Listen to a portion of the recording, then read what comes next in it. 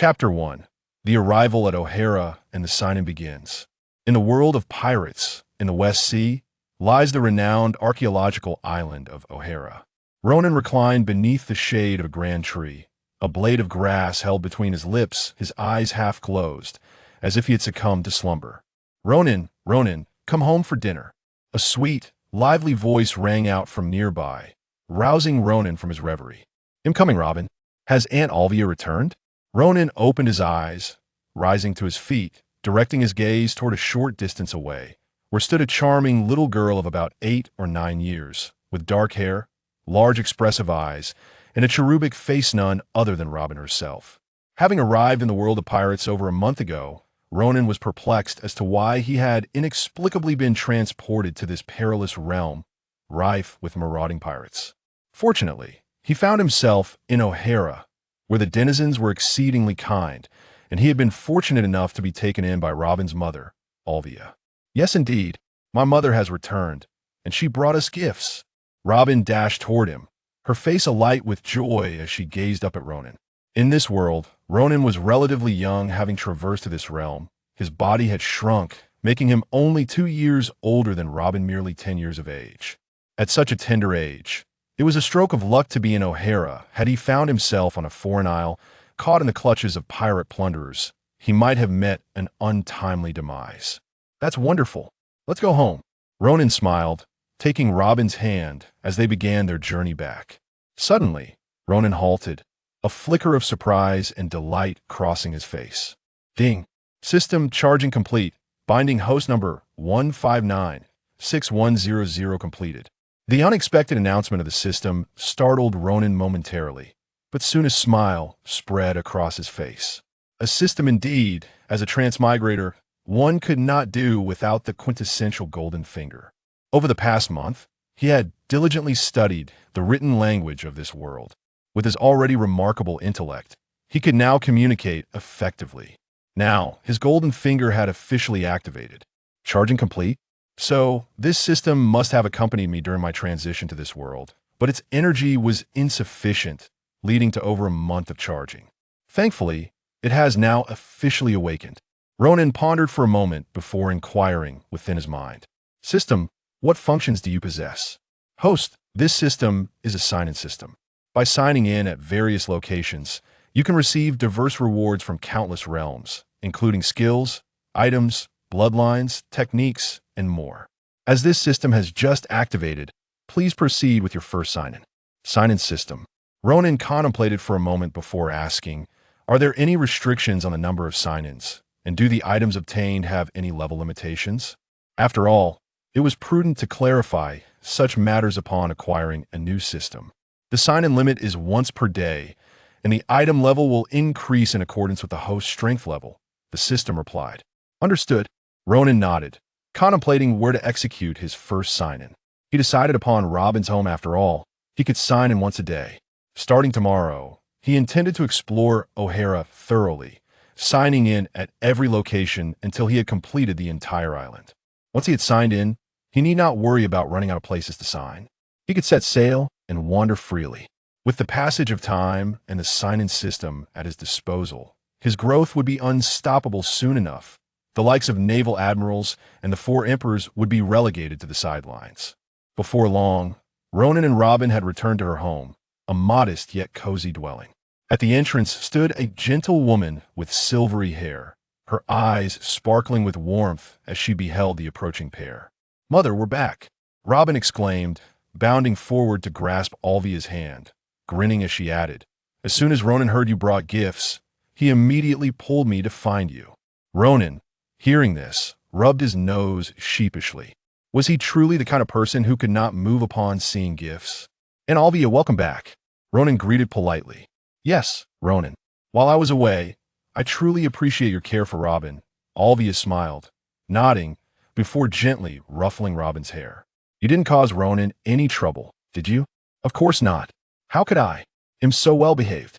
Robin twinkled her large, bright eyes, swiftly countering. "That's good to hear. I prepared dinner, so wash your hands and get ready to eat." "Wow, finally, I get to eat Mom's cooking." Robin cheered, dashing away. "And Olvia, how long will you be staying this time?"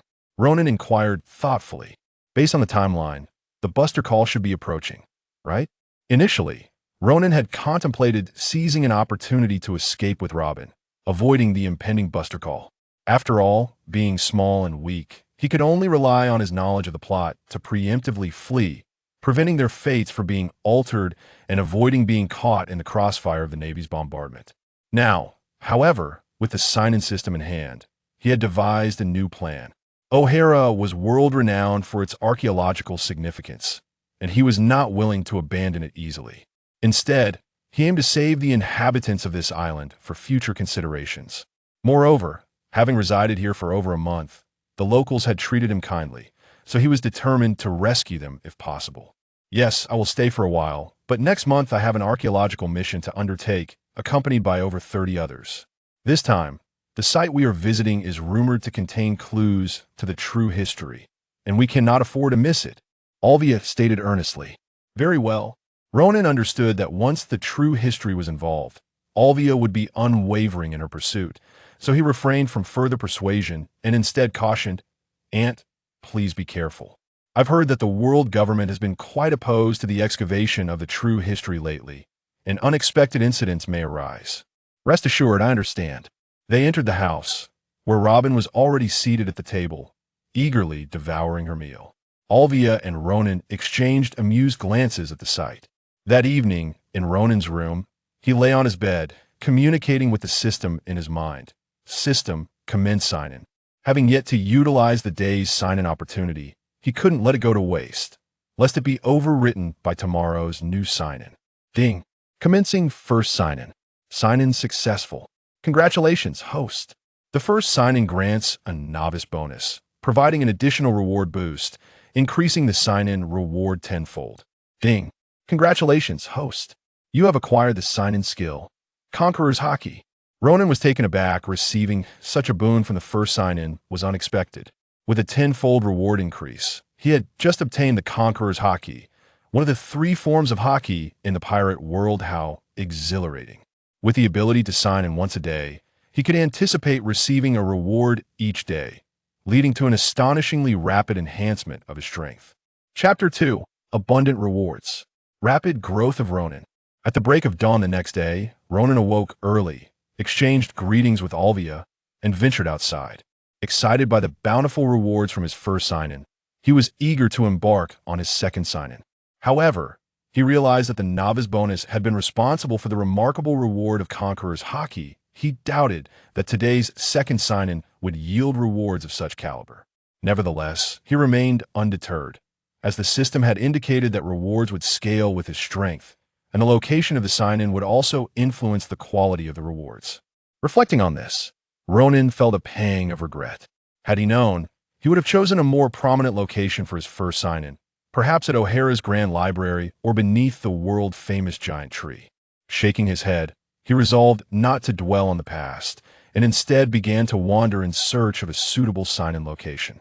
As the sign-in system could not be utilized again at Robin's home, he needed to find a different site. According to the system's guidelines, any place other than Robin's residence would suffice for another sign-in. Thus, he decided to make his way to the Grand Library of Ohara. Along the way, he encountered numerous inhabitants of the island, most of whom were knowledgeable elders. Many were archaeologists from around the world, while others were locals who greeted Ronan warmly throughout his journey. Ronan responded politely to their greetings and, upon arriving at the Grand Library, proceeded to sign in. System, I shall conduct my sign-in here today, Ronan declared. Ding. Sign-in at Ohara's Grand Library successful. Congratulations, host. You have acquired the special skill, Flowing Cloud Sword Technique. Flowing Cloud Sword Technique? What on earth is that? Ronan pondered, stroking his chin. This sword technique appeared to originate from a martial arts world, which seemed rather out of place in the pirate realm. Host, the Flowing Cloud Sword Technique originates from a high martial world among the myriad realms, classified as a top-tier swordsmanship. It holds significance even in your world, where sword masters exist, and there are minimal restrictions on the use of sword techniques. However, certain cultivation methods are heavily constrained. Upon hearing Ronan's confusion, the system elucidated. I see, Ronan replied, nodding in understanding. He then acquired the flowing cloud sword technique, which manifested as a book of sword skills. Upon claiming it, he immediately chose to utilize it, and the entire volume transformed into a stream of light, merging into his consciousness, thereby becoming a unique skill. Thus, merely 2 days into the system's activation, Ronan had already obtained 2 skills, both of which were active abilities. System: display the attribute panel, Ronan commanded. Host: Ronan. Age: 10 years. Physique: 8. Strength: 6. Agility: 9. Spirit: 34. Conqueror's Haki: LV1. Flowing Cloud Sword Technique: LV1. Why is my spirit attribute so high? It must be the enhancement from the Conqueror's Haki. Ronan pondered, realizing the reason. His low strength attribute was simply due to his tender age with such small limbs. How much power could he possibly wield? System: is the standard attribute for an adult approximately 10 points? Ronan inquired. Indeed, host. The 4 basic attributes of an average adult typically hover around 10 points. Your spirit attribute has surpassed that of ordinary individuals significantly due to the awakening of Conqueror's Haki. When activated, it can stun ordinary people within a radius of 100 meters, as well as any foes with spirit attributes inferior to yours, the system explained. Conqueror's Haki, truly a divine technique against enemies. Yet, it falls short in confronting formidable foes. Having observation Haki would be even better. Ronan chuckled. Host, continue your daily sign-ins, and you will undoubtedly acquire observation Haki one day, the system encouraged. After all, in terms of probability, obtaining abilities and items in this world is relatively easier. Ronan smiled at these words and then turned his attention back to the flowing cloud sword technique. Clearly, enhancing this swordsmanship skill would not be a straightforward endeavor. It demanded practice. To expedite his growth, he would need to procure a sword. Contemplating this, he headed towards the small town and arrived at a blacksmith shop, where he requested a discarded longsword from the blacksmith uncle. The blacksmith, perceiving Ronan's youthful curiosity, did not ask for payment, treating it as a mere pastime. With the sword in hand, Ronan returned to a tranquil spot he often frequented and began to practice the flowing cloud sword technique with fervor. Time flowed by, and a month swiftly passed. Throughout this month, Ronan diligently signed in each day, reaping a plethora of rewards and various items, though none compared to the bounty from his first sign-in. Most of the items acquired during this month were consumables, yet 2 stood out for their significant impact. One obtained from signing in at the Colossal Tree, and the other at the seaside. Healing Potion, capable of curing minor injuries and alleviating severe wounds, quantity, 8 bottles. Spirit Potion, restores mental energy and mitigates mental damage, quantity, 8 bottles. Stamina Potion, replenishes physical endurance, increases stamina, and alleviates hunger, quantity, 10 bottles. In addition to these 26 consumable potions, there were several other items, including Sunwheel Blade, a weapon from the Demon Slayer world, effective against malevolent spirits, comparable to a high-grade weapon in this realm. Swift Movement Talisman, a low-tier talisman from the cultivation world that increases agility by 10 points for 30 minutes upon use. Flame Fruit, a natural-type devil fruit from this world, possessing immense potential. Giant Wave, a large vessel, comparable to a battleship of the Navy headquarters. The latter 4 items were of immense significance to Ronan. The Sunwheel Blade officially replaced the discarded iron sword acquired from the blacksmith, becoming his exclusive weapon. The Swift Movement Talisman also proved to be a valuable trump card in critical moments. As for the Flame Fruit, it warranted no further explanation. Originally belonging to Ace in the storyline, Ace had likely not been born yet or perhaps had just arrived. Regardless, Ronan had successfully claimed the fruit, and it was now digested within him, granting him the powers of a devil fruit user. Finally, the Giant Wave Vessel, a ship rivaling large naval warships, was scarcely inferior to the flagship of the 4 emperors. Thus, within just 1 month of activating the system, Ronan's strength had surged to a terrifying level, both in terms of his innate abilities and external resources. Perhaps the only thing separating him from other notorious pirates was the lack of manpower. System: display the attribute panel, Ronan said gravely. With a month gone by, tomorrow marked the day of Olvia's departure. According to the storyline, her leaving would soon herald the arrival of the demon-slaying fleet poised to annihilate Ohara. Throughout this month, he had tirelessly endeavored to enhance his strength, with the clear intent of preserving Ohara from destruction and potentially vanquishing the impending naval forces. Chapter 3: A Surge in Power. The Arrival of the Navy. Host: Ronan. Age: 10 Physique, 68 Strength, 66 Agility, 69 Spirit, 94 Conqueror's Haki, LV7 Flowing Cloud Swordsmanship, LV7 Flame Fruit, LV6 Healing Potions, 8 bottles Mental Potions, 8 bottles Stamina Potions, 10 bottles Sunwell Blade. Swift Movement Talisman, Giant Wave Ship. Gazing at his attribute panel, a confident smile graced Ronan's lips. His current strength had escalated to an extraordinary level. While he was uncertain of the exact extent of his power, he was certain it was formidable. In fact, he felt an instinctive sense that with the Conqueror's Haki, the Flame Fruit, and various items as his trump cards, he was approaching the caliber of the 7 warlords. How much time had passed? Merely a month since the system had been activated, and in that brief span, his strength had surged from a state of weakness to this remarkable level. The days ahead stretched infinitely before him, and Ronan could hardly fathom the formidable being he would ultimately become, at the very least. He envisioned himself reaching the level of the 4 emperors and the 3 admirals, perhaps even beyond that. Ronan's training progressed at an astonishing pace within a mere month. He elevated his Conqueror's Haki to level 7 and advanced the Flowing Cloud Sword technique to the same level. His mastery of the Flame Fruit, though slightly lacking, reached a commendable level 6. The amalgamation of these formidable skills within a single individual speaks volumes about the strength he now possesses. As Olvia prepares to depart and the naval fleet approaches, I must endeavor to further enhance my capabilities. Although my current strength instills no fear of the adversary, and with the great wave at my disposal, I can safeguard a number of lives, I lack the confidence to annihilate the incoming naval forces. I hope that in the coming days, I may acquire some powerful artifacts. Ronan contemplated. According to the original narrative, after Olvia's departure, she herself was not in any imminent danger. However, her companions had perished almost entirely. Ronan found himself unable to avert this exploratory venture. Had he chosen to accompany them, he could have potentially evaded death, yet he had no alternative regarding Ohara. He had to remain behind. The Waybreaker was still nestled within the confines of the system space, not recklessly summoned for use, as it served as his contingency plan. If all else failed, he could always make a discreet exit, could he not? Days passed, and Olvia departed with the archaeologists. In private, Ronan discreetly provided Olvia with some healing potions and stamina elixirs, just in case. Over the course of several days, he continued to sign in, acquiring various items, predominantly potions, though few of significant value.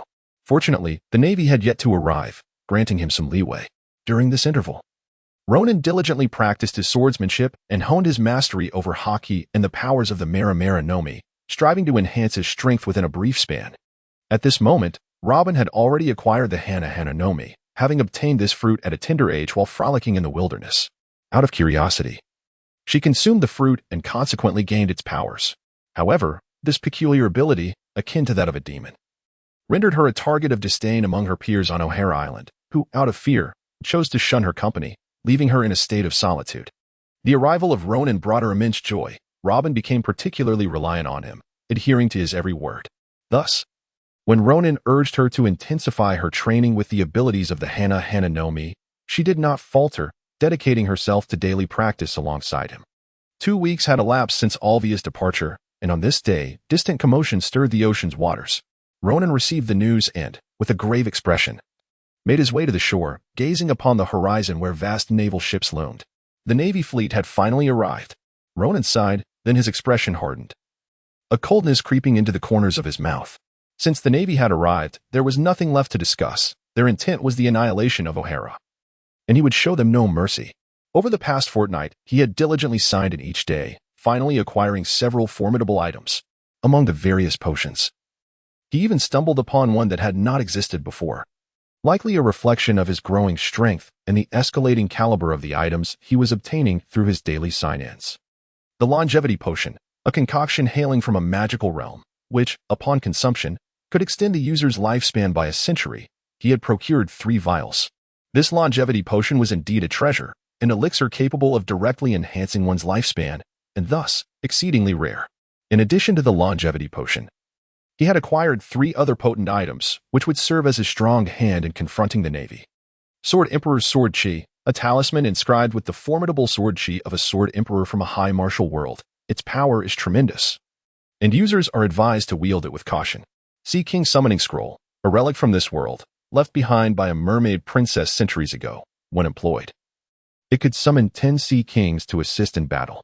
Force Field Protective Device, a cutting-edge defensive apparatus from a technological realm, which, when activated, could shield an area of 10 kilometers from physical attacks, with duration contingent upon the stored energy, ranging from 10 to 30 minutes. These 3 items were the exceptional rewards Ronan had received in the past 2 days of his sign-ins, ranking among the elite. The Sword Emperor's Sword Chi, originating from an unknown high martial world, was certainly not to be underestimated. It was the most formidable in single-target attacks, judging by the sharpness of the Sword Chi. Even if the 3 admirals were to arrive, Ronan was confident he could severely injure one of them, especially considering that the demon-slaying order had dispatched merely a rear admiral this time. The Sea King's Summoning Scroll was a powerful asset for group combat. With 10 Sea Kings at his command, the complete annihilation of the approaching Navy was not beyond the realm of possibility. Meanwhile, the Force Field Protective Device would serve as his instrument to safeguard the entire island, allowing him to venture forth without concern for his rear. Ronan stood solitary and proud upon a cliff by the sea, gazing impassively at the fleet that surged towards him across the waves, remaining silent. Meanwhile, in Ohara, many had already discerned the approaching fleet, which incited a flurry of activity. The archaeologists on Ohara were not oblivious to the fact that they had become targets of the world government. Throughout numerous previous explorations, they had faced repeated obstructions. However, they could hardly have anticipated that the world government would issue an extermination decree against them. At this moment, they were unaware that the fleet was intent on obliterating Ohara. They merely assumed it sought to apprehend them. Thus, despite the chaos, there was no sense of despair. Ronan, so it is you who is here. Behind Ronan, Robin's voice echoed, startling him slightly. Robin, what brings you here? Hurry back home and take cover. Remember to hide in the basement. I refuse. Robin stubbornly ran behind Ronan. Pouting as she said, the island is already in chaos. Everyone has noticed the approaching naval fleet. The elders claim they are here to capture us. Ronan, is this true? Chapter 4. The demon-slaying order strikes. One person, one ship, facing the enemy. No. Ronan shook his head and exclaimed, Ah, I knew it. They are certainly not here to apprehend us. Upon hearing this, Robin immediately sighed in relief. However, at that moment, Ronan added, They are not here to capture us. They are here to kill us. They intend to annihilate Ohara. What?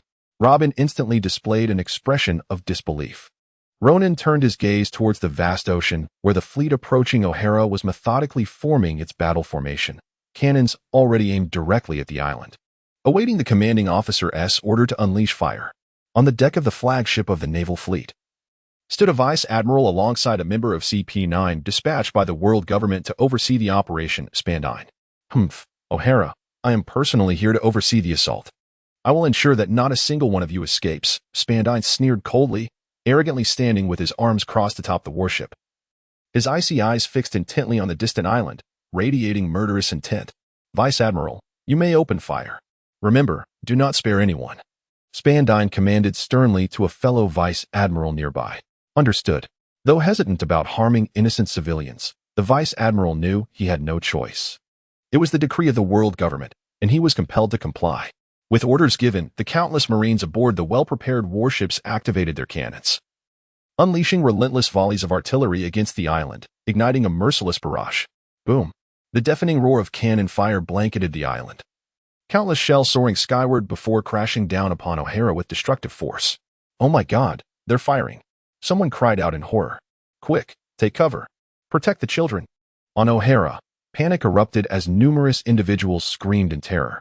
No one could have anticipated that the Navy fleet would open fire without hesitation. Such brutality was almost beyond comprehension. By the shoreline, Robin's eyes widened in disbelief, and she shouted in a mixture of outrage and despair. How dare they? How dare they fire so directly? There are so many innocent people here, children and the elderly. No act is beyond their reach. The entire world belongs to them.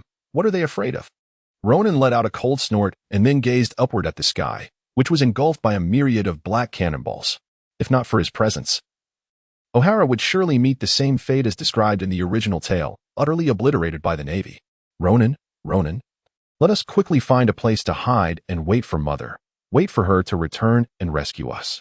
Robin's face turned pale with fright, and she exclaimed in a flustered and helpless manner, "No need." Ronan shook his head and then sprang into action, immediately activating the force field protective device. Without it, he would lack the capability to withstand the onslaught of numerous projectiles alone. With a faint hum, a translucent force field enveloped the entirety of Ohara. Countless shells struck against the shield, creating ripples that danced across its surface, yet they could not shatter the field in such a short span of time. It was simply impossible for these rudimentary cannons to breach the protective device. The energy expended was negligible, and the apparatus remained operational for nearly half an hour.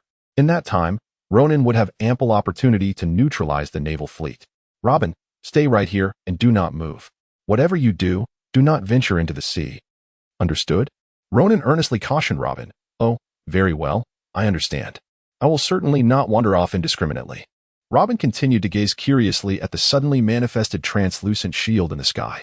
Upon hearing Ronan's words, he immediately comprehended that this was Ronan's doing and promptly assured him that he would not run off recklessly. Ronan waved his hand, releasing the wave breaker from the confines of the system space. Suddenly, a colossal vessel emerged from the ocean below the cliff. With a powerful kick, Ronan leapt off the precipice, landing deftly atop the wave breaker. He swiftly maneuvered the helm, unfurling the sails, and set course towards the fleet. Wow, Ronan is incredible. With just a wave of his hand, he conjured such a magnificent ship, along with that translucent shield capable of deflecting cannon fire. Where did it all come from? He is truly remarkable. Robin, perched on the cliff, gazed at Ronan sailing away with starry-eyed admiration, obediently waiting instead of running around. What is going on? What is this strange thing? How can it withstand cannonballs?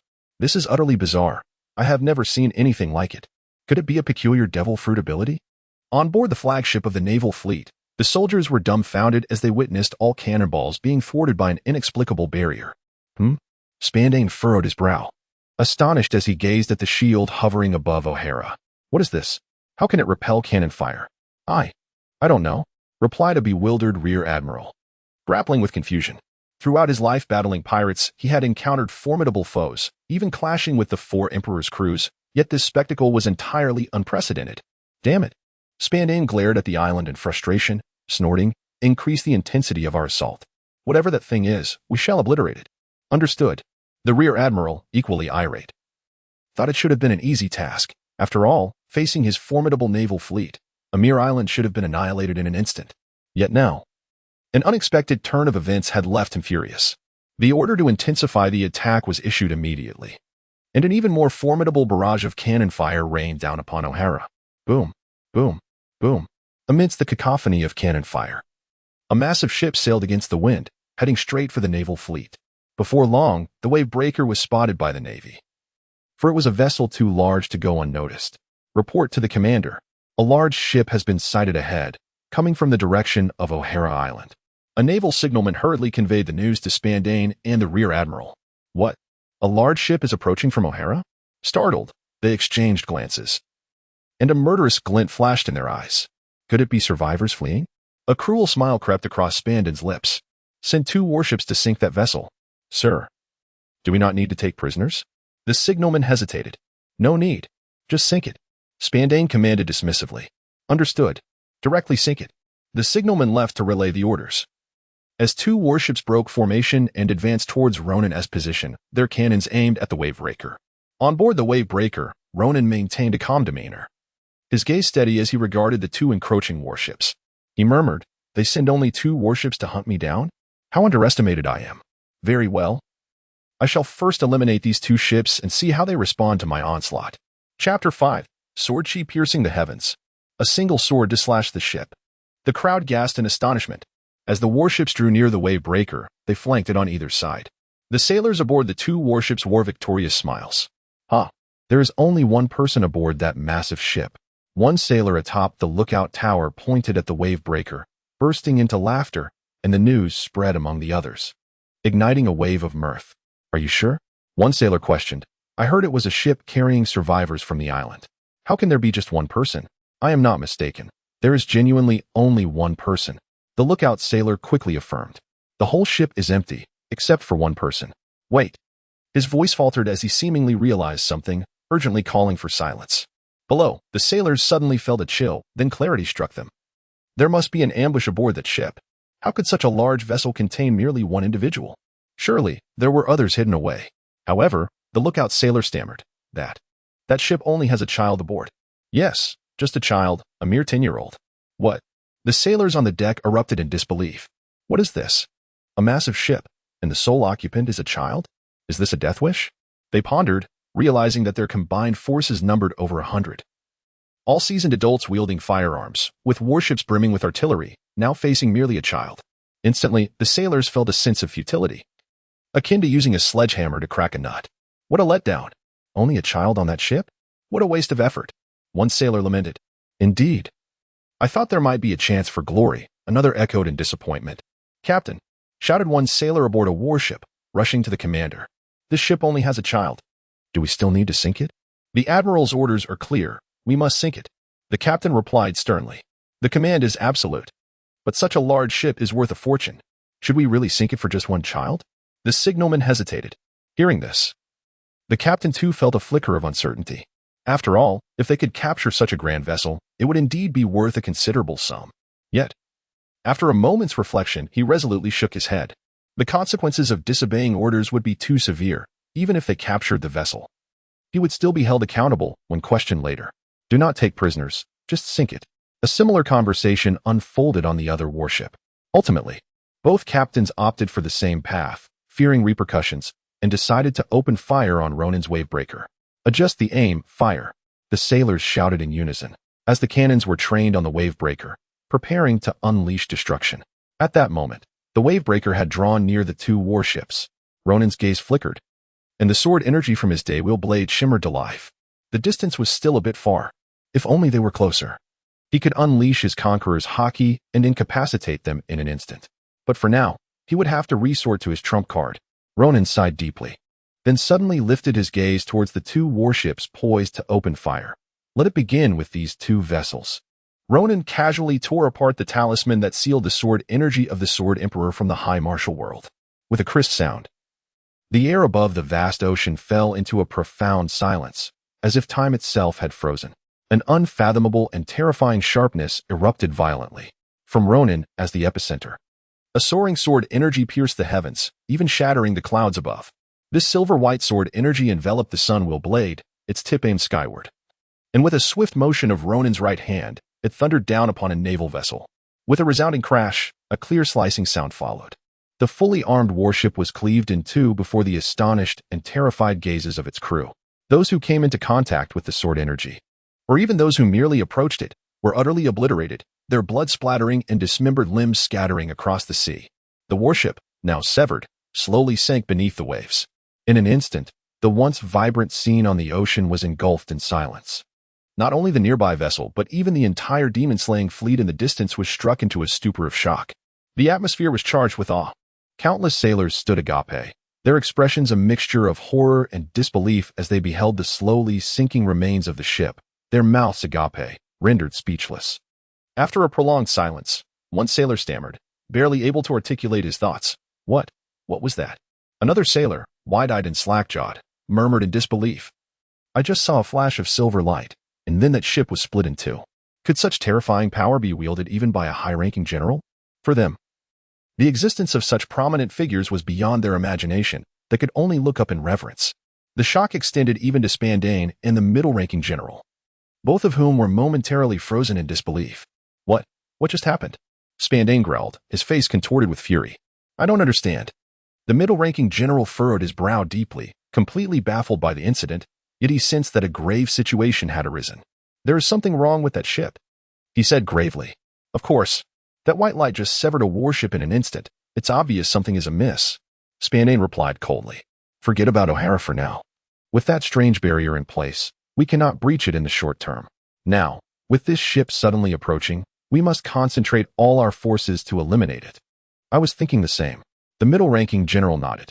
They had bombarded Ohara for so long, yet the barrier hovering above it seemed unbreakable. Now, with this enigmatic ship drawing near, they had to neutralize it first for safety's sake. Consequently, the middle-ranking general decisively commanded the entire fleet to surround the giant wave, intent on its annihilation. Before the fleet could close in, Ronan's expression hardened as he sensed the boundless and terrifying power of the Sword Emperor's energy. He marveled inwardly. What an astonishing force! Truly worthy of the Sword Emperor from the high martial world. One strike and a warship is cleaved in two. If he were here in person, he might very well topple the world single-handedly. However, with the sign-in system at my disposal, it won't be long before I too possess such formidable strength, perhaps even greater. Ronan brimmed with confidence, indeed, a profound assurance. Now, it was time to turn his attention to the next warship. Ah, the demon-slaying fleet has drawn near? How amusing. Merely a path to their demise. When Ronan's gaze shifted to another warship, he also sensed the commotion within the entire Demon Slayer fleet. Clearly, they had been startled by his previous actions. Nevertheless, it mattered little. Their arrival was merely an invitation to death. Those who dared to strike at him must be prepared to face the consequences of their aggression. Flowing Cloud Sword Technique. Whirling Cloud Explosion. Ronan bellowed fiercely, wielding the Flowing Cloud Sword Technique to command the lingering Sword Emperor's aura as he thunderously cleaved towards another warship. Boom. This strike surpassed the terror of his previous one. Where the earlier blow was merely a casual slash, this one masterfully harnessed swordsmanship to govern the sword aura, exhibiting a profound disparity in might. Thunder roared. Chapter 6. The Instant Slaying of Grace. The assembled Marines trembled in dread. The silver-white sword aura descended with a deafening crash. Unlike before, almost no Marines survived aboard this warship severed by the sword aura, whereas some Marines had survived by falling into the water from the prior ship. This vessel was rent asunder amidst bursts of sword aura that swirled like clouds, tearing through the flesh and skin of any Marine they touched, causing instantaneous death. The entire ship shattered into fragments, its destruction far more harrowing. Occasionally, a lucky Marine who fell into the sea frantically attempted to swim away. But the surging sword aura swept over him, mercilessly shredding his body before his despairing eyes. His blood spread through the ocean, attracting swarms of ravenous sharks. Yet even these ferocious sea monsters dared not surface directly to feed. Instead, they lurked beneath the waves, devouring the sinking flesh. A faint residue of sword aura remained, barely enough to unleash another strike. Ronan weighed the Sunwell sword in his hand, a faint smile gracing his lips as he gazed coldly upon the sinking warship. His expression remained utterly devoid of compassion. Toward the demon-slaying fleet sent to annihilate Ohara, he harbored not the slightest shred of mercy. No matter how many perished, it was never excessive in his eyes. Ronan gazed at the approaching fleet of warships, and this time it was not merely 2 vessels, but rather the entirety of the remaining demon-slaying order fleet, comprising approximately 10 ships. Among them was a formidable battleship, larger than the famed giant wave. Serving as the flagship of the fleet, armed with an impressive 36 artillery pieces, commanded by a vice-admiral from the headquarters. This vice-admiral was a human general, whose name Ronan did not recognize, as he was not a character familiar to him from the original narrative. With 20 years still to unfold before the original storyline commenced, the current protagonist, Luffy, had yet to be born, and even his father, Dragon, was merely a youth a few years older than Ronan himself. It was entirely reasonable that Ronan did not know this vice-admiral, as many of them might meet their demise in the years to come. At present, the power dynamics of the world had not yet evolved into the future scenario dominated by the 4 emperors and the 7 warlords of the sea. Who is the current admiral of the Navy? Is it the fleet Admiral Steelbone Kong? I am uncertain. While Ronan was distracted by these thoughts, the demon-slaying fleet had already approached. Ronan's ruthless tactics had neither intimidated them nor deterred their advance. Instead, it only incited their fury. Daring to attack the Navy, regardless of who you are, you shall face the Navy's relentless retribution. There shall be no sanctuary for you across all the seas, proclaimed a voice filled with authority and wrath from the fleet's flagship, belonging to Vice Admiral Headquarters. A mere child, having consumed some enigmatic devil fruit, brazenly defies the Navy. Truly, he seems oblivious to the meaning of death. Spandine glared ferociously at Ronan aboard the prow of the giant wave, snarling with venomous spite. You have sunk 2 warships, slaughtered over 100 Marines, and slain 2 Navy colonels. Young man, your end is inevitable. Ronan's face remained impassive as he heard the words, and he disdainfully responded, Is that all you have? Arrogant and presumptuous, unaware of your own peril. Hearing Ronan's calm and composed tone, Spandane and the vice-admiral in command immediately grew more furious. It was evident that Ronan blatantly disregarded them, which they found intolerable. They felt compelled to eliminate him here and now to uphold the dignity of the world government. Otherwise, who could be restrained from disregarding the authority of the world government and the Navy in the future? Kill him, Spandane roared. His fury ignited for the first time to the point of contemplating murder. Even during the previous order to annihilate Ohara, his demeanor had been cold and detached. But now, he could no longer maintain his composure. Ronan had truly infuriated him. It must be him or us, the Vice Admiral coldly declared. A mere child. Daring to defy my Navy fleet? What? Relying on some devil fruit ability from who knows where. We have over 10 warships present. Can his powers possibly withstand so many ships and sailors? Humph. I see I have no choice but to intervene myself. Let us see what tricks this little brat still has up his sleeve. Without hesitation, the Vice Admiral stepped onto the deck and charged forward. The flagship now perilously close to the Juralong. He understood that for someone wielding a devil fruit power, conventional shells could no longer inflict harm. Even if he sank the enemy's vessel, it might not harm Ronan at all. Therefore, he resolved to personally strike and eliminate Ronan. Haha. Grace is taking action himself. Let us see how long you can keep boasting, Spandane said with a cold smile, then issued a command. Surround him completely. Prevent this kid from escaping after he is defeated. The messenger immediately relayed the order, and more than 10 warships encircled the Juralong tightly. The naval personnel glared fiercely at Ronan, as if they already envisioned Grace striking him down. With the Vice Admiral personally engaging, this 10-year-old boy, even with his devil fruit powers, could not possibly escape death. After all, Grace was a Vice Admiral himself, wielding devil fruit abilities, combined with the marine Rokushiki techniques, no matter how one looked at it. Capturing this child was assured, and one sword, his head would be a fitting sacrifice. Ronan cast a glance at Grace, who had leaped from the flagship, and spoke calmly as he raised his daybreak blade. In an instant, the might of the sword monarch's aura erupted, and he swung his sword down towards Grace with ferocity. Shield fruit. Protect me. Grace's devil fruit ability, one that Ronan had never encountered in the original narrative, transformed his arms into formidable shields, boasting unparalleled defensive capabilities. This was the wellspring of his confidence. He was certain that Ronan could not breach his shield fruit. As Grace braced himself against the oncoming sword energy, he charged at Ronan, ready to retaliate swiftly with lethal intent once he had deflected the attack. The clash between the sword monarch's aura and the shield created by the shield fruit resonated with a dissonant creak, akin to a dull blade striking hard wood, producing a jarring and peculiar sound. Ronan maintained his composure, while Grace suddenly changed her expression. No. Grace gasped in shock, feeling an excruciating pain coursing through her arms.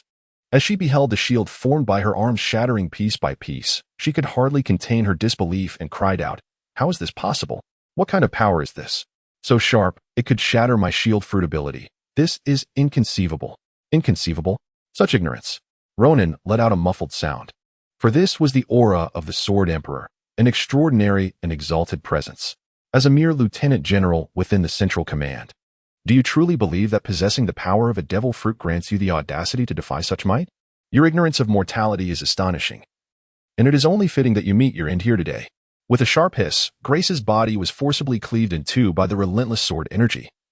Tumbling onto the deck of the great wave, blood spilled across the surface, and with that, he met his demise. Ronan's sword aura had now been nearly exhausted, and soon he would lose this formidable power, facing the onslaught of over a dozen warships. Yet, he felt no trepidation. Without Rear Admiral Grace, who possessed the abilities of a devil fruit, the others appeared to him as mere fodder, insignificant and inconsequential. No. Rear Admiral Grace. How could this be? The soldiers, who had witnessed Grace's demise at Ronan's blade, stood in a state of disbelief, their faces pale with terror, unable to fathom that the seemingly invincible Rear Admiral Grace had been felled by a single strike. Spandane was utterly astonished, his jaw nearly dropping in shock, as waves of fear washed over him. Unlike Grace, he lacked such formidable strength and the powers of a devil fruit. If Ronan could dispatch Grace with ease, then dealing with him would be child's play. A mere swipe could extinguish his life. I must flee. This boy is nothing short of a demon. Spandane retreated a few steps, his complexion changing drastically, his eyes darting in panic as thoughts of escape filled his mind. The other soldiers fared no better. If such a powerful figure as Grace could fall, what hope did they, the ordinary sailors, possess? Despite their numbers, hundreds aboard the fleet of warships, they found little solace in their ranks, for Ronan's overwhelming might had left them trembling in fear. Chapter 7. The Sea Kings clear the field. The demon-slaying fleet is annihilated. Ronan moved, striding towards the ship's railing. With a graceful leap, he ascended the edge and landed upon the nearest warship. Splash! Ronan's sudden movement astonished the sailors, who then scattered in a frenzy. A few, mustering their courage, aimed their muskets at him and fired.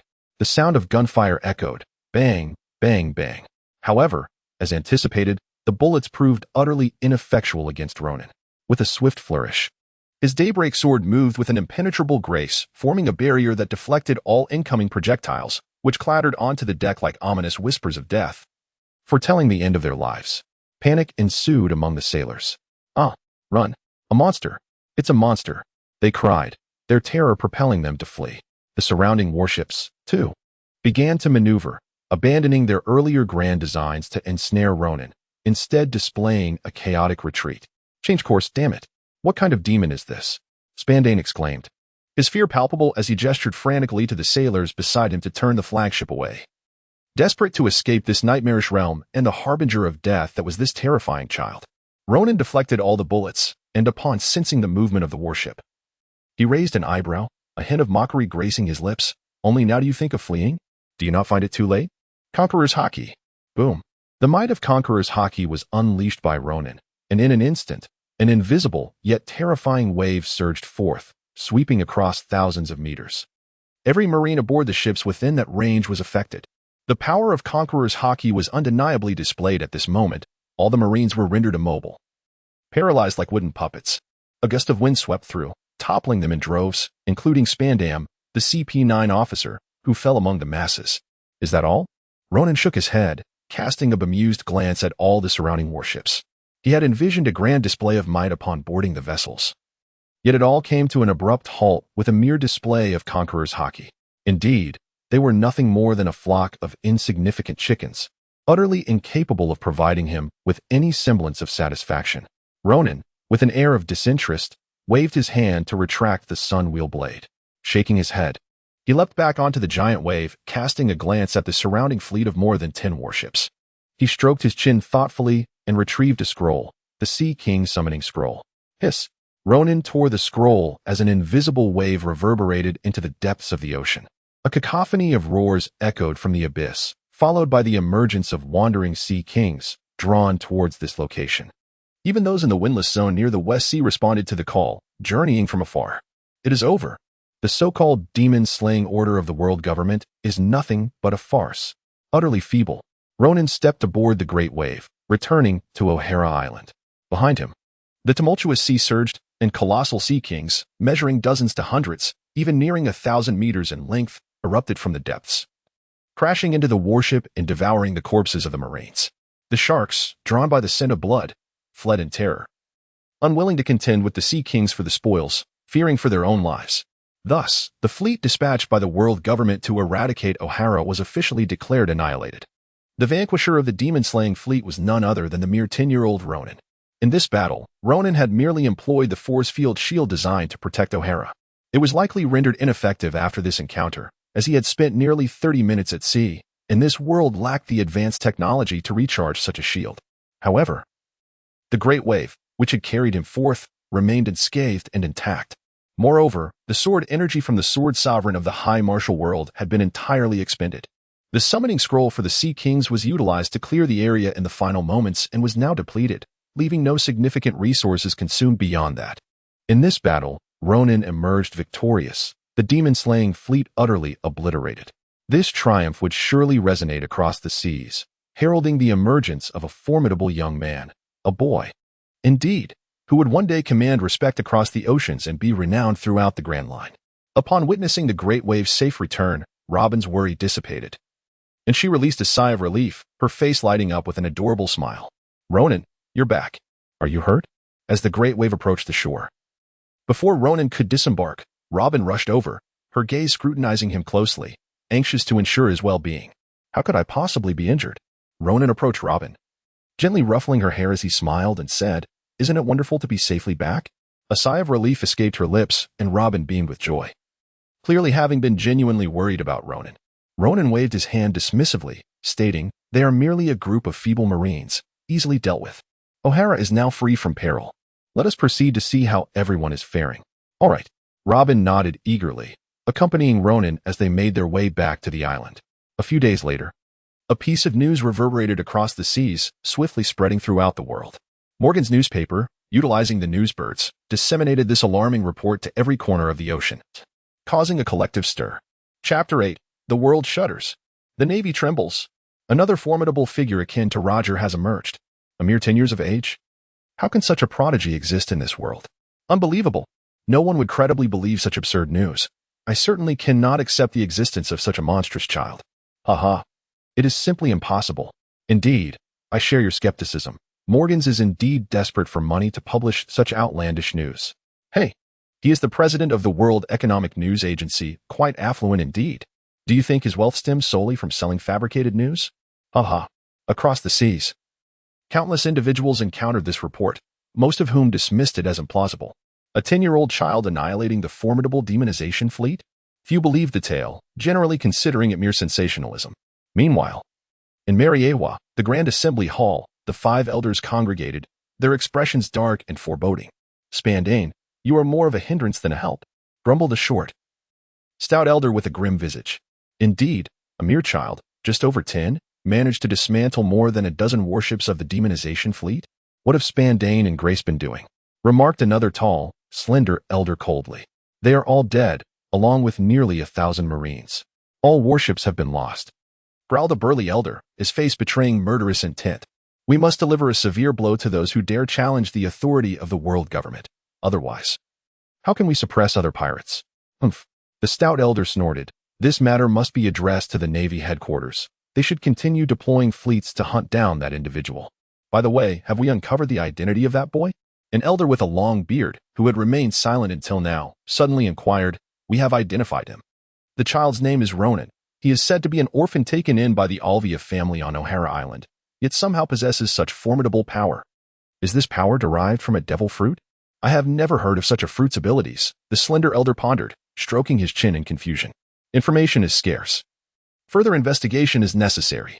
The burly elder shook his head, continuing, regarding Ronan, I propose we issue a substantial bounty. We must eliminate him before he matures, after all. He is merely a child of 10, yet already so vicious. What will happen when he grows up? The other four pondered this, their expressions revealing a glimmer of alarm. Indeed, how old is he? Now he can single-handedly obliterate a fleet. We must remember that the commander of the demonization fleet is Vice Admiral Grace, who possesses a devil fruit ability and wields the 6 powers of the Marines. Ordinary pirates would struggle against him, yet Ronan triumphed. It is evident that if allowed to mature, he could pose a grave threat to the world government. This child must not be allowed to linger.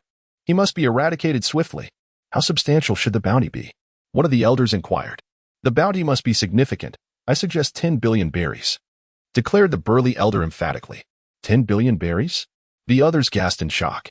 Generally, even formidable pirates do not receive such high bounties. Only those few who emerged from the disbanded Rocks pirates possess such worth. Even the recently executed members of the Roger pirates do not command such valuations. At that moment, Shanks had just separated from the Roger pirates and was yet to establish himself as one of the 4 emperors. The likes of Whitebeard, Big Mom, and Kaido were still embroiled in territorial disputes in the New World, their standings not yet solidified, thus their bounties remained modest. In the current world order, the highest bounty belonged to the Golden Lion, imprisoned in Impel Down. The Rocks pirates had long since disbanded, while Whitebeard and others had yet to make a significant impact.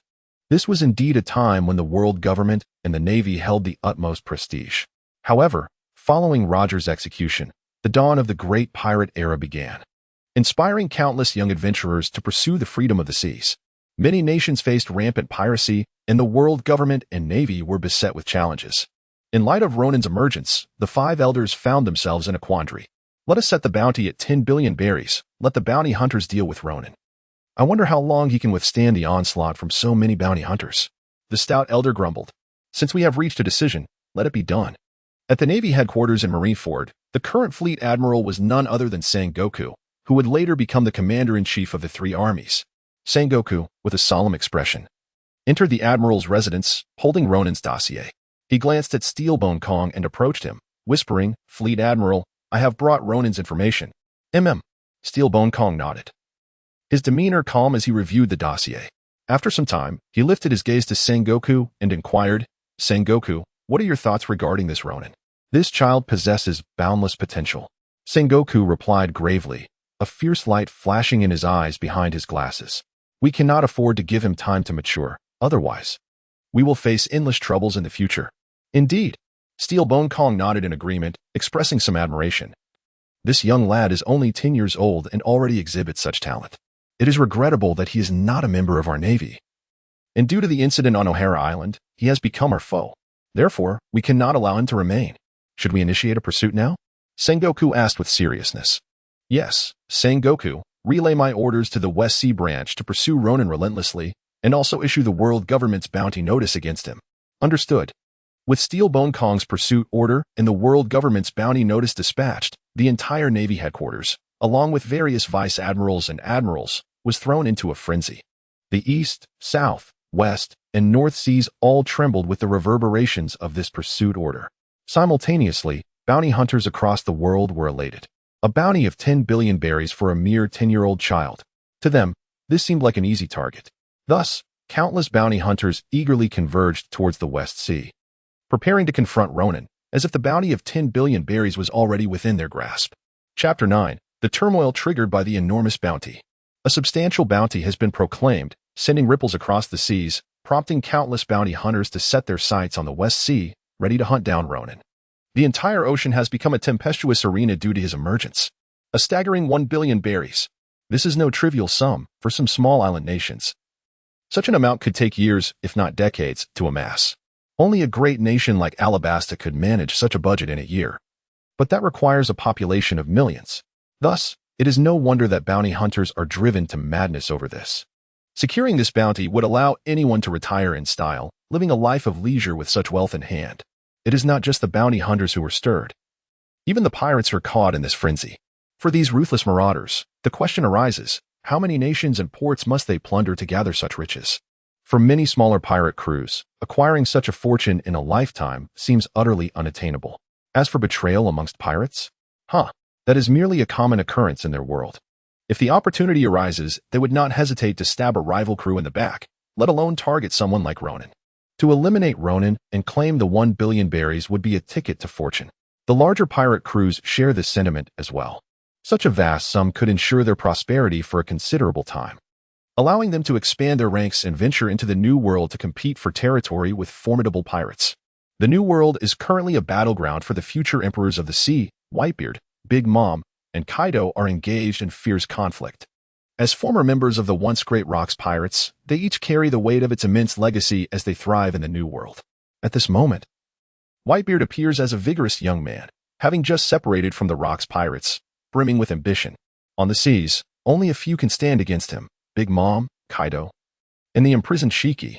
Gulping down his drink, Whitebeard stands proudly on the deck of the Moby Dick, gazing out at the ocean where the flag of the Beast Pirates flutters in the wind. Ha ha ha. Kaido, shall we have another bout? He booms, his voice echoing across the waves. I cannot allow that little brat to steal my thunder. Ha ha ha. A deep, thunderous laugh resonates from the flagship of the Beast Pirates. Edward, if you wish to fight, I will gladly oblige. But if you think you can defeat me, you are mistaken. That little fellow. Ha ha ha. I must say, he's done well to wipe out an entire fleet, but he is still far from our level. He is but a child. Kaido scoffs. Do not underestimate him, Kaido. I wonder how he will fare when he arrives in the New World and stands before you. Hey, Edward, your admiration for that child, are you considering adopting him? Kaido inquires, intrigued. Indeed, I wonder if you would agree. Whitebeard laughs heartily, casting his empty flask into the sea. Kaido, let us battle. I fear you not. This sea belongs to the Beast Pirates now. Edward, to war. Meanwhile, on Cake Island, Big Mom, Charlotte Linlin, sits at a massive round table, ravenously devouring sweets. Beside her, a young son respectfully reads a newspaper, reporting on Ronan. This young lad named Ronan is impressive. Having silently annihilated an entire fleet, she exclaims, her eyes gleaming with interest. The world government has truly invested heavily, offering a bounty of 1 billion berries. After years of plundering, I have managed only a fraction of that. Big Mom remarks, her brow raised. Mother, shall we venture to the West Sea to capture this Ronan? With that bounty, coupled with the potential to weaken Whitebeard and Kaido, it would be an opportune moment for Big Mom to expand. The young man suggests, his eyes narrowing. Many are vying for this prize now that the news has spread. By the time we arrive, there may be nothing left for us. Big Mom dismisses with a wave. Let us see if this young lad can survive the predatory wolves around him. If he does, I may consider offering him a place under my command. And what if he does not? Then we shall not concern ourselves with him. Keep a close watch on Edward and Kaido. Should the opportunity arise, I would not hesitate to strike hard. In the depths of Impel Down, level 6, the notorious Shiki the Golden Lion languishes in his cell, despite being imprisoned. He possesses his own channels of information. Every inmate here has a unique skill, and some have even formed connections with the guards. Ronan, 10 years old, single-handedly decimated the Demon Slayer fleet? Ha ha ha. Shiki chuckles darkly, intrigue igniting in his eyes. This young lad shows promise. He has both courage and strength. Though I do not regard the Demon Slayer fleet highly, for a child of his age to achieve this is commendable. Moreover, the world government is so terrified they have placed a bounty of 1 billion berries on his head. How pathetic. Once I escape, I shall dismantle the celestial dragon's ring. As for Ronan, if he proves worthy, I shall recruit him. If not, he shall meet his end at my hands. Ohara, Robin's home. 2 days have elapsed since Ronan's triumph over the demon-slaying fleet, and during this time, the island's populace has learned of the events that transpired through the newspapers. The citizens are astounded to discover that Ronan single-handedly saved the lives of all islanders, expressing their immense gratitude by inviting him to dine in their homes as a gesture of appreciation. Over these 2 days, Ronan and Robin have indulged in sumptuous feasts. However, Ronan is acutely aware that not all citizens share this sentiment. A few, though they remain silent, cast glances laden with trepidation. After all, Ronan single-handedly vanquished nearly 1,000 Marines, despite understanding that those Marines had come to harm them. The relentless propaganda from the world government over the centuries has ingrained a sense of dread within them. They perceive Ronan as having stirred a considerable storm, believing that the world government will not easily forgive him, as evidenced by the bounty of 1 billion berries placed upon his head. Now, should the world government dispatch another fleet for retribution, it is certain that they will send even more formidable adversaries, which would undoubtedly endanger the citizens as well. Self-interest is a universal trait. Even though Ronan has preserved their lives, some selfish individuals still harbor fears that he may ultimately bring misfortune upon them. Ronan was aware of the situation, yet he chose to remain silent. His mission to rescue Ohara was not motivated by others. Most of the people in Ohara were fundamentally good. Moreover, with Olvia and Robin present, he could not simply turn a blind eye. Once Olvia returns, let us depart together with her and Robin. Ronan pondered to himself. He harbored no fear of Olvia and Robin remaining behind. For Olvia's fervent aspiration was to decipher historical texts, a quest that necessitated venturing forth to explore ancient relics from 8 centuries past. Thus, with his presence alongside her, the assurance of safety would be markedly enhanced, and by accompanying Robin, he could facilitate a reunion between mother and daughter. He was confident that Olvia would undoubtedly acquiesce to this arrangement. Furthermore, once this undertaking commenced, remaining on the island would not be prudent, would it? By the way, Robin.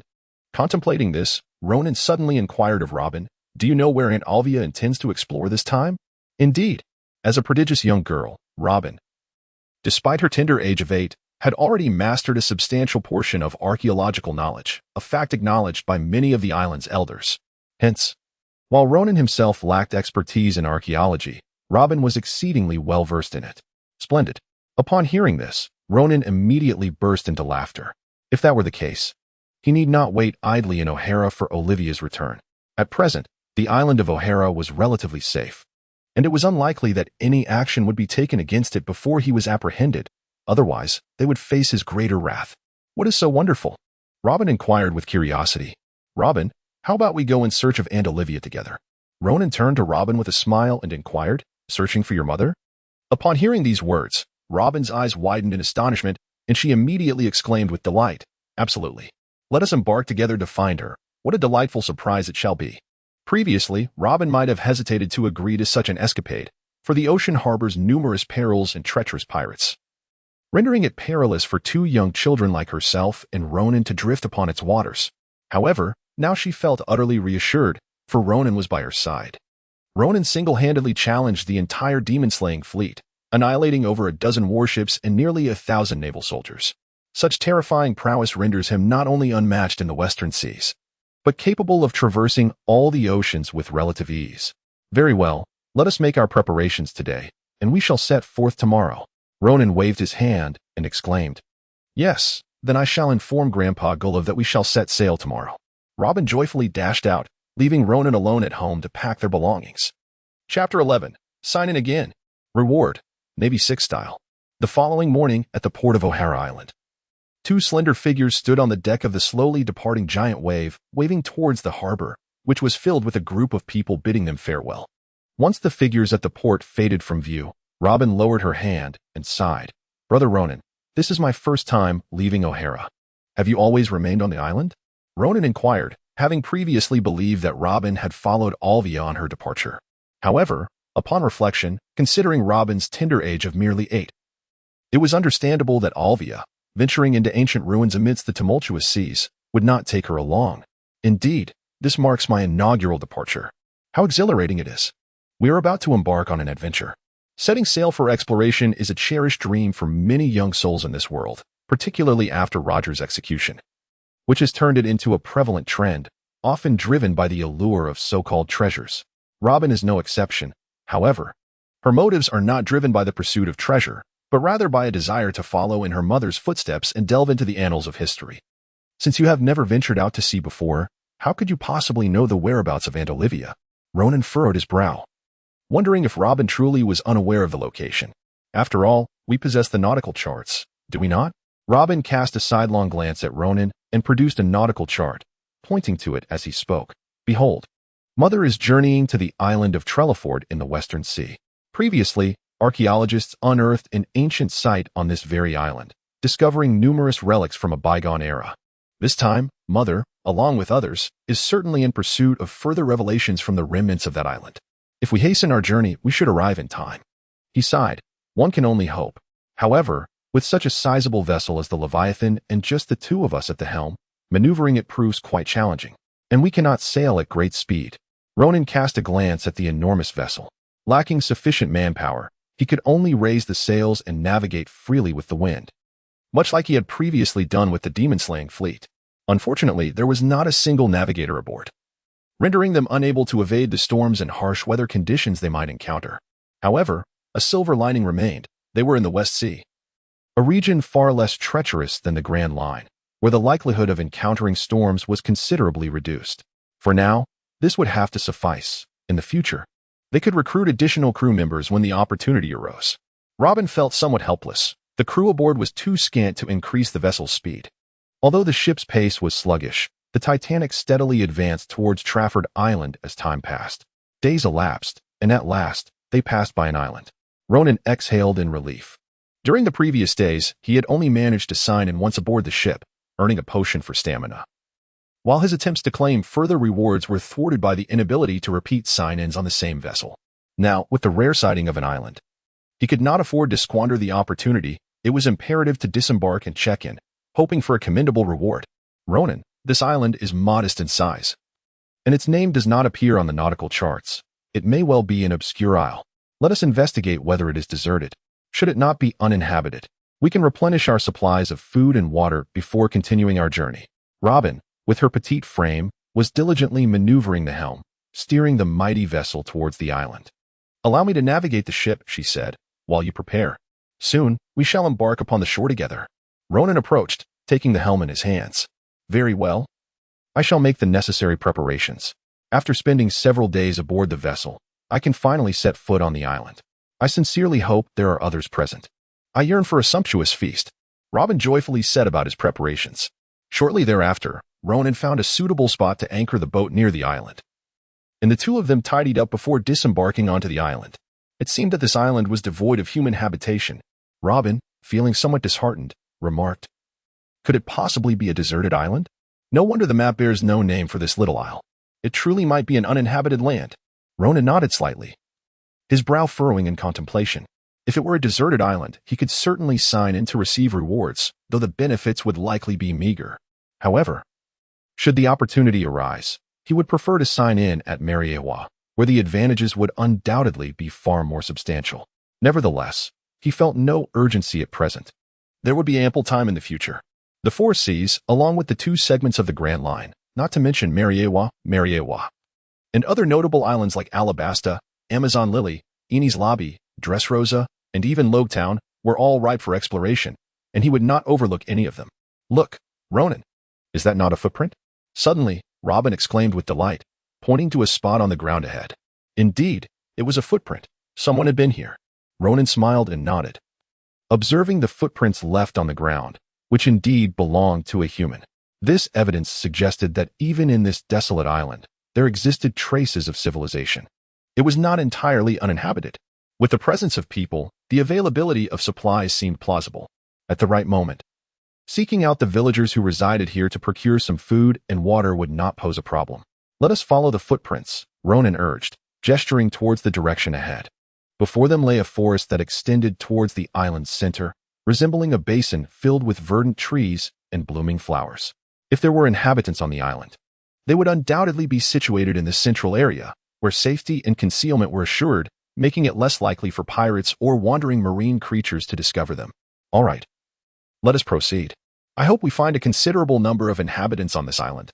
Robin nodded and followed Ronan as they proceeded toward the island's center. Meanwhile, Ronan walked while mentally communicating with the sign-in system. Since they had arrived at this island, he decided to use today's sign-in opportunity. This island was not a renowned large island, so signing into the entire island would yield better rewards. System, sign in on this island. Ronan mused in his mind. Sign-in successful. Congratulations, host. You have received the reward, the 6 styles of the Navy. The voice of the sign-in system resonated within his thoughts, and subsequently, a book materialized in his mind, revealing the advanced techniques of the Navy from the world of pirates. The 6 styles of the Navy. The 6 styles? Ronan felt a surge of excitement. He had not anticipated that signing in on such an inconspicuous deserted island would grant him access to a skill as formidable as the 6 styles of the Navy.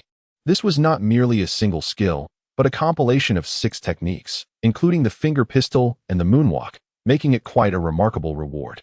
System. How is it possible that such an isolated island could yield such a reward? Ronan inquired with a hint of curiosity. Host. The rewards obtained from the signing-in system will increase as your strength improves. This was previously explained to you. The system responded. As you become stronger, you will receive even better and more powerful rewards.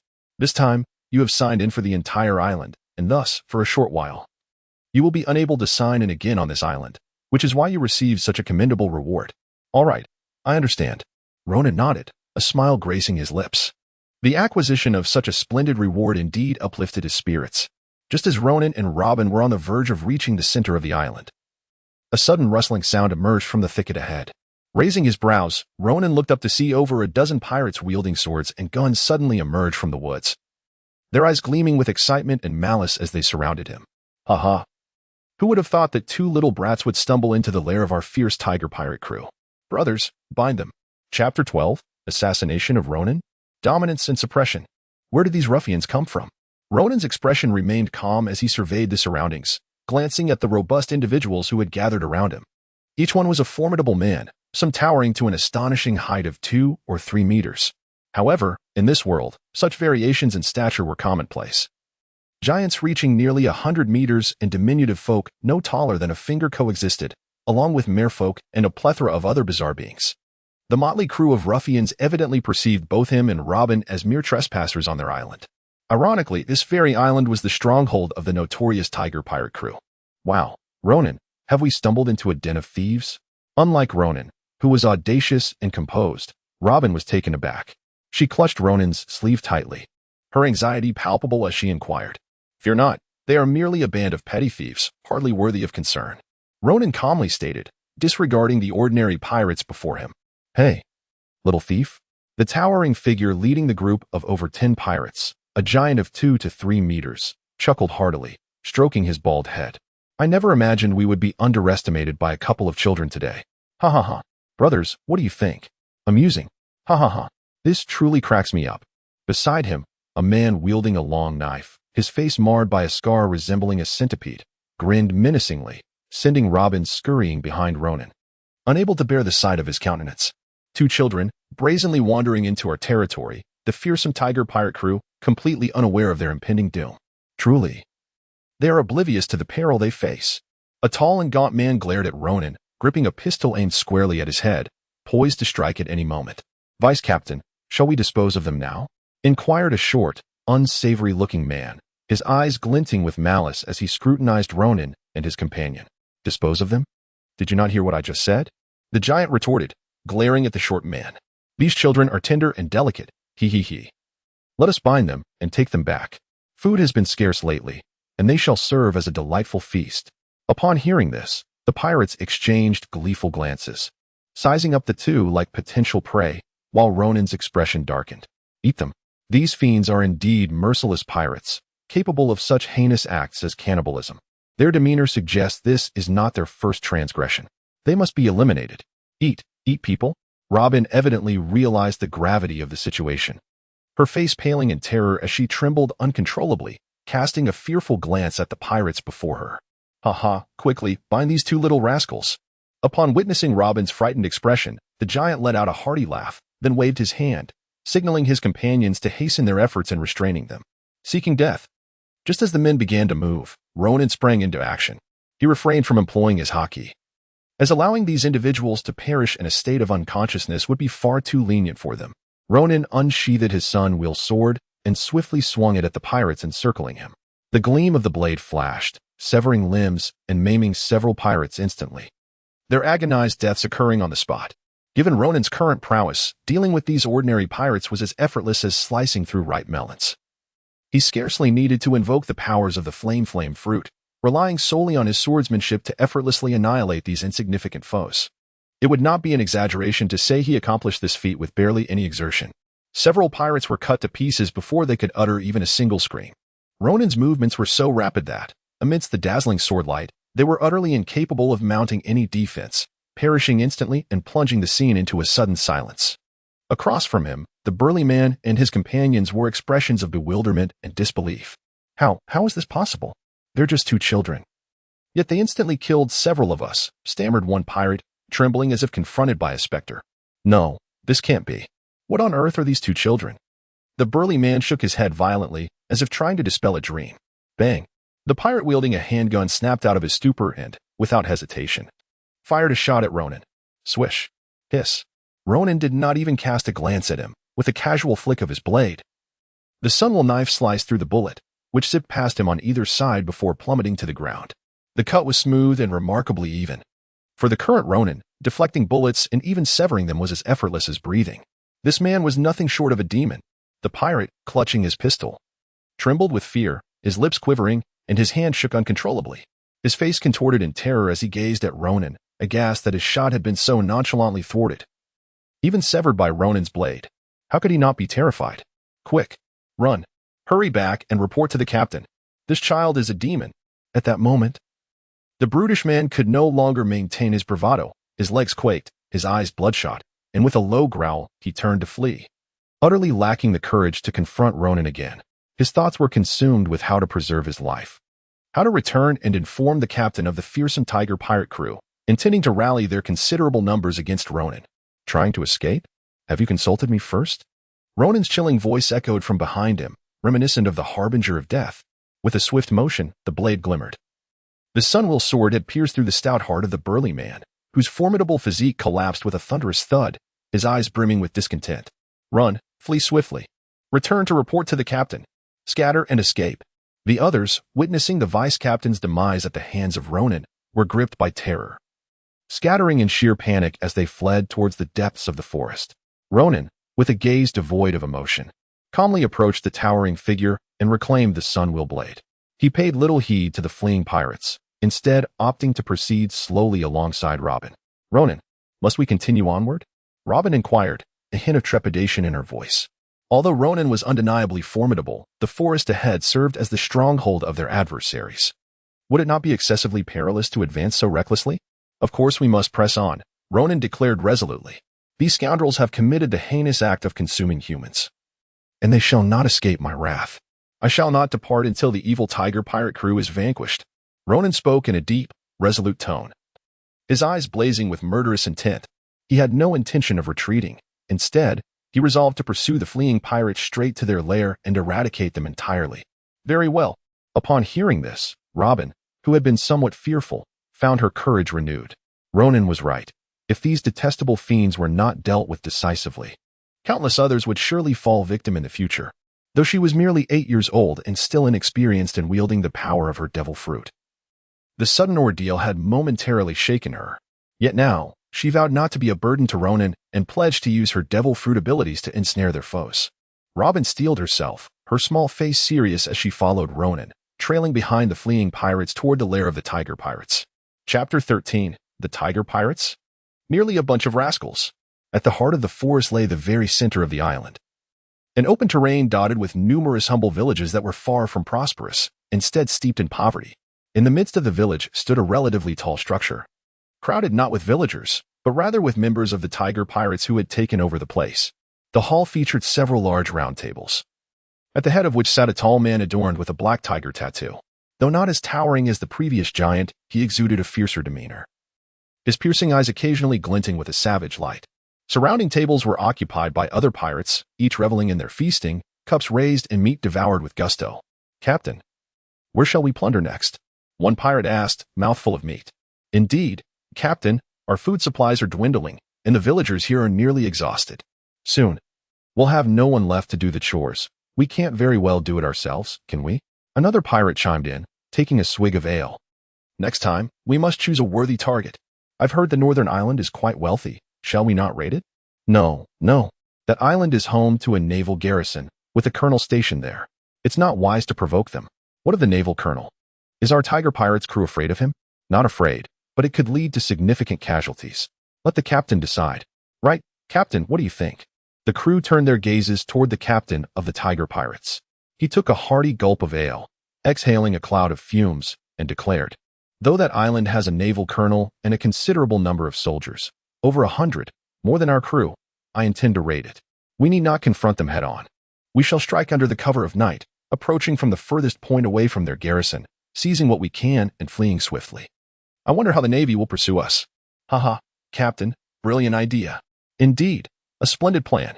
Our captain is truly remarkable, always devising such clever strategies." The pirates erupted in flattery, eliciting a satisfied chuckle from the captain. Just then, hurried footsteps echoed through the hall. "Not good, Captain, not good. The first mate has been killed, and several of our brothers as well. Captain, help us." The distressed pirates rushed into the hall, gasping for breath. "What is the meaning of this?" The captain of the tiger pirates frowned, displeased. "Weren't you supposed to be on guard? What happened to the first mate? Killed? You jest." "Indeed, what a jest. This is our stronghold. How could the first mate be slain?" Another questioned skeptically. "Could it be the Navy has invaded?" Someone gasped. "Impossible. If the Navy had come, the first mate wouldn't have fought. He would have returned to warn us." Another reasoned. "Then what transpired? Calm down. What exactly happened?" The captain demanded, rising to his full height and gesturing toward the panicked pirates. "We discovered 2 children who had trespassed on the island. The first mate decided to capture them, but one child was too formidable. He killed the first mate in a single blow." One pirate exclaimed, eyes wide with terror. "He isn't even afraid of guns." Another added, "We fired at him, but he deflected the bullets. We barely managed to escape." The captain's countenance darkened at this revelation, a cold snort escaping his lips. Such audacity. "Brothers, arm yourselves. I wish to see who dares disrupt the sanctity of our tiger pirate's stronghold." "Yes, Captain." One pirate seized his weapon, determination etched on his face, ready to confront Ronan. "How dare they come here? They seek death." Another pirate, equally enraged, raised his spear in preparation. "Let us go and see this audacious foe who dared to slay our first mate. Onward, we shall avenge him." The crew clamored, rallying behind the captain as they prepared to confront Ronan. Suddenly, a chilling voice pierced the air from outside the hall. "Who goes there?" The pirates froze, turning towards the entrance, while the captain bellowed, his body beginning to sprout dark tiger stripes, a symbol manifesting upon his forehead. "Didn't you intend to hunt me down and avenge your precious first mate?" Ronan, with one hand gripping Robin's, gracefully pushed open the door and strode in with an air of nonchalance. His expression was serene as he surveyed the room, finally fixing his gaze upon a burly man with bare shoulders, who was unmistakably the captain of the fearsome tiger pirate crew. The reasoning was clear. Amidst the throng of individuals in the grand hall, this singular figure possessed a devil fruit, specifically a Zoan-type tiger fruit, endowing him with formidable combat prowess. Beyond him, there were no other devil fruit users present, affirming that he was the only one with the capability to lead such a pirate crew. In the world of pirates, Strength dictates leadership. One cannot ascend to the captain's seat without the requisite power. Boy, are you the one who killed our vice-captain? A pirate growled fiercely, glaring at Ronan, while his comrades bore expressions that suggested they were ready to devour him whole. Regrettably for them, Ronan did not even spare them a glance. They were merely insignificant minions, hardly worthy of mention. Even the captain of the fearsome tiger pirate crew, a wielder of a devil fruit, failed to command Ronan's respect. Dealing with such adversaries was an effortless task for him. For instance, he could easily invoke the power of Conqueror's Haki. Ronan had no desire to squander time with these inept individuals. He directly unleashed his formidable Conqueror's Haki.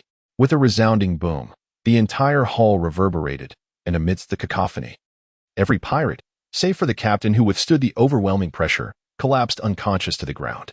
Was this Haki? The captain's gaze was vacant. His expression one of profound shock as he turned to face Ronan, trembling not from fear, but from the exertion of resisting Ronan's Conqueror's Haki. Though he did not immediately succumb, he was far from unscathed. Ronan's prowess far exceeded his own. He remained standing, transformed into a ferocious tiger, bravely withstanding the overwhelming force. However, he found himself incapable of executing any further actions.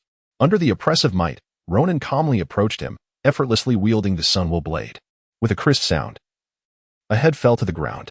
The so-called captain of the evil tiger pirate crew could withstand only a single strike from Ronan. With the second, a mere gentle slash was sufficient to end his life. Ronan cast a steady gaze around him, his countenance unaltered. With a swift motion of the long blade in his hand, he dispatched each pirate, bringing a decisive end to their nefarious existence. The so-called fierce tiger pirate crew was nothing more than a pitiful rabble, easily vanquished with but a wave of his hand. Ronan smiled faintly throughout his life, then took the awestruck Robin by the hand and exited the hall, subsequently setting ablaze the corpses of the pirates within. Chapter 14. The Schemes of the Becky Family in the Navy. Ronan, you are truly remarkable. Robin gazed at Ronan with admiration, expressing his astonishment. So many pirates, and you managed to eliminate them all so effortlessly. They can no longer perpetrate evil. Indeed, with the pirates no longer occupying this village, the remaining villagers would have a chance to live peacefully. As they traversed the village, Ronan noticed shadowy figures moving within the dilapidated houses. He even caught sight of a few children peering through the cracks of the doors, their faces reflecting palpable terror. Clearly, they lived in a state of constant fear, apprehensive of anyone they encountered. As Ronan and his companion departed, the villagers emerged from their homes, a mere handful of them. Most of the survivors were frail and ailing, and upon witnessing the conflagration consuming one of the buildings, they fell to their knees, weeping bitterly, a cathartic release of their pent-up anguish. Ronan and Robin departed along the narrow path through the woods. This small village had long been under the oppressive control of the vicious tiger pirate crew, leaving little sustenance behind. Remaining here served no purpose. It was far wiser to set sail promptly. Robin, could you consult the nautical chart and ascertain the location of the nearest sizable island? Upon returning to the vessel, Ronan grasped the helm, steering the ship, the wave-breaker, away from the island, while inquiring of Robin. To the north, it is not too distant. If we increase our speed, we should reach it by tomorrow afternoon at the latest. Robin studied the nautical chart for a moment before speaking, yet ultimately hesitated. What was the cause of her hesitation? It was the fact that the island was home to a naval detachment of the West Sea Branch. Robin was acutely aware that Ronan was currently a wanted fugitive by the world government, and encountering the Navy without caution would undoubtedly lead to conflict. Oh, upon hearing this, Ronan raised an eyebrow, displaying no trace of fear, but instead inquired, how many naval personnel are stationed there? How many fleets? Well, there are no fleets. Merely around 100 Marines and 2 medium-sized warships. The leader is a branch colonel. Robin Dunn paused and remarked, is this all? Ronan was momentarily taken aback, and then found himself somewhat speechless, having anticipated a fleet of dozens of warships, accompanied by thousands of Marines and high-ranking officers waiting for him. Instead, he was met with this meager assembly. Indeed, it was just these individuals. Robin nodded in affirmation. Let us not concern ourselves with them. We shall proceed to replenish our supplies. Adjusting the sails, Ronan steered the vessel in accordance with the wind and ocean currents towards their destination. He regarded the naval forces with utter disdain, harboring no inclination whatsoever to engage them. They were far too weak to provoke any desire for confrontation. As night fell, Ronan began to review the rewards acquired during the day. He took out the Navy's 6 styles and immersed himself in learning them. Within a few hours, he had already become somewhat proficient in these skills. Given a maximum of 10 to 15 days, he would master all 6 techniques, potentially reaching a level comparable to that of seasoned naval officers who had trained in the Navy's 6 styles for years. Of course, due to the differences in the user. The 6 styles in Ronan's hands would be significantly more formidable than in others. System, display my attribute panel. Lying on the deck while gazing at the stars, Ronan summoned the system to reveal his attributes, eager to see how much they had increased during this period. Host, Ronan age, 10 constitution, 71 strength, 68 agility, 72 spirit, 99 conqueror's haki, LV7 flowing cloud swordsmanship, LV7 flame fruit, LV6 Navy 6 styles, LV2 healing potions, 8 mental potions, 8 stamina potions, 11 longevity potions, 3 sunwheel blade. Haste talisman, giant wave.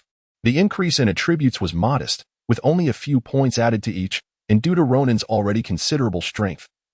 He barely felt the effects of these enhancements. The Navy's 6 styles still hold significant potential for development as the levels rise. There will be a substantial boost to the 4 core attributes. Ronan contemplated the elevation of the Navy's 6 style level, pondering that its enhancement would significantly bolster physical attributes such as constitution, agility, and strength, though the mental fortitude would not see as marked an improvement. Nevertheless, he deemed it worthwhile to invest some time in practice. With these thoughts swirling in his mind, he succumbed to slumber not within the confines of the ship's cabin, but upon the deck, for the crew was scant. Robin, being but a young girl, required the cabin for rest, compelling him to remain outside, vigilant against any lurking sea creatures, while also keeping an eye on their course, lest they awaken to find their vessel adrift on an unintended path. The following day, the giant wave sailed throughout the morning and, by afternoon, arrived at a larger island. As the ship approached the port, there was no need for concealment. Ronan and Robin disembarked, making their way to the bustling harbor city of Becky Island. This island bore the name of the family that governed it, though Ronan paid little heed to the specifics of that lineage. Their plan was simply to rest for a day in this lively port, replenish their provisions, and set sail again the following day, as they were not far from the island where Olvia resided. With a more substantial resupply, they could reach that destination directly. As Ronan and Robin entered the city, within a towering edifice, in an office atop the building, a stout man clad in a black suit sat in a boss's chair. His youth belied by the thick cigar he held, its girth rivaling that of his thumb. His small eyes glimmered coldly through the haze of smoke. Opposite him, a gaunt middle-aged man donned in a white naval officer's uniform spoke darkly. So, this Ronan, worth 1 billion berries, has come to our city? Capone. This presents a splendid opportunity. If we can capture him, that fortune will be ours, far more lucrative than your dealings in arms and human trafficking. Indeed. The man in the boss's chair was none other than Capone Beach, who would later rise to become one of the supernovas of piracy. At this moment, however, Capone was but a fledgling in both personal prowess and familial influence, newly at the helm of his family's enterprise, strategizing how to seize control of the entire underground network in the West Sea. Alas, he currently commanded only this island, ruled by his family for over a century, and was a far cry from dominating the vast underground forces of the region. Yet an opportunity for substantial profit loomed before him. Colonel Valorel. Capone regarded his counterpart with a steely gaze. This Ronan, valued at 1 billion berries, indeed piques my interest. However, he is the one who single-handedly obliterated the Demon Slayer fleet. Do you truly believe I would be foolish enough to provoke him? Capone was acutely aware of Valorel's intentions to align their families against Ronan. Otherwise, with merely 100 Marines stationed on this island and his own rank of naval officer, he would not dare to confront Ronan. Capone was no fool. He recognized that Valorel sought to have his family, the Beach clan, lead the charge. Such an arrangement could not be agreed upon lightly without tangible benefits. Capone, we have collaborated well over the years, Valorel suddenly smiled. Without my assistance and the tacit approval of the West Sea Navy, do you truly think your family could have thrived for so long, raking in profits so effortlessly? Are you threatening me? Capone's expression turned icy. While we may speak of cooperation, you have certainly enjoyed your share of the spoils. When have I not provided you with benefits during profitable ventures? What do you mean by your current remarks? You misunderstand. I would never threaten you, Valorel replied earnestly. I merely wish to convey that this opportunity must not be squandered. News from headquarters has arrived. The world government will not permit Ronan to persist. A vice admiral has been dispatched from Mariewa to the West Sea, preparing to capture Ronan imminently. If we do not seize this chance, that 1 billion berries will slip through our fingers. Upon hearing this, Capone fell silent, taking a deep drag from his cigar, the smoke thickening around him. After a moment of contemplation, he lifted his gaze, determination gleaming in his eyes. Very well, let us make this a significant endeavor. But I demand the lion's share of that billion berries. Not an issue. Delorel immediately responded with a grin. Chapter 15. Surrounding the hotel, capturing Ronan. In the luxurious confines of a hotel within the port city of Becky Island, Robin examined the menu with eager anticipation, nearly drooling at the array of delectable dishes before her. If it looks appetizing, order it. Our funds are sufficient for now. No need to be frugal. Ronan chuckled. Having replenished their supplies aboard the ship, now was the time to indulge in fine cuisine, an experience far more lavish than the simple fare they could prepare while at sea.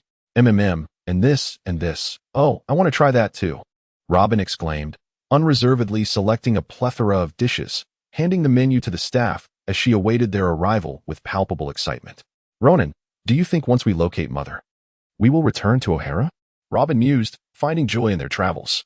Unlike the tragedies depicted in the original narrative, she now reveled in carefree exploration. Feeling secure with Ronan by her side, free to indulge in sumptuous meals, the simplicity of this existence was a welcome reprieve from the solitude of staying in Ohara. Ronan pondered for a moment before sharing his original thoughts with Robin. Robin, my idea is to embark on a voyage with you and Olvia, in pursuit of the truth behind the poneglyphs. And Olvia's dream is to uncover the truth of the poneglyphs, and I too wish to explore far and wide, as I have my own aspirations regarding the legendary treasure of the Pirate King. However, my motivation is not solely about treasure. My true desire lies in traveling to various places, primarily to sign in and earn rewards. That is my genuine objective. Assisting Aunt Olvia in her quest for the truth of the poneglyphs is merely a fortunate coincidence. Upon hearing this, Robin's spirit soared. I too long to uncover the truth of the poneglyphs. What transpired during that blank century remains a mystery, and it is the dream of all archaeologists. Ronan smiled faintly, nearly forgetting that Robin herself was also an archaeologist. Having matured, her expertise in archaeology was no less than that of Olvia, perhaps even surpassing it. She was simply younger and thus could not yet compete with established masters like Olvia. However, the gap was not insurmountable. If you have no objections, shall we persuade an Olvia together when the time comes? Ronan suggested. All right, leave it to me. I'm certain I can convince Mom. Robin patted her chest and expressed her eagerness for the opportunity to embark on a journey through history with her mother. Staying on Ohara Island had become exceedingly dull for her. Having nearly completed her studies in archaeology, she felt that further academic pursuit was unnecessary for someone of her exceptional intellect. What remained was the application of her knowledge and practice. With such an opportunity now before her, she was determined not to let it slip away. So she entrusted it to you. As Ronan spoke, he accepted the platter of delectable dishes presented by the server. The array of exquisite cuisine laid before them captivated their attention, and they immediately commenced their feast. One could not deny that the culinary delights of the pirate world were indeed exceptional. The chef at this establishment was of the highest caliber, crafting dishes that nearly made the two of them swallow their tongues in delight. Delicious. This is absolutely splendid, far superior to what we had aboard the ship. Robin murmured between bites. That is certainly true, Ronan replied, gnawing on a chicken leg while sipping a delightful juice. On the ship, we were limited to easily stored staples and some fish, with an incomplete array of ingredients. Besides, our culinary skills are rather lackluster. We cannot possibly compare to a professional chef. Oh dear, does that mean we will have to endure hunger on our future voyages? We want to be able to enjoy such delicacies, Robin said, her brow furrowed as she savored the food. No need to fret, Ronan pondered before suggesting in the future. We could seek out a professional chef to join our crew. Then we could indulge in gourmet meals every day. Wow, Ronan, you are truly brilliant. How did I not think of that? What a delightful decision. You must find an extraordinary chef to be our companion, Robin exclaimed with a cheerful smile. Even if we cannot find one, an Olvia's cooking is far superior to what the two of us can whip up. Ronan chuckled and remarked, Indeed. My mother's cooking is quite exceptional, far superior to ours. However, it still pales in comparison to the culinary prowess of this hotel's chef. I believe it would be wise to seek out a professional chef. Robin pondered for a moment and replied, Indeed, we cannot burden Aunt Olvia. Leave it to me. I shall surely find a remarkable chef. As the two savored their delectable meal, a throng of people suddenly surged into the hotel lobby below, causing an immediate hush to descend upon the first floor. The expressions of the patrons shifted dramatically, and they hurriedly exited, not daring to utter a word of dissent. At least this group is perceptive, It saves us the trouble of clearing the place ourselves, remarked one of them. The leaders of this group were none other than Captain Becky and Colonel Valoral, flanked by two distinct factions, one comprised of Valoral's armed sailors, numbering around 100, and the other consisting of over 100 robust men clad in black suits. Captain Becky's henchmen, the enforcers of the Becky family's underground power, exuding an aura of formidable menace. "Where's Ronan?" Valoral inquired, directing his gaze towards the hotel.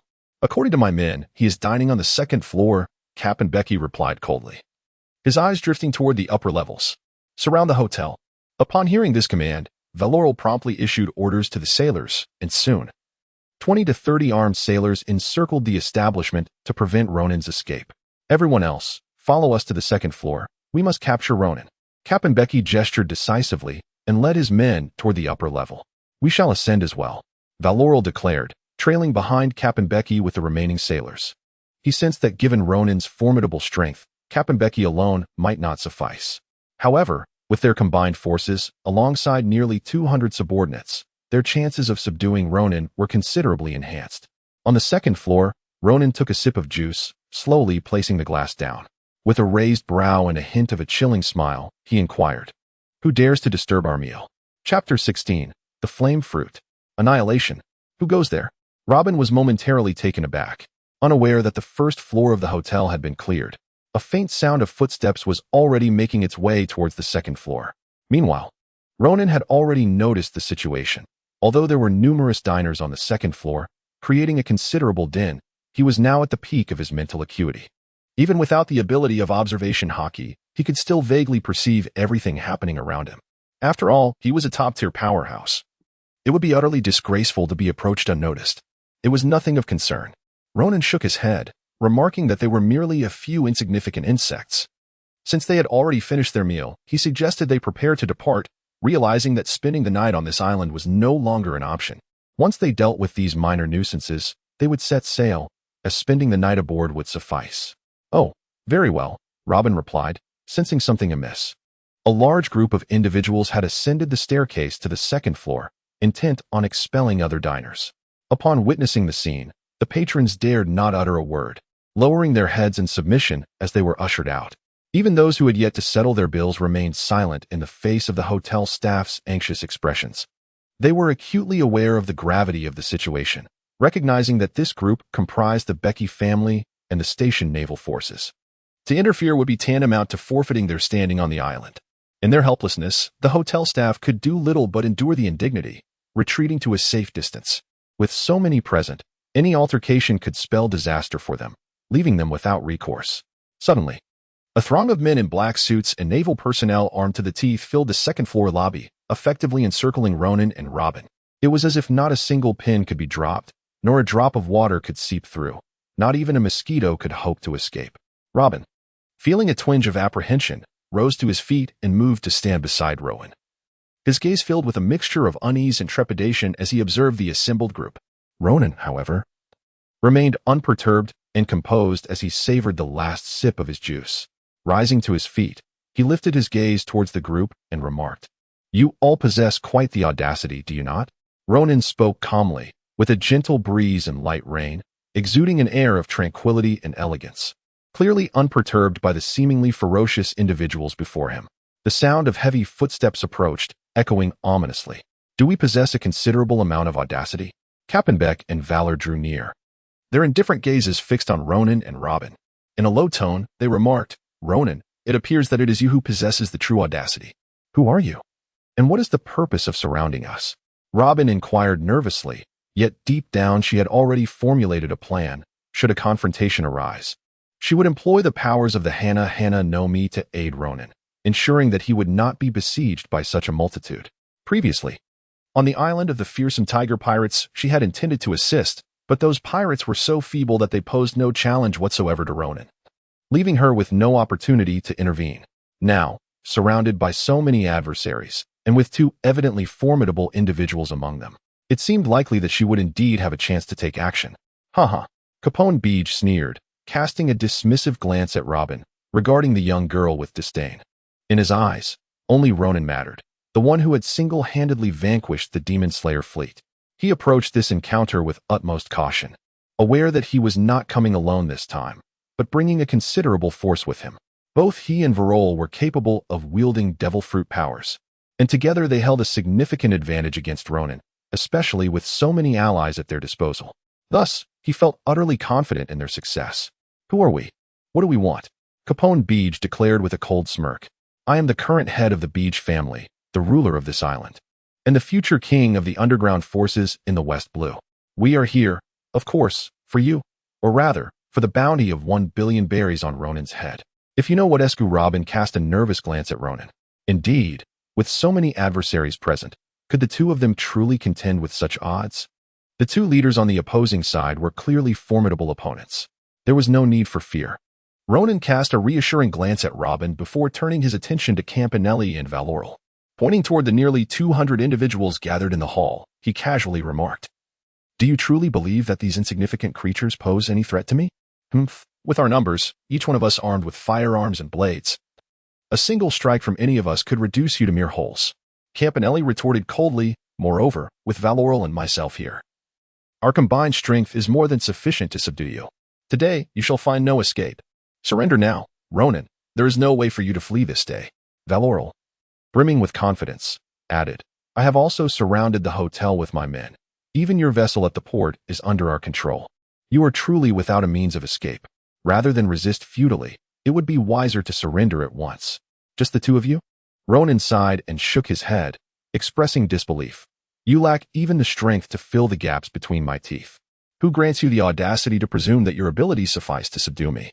What a jest! Today, I shall demonstrate what true power is." "Oh, you dare to resist?" Bide and Varol exchanged glances, surprised that amidst the throng of their allies, there was still someone bold enough to defy them. This Ronan truly seemed oblivious to the concept of mortality. With a sinister smile, the two of them gestured for their subordinates to engage Ronan and test his prowess. If he proved inadequate, they wouldn't even need to intervene personally. The situation could be resolved effortlessly. A mere 10 billion berries would be within their grasp. An exhilarating prospect indeed.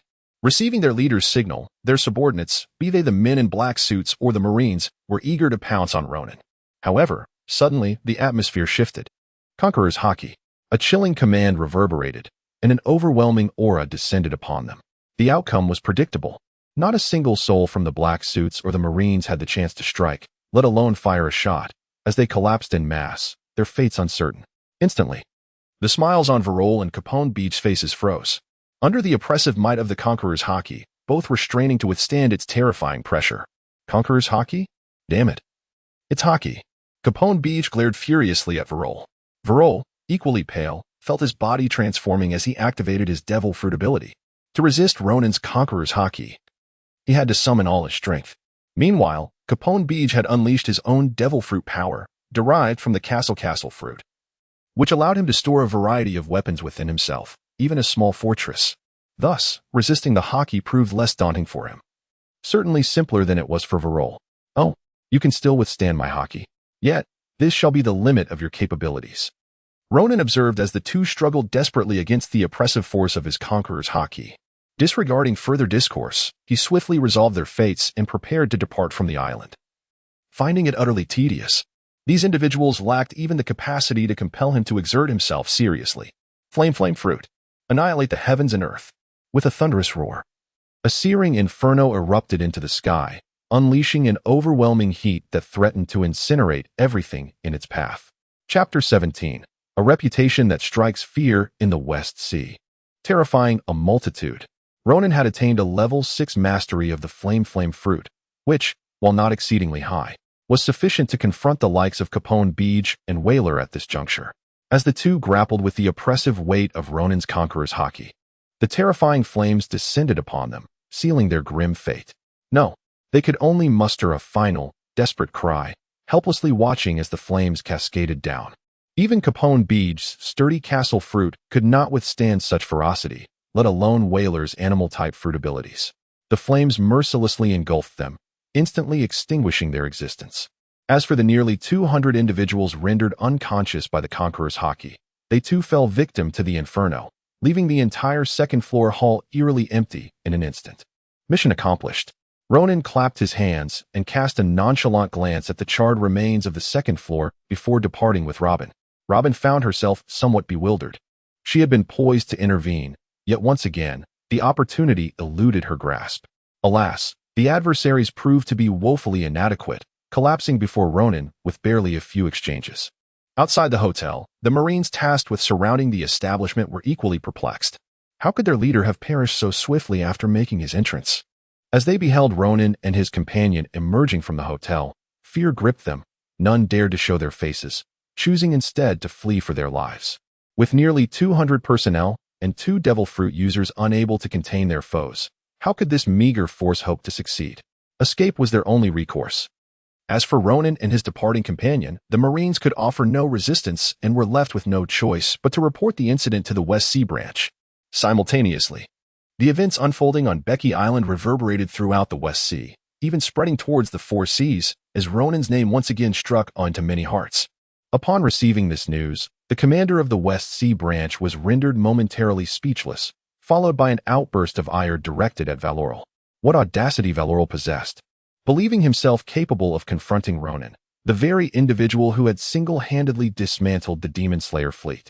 The commander recognized that Valoral was undoubtedly motivated by the allure of the 10 billion berries bounty on Ronan's head, yet he had gravely miscalculated Ronan's strength, leading to a disastrous outcome.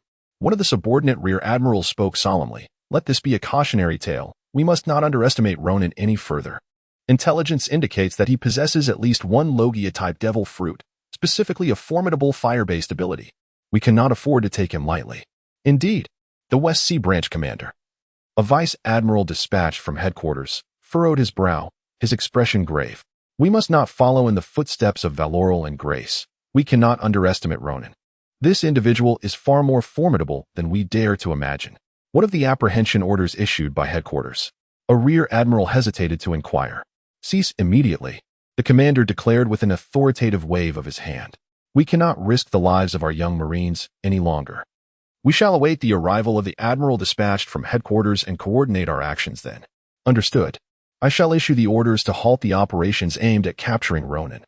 The rear admiral replied, visibly relieved. The news of the West Sea Branch's cessation of actions against Ronan swiftly circulated, instilling a sense of pressure among the bounty hunters who had arrived in the West Sea. They had not anticipated that the Marines would be so intimidated by Ronan. Concurrently, a significant number of bounty hunters chose to delay their pursuit of Ronan, opting instead to focus on gathering intelligence regarding him. The news of Ronan possessing a nature-type devil fruit has reached the ears of those with ulterior motives, including intelligence regarding Robin's blossom fruit. Most individuals were intimidated by Ronan and refrained from taking rash actions, while a small faction of audacious bounty hunters remained resolute in their intent to confront him. For the allure of 1 billion berries was simply too tempting. Aboard the wave breaker, Ronan remained blissfully unaware of the turmoil he had incited throughout the West Sea. Perhaps, even if he were informed, he would be indifferent, as he and Robin leisurely sailed towards their destination. Ronan, we are almost there. On the deck, Robin, with a sea chart in hand, excitedly pointed to an island that loomed nearby. Is that so? How much longer? Ronan inquired with a smile. It had been a day and a half since they departed from Becky Island, and he had anticipated it would take several more days to locate Olvia. To his surprise, they were now nearing their destination, aided by favorable weather and a brisk tailwind that propelled their vessel swiftly onward. We should arrive by tomorrow at the latest. We must endure a little tonight.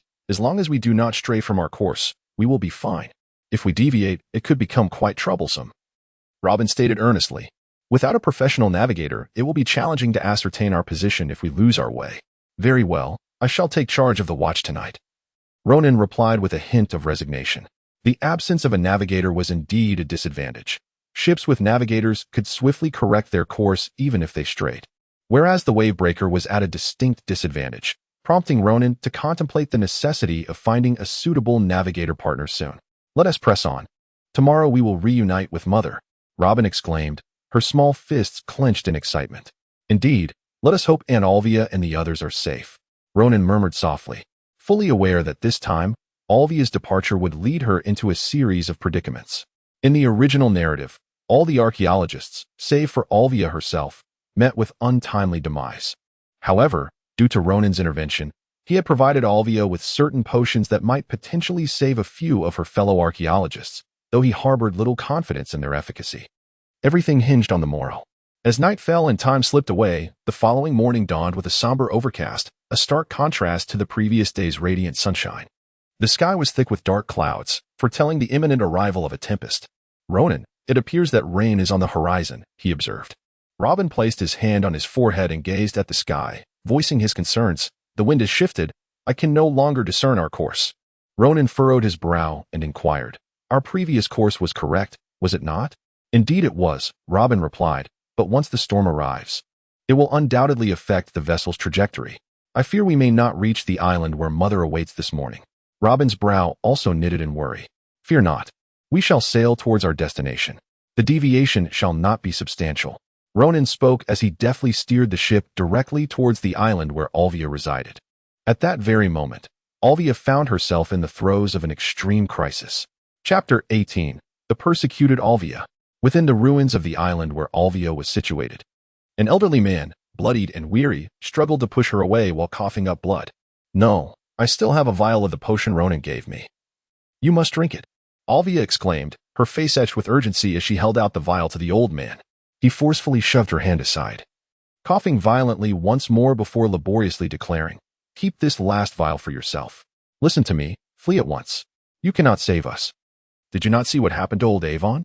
Even after being saved by a potion in his gravely injured state, those marine soldiers still shot him down without mercy.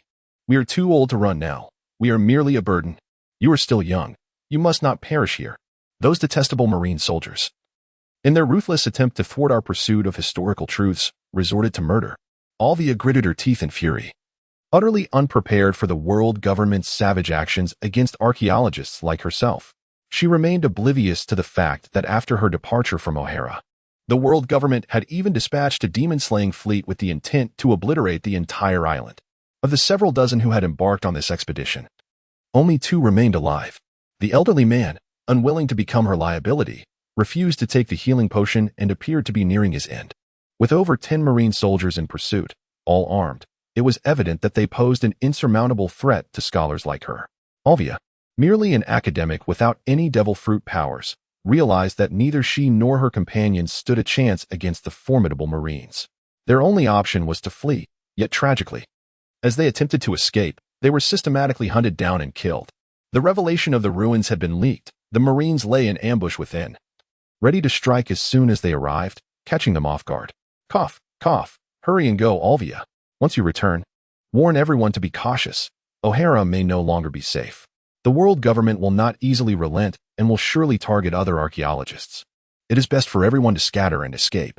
If possible, flee to the West Sea. If that fails, seek refuge in the New World, where the pirates hold sway and can stand against the Navy," the old man urged, persistently pushing Olvia away to hasten her departure. Yet, Olvia hesitated to leave.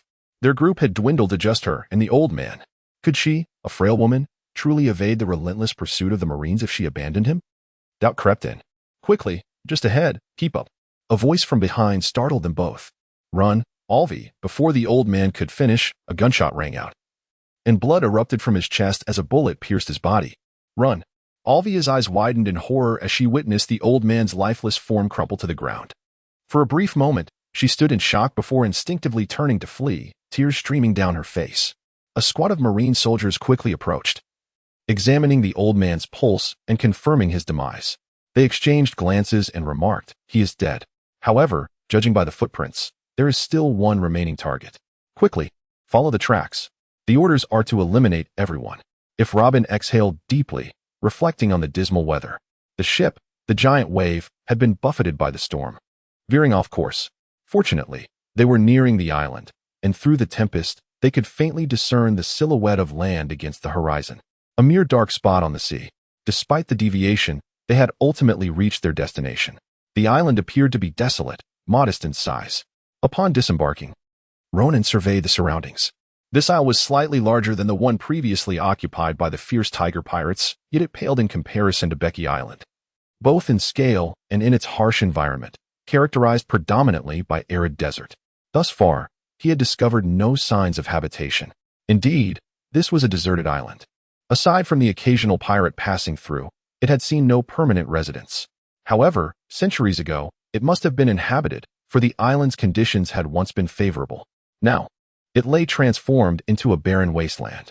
Robin shook her head, pondering the mystery of what calamity could have befallen this once beautiful island, rendering it a desert.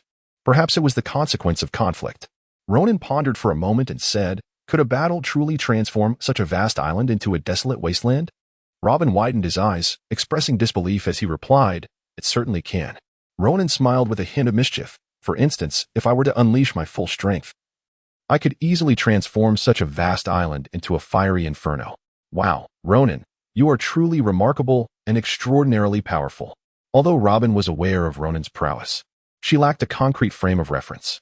Upon hearing Ronan's declaration, she instantly comprehended that his strength surpassed her wildest imaginings. The mere potential to turn a large island into a hellfire was a terrifying display of power. Well then, let us not squander any more time. We must hasten our journey to find Aunt Olvia. I wonder how she is faring now. Ronan refrained from boasting about his own abilities, deeming it unnecessary to flaunt in front of Robin. "Very well, let us hasten to find Mother. The location of the ruins lies in that direction." After studying the map for a while, Robin pointed in a direction and said, "All right, come on, I shall carry you on my back. This way we shall move faster." Ronan crouched down in front of Robin and giggled, "Hee hee, okay." Robin gleefully leaped onto Ronan's back. Chapter 19. Sign in. Reward. Ancient weapon, blueprint of the underworld king. Ronan swiftly traversed the desert with Robin on his back.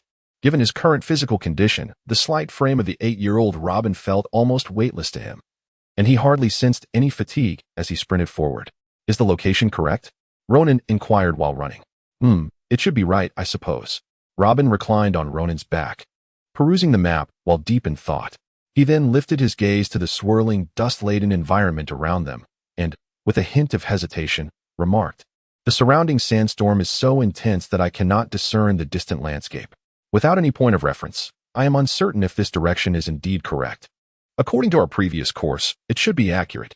Robin added, "Yet, I cannot help but wonder if our orientation has shifted significantly since we entered the island's desert." "That would not pose a problem," Ronan confidently remarked. "I have been traveling with determination. The general direction should not deviate significantly. Even with the interference of sand and dust, we will be able to accurately locate the ruins, for they are quite substantial on the map. Indeed, those ruins cover a vast area. Once we arrive at the location, we will surely find our way, even if there are some discrepancies." Robin nodded. "Then brace yourself, for I am about to accelerate." Ronan smiled and nodded, subsequently accelerating with fervor, surpassing his previous speed. He yearned to reach the ancient relics swiftly, for today's opportunity to sign in was reserved for that very site, rather than upon his arrival at the island.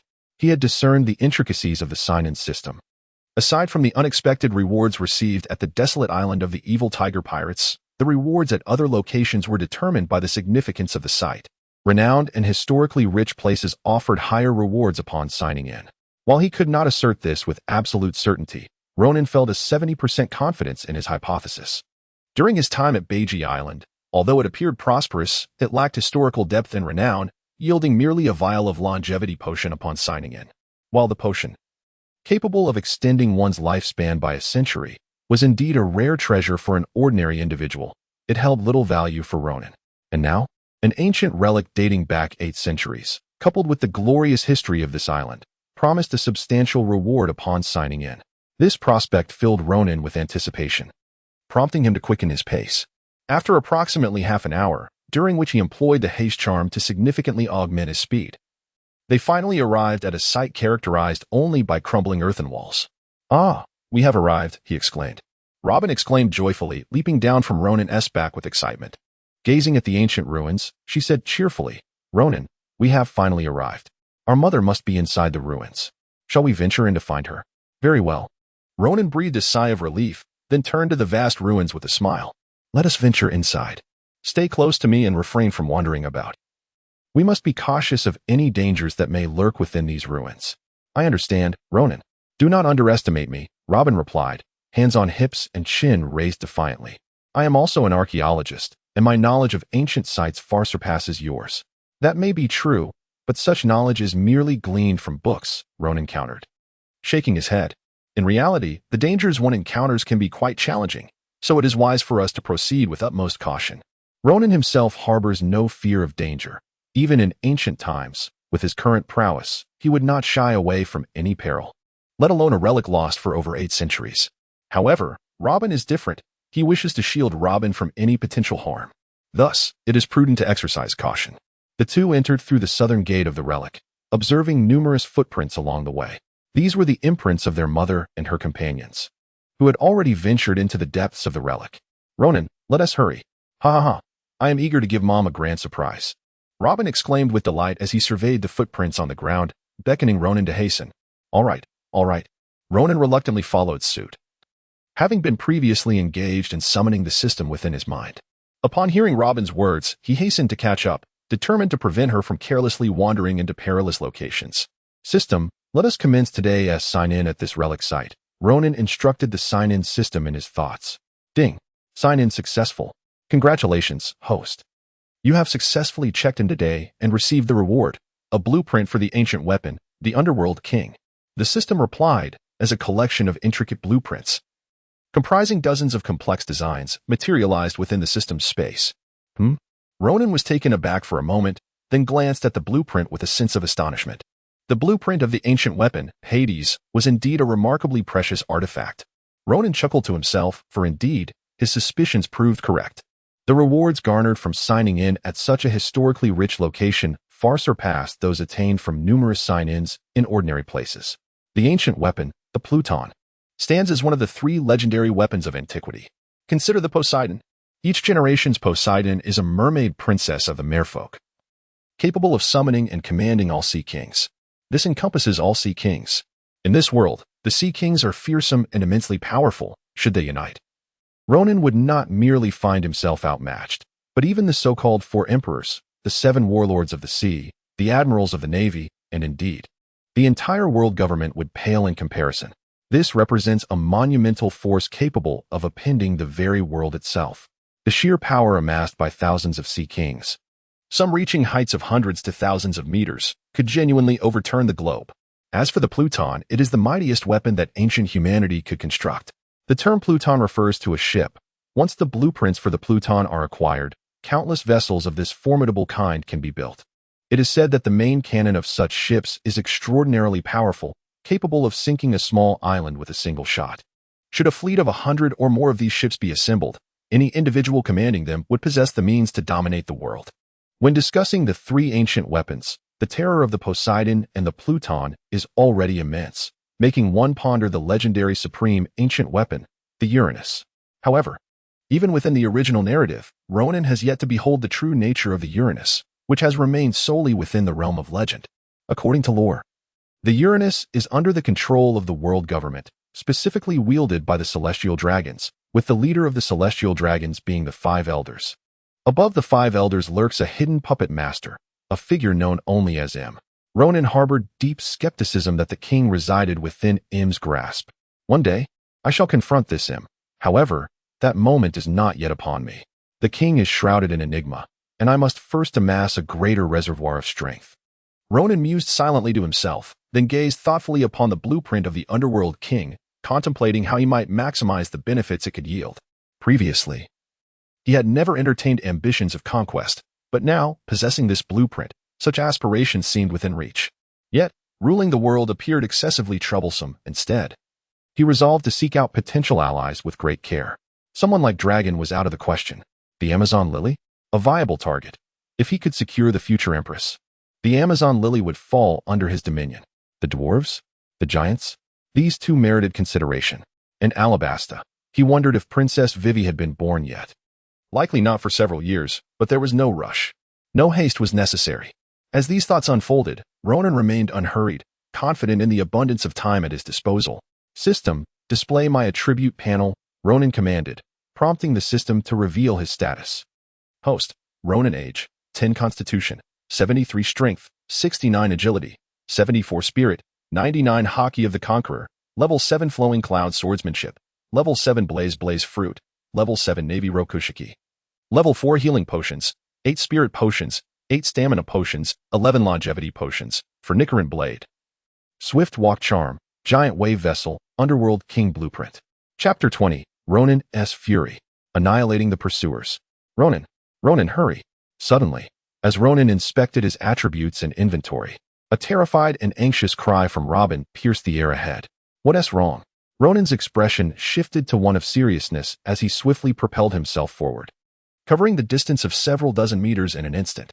He soon found Robin crouched on the ground, tears welling in his eyes as he gazed mournfully at a lifeless body before him. This was Ronan's expression suddenly darkened. If he was not mistaken, the elderly figure lying lifeless on the ground was one of the archaeologists who had come to this site with Olvia. He could hardly believe that this individual had met his demise here. Ronan, Grandpa Farrell is dead. Do you think Mother might also? Tears had already cascaded down Robin's cheeks, her pupils brimming with an inescapable expression of anguish. No, Robin. Ronan spoke in a low voice and crouched down to examine the body of the old man named Farrar. The corpse was relatively well preserved, save for a single gunshot wound in the abdomen. With a swift motion, Ronan extracted a round bullet from the flesh wound. It was a bullet from a standard naval soldier's firearm. He grasped the bullet tightly, his expression darkening. Although he was aware that Olvia would encounter peril during this venture, he had provided her with life-saving potions before her departure. In the original narrative, Olvia managed to escape unscathed, and with his warning and the aid of the potions, she should have faced minimal danger. The scene before him, however, surprised him. Could it be that my annihilation of the Demon Slayer fleet has prompted the Navy to reinforce their pursuit of Olvia with greater numbers? Ronan felt a twinge of guilt. Had he known this would transpire, he would have done everything in his power to prevent Olivia from leaving. Yet now, it was too late for remorse. The paramount concern was to locate Olivia. Until he beheld her lifeless body, he would not accept the notion that she had been slain. Judging by the rigidity of the corpse, the time of death could not have surpassed a single day. Ronan rose to his feet, grasping Robin's hand as he turned to survey their surroundings. Robin, let us depart. And Olvia and the others must have encountered the enemy in this vicinity. Observe the bloodstains on the ground. They lead eastward. If we pursue them now, we should still have time. A flicker of ruthless determination flashed in Ronan's eyes as he silently vowed, should anything happen to Aunt Olvia, I shall annihilate Marlon Vondo and Mary Gios. Very well. Let us hasten to find Mother. Robin hastily wiped the corners of her eyes and then quickly made her way eastward alongside Ronan. Along the journey, they encountered several corpses, all belonging to esteemed archaeologists of Ohara. Each of these elderly individuals had met their demise within this ancient site, falling victim to the hands of the Marines, merely because the world government sought to conceal the truths embedded in the historical records from 8 centuries past. Is this truth truly of such significance? What clandestine secrets lie hidden that warrant such fervent attention from the celestial dragons? Ronan and his companion moved with remarkable speed, and within a short while, they had exited the ruins through the eastern exit, revealing an endless expanse of desert before them.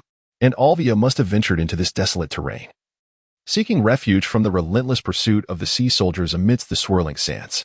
Ronan swiftly scooped up Robin, his legs propelling him forward as he dashed into the desolate expanse of the desert. 2 hours later, guided by the faint traces left upon the sandy terrain, he finally caught up with the Marines pursuing Olvia.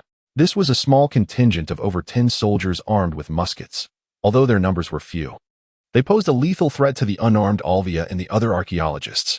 Look, Ronan, these must be the ones who killed Grandpa Farrell and the others, Robin exclaimed, her eyes wide with recognition as she spotted the group of Marines. Who? The Marines, searching for Olvia, abruptly turned their weapons toward the direction of Ronan and Robin upon hearing the voice. Upon realizing that the figures before them were merely 2 children, their anxiety dissipated. However, the sergeant leading the squad was struck with alarm. Unlike his comrades, he recognized Ronan. He had received information about him from the telephone worm after the annihilation of the Demon Slayer fleet during his communication with the Western Sea Branch. The boy, around 10 years of age, bore an unmistakable resemblance to the Ronan described by the Western Sea Branch. Ronan?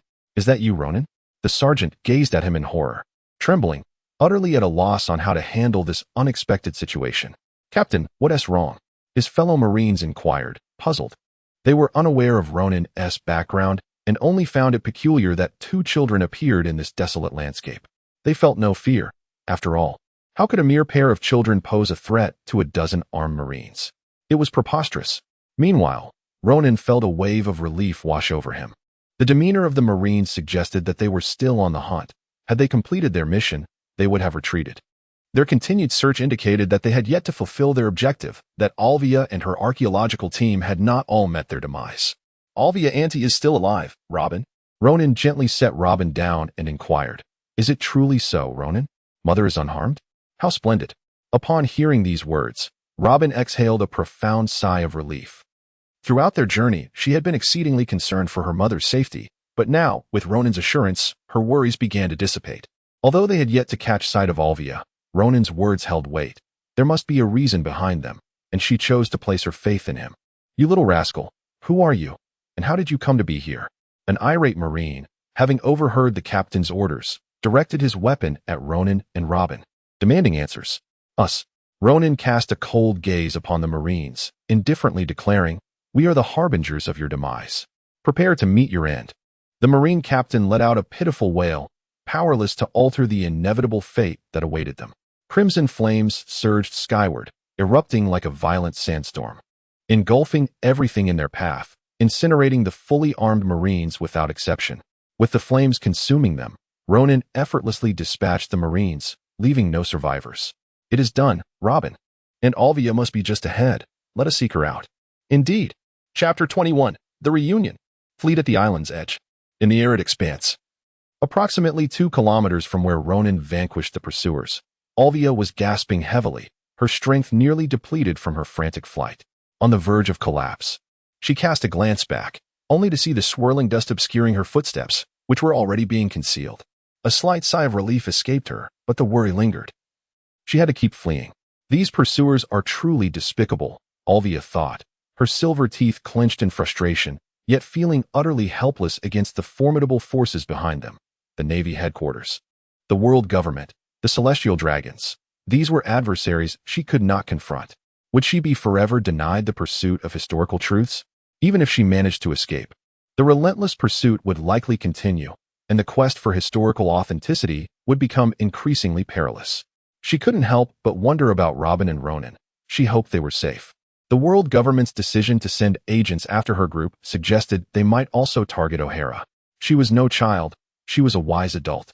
And the massacre of her companions made it clear they sought total annihilation. If their intent was indeed to eradicate, how could they possibly spare the archaeologists of Ohara? Their objective was to thwart all archaeologists from uncovering historical truths, and they would surely act against all of them. With this realization, Olvia steeled herself and pressed on. Clutching the last vial of healing potion in her hand, though not a stamina potion, it could still prove life-saving in dire moments. Yet now was not the time to use it. However, she had scarcely gone a short distance when a light, quickened footfall behind her caused her countenance to shift in alarm. "This is bad. They are closing in. Mom, it's us. It's me and Ronan." Just as despair threatened to engulf Olvia, a familiar voice rang out. "Robin? How is it you?" Olvia turned, eyes wide in disbelief as she beheld Ronan approaching swiftly, carrying Robin on his back. She could scarcely fathom that she would encounter them here. It seemed utterly inconceivable. "Robin, Ronan, how could you possibly be here?" Olvia inquired urgently. "Mom, Ronan brought me here. Thank goodness we came. Otherwise, you would be in danger." Before Ronan could bend down, Robin leapt off and rushed to her side, tears welling as she observed her mother's disheveled state. "Aunt Olvia, are you all right?" Ronan gazed at Olvia with deep concern, relieved to see that she bore no injuries. He breathed a sigh of relief, grateful for his timely arrival. Otherwise, he feared that his presence might have altered the original narrative, preventing Olvia from escaping unscathed. In the original storyline, Olvia did not perish here. Instead, she was destined to meet her end later in the tale, leaving only Robin alive in the entirety of Ohara. "I am fine," Olvia said, casting a nervous glance into the distance. "Did you encounter anyone on your way here? We must leave quickly. Someone is pursuing me." "Mother, you need not worry," Robin exclaimed, noticing her anxiety. "The ones chasing you have already been dealt with by Brother Ronan. Consider it vengeance for Grandpa Failure." "Dealt with? Did you all venture into that ruin before?" Olvia asked, momentarily taken aback. "Indeed." Ronan nodded, stating that upon entering the ancient ruins, they discovered the bodies of those who had been slain. They pursued the trail, only to encounter a dozen armed Marines along the way, all of whom he had dispatched. A sigh of relief escaped Olvia's lips as she relaxed, her body weakening, threatening to collapse, but was swiftly supported by Ronan and Robin beside her. "Mother, are you all right? What troubles you?" Robin inquired anxiously, fearing her condition had worsened or that she had been injured by gunfire, and she immediately began to check. I'm fine, truly. I'm merely exhausted. Olvia grasped Robin's hand, her face finally betraying a hint of ease. You two dare to venture out to sea, risking your lives. The ocean is fraught with peril. Do not fret, mother. With brother Ronan by our side, we are safe. Robin reassured her. We encountered some dangers on our journey, including pirates and marines, but brother Ronan handled them all. Moreover, after you left, Ohara faced considerable peril as well. Ohara faced danger too? At this revelation, Olvia's heart skipped a beat, and she inquired urgently. Indeed, Ronan continued. Only a few days after you left, the world government's demon-slaying fleet arrived at Ohara, intent on annihilating the entire island. I intercepted them and, in the process, obliterated their forces. Ronan spoke with an air of nonchalance, his expression barely shifting, as if annihilating the Demon Slayer fleet were an exceedingly trivial matter. In contrast, Olvia understood the profound challenges inherent in such a feat. She had heard tales of the Demon Slayer fleet, notorious for obliterating countless entities that resisted the world government. Over the centuries, the islands destroyed and the races exterminated were nearly innumerable. The notion that Ronan could withstand the might of the Demon Slayer fleet was almost unfathomable. Though she had always sensed there was something extraordinary about him, she still struggled to comprehend how he accomplished such a remarkable feat, noticing Olvia's incredulous expression. Ronan merely scratched his nose in silence. Meanwhile, Robin proudly declared, Brother Ronan is truly formidable. He has consumed a natural-type devil fruit, wielding a flame far more potent than my Hana no Mi. Those enemies stand no chance against him. So, Ronan has also ingested a devil fruit. Upon hearing this, Olvia felt a flicker of belief. After all, she was well aware of the extraordinary capabilities conferred by such fruits with their power. Even someone as young as Ronan might indeed achieve the impossible. All right, mother, let us not dwell on this any longer. We should return to the ship, where there is plenty of food and drink, and you can rest properly, Robin urged, noticing her mother's weary demeanor. Indeed, Aunt Olvia, this is a desolate wasteland, and the conditions are far too harsh. You need to rest. It would be wise to return to the ship with us, Ronan added in agreement. No, that is not an option. Olvia shook her head vehemently, her gaze tinged with sorrow as she continued. The bodies of Farall and the others remain amidst those ruins. I must ensure they are laid to rest. This, too, was a valid point. Ronan found it impossible to decline such a request. Nodding in agreement, he retrieved a bottle of stamina potion and handed it to Olvia. Here, take this stamina potion. Otherwise, your body won't be able to endure the journey to the ruins. All right. Olvia accepted without hesitation and consumed the potion. Instantly, her weary frame seemed to be infused with boundless energy, restoring her to her peak condition. Subsequently, the trio made their way back towards the ruins. Before long, they arrived, ensuring to bury the bodies of Farall and the others before exiting the ruins and heading towards the shoreline where the wavebreaker was docked. At the seaside, surrounding the wavebreaker, 3 warships adorned with seagull flags had encircled the vessel. In Chapter 22, Trapping Ronan, awaiting Carp's arrival for extermination, on board one of the warships encircling the wavebreaker, a stern-looking middle-aged man clad in a naval coat stood at the bow, his gaze fixed intently upon the wavebreaker as he interrogated a nearby officer. Are you certain? This is the vessel that Ronan is aboard? There must be no mistake. The officer replied earnestly, Indeed, Major Brusco. I have seen the ship in intelligence photographs. It is unmistakable. While you have been preoccupied with tracking the archaeologists, I have maintained contact with the support team and have kept a vigilant watch on Ronan's whereabouts. This is undoubtedly a ship, the Wavebreaker. The presence of Ronan's ship here was indeed puzzling. Although Major Brusco had not focused on Ronan, he was aware of his reputation, a formidable adversary despite his youth, not to be underestimated. Those who had underestimated Ronan had met their demise, and Brusco had no desire to become another cautionary tale. Report, Major. There is no one aboard the ship. One of the sailors responsible for searching the Wavebreaker reported. No one. Then that implies Ronan has already disembarked to the island. Brusco pondered aloud. Relay my orders. Remove the ship from the harbor and confine Ronan to this island. Excellent idea, sir.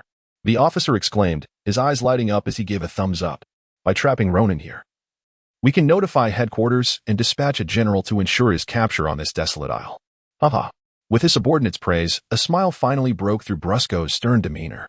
We can only blame Ronan for his lack of foresight. How dare he provoke the Navy? So many young sailors have perished at his hands. Humph. A scoundrel with blood on his hands must be dealt with decisively. Were it not for his considerable strength, I would personally see to his demise. Brusco's disdain was palpable. The truth was, he didn't dare confront Ronan on his own, nor did he feel secure facing him even with his 3 warships. Ronan was far too powerful. The mere tales of him single-handedly annihilating the Demon Slayer fleet had instilled fear in Brusco, discouraging any reckless confrontation.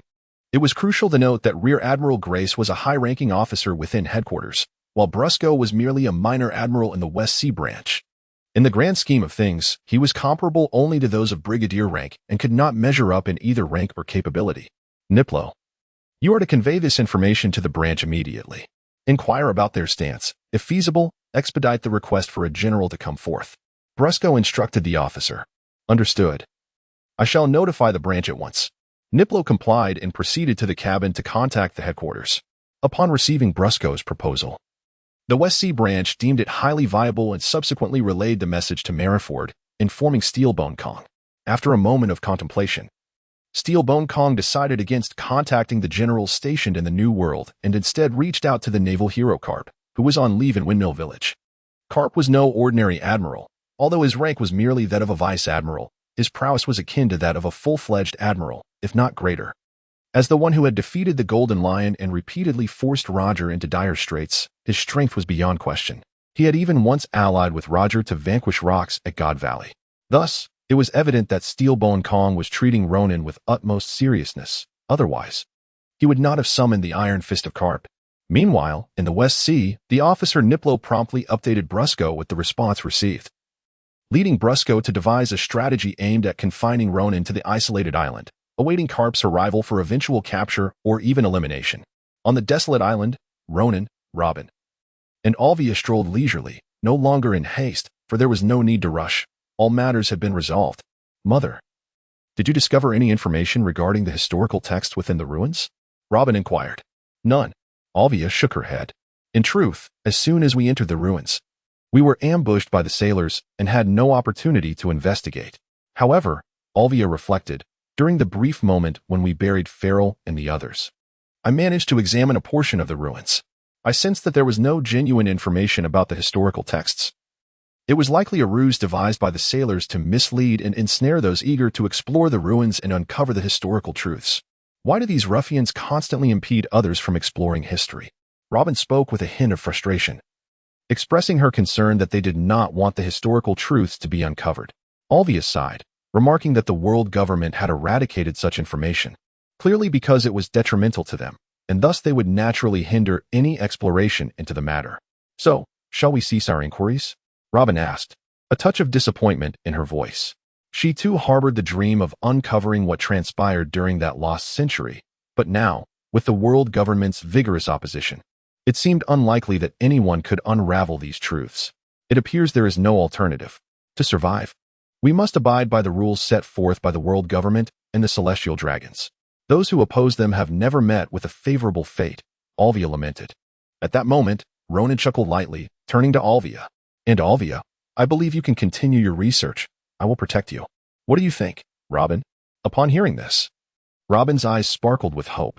Indeed, she had previously made a pact with Ronan to venture out to sea with her mother to explore historical truths, with Ronan pledging his protection. Yes, with big brother Ronan by our side, there is nothing to worry about, Robin exclaimed. Olvia hesitated. Considering the formidable nature of the world government, the aristocracy of the celestial dragons, Ronan was merely 10 years old. Could he withstand such terrifying pressure? Mother, please do not hesitate. With big brother Ronan here, everything will be fine.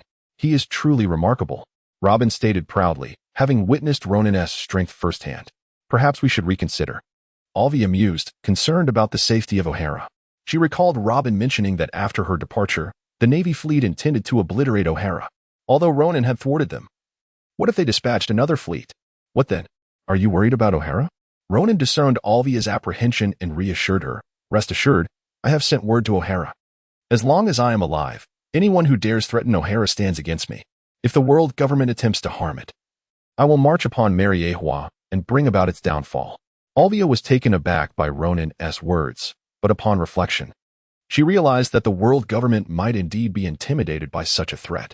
After all, Ronan was already formidable at the tender age of 10. They would likely hesitate to act against Ohara until they had completely eliminated him.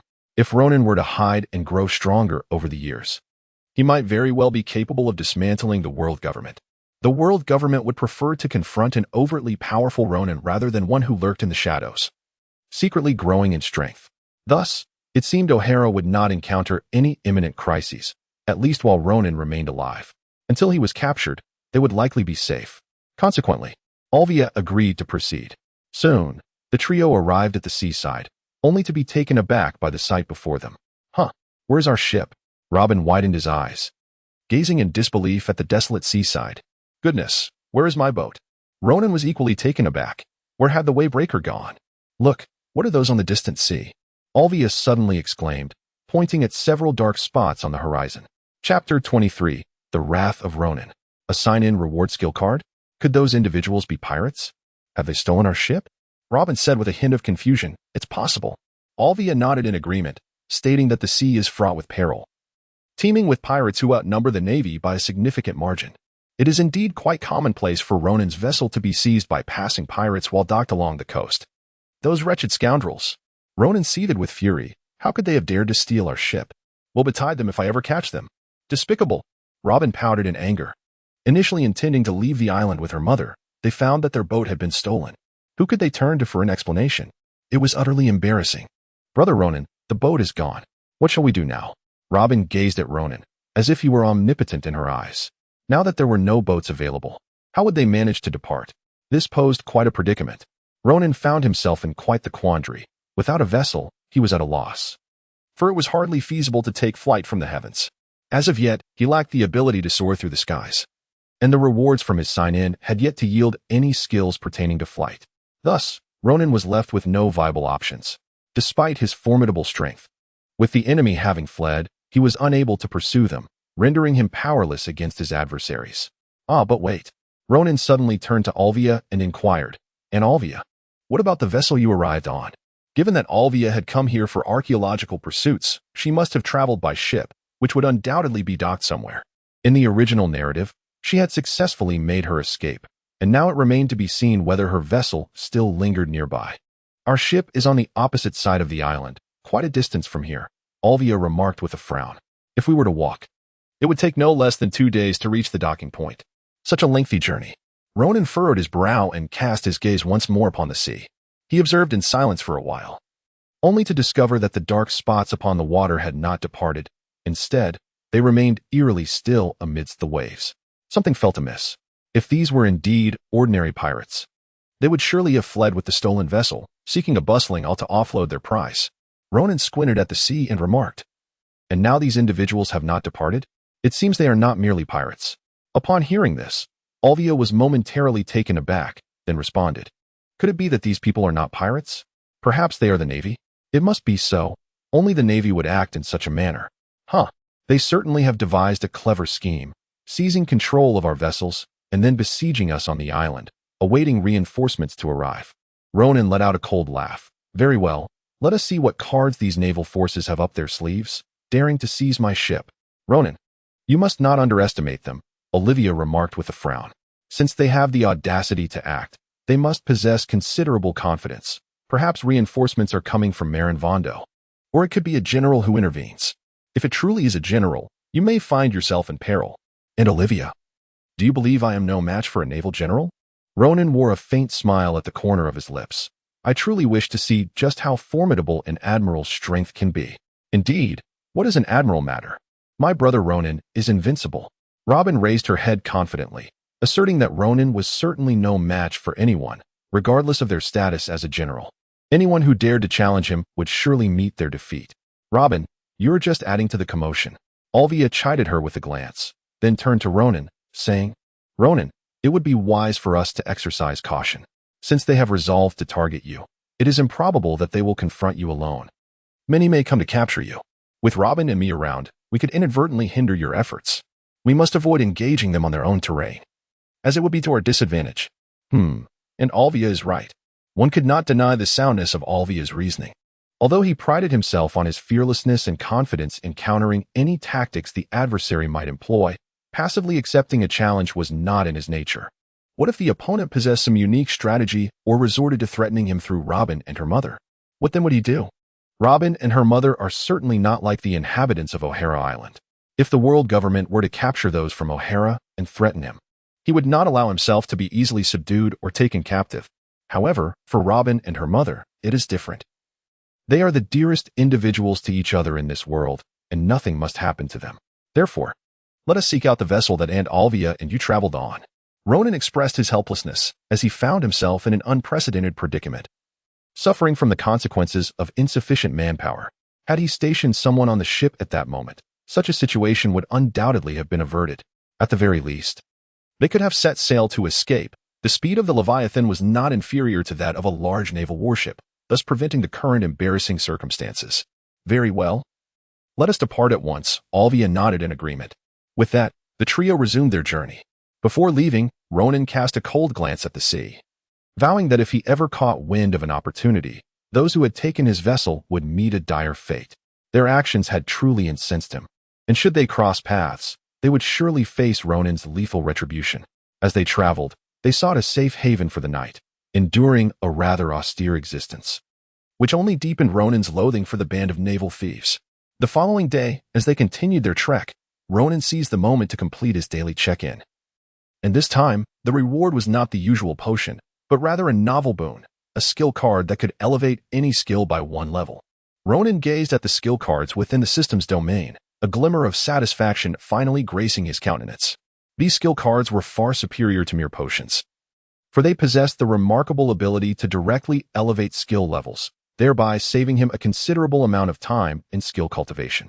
After some contemplation, Ronan promptly utilized a skill card, enhancing the rank of the flame fruit to level 7, aligning it with the initially acquired Haki and the flowing cloud sword technique.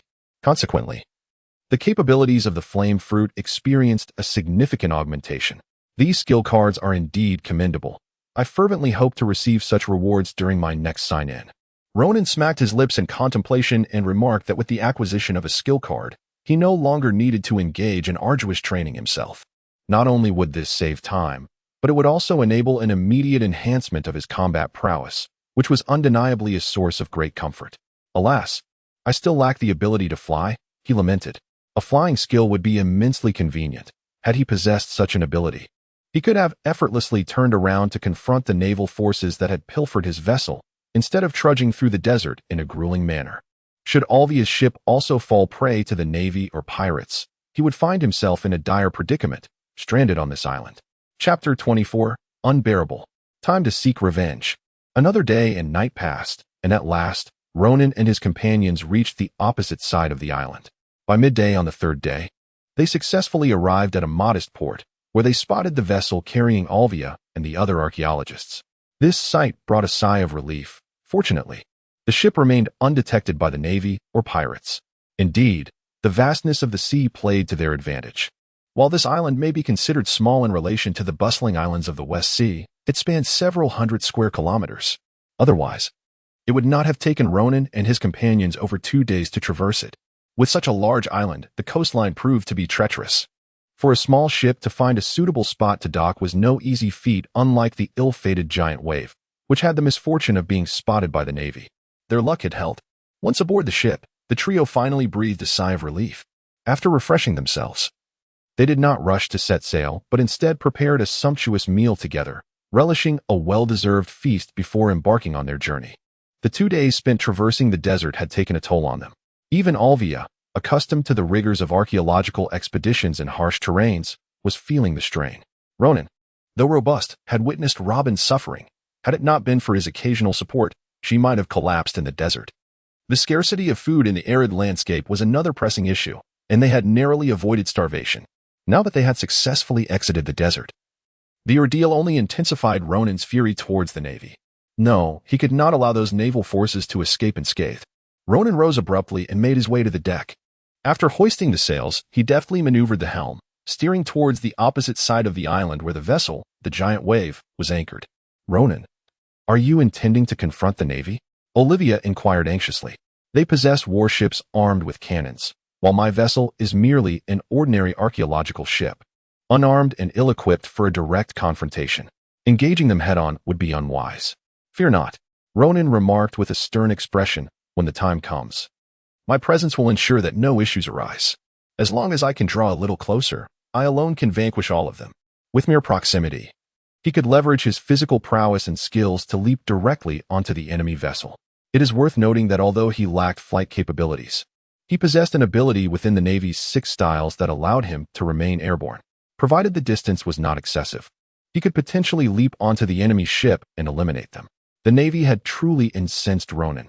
Unless he dealt with them, his spirit would remain troubled, and his thoughts disordered. In a world of cultivation, such turmoil could give rise to inner demons. Although he had yet to practice any cultivation techniques in this realm, what if he were to later receive a top-tier cultivation method as a reward? Would he not wish to cultivate it? Moreover, he was simply irked at present, desiring to confront them, and he possessed the capability to do so. Thus, he felt compelled to act or risk swallowing his indignation. Seeing that persuasion was futile, Olvia ceased her attempts, as she had never truly witnessed Ronan's strength and harbored some concerns about his decision to confront their adversaries. Conversely, Robin was entirely confident in Ronan, and upon hearing this, he exclaimed, Mom, please do not dissuade Brother Ronan. These Navy men brought this upon themselves. How dare they steal our ship and force me to endure 2 days of sand in the desert? They must not be allowed to escape so easily. Robin, pouting and clenching his small fists, spoke up. Upon hearing Robin's words, Olvia fell silent. The vessel, driven by the sea breeze, swiftly sliced through the waves, heading directly towards the location of the Mistral. With Olvia aboard, certain tasks became considerably easier as an archaeologist accustomed to traversing the ocean. Her knowledge of maritime navigation far surpassed that of Ronan and Robin. Consequently, the journey proceeded remarkably smoothly, and by the afternoon, they successfully arrived in the waters surrounding the Mistral, situated on the opposite side of the island, having traveled for less than 2 hours. In the vicinity of the Mistral, 3 warships floated, with sailors stationed in the lookout towers, diligently observing the sea. Suddenly, one sailor's gaze sharpened as he spotted the approaching archaeological vessel. Report. An unfamiliar ship is approaching rapidly. The sailor immediately rushed to inform Major Brusket in the cabin. What kind of ship? A pirate vessel? Brusket raised an eyebrow, incredulous that someone would dare approach his warships directly. Did they truly believe they could confront the might of the Navy? It is not a pirate ship. The reporting sailor shook his head. It appears to be an archaeological vessel. An archaeological vessel? Brusket and Niplo exchanged glances, their minds racing as they recalled their mission to hunt down the archaeologists from Ohara. Now, with Ronan's ship detained and another archaeological vessel approaching, the implications were clear. Oh, it must be that Ronan, discovering his ship is missing, has taken to an archaeological vessel to reclaim it, remarked the strategist Niplo with a cold smirk. Indeed, that was my thought as well. But I wonder if those archaeologists have been eliminated, Brusket mused. The team dispatched to the island has yet to report back, which could mean they encountered Ronan and were dealt with. However, since Ronan arrived later, it is possible they had already dispatched the archaeologist before he could intervene. In that case, their demise would hold some value. What shall we do now, sir? Niplo inquired. Let us first inspect the deck. The 2 men led their crew to the deck, where they immediately spotted the rapidly approaching archaeological vessel. It moves rather swiftly, Major Brusket remarked, a smirk forming on his lips.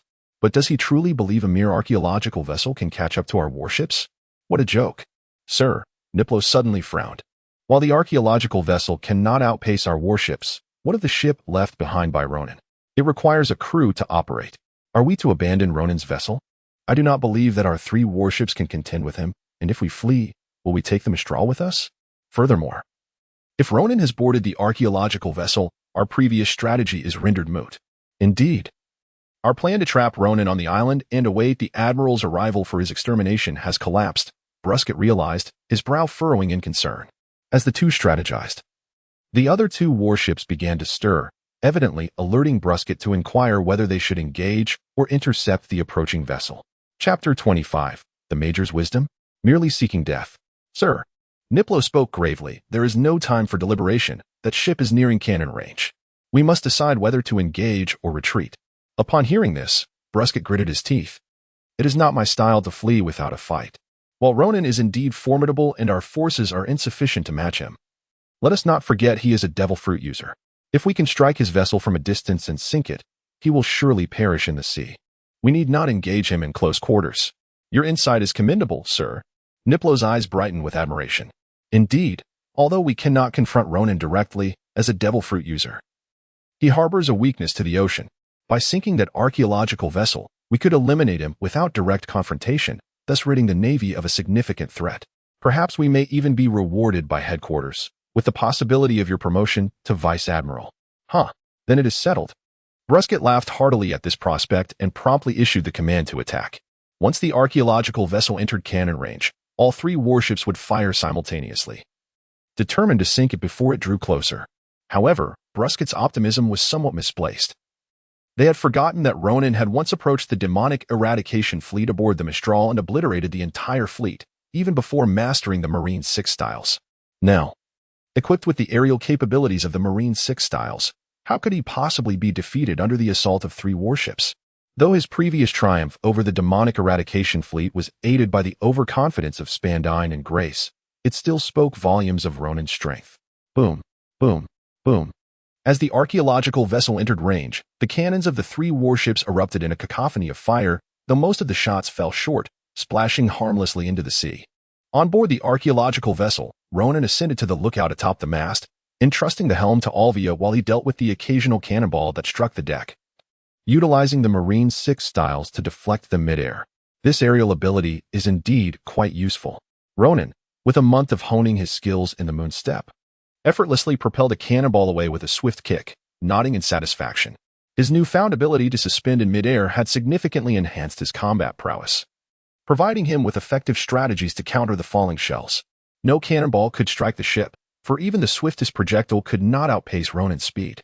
The combination of the moonstep's levitation and the vacuum blade proposed by Langi allowed him to effortlessly deflect all approaching shells. Before long, as cannonballs were sent flying by Ronan, the archaeological vessel safely approached the vicinity of three warships, leaving Brusco and Niplo in a state of shock. This is outrageous. How could this man possibly deflect cannonballs? Brusco gritted his teeth in frustration. If we fail to sink the archaeological ship, we are in grave danger. What shall we do? Dear Major? Niplo asked, his voice trembling with fear. What do you expect me to do? What use is a myriad like you? Brusco snapped, turning to glare at Niplo. As a military aide, Niplo proved utterly useless.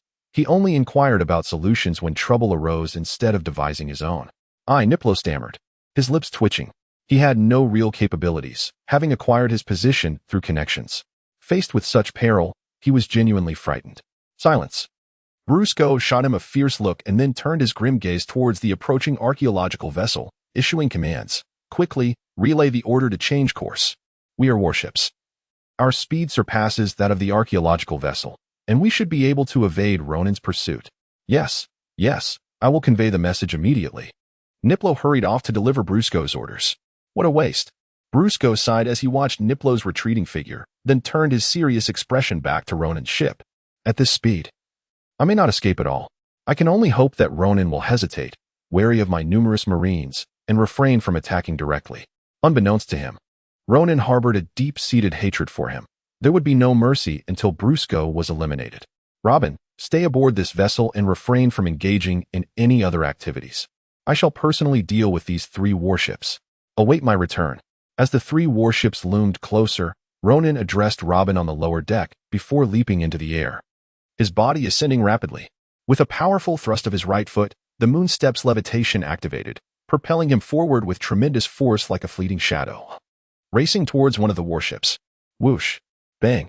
Ronan's figure descended from the heavens amidst the horrified gazes of the sailors, crashing onto the deck of the warship with a resounding thud. He gradually straightened up, his icy gaze fixed upon the mariners.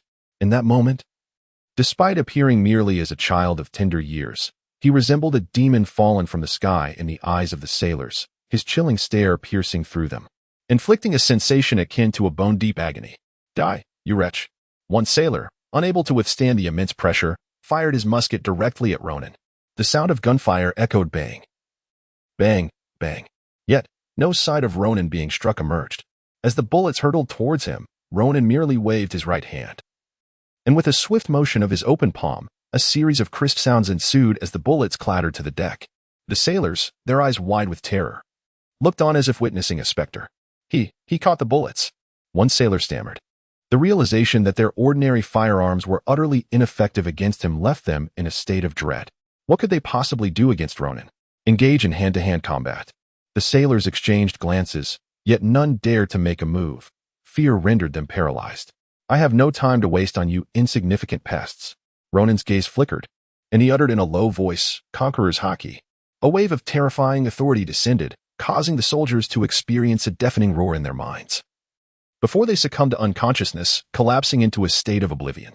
Upon witnessing this, Ronan's expression remained unchanged. He merely raised his hand, and with a swift motion, terrifying flames erupted, engulfing the entire vessel. All the sailors aboard the warship were consumed by the flames, incinerated alongside the ship itself. To obliterate a warship carrying nearly 100 sailors took Ronan less than a minute. Chapter 26. Annihilation of Brusco. The sight instilled profound terror in the sailors aboard the other two warships, who initially believed that the crew of the engulfed ship could withstand the onslaught long enough to afford them a chance to escape. They were utterly unprepared for the speed with which Ronan had dispatched the vessel. It was beyond horrifying. That accursed Ronan. Brusco gritted his teeth in fury, his eyes ablaze as he gazed upon the burning warship, which housed nearly 100 of his men, loyal subordinates who had served alongside him in the West Sea for many years, and with whom he had shared bonds of camaraderie. He could hardly fathom their loss. They are dead, all dead. Niplo stood trembling on the adjacent deck, his face paling as he watched the warship, now ablaze, gradually sink into the depths. The sailors armed with muskets mirrored his expression, shaking as they beheld the vessel's demise, their hearts shattered, devoid of any will to resist. Ronan is terrifying. Good heavens, a demon. He is a demon. So many sailors have fallen to his hand. The entire warship has been reduced to ashes. Quick, we must flee. Curse it. Why is the wind so feeble? Our speed is insufficient. We cannot escape. Despair began to envelop the sailors, particularly those tasked with hoisting the sails. They watched helplessly as the sails flapped in the light breeze, yet the ship made no headway. At that moment, Ronan had already arrived. Boom. A resounding crash echoed through the air as Ronan landed on another warship, and like the previous vessel, this one too met a similar fate. Conqueror's Haki. Flame Fruit. Inferno. Upon descending onto the second warship, Ronan offered the sailors no chance of resistance. With the Conqueror's Haki paving his way, he unleashed the full might of the Flame Fruit, setting the entire ship ablaze as the crackling sounds of burning timber resonated far and wide. Without wasting a moment, Ronan ensured that none aboard the ignited vessel could escape. Even the officers on board were unable to withstand the dual onslaught of Haki and flames, all perishing in the inferno. He took to the air once more, heading towards the last remaining warship. Boom. Once again, Ronan landed on the deck of the third ship and looked up to see a towering figure standing at the bow, clad in a naval coat and adorned with the insignia of a rear admiral. It was evident that this individual was the commander of the three warships. The audacious plan to seize his flagship and trap him on a deserted island was surely devised by this very man. Ronan. Brusco inhaled deeply, casting a dark glare at Ronan. Before him stood a mere child of 10, his height barely reaching Brusco's waist. Yet this child had inflicted catastrophic losses upon the entire West Sea Navy branch, with over 1,000 sailors already perishing at his hands. Despite his youthful appearance, the deeds he had wrought were those of a true demon, merciless, cold, cruel, and malevolent. Should the opportunity arise, Brusco vowed to personally eliminate this demon, restoring peace to the West Sea and fulfilling the absolute justice that his navy represented. Are you the commander of this fleet? Ronan gazed coldly at Brusco and spoke with an air of indifference. Indeed, I am Rear Admiral Brusco of the Western Navy Branch. Ronan, your repeated slaughter of so many Marines renders you beyond redemption. Brusco's eyes, ablaze with fury, bore into Ronan as he growled, his gaze fierce enough to seem as if he wished to devour Ronan whole. How dare you seize my vessels? You shall pay dearly for this. Ronan spoke with a sense of calm. I have yet to seek retribution from you, yet you dare to come to me and cause trouble, utterly unaware of the consequences. Ronan, do not revel in your arrogance. Our headquarters has resolved to deal with you. A formidable general is set to take action. You shall not remain unscathed for long. Bruce glared at Ronan fiercely and declared, I await the day when you face the judgment of justice. Ah, the so-called judgment of justice. You will not live to witness it. Ronan's figure flickered, and he had already arrived before Brusco. With a swift motion of his sun-wheel blade, Brusco, despite being a user of a devil fruit and possessing the skills of the Marine Six Styles, was tragically outmatched by Ronan's overwhelming strength. The disparity was vast. He could not withstand even a single strike from Ronan and was instantly vanquished. Ronan's current strength is undoubtedly at least at the level of a vice admiral or even a Yonko. Dealing with a mere rear admiral from the West Sea Branch is hardly a challenge for him. The Marine 6 styles? Initially, it was difficult to discern. But after witnessing Ronan effortlessly eliminate Brusco, Niplo finally comprehended the situation. Ronan had rapidly moved to Brusco's side utilizing the technique known as Soru from the Marine 6 styles. Reflecting on how Ronan had descended from the air, it became evident that he had also employed Jeppo, another technique from the same repertoire. How could you have mastered the Marine 6 styles? Niplo stammered, his face a mask of terror. Impossible. You've actually learned the Marine 6 styles. No wonder you could walk in midair. How I acquired the Marine 6 styles is of no concern to you. Casting a glance at Niplo, Ronan regarded him as nothing more than a disposable insect, despite the apparent prowess he possessed. With a swift motion, the blade sliced through Niplo's neck, his head, still bearing the expression of fear and despair, rolled across the deck, lifeless. Die. Surrounding them, a group of Marines, having witnessed the execution of their commanders, erupted into frantic cries of rage. A volley of gunfire erupted as they realized their fate was sealed, destined to share the same demise as the two previous warships. Yet, rather than resign themselves to death, they resolved to fight back with all their might. The cacophony of gunfire filled the air as a torrent of bullets rained down upon Ronan. However, it was futile. Such ordinary bullets posed no threat to him. Even if he were to remain stationary, his formidable defenses would render them harmless. Let us not forget that among the Marine 6 styles exists a technique dedicated to robust defensive capabilities. Should he activate Tech Eye, even the main cannon of a warship would fail to inflict harm upon him. Only the combination of Haki and a renowned blade wielded by a formidable figure at the level of an admiral, Yonko, or Shichibukai could pose a threat. Unfortunately, no such formidable ally was present aboard this ship, and even if there were, Ronan would not remain passive. Conqueror's Haki, Flame Fruit, Celestial Blaze. The last remaining warship succumbed to Ronan's onslaught, resulting in the total annihilation of Brusco's fleet, comprising 3 warships and hundreds of Marines, along with several officers, including Brusco himself and Niplo. This battle had dealt a devastating blow to the West Sea Branch. Having resolved the matter with these adversaries, Ronan took to the skies. Landing on his ship, the Great Wave. After effortlessly dispatching a few Marines hiding in the cabin and disposing of their bodies into the sea, he set sail towards the archaeological vessel nearby. Chapter 27. The Navy Headquarters in Fury. Karp and Zifa. Ronan, you're back. Are you unhurt? Though not far apart. Robin and Olvia had not witnessed the battle firsthand. They had only seen Ronan board the warship, followed shortly by flames consuming it, leading to its sinking. They were understandably concerned for Ronan's safety. I am unscathed. These insignificant lackeys could not possibly harm me. Do not fret. After jumping onto the archaeological vessel, Ronan smiled reassuringly, but then glanced at the Great Wave with a hint of concern. Both ships were present, yet they were severely lacking in crew members. With only 3 individuals, how could they navigate 2 vessels? After some contemplation, Ronan spoke, and Olvia, the Great Wave far surpasses your archaeological ship in both speed and capacity. We should transfer to the Great Wave. Absolutely. Before Olvia could respond, Robin chimed in enthusiastically, fully endorsing Ronan's proposal. The Great Wave housed many supplies she had personally purchased, including clothes and delectable food. Having spent several days on the Great Wave, she had grown accustomed to its environment, finding the archaeological vessel rather lacking in comparison. Olvia furrowed her brow in thought, but what about this archaeological vessel? Shall we abandon it? We can transfer some supplies to the Great Wave and then set it ablaze. We cannot allow it to drift aimlessly at sea, can we? This was the only feasible solution for Ronan regarding the archaeological vessel, after all. It was impractical for 3 individuals to operate 2 ships. The Great Wave would suffice. Very well, Olvia nodded, and the 3 began moving supplies, including food, archaeological tools, and even books and charts. Soon, they completed the transfer, and with a single spark, Ronan set the archaeological vessel ablaze. Subsequently, the trio departed the area aboard the Great Wave. Ronan has departed, yet a few days later, the naval branch of the West Sea finally became aware of the annihilation of the fleet led by Brusco at the hands of Ronan. Upon receiving this news, the commander of the West Sea branch was consumed with rage, yet found himself utterly powerless against Ronan, compelled only to report this information to the headquarters at Marineford. Within the marshal's office at Marineford, Steelbone Kong wore a grim expression, clearly affected by the grim tidings that had arrived from the West Sea.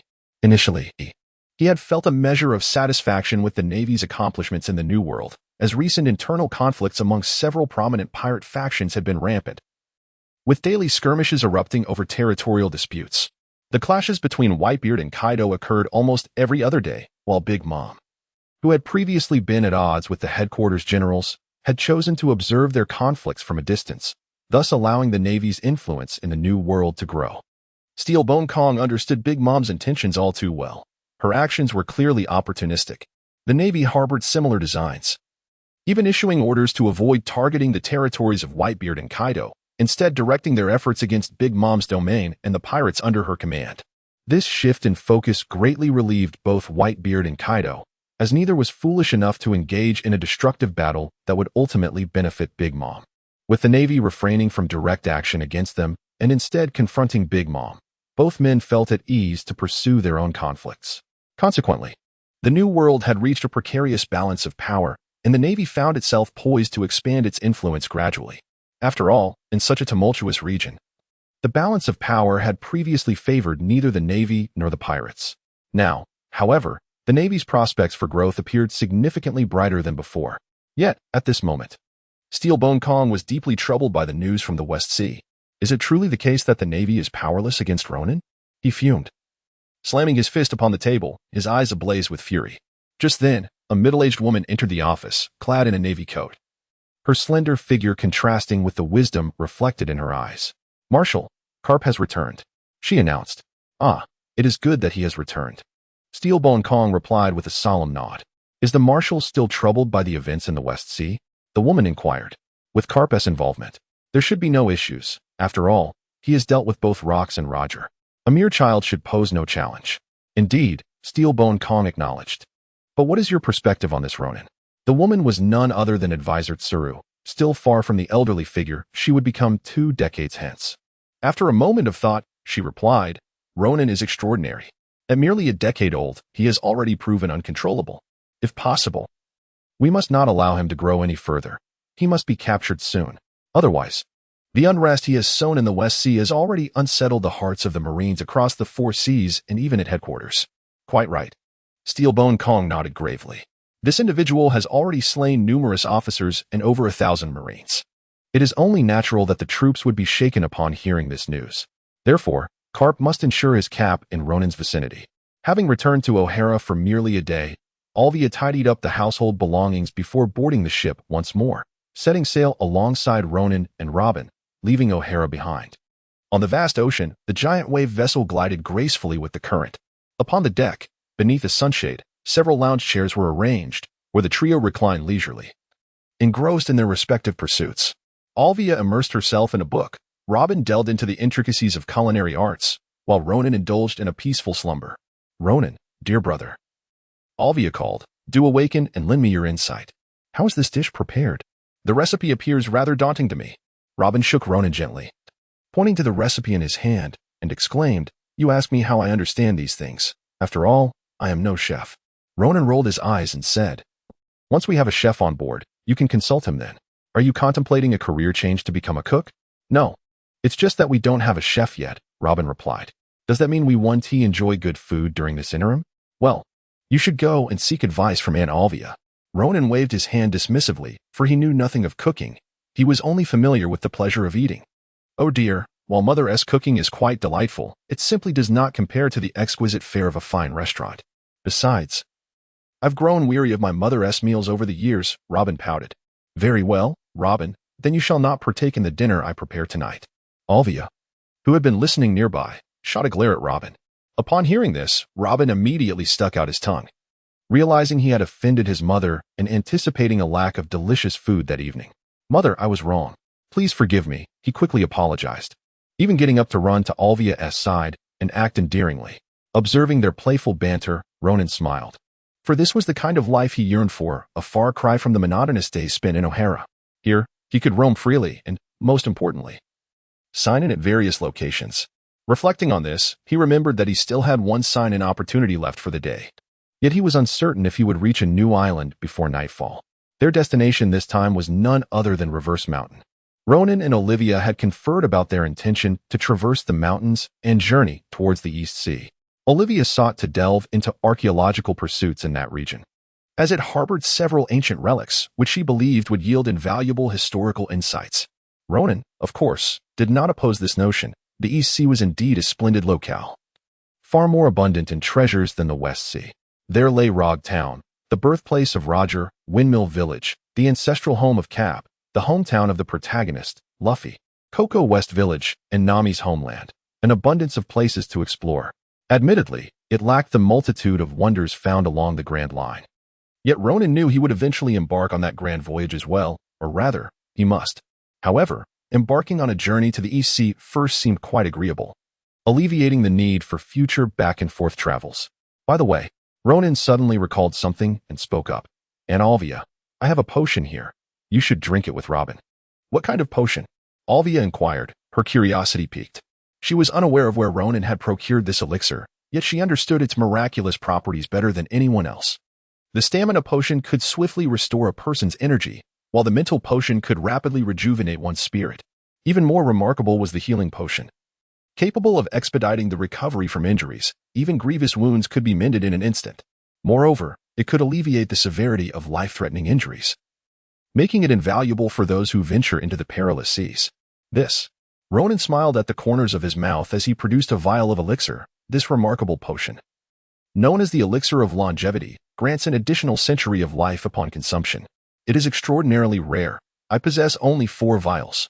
The elixir of longevity is indeed the most precious potion among those Ronan has obtained through his endeavors, for it bestows an entire 100 years of life without any adverse effects.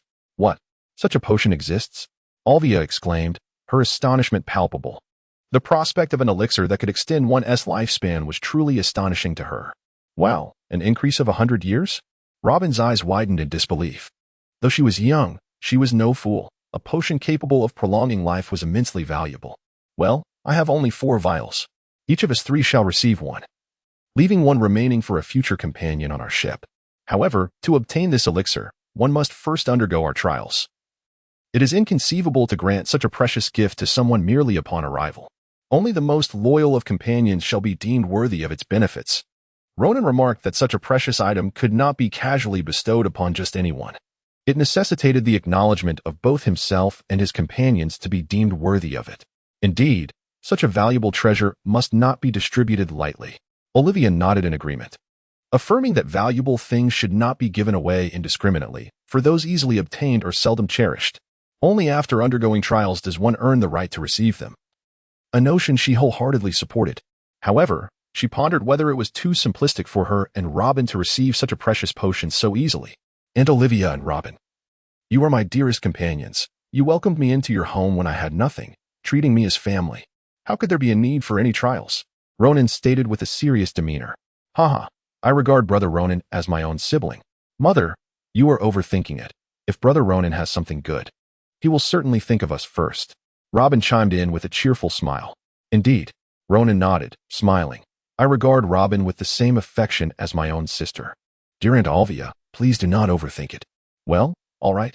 Olvia finally acquiesced, having never treated Ronan as an outsider, often regarding him as a son, without any distinction. The fact that Ronan, upon receiving something good, first thought of her and Robin filled her heart with joy. The 3 of them consumed the longevity elixir, its flavor sweet and comforting, enveloping them in a soothing warmth that emanated from within. It was a vitality that continually nourished their bodies, enhancing their health. Chapter 29. Signing in at the Inverted Mountain. Reward, Sky Dance Technique. "This elixir is astonishing," Olvia exclaimed, her expression one of sheer amazement, especially as she felt the disappearance of various minor ailments she had long endured, such as vision deterioration from years of reading and skin dryness resulting from archaeological endeavors. She realized that her current state of health was unparalleled. The effects of this elixir far surpassed those of traditional healing potions, which primarily addressed physical injuries. Ailments like vision and skin conditions had previously been untreatable. Now, she felt rejuvenated, as if she had returned to the vigor of her late teens, or even better, brimming with energy and vitality. "Wow, I can feel it too. This is incredible," Robin exclaimed, her feelings, though not as pronounced as Olvia's, allowed her to sense the changes in her body, which felt healthier and more vibrant. As for Ronan, he did not perceive any significant alterations. He simply recognized that his vitality had grown stronger and more robust. Without needing to check his attributes, he was aware that they had undoubtedly increased, particularly in terms of physical constitution, albeit by a modest margin. After consuming the longevity elixir, the trio felt elated. Ronan was no exception. Having gained an additional century to his lifespan, who wouldn't feel joyful about that? That evening, they celebrated with a sumptuous dinner, indulging in an abundance of food and drink. 2 days passed, during which Ronan sought a place to sign in, while the wavebreaker needed to find a suitable location to dock for supplies. They eventually anchored at an island. However, just as they completed their resupply, they were ambushed by a group of bounty hunters. 8 hunters, lurking along their path as the trio prepared to return to the wavebreaker, surrounded them, ready to strike. Yet, these individuals, accustomed to dealing with ordinary pirates, were utterly unaware that they were up against Ronan, an entity that even the Navy found formidable. Consequently, their fate was all but sealed. With an authoritative presence, Ronan swiftly dispatched all 8 bounty hunters, leaving them lifeless as he departed, instilling terror in the hearts of those who arrived later seeking information. This Ronan is incredibly powerful. He is not to be trifled with. One hunter trembled, contemplating abandoning the pursuit of Ronan. 1 billion berries were enticing, but one must also value their life. Indeed, Ronan was beyond the reach of ordinary bounty hunters like themselves. Let the more capable ones handle him, for I have decided to withdraw. Another hunter shook his head and sighed, resolving to cease his pursuit of Ronan. How foolish of them. I shall not give up. Once I claim that billion berries, I can retire in luxury, or can I not revel in freedom afterwards? Yet, not all bounty hunters were willing to relent. One remained resolute in pursuing Ronan. Go ahead then. I will not join you. What? Did we not agree to pursue together?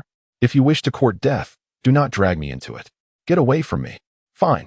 Do not regret this later. That billion berries will be mine alone. Huh. You, a mere waste, think you can hunt Ronan? Do you really believe the Navy is so easily bested? They have suffered greatly at his hands. Do you think you can outmatch them? I need to ponder this further. Just moments ago, you claimed you would continue hunting Ronan. Leave me be. That was merely an impulsive remark. Ronan remained oblivious to the fact that the bounty hunters arriving behind him had resolved to abandon their pursuit. Even if he were aware, it mattered little. He held no objections to their intentions, for should they dare to strike at him, they must be prepared to embrace death. After replenishing their supplies, the trio set forth once more. This time, there would be no further need to stock up before reaching Upside Down Mountain. Their next landing would be in the East Sea. Upside Down Mountain is an extraordinarily unique location in the world of pirates, where the 4 seas converge. It stands as the only point, aside from the doldrums, through which one can access the Grand Line from all 4 seas, unless, of course, you claim to fly over it. In which case, I shall refrain from comment. At long last, they arrived at Upside Down Mountain. What a magnificent sight! Robin gazed at the surging sea water gathering ahead, her heart swelling with joy as she called out. She had never before had the opportunity to witness such a magnificent spectacle. Long had she heard tales of Upside Down Mountain being the most awe-inspiring sight across the seas, and today, she finally beheld it with her own eyes. Indeed, it was truly breathtaking. Ronan was witnessing such a magnificent sight for the first time, the inverted mountain, where the confluence of the seas defied all natural laws. One could scarcely imagine that such a breathtaking landscape could occur naturally without witnessing it firsthand. Merely hearing others describe it would not suffice.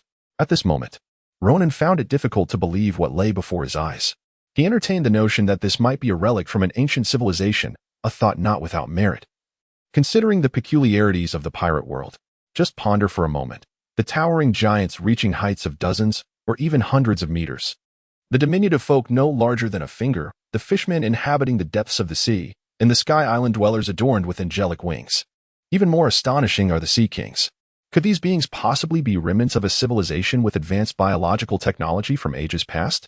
Furthermore, the devil fruits are said to have originated from a tree bearing the fruits of demons. Could such entities be the product of nature alone? The ancient 3 weapons and the legendary Pluton might have been the result of human ingenuity centuries ago. Yet the mermaid princess, who represents the sea kings, embodies a far more intricate mystery. Not to mention the enigmatic celestial king. Ronan harbored deep suspicions about the existence of an extraordinarily magnificent civilization in ancient times. One that was none other than the D-clan. This clan had long been a target of oppression by the world government, a component of the celestial dragons. 8 centuries ago, it was this very nation, under the dominion of the D-clan that established the world government. For reasons unbeknownst to many, after rebelling against their masters, they founded the world government and subsequently concealed the truth for a century. This revelation rendered many enigmatic events comprehensible. Brother Ronan, we are about to traverse the inverted mountain. And I feel a bit frightened, Robin said, gripping Ronan's hand tightly, her voice tinged with anxiety as he pondered these thoughts. Ronan lifted his gaze and beheld the Leviathan surging swiftly against the receding tide, racing towards the pinnacle of Upside-Down Mountain. The entire vessel nearly tilting to an angle of 90 degrees. Hold on to me, and Olvia, come here, Ronan exclaimed, promptly pulling Olvia beside him. He anchored himself firmly on the deck, refusing to be toppled by the ship's inclination. Oh, this exhilarating scene! Robin couldn't help but shout, her voice not one of fear. With Ronan by her side, she felt secure and instead burst into joyous exclamations. This playful demeanor starkly contrasted with the mature composure she exhibited in the original narrative of her adulthood. In this moment, Olvia also revealed a hint of a smile, though her hands remained firmly grasped around Ronan, ensuring she wouldn't be flung away. At this moment, Ronan wore a smile, pondering the renowned inverted mountain, a place celebrated worldwide. What rewards could possibly await him here? Surely, they would be splendid. System, register my attendance at Inverted Mountain. Immediately, Ronan issued the sign-in command within his mind. Ding. Congratulations to the host. Sign-in successful. Reward acquired. Skydance technique. Chapter 30. Arrival at the Eastern Sea. A flawless brush with fate. What a surprise. Upon hearing the mention of a reward, Ronan was instantly filled with delight. The Skydance technique? Was this a flying skill from the Dragon Ball universe? He hurriedly examined it. Skydance technique. A flight skill originating from the Dragon Ball realm, with the maximum flight speed dependent on the host's strength. Ronan was truly elated. Previously, he had harbored concerns that, lacking the ability to fly, his explorations over the ocean would be hampered by the adverse effects of the devil fruit, instilling a fear of the sea. However, with the acquisition of the Skydance technique, such anxieties have dissipated. No matter how vast the ocean may be. What is there to fear? I have ascended to the heavens. What can the sea do to me? With the Skydance as his newfound skill of flight, Ronan has effectively addressed the sole shortcoming in his current prowess. He is no longer intimidated by any adversary, regardless of their numbers or individual strength. Should they attempt to encircle him, he can simply take to the skies. If they prove weaker, he will annihilate them entirely. In one-on-one confrontations, Ronan now stands undaunted amidst the four seas. Be it the four emperors or the admirals, he fears no one. In fact, with his present capabilities, he possesses the potential to defeat or even eliminate an admiral. Ronan threw his head back and laughed heartily, with the mastery of the Skydance technique. His spirits soared to unprecedented heights. The vessel, the wave breaker, leaped among the mountains, ascending to the summit of the inverted mountain, gradually stabilizing. Before the trio, several channels where water converged came into view. This was indeed the confluence of the four seas. Ronan, look straight ahead, Olvia pointed, directing his gaze towards the largest channel where all the waters flowed together. That is the entrance to the first half of the Grand Line. Olvia had visited this place before and was eager to share her knowledge. Is that truly the gateway to the Grand Line? Robin exclaimed, her eyes wide with wonder. Oh, the Grand Line. We shall undoubtedly venture there one day, but not just yet. Ronan chuckled lightly and then inquired, which entrance leads to the East Sea? This entrance to the right, replied Olvia, gesturing toward another opening. At that moment, countless waves surged forth from that very entrance, rushing toward the mouth of the Grand Line. Then let us turn the ship around and set our course for the East Sea. Ronan steered the vessel, the giant wave, towards the entrance of the East China Sea. Although the passage of the four seas descended, the waters surged upward. To navigate downward, the giant wave had to contend with the opposing current, requiring a considerable exertion of effort.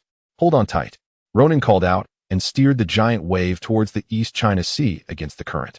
With a resounding roar, the waters surged backward, yet could not deter the giant wave from its determined course eastward, inch by inch, gradually making its way to the East China Sea. At last, after much effort, the giant wave successfully reached its destination. East China Sea, we have arrived. Robin exhaled deeply, releasing her grip on Ronan, twirling gracefully upon the deck, and performing a dance. You see, it has been quite some time since my last visit, Olvia remarked with a smile. The wave breaker had safely navigated the treacherous East Sea, and she too felt a sense of relief. It is well known that traversing Reverse Mountain is no simple feat, countless vessels, lacking in fortitude, have perished in their attempts to breach its formidable passage. The number is incalculable. Even renowned pirate crews and naval fleets have suffered damage while passing through. Yet, the Waybreaker has successfully made it through, a testament to its robust and resilient design. Now that we have arrived in the East Sea, where shall we venture next? Robin inquired. Of course, we should first find a place to dock, replenish our supplies, and then indulge in a hearty meal. Ronan spoke without a moment's hesitation. Wow, I wholeheartedly agree with this idea. Robin nodded vigorously in affirmation. Indeed, the culinary delights of the East Sea are remarkable. Olvia remarked with a smile. I have indulged in numerous delectable dishes here before. I shall take you both to savor them. Just thinking about it makes my mouth water. Robin chuckled. What are we waiting for? I shall raise the sails, and Olvia will steer the ship, and Robin, you shall consult the nautical charts to locate the nearest island for docking. With that, Ronan dashed toward the mast. Let us set sail.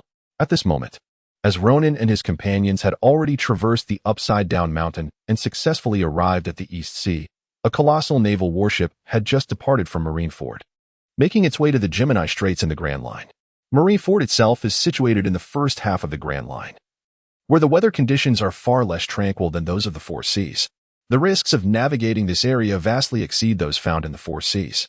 Consequently, despite the urgency with which Admiral Karp and Vice Admiral Zifa approached their mission, they still lost some time en route. We finally reached the upside-down mountain. On the warship's bow, two imposing figures stood tall, akin to twin mountains, causing the sailors around them to feel a sense of intimidation. Karp, we are soon bound for the West Sea. That little brat Ronan will be my responsibility then. You can hold the rear guard. One of the towering figures turned to Karp, his physique even more robust than Karp's, yet he was missing an arm. The right side of his body was adorned with a fearsome mechanical limb. Zifa, do not underestimate that Ronan, though he is but a mere child of 10 years. His strength is quite formidable. We must not let our guard down, Karp stated solemnly. Despite holding the rank of Rear Admiral, he was more than capable of serving as an admiral. It was merely his choice to refrain from such a position. Having once battled against the likes of Rox and Roger, Karp's prowess within the Navy is undisputed. Of course, Zifa's strength is equally unquestionable. Before assuming the rank of admiral, Zifa had already made a name for himself, teaching at the Navy Academy for over a decade and training countless elite personnel for the Navy, among whom are the renowned Admirals Akainu, Kizuru, and Akiji. Furthermore, many elite rear admirals hail from his tutelage, underscoring his esteemed reputation. Thus, the Navy's decision to dispatch these two formidable figures to the West Sea in pursuit of Ronan speaks volumes about their regard for him. Indeed, these two are the strongest individuals the Navy can muster. What is there to fear from a mere child? Zifa remarked indifferently. Very well. Karp crossed his arms, not wishing to press the matter further. Both were peak warriors of the Navy, possessing their own pride. Since Zifa was unwilling to heed his caution, there was little point in further argument. If Zifa wished to confront Ronan alone, so be it. Karp would provide support from the rear, observing Ronan's abilities and waiting for the opportune moment to strike and subdue him effortlessly. The warship swiftly navigated through the upside-down mountain, perfectly timing its passage to be a mere 10 minutes apart from Ronan and his companions, heading directly towards the West Sea. The two were unlikely to reach the West Sea in time to intercept Ronan. Little did Karp and Zifa realize that they had missed Ronan by a mere 10 minutes. Ronan was unaware, even oblivious to the fact that two formidable figures had been dispatched by the naval headquarters to pursue him. Unperturbed, he commenced his grand venture of signing in across the East Sea. The East Sea harbors numerous locations awaiting his presence, and with the mastery of Skydance, his signing endeavors would undoubtedly become far more effortless. Chapter 31, Log Town. The aspiring Chef Kuruman. East Sea Log Town. The majestic ship, the Giant Wave, gradually docked at the harbor of Log Town. Ronan and his companions disembarked and ventured into the quaint town. Is this truly the birthplace of the Pirate King? It is said that just a few years prior, he met his fate here. Robin gazed at the passers-by around her. Log Town remained remarkably bustling. After all, we are in the era of great pirates, and as the birthplace and execution site of the legendary Pirate King Roger, countless pirates flock here daily to pay homage to him. Naturally, the island is also under the watchful eye of the Navy, who find it challenging to distinguish between adventurers, ordinary citizens, and disguised pirates, unless the latter are blatantly unmasked. This island is indeed quite vibrant. Olvia remarked, when I last visited, it was not nearly as lively. Of course, that was before Roger's demise. So it seems that Roger's death inadvertently contributed to the growth of Logtown? Ronan chuckled. And the truth is somewhat aligned with that notion. In the past, Logtown bore the brunt of the Navy's ire due to Roger. And the stationed naval forces here were exceptionally elite, arguably the finest in the entire East Blue. In fact, the East Blue Navy's headquarters is situated not far from Logtown.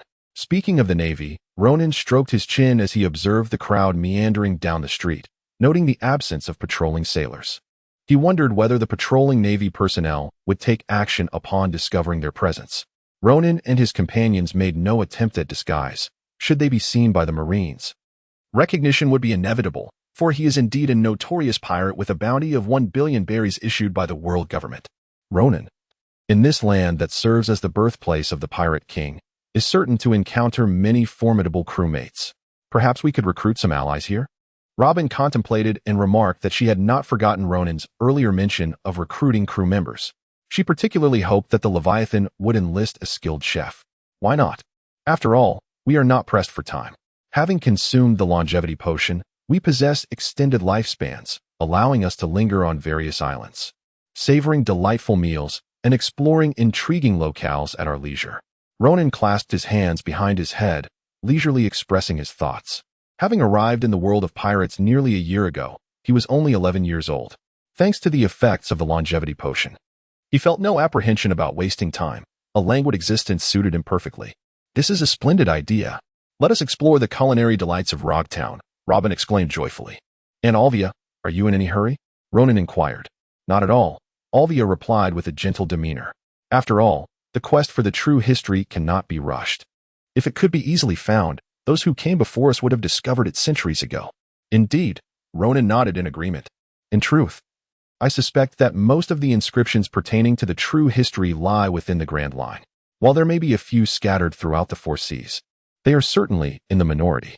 Once we journey to the Grand Line, we are bound to uncover numerous historical texts. Let us go and find a delightful restaurant to savor the local delicacies. After walking for a while, the trio finally spotted a restaurant. Though modest in size, a considerable line of patrons awaited entry, suggesting it was a well-regarded establishment. This one will do. With so many people queuing, the food must be exquisite, Ronan remarked with a smile. I shall stand in line. Robin dashed out swiftly, trailing behind the crowd in line. Olvia chuckled and shook her head, remarking on the girl's eagerness, especially when it came to food, truly a gluttonous little thing. After a brief wait, their turn finally arrived, and upon tasting the dishes, it was evident that the culinary delights of this establishment were indeed exceptional, surpassing the flavors of all the restaurants that Ronan and his companions had previously visited. Well, the food here is absolutely delectable. Mom, Ronan, you must try this fish. It is simply exquisite. Robin, captivated by a golden brown fish, exclaimed in delight. And this looks absolutely splendid as well. Ronan savored a dish before him, a grilled squid, which was exceptionally delectable. This soup is utterly delightful, Olvia praised, holding a spoon aloft to admire a bowl of soup. Esteemed guests, this is the food you ordered. Please enjoy. At that moment, a girl's voice chimed in as she approached, laboriously carrying a large platter brimming with boiled shrimp and crabs, struggling to set it upon the table. Well, I must have some. Robin eagerly dove into the feast. Ronan turned to the girl who had brought the dishes. She had a cascade of red hair and a youthful complexion, appearing to be no more than a mere 10 years old, only a few years older than himself. Ronan felt a stirring in his heart. This girl bore a striking resemblance to someone he recognized. Upon closer reflection, he realized she was none other than Kuruman, the girl who had competed with Sanji in culinary skills back in Rogtown. Was this establishment owned by her family? Ronan ceased his eating, turned his gaze towards the girl, and inquired, Hello, is this your family's establishment, or are you merely a server here? The girl was momentarily taken aback, then replied, Indeed. This restaurant is owned by my father. At that moment, Robin, who had been preoccupied with the shrimp and crab, paused and turned his wide eyes towards Kuruman. So, this girl is the daughter of the owner of this establishment? One wonders what her culinary skills are like. Initially, he had considered inviting the owner of the restaurant to join their crew, but having seen the owner and his wife earlier, he realized they had a shop and a settled life in Rogtown, making it unlikely for them to agree to embark on a ship. However, given that this girl is the owneress' daughter, she must possess remarkable culinary talents. If she can create such delectable dishes, perhaps there is a way to persuade her to join their ranks. Robin contemplated these thoughts in his mind, preparing to invite the other party to join his cause. At that moment, Ronan spoke up. "Hello, I am Ronan. Are you skilled in the culinary arts? Can you create the delectable dishes that grace our table?" Upon the mention of culinary prowess, Kuruman immediately lifted his chin with pride. "I have inherited all of my father's culinary skills. The dishes I prepare now rival those of my father. Some of the delicacies on this table are indeed my creations." "Is that so? That is truly impressive." Ronan immediately broke into a smile, contemplating how to entice her away. "Wow, you are truly impressive," exclaimed Robin, gazing at the other with admiration, his eyes darting about, clearly harboring the same intention as Ronan. Meanwhile, Olvia, observing this, could not help but smile slightly, as she understood what the two were scheming. However, considering the girl's tender age, it was evident that she would not be easily swayed. Her parents would surely not permit her to accompany strangers onto a ship. "Humph, I am quite formidable," Kuruman proclaimed proudly, hands on her hips. "I am destined to become the world's greatest chef." Such grand aspirations? Chapter 32, Deception. Establishing residence in Rog Town. Ronan said with a smile, "However, I have heard that the most formidable chefs in the world hail from the North Sea. Even the most skilled chef from the East Sea cannot break into the ranks of the top 10 globally. It seems your dream may be quite challenging to realize." Upon hearing this, the girl found herself at a loss for words. Indeed, the most exceptional chefs in the world predominantly originate from the North Sea, with at least 7 or 8 among the top 10. This illustrates just how remarkable the chefs from that region truly are. "I will definitely surpass those renowned chefs from the North Sea. Just you wait," Kuruman declared defiantly. "In truth, we are adventurers from the West Sea, with aspirations to journey to the Grand Line, and perhaps even to the North Sea." Ronan pondered and remarked, "Many formidable chefs from the North Sea gather along the Grand Line. If you wish to compete with them, you must venture to the Grand Line or North Sea. For a young girl like you, it is no easy feat." Upon hearing this, Kuruman furrowed her brow, acknowledging the harsh reality. Indeed, the seas are rife with pirates, and realizing her dreams would be fraught with challenges. However, Ronan continued, "If you are willing, you may join us on our voyage." "Join you on your voyage?" The girl looked up, her expression tinged with skepticism as she examined the trio, 1 adult and 2 children. Could such a combination truly sail the seas? Surely, they would be swiftly overwhelmed by the brutal pirates. Noticing the girl's disbelief and condescension, Robin felt compelled to defend their capabilities. "What? Do you look down upon us? Let me assure you, Ronan is exceptionally skilled, and I am formidable as well. I am a wielder of devil fruit powers." "A wielder of devil fruit powers?" Kuruman's eyes widened with astonishment. She had heard of such individuals, those who consume the devil fruit and gain extraordinary abilities. They are indeed remarkable. She recalled witnessing a fierce battle between the Navy and a pirate endowed with such powers. The pirate had displayed incredible prowess, injuring several naval soldiers before successfully escaping from their encirclement. Subsequently, the Navy had even dispatched a lieutenant with devil fruit abilities to pursue the pirate, though she was uncertain of the outcome. "Indeed, just look." As Robin spoke, she made a motion with her right hand, and to her astonishment, her arm began to transform. Several additional arms blossomed from her fair-skinned limb, startling Kuruman, who then gazed at Robin with palpable excitement. Before her stood a wielder of a devil fruit power, and so close at hand, her curiosity and interest piqued immensely. "What a peculiar ability to conjure so many arms!" Kuruman exclaimed. "If I possessed such a power, cooking would become remarkably easier." "Oh, indeed, it is fitting for a chef to relate such a gift to the culinary arts. One might say it is characteristic of someone aspiring to be the greatest chef in the world." "Are you truly that formidable?" Kuruman questioned, still somewhat skeptical. Even with a devil fruit user among them, there were also capable individuals within the ranks of pirates. Despite Robin's powers, being a girl under 10 years of age, she might not match those seasoned adult pirates who wielded abilities of their own. "Of course, what do I know? Ronan brother is the truly impressive one." Robin pointed at Ronan and declared, "He single-handedly defeated an entire pirate crew in the West Sea. He is also a wielder of a devil fruit. Possessing immense strength, none of the pirates could stand against him." Robin boasted as if Ronan were capable of anything. However, Kuruman found herself believing Robin's words. At the very least, the 3 individuals before her undoubtedly possessed formidable skills. After all, they had safely traversed from the West Sea to the East Sea, unscathed, despite the countless pirates in the perilous upside-down mountain that lay along their journey. Achieving such a feat was no trivial matter. At this moment, Kuruman felt a stir of ambition. She recognized that her culinary skills had reached a plateau.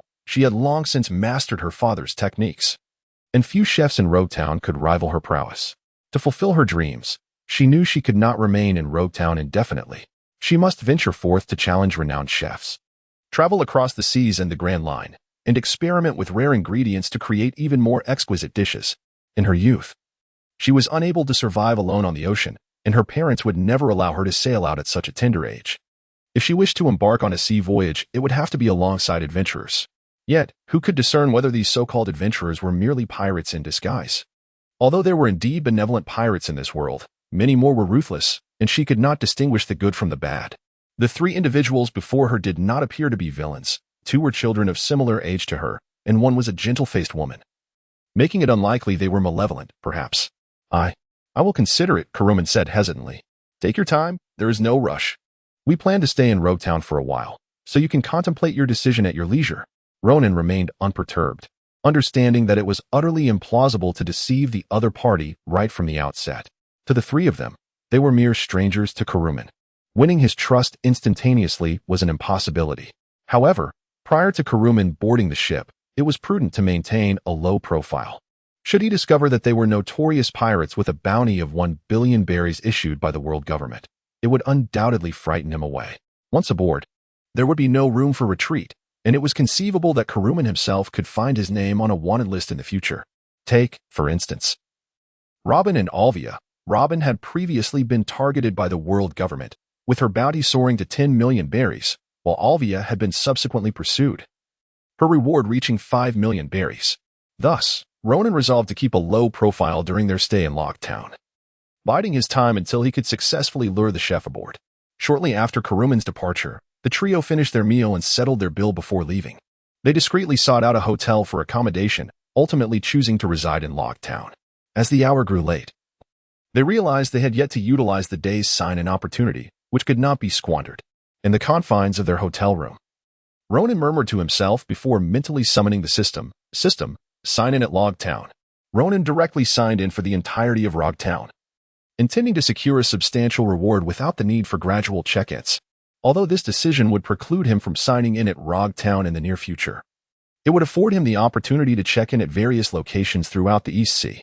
While he intended to reside in Rogue Town for a while, he was not inclined to engage in a slow, piecemeal process. In a few days, he could easily venture to other areas in the East Sea for check-ins before returning to Rogue Town. Although he planned to settle for some time, he did not foresee this duration being overly extended. Chapter 33, Signing in at Rogue Town. Reward, Zanpakuto. Ding. Congratulations, host. Check-in successful. Reward obtained. 1 Zanpakuto. Ronan's expression shifted. A Zampakut? He never anticipated acquiring such a weapon this time. Indeed, it befits the town of Rock. This reward is quite satisfactory. The Zampakut, a unique weapon wielded by Shinigami from the world of the Soul Reapers, is forged from souls, capable of transitioning between the tangible and the intangible. Depending on one's spiritual will and the nature of their soul, it can manifest in various forms and functionalities, possessing an extraordinary lethality against spiritual entities. At this moment, its state remains unawakened. Ronan perused the introduction of this Zanpakuto, and his interest was immediately piqued. He wondered if this Zanpakuto was indeed Zangetsu.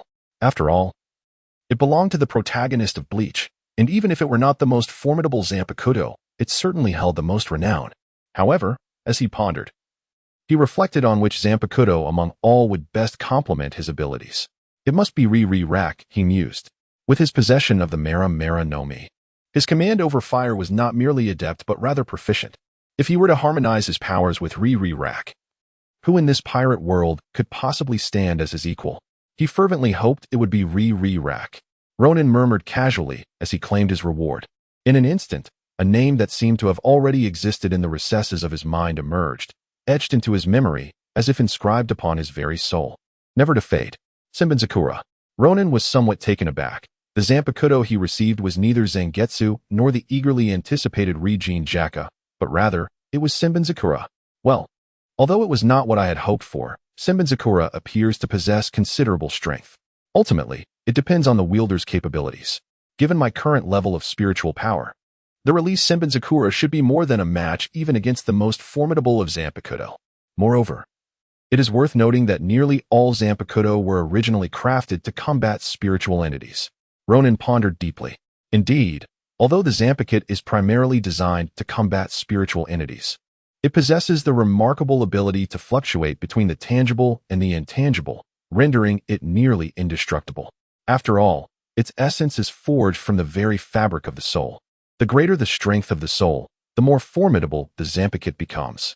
However, each Zampakit is unique, endowed with distinct abilities, which accounts for the disparities in their power. Having acquired the Zampakit and with ample time at his disposal, Ronan resolved to unleash its potential. Scatter 1,000 cherry blossoms. Ronan uttered the incantation for the initial release of Sinbin-Zakura. In an instant, he felt a blur before his eyes, and his entire being succumbed to a semblance of slumber. While his consciousness transcended into the realm of the soul, or what could also be referred to as the realm of awareness, the soul space of Ronan's Sinbin-Zakura diverges from the original portrayal of Byakuya Kachiki in the Death Note series. The humanoid form of Sinbin-Zakura manifests not as the samurai adorned with a demonic mask, but rather as a young man resembling an adult Ronin. This young man possesses a strikingly handsome yet stern visage, gazing indifferently at Ronan, who has suddenly appeared before him, while wielding a long blade in his hand. In stark contrast to Ronan's current appearance, the figure transformed from Sinbin-Zakura is undeniably breathtaking, exuding an icy aura that marks him as a paragon of beauty. Capable of captivating countless hearts, Ronan felt a twitch at the corner of his mouth, sensing a slight toothache. The appearance of Sinbin-Zakura before him bore an uncanny resemblance to his own adult self. Could it be that his adult persona was so arrogant? Surely not. He considered himself a gentle soul, incapable of exuding the coldness that stood before him.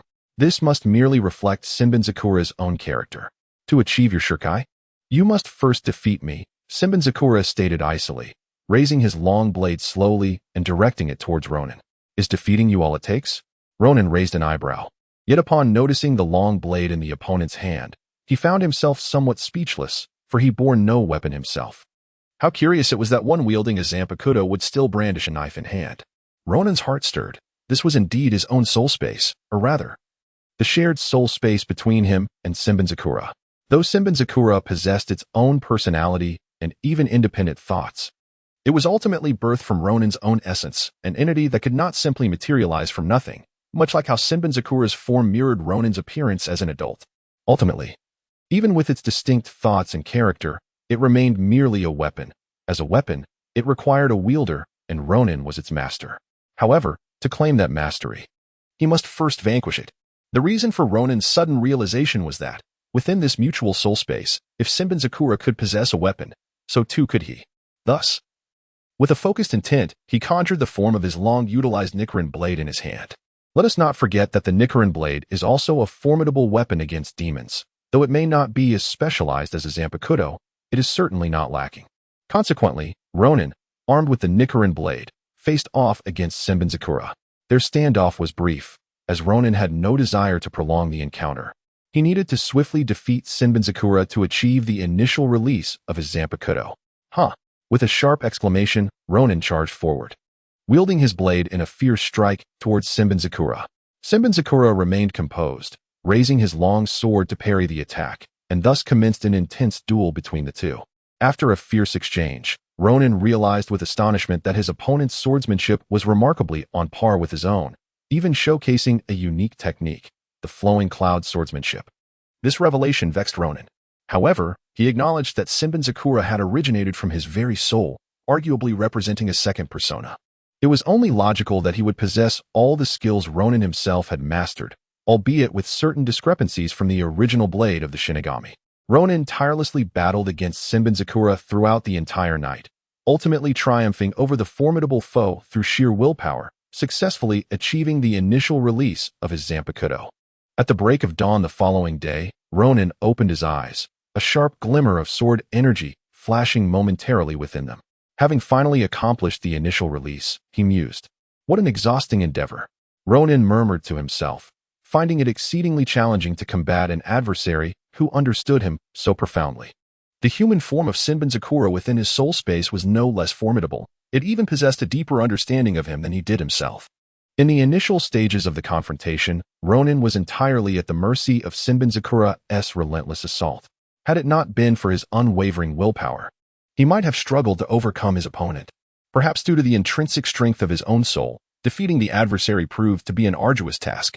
The initial release in the original work of Death God was not so formidable. Indeed, there were individuals who could achieve it without engaging in battle, simply by earning the opponent's recognition. Ronan shook his head and then rose from his seat. "Allow me to behold the visage of Invincible," Ronan murmured. "Scatter 1,000 cherry blossoms." As he uttered the words of release, a long and exquisite blade materialized in his hand, slender and more resplendent than the sun-will blade. Crack! Ronan withdrew the blade, gazing at the silvery edge with a satisfied nod. Indeed, the appearance of this 1,000 cherry blossoms is quite remarkable. Once materialized, I believe it would stand favorably even against the supreme blades of this world. Furthermore, as the strength of my soul continues to amplify, the potential for the growth of 1,000 cherry blossoms will expand significantly. "Brother Ronan, are you awake?" came Robin's voice from outside the bedroom door. "I'm here," Ronan replied with a brief remark. Then with a flick of his hand, Invincible transformed into a radiant violet light that dissipated, resembling a cascade of cherry blossoms, breathtakingly beautiful as they scattered and gradually vanished from sight. Chapter 34. The Initial Release. The Wrath of Zephyr and Carp. Invincible had successfully completed its initial release. Although the process unfolded somewhat peculiarly, diverging from the original narrative, Ronan comprehended that this was due to the system rewarding him directly, hence the distinction. He had even fully grasped Invincible's true name, and the manifestation had concluded. Within the realm of his soul, he had triumphed over his counterpart. In the future, as long as the entity completely submitted to him as its master and achieved the final release, it would be effortlessly accomplished, devoid of any challenge. Ronan contemplated for a moment before donning his attire and stepping outside. "Good morning, Ronan. Have you had breakfast yet?" Robin asked, standing at the doorway with a lively demeanor. "Of course not. I just woke up," Ronan replied, rolling his eyes. He had toiled through the night, engaged in a fierce battle with the spirit of Sakura, which, while not physically exhausting, had left him somewhat fatigued mentally. After a brief reflection, Ronan retrieved a vial of restorative elixir and drank it down, instantly revitalizing his energy from the previous night. "Oh my, Ronan, what wonderful potion are you consuming?"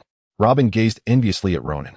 "The mental elixir, meant for restoring one's spirit, is unnecessary for you," Ronan remarked, then inquired, "Where's Olvia? Why are you alone?" "Mom has gone downstairs to buy breakfast. I'm here to call you for breakfast," she replied. "All right, let's go." The two descended the stairs and found Olvia. Together, the trio enjoyed a modest breakfast before casually wandering around Rog Town. They briefly settled in Rog Town, and time passed swiftly. Half a month had already elapsed. Ronan occasionally departed from Rog Town to check in at other locations on the island, yet the rewards he received were rather meager, far inferior to those from the Zampakati. At times, he would visit the Kuruman family's restaurant to savor culinary delights, persistently encouraging Kuruman to make a decisive choice.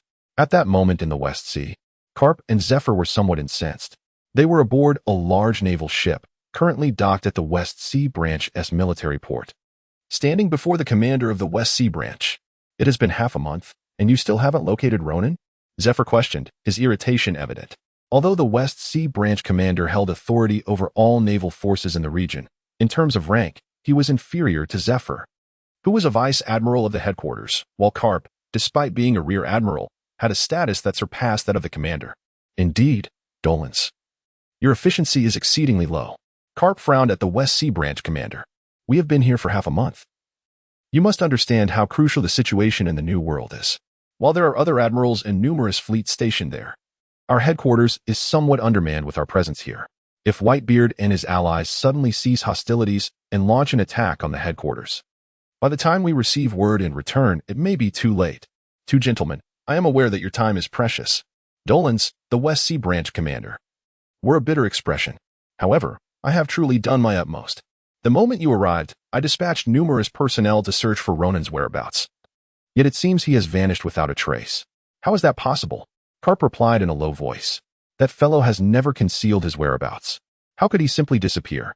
Could it be that he has left the West Sea?" "Uncertain, but it is a possibility," Dolans responded. The last report regarding Ronan indicated that he was spotted on an island near Reverse Mountain, where he eliminated 8 bounty hunters. Subsequently, the remaining bounty hunters, perhaps intimidated by his brutal methods, ceased their pursuit and dispersed, leading to our loss of his trail. "What? You've lost Ronan's trail?" Zephyr in a fit of rage, was about to explode, but Karp intervened. If that is the case, he may indeed have left the West Sea. So, where could he have gone? To the Grand Line or one of the other three seas? Karp pondered, troubled by the uncertainty of Ronan's whereabouts and how they might confront him. The world was vast, the ocean expansive, with just a single ship and 3 individuals. How could they possibly locate him? I have already informed the branch offices in the other 3 seas to remain vigilant for Ronan and his companions. Should they discover anything, they will notify me immediately, Dolans quickly stated. Alas, that is all we can do. Karp sighed, fully aware of the daunting challenge of searching for Ronan in such a vast expanse, especially considering he might have departed the West Sea. However, we cannot abandon our search here. What if he has not left the West Sea? Indeed, I have considered that as well. Dolans nodded.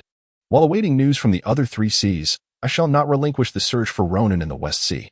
But what? Zephyr inquired sullenly. But I fear that Ronan may not head to the other 3 seas, but instead venture towards the Grand Line. As you know, the conditions there make it exceedingly difficult for me to locate him. It may require the headquarters' assistance, Dolans admitted.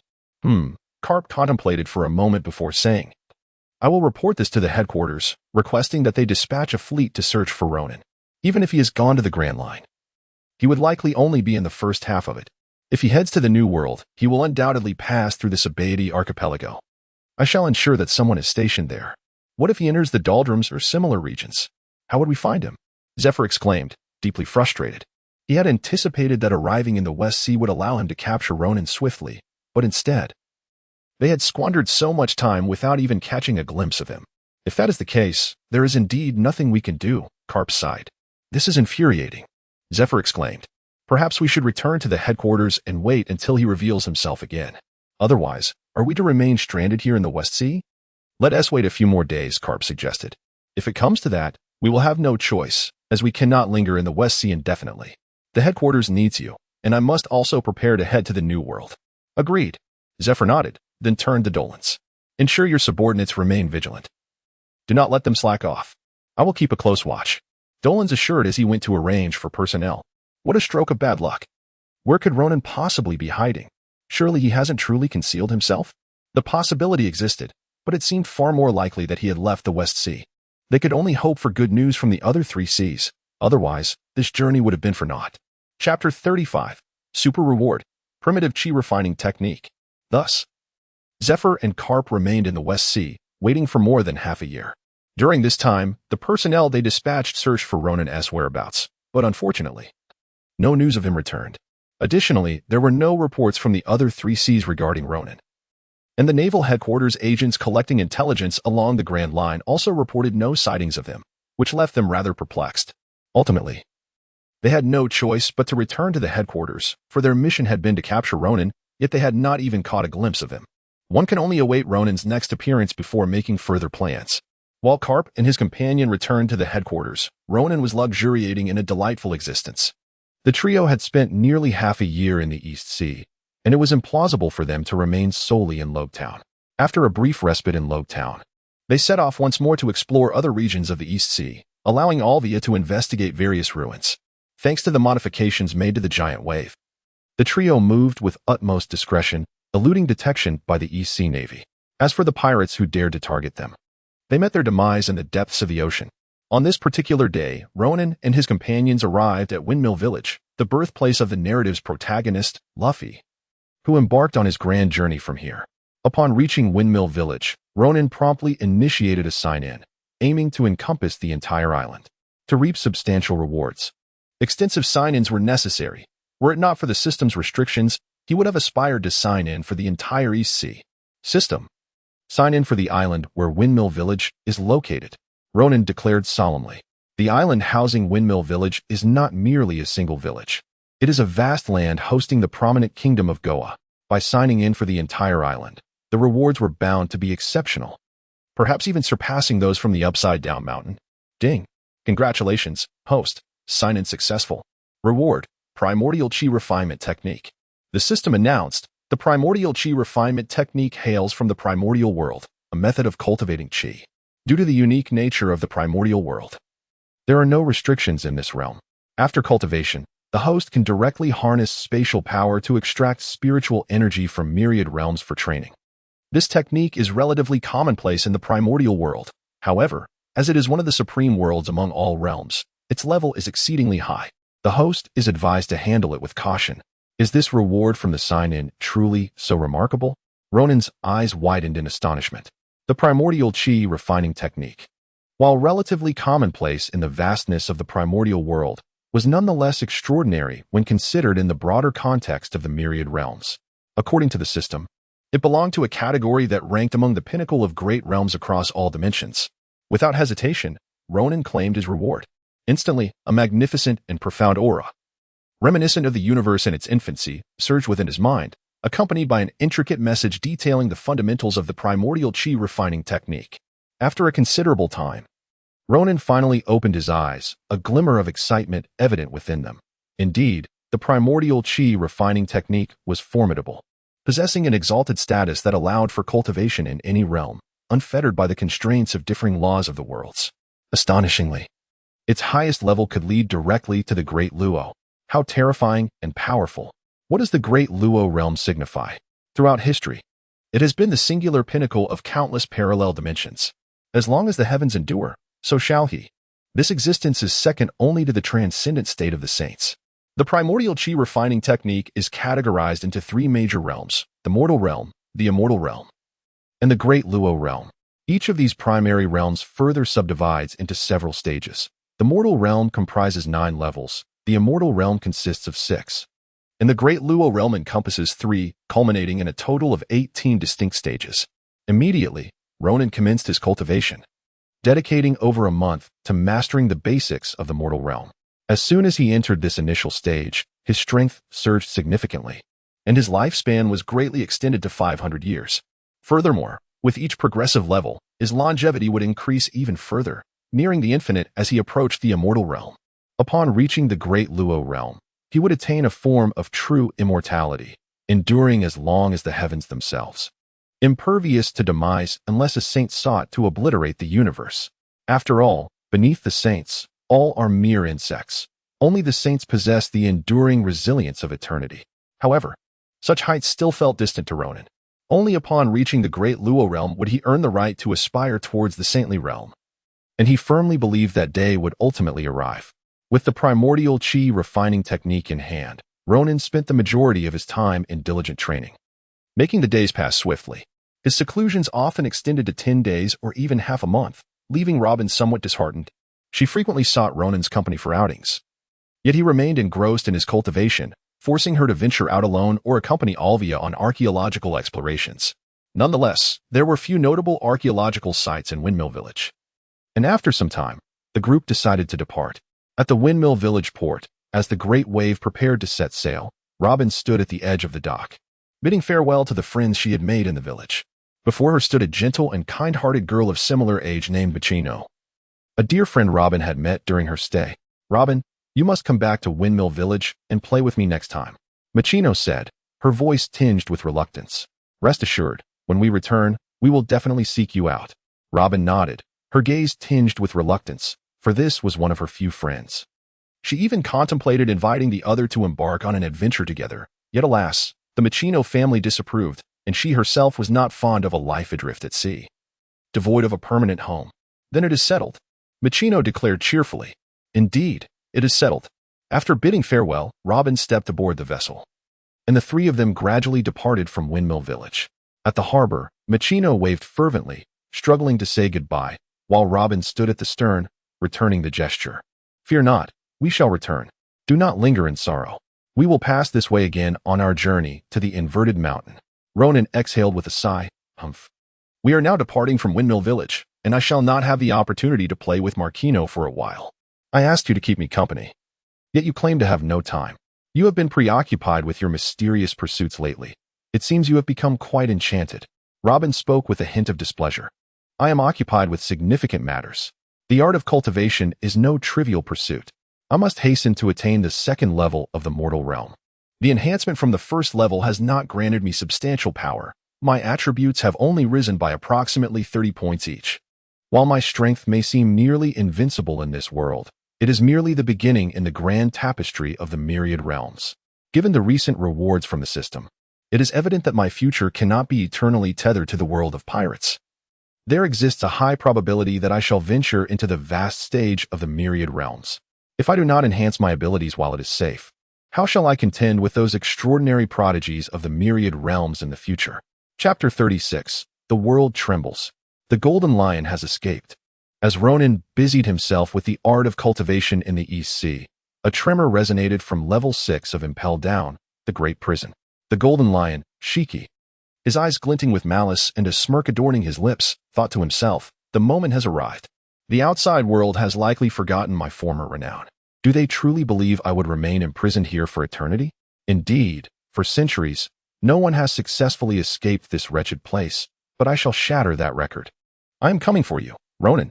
Join me as my subordinate and help me overthrow the tyrannical celestial dragons. That very night, as the warden and guards slumbered, a deafening explosion erupted from the depths of the 6th level of the underwater prison. The prisoners confined on the upper 5 levels were abruptly roused from their slumber. Bewildered and questioning, what is happening? Is there an earthquake?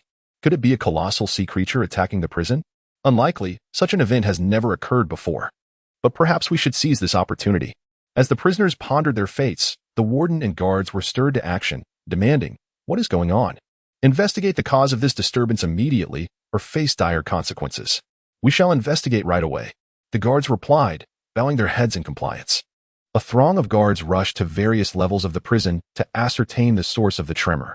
Meanwhile, within level 6, the golden lion Shiki had freed himself from his cell and erupted into laughter as he charged toward the exit.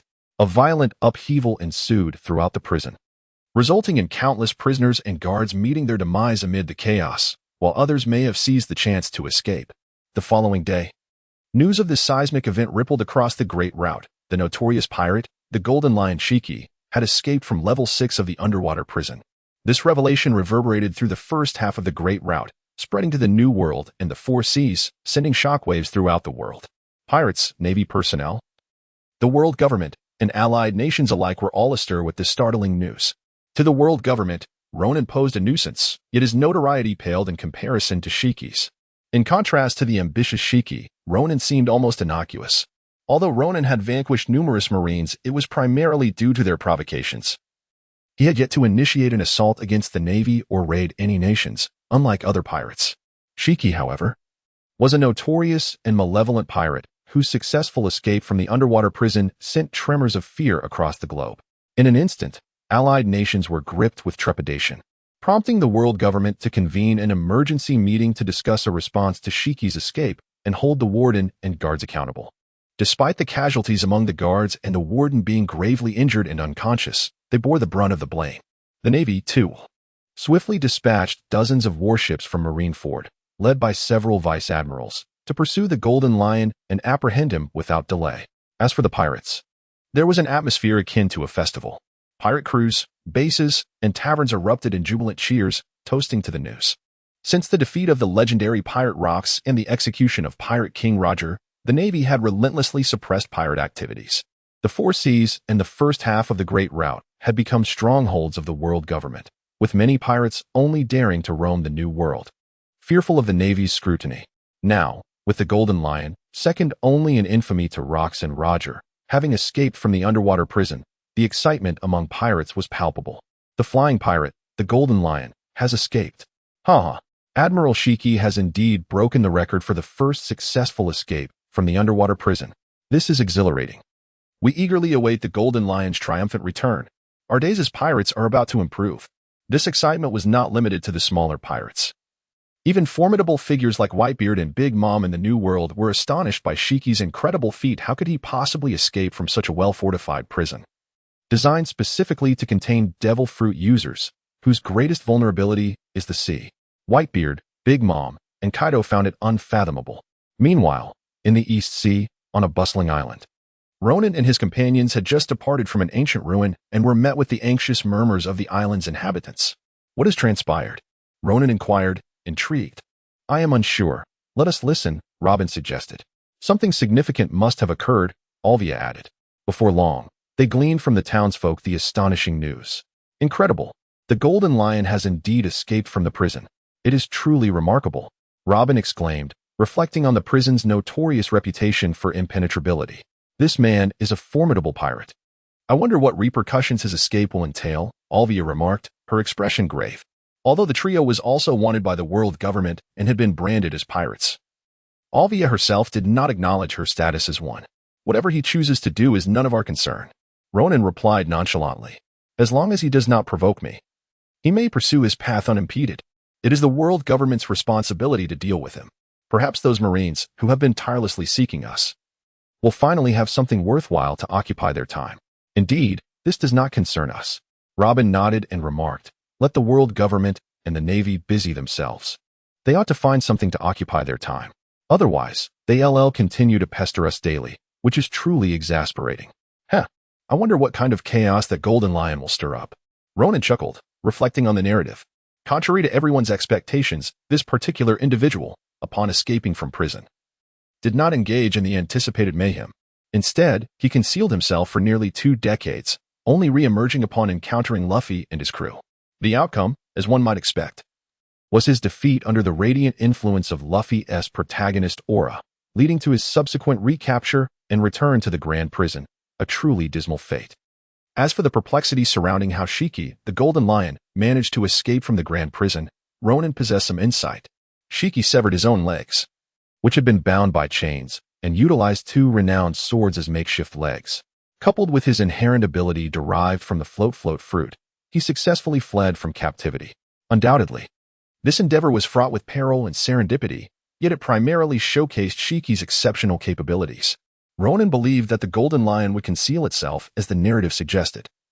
Little did he know that the Golden Lion had already resolved to emerge and seek his counsel on the grand scheme of rebellion. Chapter 37. Discovery. The pursuit by the Eastern Sea Division. 6 months later, aboard the giant waves on the Eastern Sea, within the confines of the ship's cabin, Ronan exhaled deeply, a faint smile gracing his countenance. After more than half a year of rigorous cultivation, his mastery of the primordial chi refining technique had finally advanced from the first to the second stage of the mortal realm, extending his lifespan by an additional 500 years, now nearing a millennium. Yet, Ronan paid little heed to these temporal gains. His primary concern was the extent to which his strength had amplified. The second tier of the mortal realm bestowed upon him a considerably greater augmentation of power compared to the first, elevating him to an exceptionally advanced echelon. System. Display my attribute panel. Ronan commanded within his mind. Host. Ronan age, 11 years constitution, 135 strength, 128 agility, 132 spirit, 167 conqueror s hockey, level 9 flowing cloud swordsmanship, level 9 burning fruit, level 9 navy 6 styles, level 9 primordial chi refining technique, mortal realm stage 2 sky dancing technique, level 6 soul cutting sword, initial release healing potions, 36 bottles spirit potions, 27 bottles stamina potions, 45 bottles longevity potions, 8 bottles attribute potions, 13 bottles skill cards, 6 sunwool sword. Swift travel talisman, giant wave vessel, underworld king blueprint. Surveying his current status, Ronan nodded in approval. After such a prolonged period of cultivation, his prowess had indeed surged dramatically.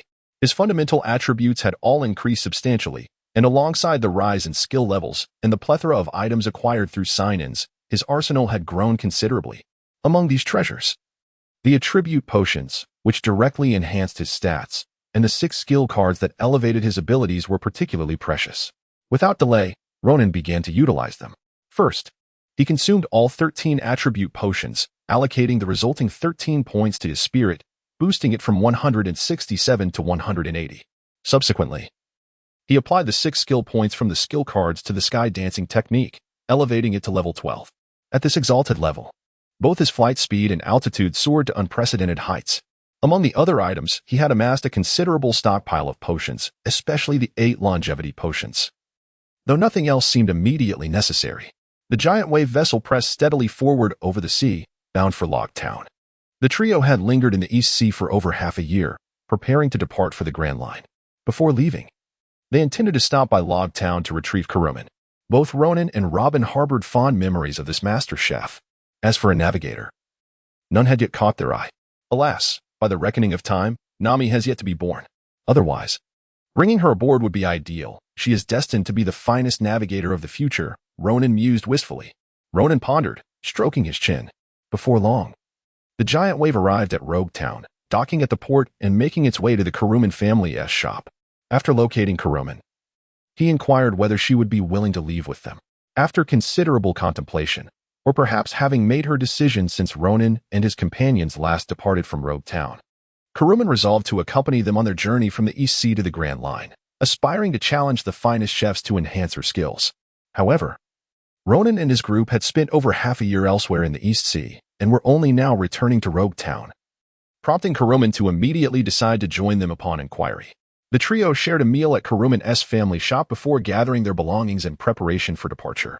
Although Kuruman's parents felt a pang of reluctance at her decision, her father, a chef himself, expressed admiration for her choice. Having once harbored dreams of becoming a world-class chef, he had never found the opportunity, but now, seeing his daughter presented with this chance, he ultimately chose to support her. After their meal, the group left the shop together, proceeding down the street toward the port, ready to depart Rogue Town. Unbeknownst to them, as they prepared to leave, the patrol team of the Rogue Town Marines finally took note of their unusual behavior. The Marine Patrol promptly reported the information regarding the 4 individuals to the East Sea Navy. The East Sea Navy took the report from the Rogue Town Patrol very seriously, immediately summoning commanders and their fleets to surround them. Simultaneously, the information concerning Ronan's reappearance was relayed to Marine Admiral Marineford. The directive from Marineford was to delay their progress while continuously monitoring Ronan's movements, and to inform both Karp and Zifa to prepare for the capture of Ronan and his companions, who had finally resurfaced after half a year. Meanwhile, Ronan and his companions boarded the giant wave and officially set sail. After departing from Rogue Town, they headed toward Reverse Mountain, intending to traverse it to reach the first segment of the Grand Line. However, just as they were nearing Reverse Mountain, a large warship, accompanied by 8 medium-sized vessels, obstructed their path in the waters ahead.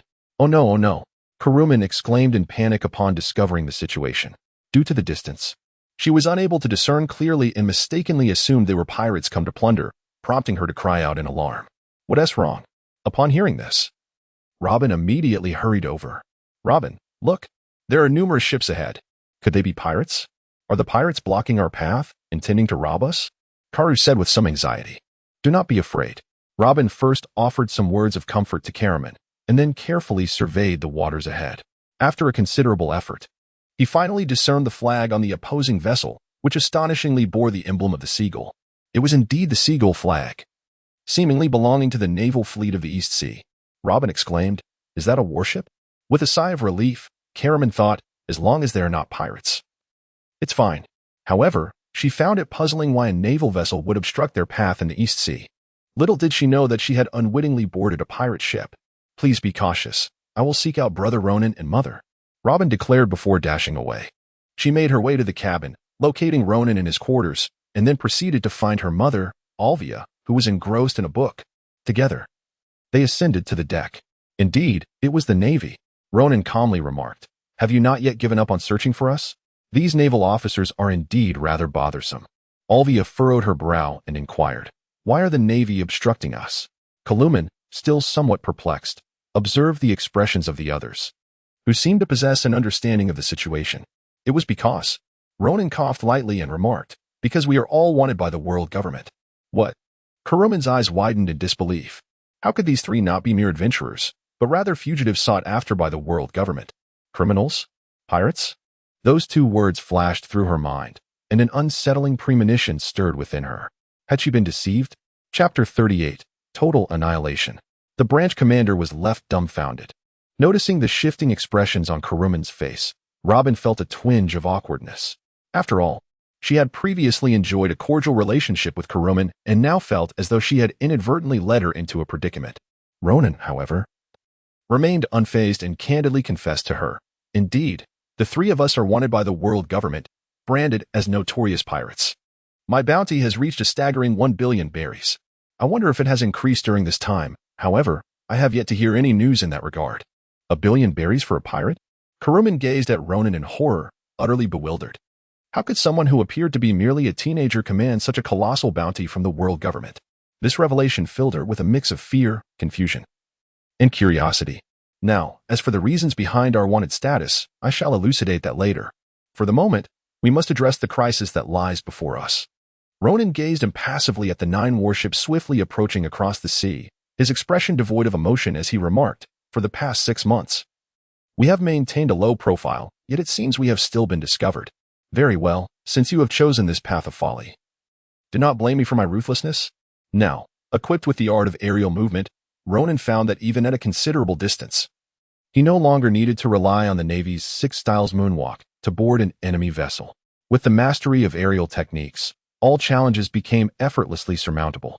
Therefore, Ronan was determined not to allow the adversaries to approach the formidable Wavebreaker too closely, especially since Robin and the others were aboard, their self-defense capabilities still requiring enhancement. Ronan even contemplated imparting the arduous Hong Wang Chi refinement technique to them, had it not been for its formidable complexity. Regrettably, the method proved too challenging. After merely introducing the initial concepts, they struggled to grasp even the basics, let alone the subsequent intricacies.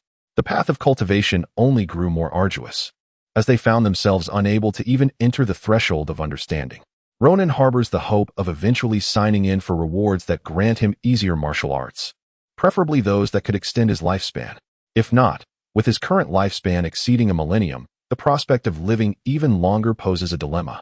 He would still be alive while Robin and the others succumb to the inevitable end of their lives, which would certainly lead to complications. Without further contemplation, Ronan's body began to levitate, and in an instant, he soared into the air, heading towards the distant fleet. "Ah, he is flying," Kuruman exclaimed, his eyes nearly popping out in disbelief. It was astonishing that this individual could actually fly. Was it not said that a person could consume only one devil fruit?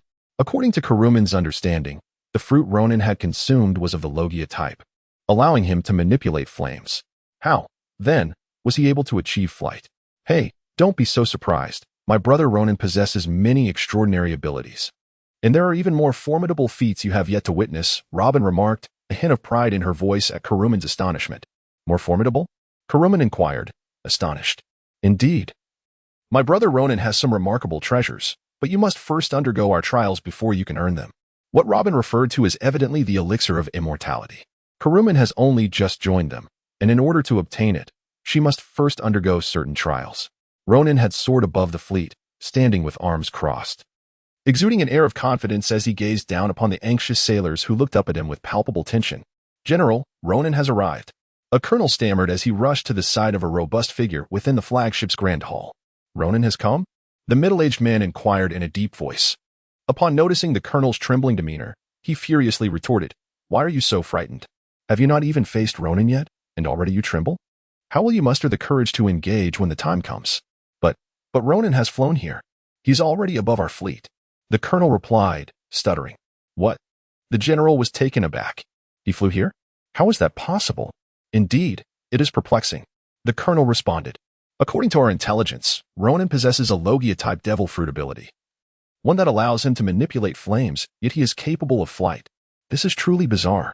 Strange, indeed," the general grunted, narrowing his eyes. "Come. Let us step outside and ascertain what manner of being this Ronan is, who defies the laws of gravity. Could he have consumed a second devil fruit? No, that cannot be. It has never been said that one can consume a second devil fruit." Together, they ventured onto the deck, where the general's gaze fell upon the figure in the sky, whose lowered gaze scrutinized them. His expression darkened. Indeed, Ronan could fly, and this was troubling. "Ronan," the middle-aged man called out sternly to the figure suspended in the air. "If you know what is good for you, surrender at once. Otherwise—" Ronan let out a dismissive huff, unwilling to engage in unnecessary chatter with his adversaries. To be candid, the 9 warships before him held no significance. Even the so-called Admiral of the East Sea Branch was beneath his notice, lacking the merit to warrant his attention. Given this reality, why squander time in idle discourse? He resolved to swiftly eliminate these minions and continue his journey. With this thought, Ronan raised his hand slightly, and flames erupted skyward. Burning fruit, fire meteor. With a thunderous roar, the fireball in his palm erupted violently, transforming into countless fireballs the size of basketballs. The precise number was indeterminate. Yet the sky was filled with them, casting the entire sea in a fiery crimson hue. "Go." Ronan pointed downward, and a myriad of fireballs cascaded from the sky, descending upon the 9 warships with overwhelming force. "This is bad." The middle-aged man's complexion changed dramatically as he shouted, "Quick, evade. Jump ship." Before the sailors could react, Ronan's cold voice echoed through the air. "Do you still wish to flee? Since you have the audacity to provoke me, prepare for death. With his conqueror's haki unleashed, a thunderous boom resonated in the minds of all sailors, including the officers and the rear admiral, rendering them motionless and lifeless on the ground. With Ronan's current level of conqueror's haki and his formidable spiritual power, even the rear admiral of the headquarters could not withstand its might, let alone the mere branch admiral. Consequently, all sailors were overwhelmed by the sheer force of his haki, leading to the demise of every officer and the branch admiral amidst the fiery meteors. Thus, the branch fleet that intended to intercept Ronan in the East China Sea was obliterated. After Ronan and his companions departed from the East China Sea, the branch commander, upon receiving the news, was left in a state of shock, standing dazed for a long while before tremblingly relaying the terrifying information to Mariewa. Chapter 39, The Grand Line. Encountering the whale Laboon. Upon learning of the developments in the East China Sea, Steelbone Kong was taken aback. Ronan is actually in the East China Sea? No wonder we have been unable to locate him all these years. During this time, he had primarily dispatched individuals to search for Ronan's whereabouts in the West Sea and along the Grand Line, while only half-heartedly seeking him in the East, South, and North Seas. It was indeed unexpected that Ronan was in the East China Sea. Steelbone Kong immediately contacted Mariewa, and after a brief discussion, a decision was reached. The world government would increase the bounty on Ronan, raising it from 1 billion berries to 1.5 billion.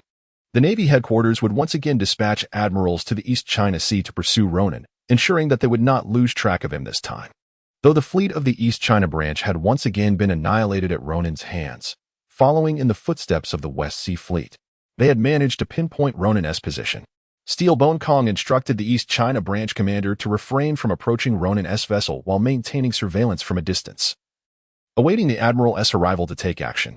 Thus, the previously idle Carp and Zephyr sprang back into action. This time, we must capture Ronan. He must not escape again, Zephyr declared fiercely. Given his current trajectory, it is highly likely he is heading towards the Grand Line. Rest assured, we have personnel stationed around Reverse Mountain. Even if he is not heading to the Grand Line, we will not lose track of him, Carp replied solemnly. Let us depart immediately. The two set off without delay towards Reverse Mountain. Meanwhile, the world government also mobilized, and the news of Ronan's new bounty was disseminated through newspapers to the 4 seas and various allied nations of the Grand Line. Instantly, the world, which had been quiet for months, erupted once more at Ronan's resurgence. The bounty hunters, who had previously set aside their ambitions, were once again dazzled by the enormous bounty, eagerly preparing to take action. However, many bounty hunters were filled with trepidation. The increase in Ronan's bounty indicated what? It signified the heightened threat he posed in the eyes of the world government. It also suggested that Ronan's strength had grown even more formidable. Could they, as mere bounty hunters, stand a chance against him? Thus, a handful of rational bounty hunters chose to remain passive, waiting to observe the unfolding events while watching those blinded by greed rush headlong into danger. In the East China Sea, en route to Reverse Mountain, the giant wave sailed upon the ocean's surface. So you're saying you were wrongfully accused? Kuruman gazed blankly at Robin, her mind reeling after hearing the reasons and circumstances behind their being wanted by the world government. She was momentarily at a loss, unsure whether to believe Robin's words. Of course, think about it. Why would we go against the world government without cause? Robin responded, we are merely being coerced. Oh, Kuruman lowered her head in thought, then sighed, well, in that case, is it too late for me to regret this? Hiki, perhaps it is indeed too late. You might already be on the wanted list yourself. Robin chuckled and remarked, I truly regret my earlier decision. How could I have agreed to embark on this voyage with you all? Kuruman scratched his head, contemplating his predicament. It seemed he had boarded a pirate ship with no means of escape. They had barely set sail when, inexplicably, he found himself branded a fugitive. To add to the absurdity, the day following their departure, the newspapers revealed a bounty on Ronan's head, while Robin and Olvia's rewards were also increased. Kuruman, indeed, found himself on the wanted list, albeit with a meager bounty of 2 million berries. Nevertheless, this indicated that she had caught the attention of the world government and countless bounty hunters. Regret was now futile. They could only proceed forward into the unknown. The giant wave ship successfully navigated the familiar upside-down mountain and surged directly into the Grand Line, arriving at the Twin Gorges. Suddenly, Ronan heard Robin's excited exclamations. Ronan, look! What a massive fish! Robin pointed ahead and exclaimed, where is it? Where is it? Karaman, who was nearby, ran over and, upon seeing it, was indeed taken aback. What a massive whale! So it was this. Ronan approached, gazing at the immense whale gliding across the ocean's surface, and remarked with a smile, "Indeed, this whale is colossal. From a distance, it resembles an island." "Yes, a whale as large as an island," Robin exclaimed, his eyes sparkling with excitement. "How magnificent it would be to ride it out to sea." "What are you thinking?" Olvia interjected, playfully tapping Robin on the head. "A whale of this size is far too dangerous. Ronan, do you think we could be attacked by it?" The sheer size of this magnificent creature instilled a sense of trepidation in everyone. "There's no need to fear, under normal circumstances. This whale does not pose a threat to humans," Ronan reassured them. "This whale is named Labu. It was left here by Brooke and his companions after their journey to the Grand Line." Ronan raised his eyebrows and suddenly glanced at Labu, who, although not yet as massive as he would later become, had already reached a terrifying size, far surpassing his juvenile form when he first arrived in the Grand Line. After all, over 30 years had passed. Ronan's gaze turned towards Labu, for this fellow seemed to have also noticed the diminutive vessel, the giant wave. To Labu, even a vessel several dozen meters in length was still mere trifling. Initially oblivious, Labu finally became aware as the giant wave descended from the upside-down mountain and approached the Twin Gorges. Upon this realization, Labu immediately turned around, his massive form stirring the waters and causing a tumult that rendered the giant wave unstable, teetering precariously as if on the verge of capsizing. What was this creature intending to do? Ronan furrowed his brow and inquired, "What has happened to this whale?" Olvia exclaimed, "I have no idea. Typically, they do not attack humans, but it seems that the situation is rather unusual now." Ronan smiled faintly, dismissing Labu's presence entirely. Should he choose to act, Labu would stand no chance against him. Instead, he decided to observe what this little creature intended to do. With a thunderous roar, Labu surged through the waves, swiftly approaching the great wave. Its enormous eyes, hardly smaller than the vessel itself, fixated on Ronan and his companions. The creature's colossal mouth loomed menacingly over the great wave, capable of effortlessly devouring it with a mere inhalation. "What are your intentions, little one?" Ronan approached the bow of the ship, addressing Labu, believing this little creature would comprehend his words, having been raised by Brooke and the others since childhood. While he did not expect complete understanding, grasping the general meaning should not pose a challenge. Chapter 40. Kalokas, the son of the devil, Ronan. A low growl escaped Labu. Yet Ronan found himself perplexed by its meaning. Although he sensed Labu understood him, he struggled to decipher Labu's response, leading to an awkward moment. "Great whale, why do you obstruct our path?" Robin shouted boldly, exhibiting no fear, but rather excitement as she gazed at Labu. Nearby, Karuman and Olvia remained tense, hesitant to speak. After all, this was a colossal creature, capable of swallowing the entire ship in a single gulp, leaving them understandably anxious. Labu emitted another deep roar, thrashing its tail, causing massive waves to surge and splatter seawater, sending the vessel into a chaotic spin. "Little one, I cannot understand your language. Kindly clear the way at once," Ronan huffed, finally managing to stabilize the ship, casting a stern glance at Labu. "Otherwise, you shall face the consequences." At that moment, a faint cough echoed from a distance, revealing the silhouette of a tall, slender old man with a white beard, who approached in a small boat. Upon nearing, the elder first observed Labu, then turned his gaze to Ronan and his companions. "Ah, I see you have just arrived in the Grand Line." The old man's voice, though aged, resonated with strength. "Indeed."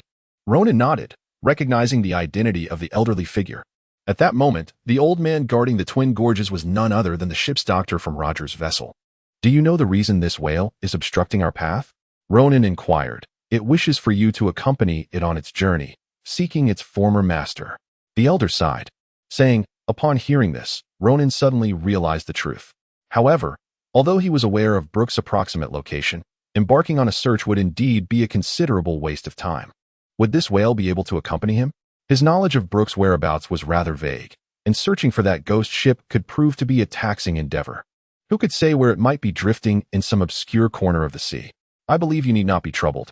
The former owner left it here for many reasons, and considering its current size, bringing it along would certainly pose numerous challenges," the elder remarked. Meanwhile, the nearby Labu understood and, feeling somewhat displeased, flicked his tail, causing the sea to surge once more, yet the elder's vessel remained steady upon the waves, unperturbed by the tumult. "Young one, your master shall undoubtedly come to meet you as promised. Should you venture out in search of them? What if they are in the New World? You would be unable to reach them," the elder spoke, taking some time to soothe Labu. "My name is Kalokas. I was once a physician, and now I guard the Twin Gorges while caring for this whale." If you wish to depart, you may do so now. Labu will no longer obstruct your path. Very well, Ronan pondered for a moment before stating, please inform this whale that I possess some information regarding its master. It may not be long before I return with them, allowing it to rest assured here in the meantime. Oh, you are aware of its master's details? Kalokas exclaimed, taken aback as he gazed at Ronan, finding him increasingly familiar. A thought struck him, and he inquired, are you Ronan? Do you know me? Ronan cast a glance at his counterpart. Who in the world remains unaware of your existence? Kalokas chuckled lightly, his demeanor unchanged, and replied with remarkable composure. The son of the demon, Ronan, is how you are referred to across the various allied nations. Your bounty has soared to an astounding 15 billion berries. Recently, you single-handedly annihilated a fleet of 9 warships from the East Blue, which included a formidable branch vice admiral. Am I not correct? Indeed. Ronan shrugged and readily admitted his reputation. You have made quite a name for yourself even before arriving at the Grand Line, surpassing even the legendary Roger.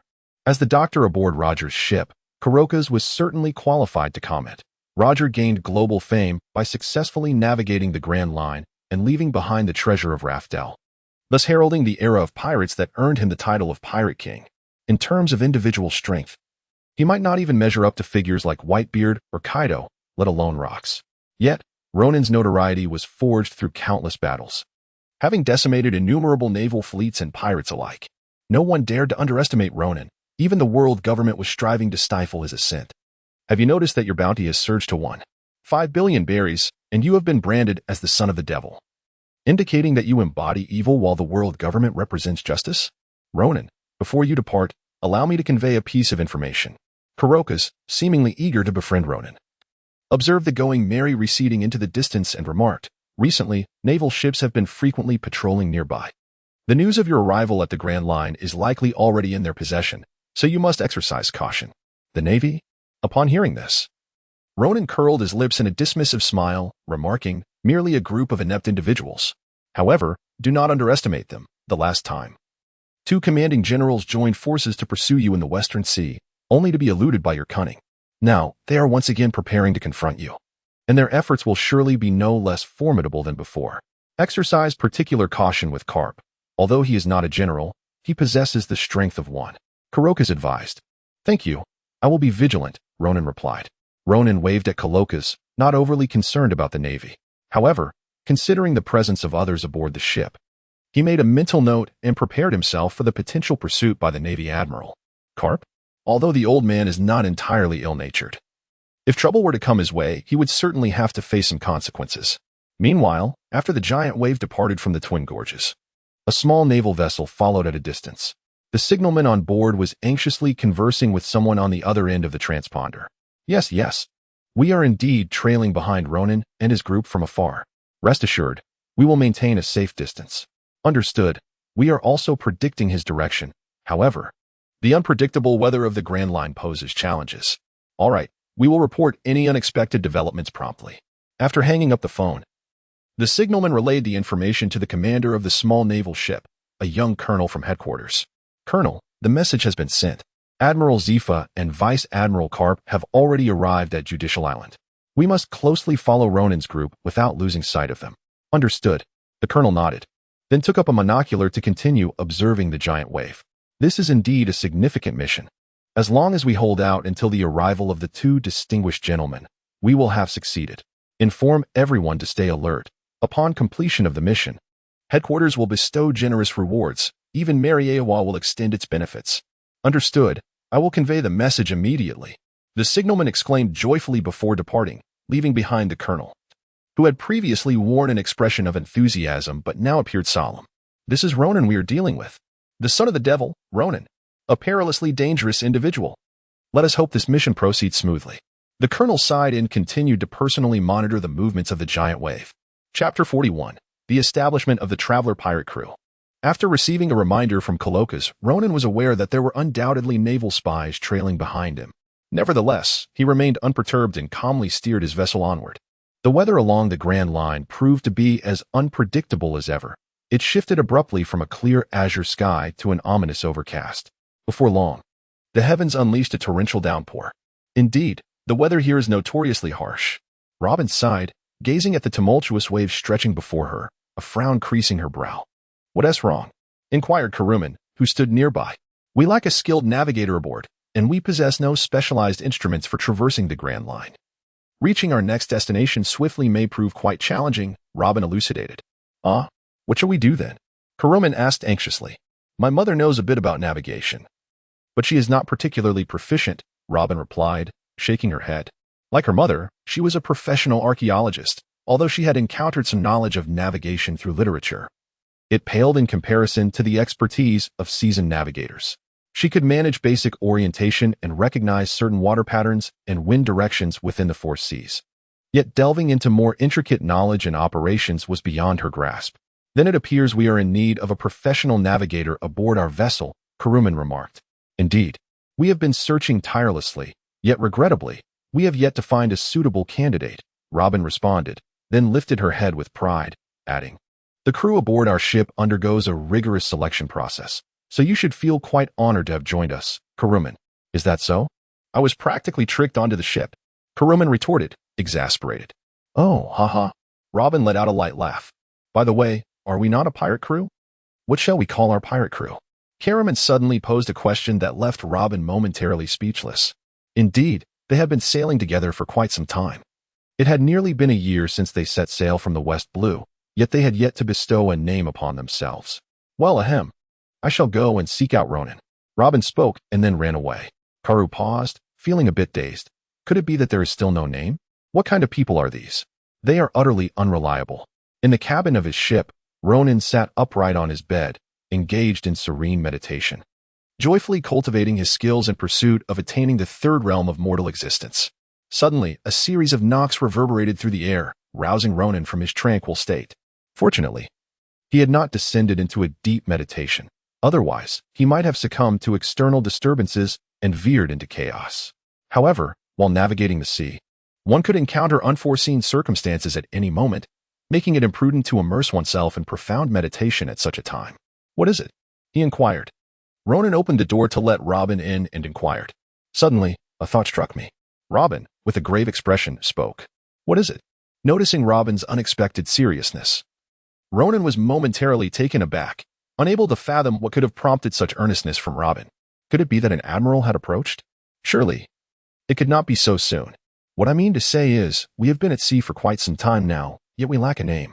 Whether it's an adventurous fleet or a pirate crew, they all possess a resounding title, while we have yet to choose one after all this time. Don't you think that's a matter of significance?" Robin stated with utmost seriousness. "Is this what you were concerned about?" Ronan rolled his eyes, initially believing that a momentous event had transpired. Was it not a significant matter? Robin pouted and remarked, "This is indeed a very important affair." "Quite right. After such an extended period, our team still lacks a name, which is rather unacceptable. How about this? Summon everyone, and we shall deliberate together on what name would be most fitting." Ronan nodded in agreement. "Very well." Robin joyfully dashed outside, calling for Olvia and Kuruman to join her as they made their way to Ronan's cabin. "I think it would be better to name ourselves the Ohara Pirates," Robin exclaimed. "After all, we all hail from Ohara. What pirate crew names themselves after their hometown?" Olvia countered, "That would reveal our origins too readily. It might even attract some nefarious pirates to target Ohara. That name won't do." "That's a fair point," Robin conceded, then resumed her contemplative silence. "What about the gourmet restaurant pirates?" Kuruman suggested. "We're not running a restaurant," Ronan replied, momentarily at a loss for words. "Though I acknowledge your culinary expertise, we can't have everyone on the ship acting as chefs. If someone hears that name, they might think the Grand Wave is merely a vessel for dining ventures. If that gets out, our reputation would be tarnished, and we'd be the subject of ridicule among countless pirates. What should we call ourselves then?" Kuruman muttered under his breath. "How about the Pirate King Pirates?" Robin raised her hand once more. "If we choose that name, we won't need the Navy to deal with us. A multitude of pirates would come seeking trouble." Ronan shot Robin a disapproving glance. "While we may not fear them, it would certainly be a hassle. Do you wish to engage in battles with pirates every day? What about your archaeology?" Robin fell silent, somewhat embarrassed. "What if we named ourselves the Truth Pirates?" Olvia proposed. "We set sail to uncover the true history, to reveal the truth to the world, and to seek knowledge." "That doesn't sound appealing?" Both Robin and Kuruman immediately shook their heads. Although Robin was an archaeologist and cherished her studies, she was still just a 9-year-old child yearning for a resonant name. After much debate over the name without reaching a consensus, Ronan eventually waved his hand and declared, "I've made my decision. We shall be called the Traveler Pirates." "What do you think? Traveler Pirates?" The others were momentarily taken aback, questioning the choice of name. "Consider it," Ronan continued. "Our primary mission is to explore the seas and various islands for archaeological pursuits while also enjoying our travels. The name Traveler Pirates conveys that we are not malevolent pirates, but rather a crew focused on adventure and exploration." Ronan elucidated, "Well, although Robin finds the Traveler Pirates somewhat lacking in sophistication, his assertion holds merit. They traverse the seas, indulging in archaeological pursuits, neither aspiring to be the most formidable pirate crew nor seeking the title of Pirate King. It is indeed fair to regard them as mere wanderers. What shall our pirate flag resemble? We shall keep it simple. Let it be a banner adorned with the image of the great wave ship," Ronan resolved, unwilling to expend further mental energy on the matter. Thus, the decision was made without further contemplation, officially establishing the Traveler Pirates. Chapter 42. Astonishing. Has Ronan's secret been discovered by the Navy? As the relentless downpour continued, not only was the great wave struggling to navigate, but even the small warship trailing behind faced similar challenges. Nevertheless, unlike the drifting great wave, this naval vessel was manned by a sailor from the Navy. Albeit not particularly renowned, yet competent enough to ensure navigation through such treacherous weather. "How goes it? Have we lost track of them?" the colonel inquired of the sailor beside him. The inclement conditions rendered his telescope ineffective for monitoring the great wave, compelling him to rely on the sailor's vigilance. "Colonel, we have not lost them, but," the sailor hesitated before continuing, "I have noticed their course is constantly shifting, sometimes even retracing their steps. It is quite peculiar." "What could this mean?" the colonel exclaimed, taken aback, a hint of anxiety creeping into his tone. "Could it be that they have discovered our presence and are plotting to eliminate us? Surely not. We are far enough that only with our Navy's most precise telescope could we discern one another. Could they possess such equipment as well? That seems improbable." The sailor shook his head, pondering for a moment before responding. "The manner in which their vessel is navigating suggests an utter lack of direction, as if they are devoid of a sailor or compass." "How can that be?" The colonel was momentarily stunned, then retorted, "That is Ronan's ship. It is inconceivable that he would lack a navigator. After all, he has 3 companions aboard. They must have a sailor. Would they be foolish enough to venture into the Grand Line without one?" The sailor considered this reasoning and found it sound. A vessel without a navigator and compass would not dare to navigate the Grand Line, as it would be tantamount to courting disaster. Strength alone would not suffice. Without the ability to chart a proper course amidst the harsh elements, they would inevitably find themselves devoid of provisions and facing certain demise. Thus, he too dismissed this possibility, recognizing that there must be a deeper intent behind their actions, for their adversary was none other than the infamous demon child, Ronan. "Your Excellency is correct," the sailor declared solemnly. "They are undoubtedly performing this charade for our benefit. This indicates that Ronan has likely become aware of our presence. Henceforth, our surveillance must be conducted with utmost discretion. We must not allow Ronan to ascertain our position, as long as he remains unaware of our location. Even if we trail him in this inclement weather, he will not be able to detect us, thus ensuring the successful completion of our mission." "Indeed." The colonel regarded the sailor with appreciation, wholeheartedly agreeing. "Precisely. Our target is Ronan, and we must exercise the utmost caution." Does this Ronan believe that such deceptive maneuvers will confound us?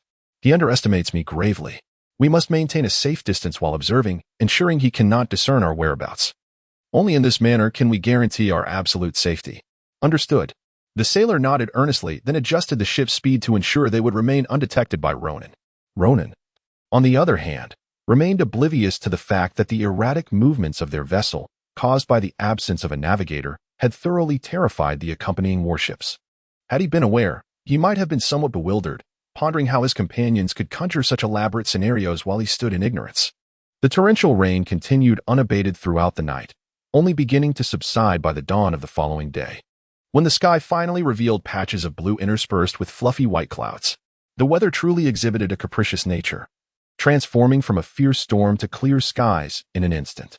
The downpour has finally passed," Robin exclaimed, stretching languidly at the bow of the ship. "Where exactly are we now?" Karaman inquired, scanning the horizon but finding nothing of note. "I have no idea," Robin replied bluntly, shaking his head. Due to the absence of a navigator, there was no one aboard the entire vessel who could ascertain the current position of the Leviathan, rendering even charts utterly futile. Ronan was also pondering this question. Where are they now? according to the norms of navigation. If the route he was traversing was indeed the same path taken by the original protagonist, Luffy, then the nearest inhabited island should be the one known as Whiskey Peak. However, after a night's journey, his direction had become completely disoriented, potentially veering him onto an alternate course. The first half of the Grand Line certainly comprises more than just this single route. There are several other paths as well.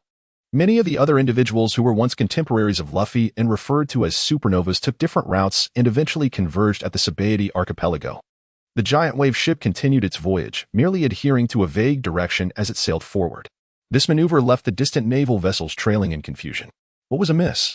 Just a few dozen nautical miles to the left lay Whiskey Island. Were they not going to replenish their supplies there? Perhaps the provisions and water aboard their ship were still sufficient. Yet, why then move in that direction, which led them away from the ideal course? Who could fathom the rationale behind Ronan's choices? After half a day had passed, the naval navigator pondered aloud. Why were they not approaching an island that was merely 40 nautical miles to the left? Was their food and water truly sufficient? Another day passed, and the following morning, the navigator questioned why they had again deviated rightward from their intended course, missing yet another route. What were their navigators thinking? Why take such a circuitous path? It was not until the third day that the ship's navigator suddenly realized, gazing intently at the nautical chart. He looked up to explain to the bewildered colonel and his crew, "Look ahead, there is a small island. Though it may not be large, it is certainly inhabited. And it must harbor something of great significance. Ronan has been heading this way with purpose." The navigator solemnly indicated the chart, asserting, "They have made no stops along their journey, moving in a straight line toward this location, aside from a few deliberate changes to mislead us. There has been no deviation overall. Thus, I can assure you, there must be some important secret on that island, something that Ronan is determined to uncover." Upon hearing this, not only did the crew members' eyes light up, but even the colonel was invigorated. The secret compelling the notorious pirate Ronan to hasten towards this place could not be trivial. They were on the verge of a significant discovery. The colonel's lips trembled with excitement, his speech slightly faltering as he urged, "Quickly, contact headquarters and inform the marshal. Additionally, notify the two gentlemen to head directly in this direction. We may have stumbled upon a monumental secret." Everyone was filled with exhilaration, sensing that their mission might culminate in extraordinary recognition, for they could potentially unveil the grand secret of the pirate Ronan. Perhaps here lay the answer to why he had demonstrated such prowess at a tender age. Or perhaps even the reason he had acquired the ability of a Logia-type devil fruit followed by another that granted him flight. Whatever the case, it was certainly no ordinary matter. They hastened to notify headquarters and vowed to thwart Ronan's plans, confident that their efforts would be rewarded. Chapter 43. The Island of Pirate Rampage. A tragedy. On this fateful day, Ronan was in the cabin, inspecting the remaining supplies of food and water, troubled by the fact that it had been several days since he last spotted land. The provisions aboard were nearly depleted. The remaining supplies would only last another day and a half at most. To conserve food and water, they had started fishing the previous day, relying on the bounty of the sea to prolong their rations. While food could be managed, fresh water posed a significant challenge. At this moment, Ronan suddenly heard Robin's voice from outside. "What is it, Robin?" Ronan strode briskly out of the cabin, only to see Robin joyfully standing on the deck, waving at him. "There are islands. We have found an island, just a short distance ahead." "Is that truly the case?" Ronan's eyes sparkled with excitement. Whether it was an inhabited island or a deserted one, both could potentially resolve the issue of fresh water. As for food, he could possibly hunt for animals on the island to supplement his needs. What splendid news! Ronan approached Robin with a smile, guided by her to the ship's railing. Peering ahead, they indeed spotted a moderately sized island on the horizon. "Shall we dock there?" Robin inquired. "Certainly," he replied. "It is a rare occasion to encounter an island. Let us hasten to anchor. We can replenish our supplies of water and food on this very isle." Ronan immediately nodded in affirmation, already formulating a plan in his mind. If there were indeed inhabitants on this island, he would seek to recruit a navigator, hoping to find someone knowledgeable in the art of seamanship, as such talents are rather rare, far more so than a mere cook. Upon hearing the news, Olvia and Kuruman emerged from their cabins. Upon spotting the island ahead, they let out a sigh of relief. The harsh weather and disorientation they had endured over the past few days had been quite tormenting. Now, with the prospect of landing and resupplying, they were eager to unwind. As the ship, the giant wave, drew ever closer, the full visage of the island finally came into view. "Wait, something seems amiss," Olvia exclaimed with a note of confusion. It appeared that some smoke was rising from the island, not resembling the gentle plume of cooking fires, but rather akin to the aftermath of a blaze. Is there a war occurring on this island? Karuman queried, equally perplexed. It is indeed a possibility. Ronan possessed exceptional vision, allowing him to discern the harbor's location on the island, littered with dilapidated vessels and, distressingly, lifeless bodies strewn across the ground, remnants of a fierce battle. Pirates, without a doubt, have ravaged this island, Robin asserted with conviction. She had previously encountered a similar scenario alongside Ronan in the West Sea, where she had felt a flicker of fear. Yet, that menacing tiger pirate crew was effortlessly vanquished by Ronan, now confronted with the aftermath of a pirate raid. Robin exhibited no trace of trepidation. With Ronan by her side, she felt invulnerable to any peril they might face. Should we proceed despite the pirate pillaging? Karam, uncertain of Ronan's true strength and having only heard Robin's boasts, felt apprehensive in the presence of such palpable danger. Of course we shall, Ronan replied nonchalantly, gesturing with ease. Accelerate our approach, dock the ship. We must discover the nature of the pirate crew that not only plundered the harbor but also dared to penetrate the island's interior. Penetrate the island's interior? Olvia gasped.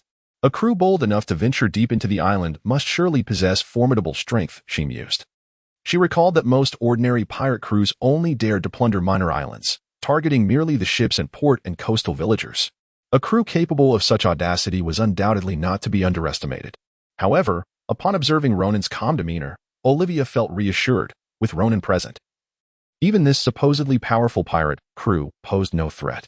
As the giant wave accelerated towards the island's harbor, fierce battles were indeed unfolding within the island, escalating to the point that it could now be deemed a war. Ha ha ha, these foolish, cowardly wretches dare to resist?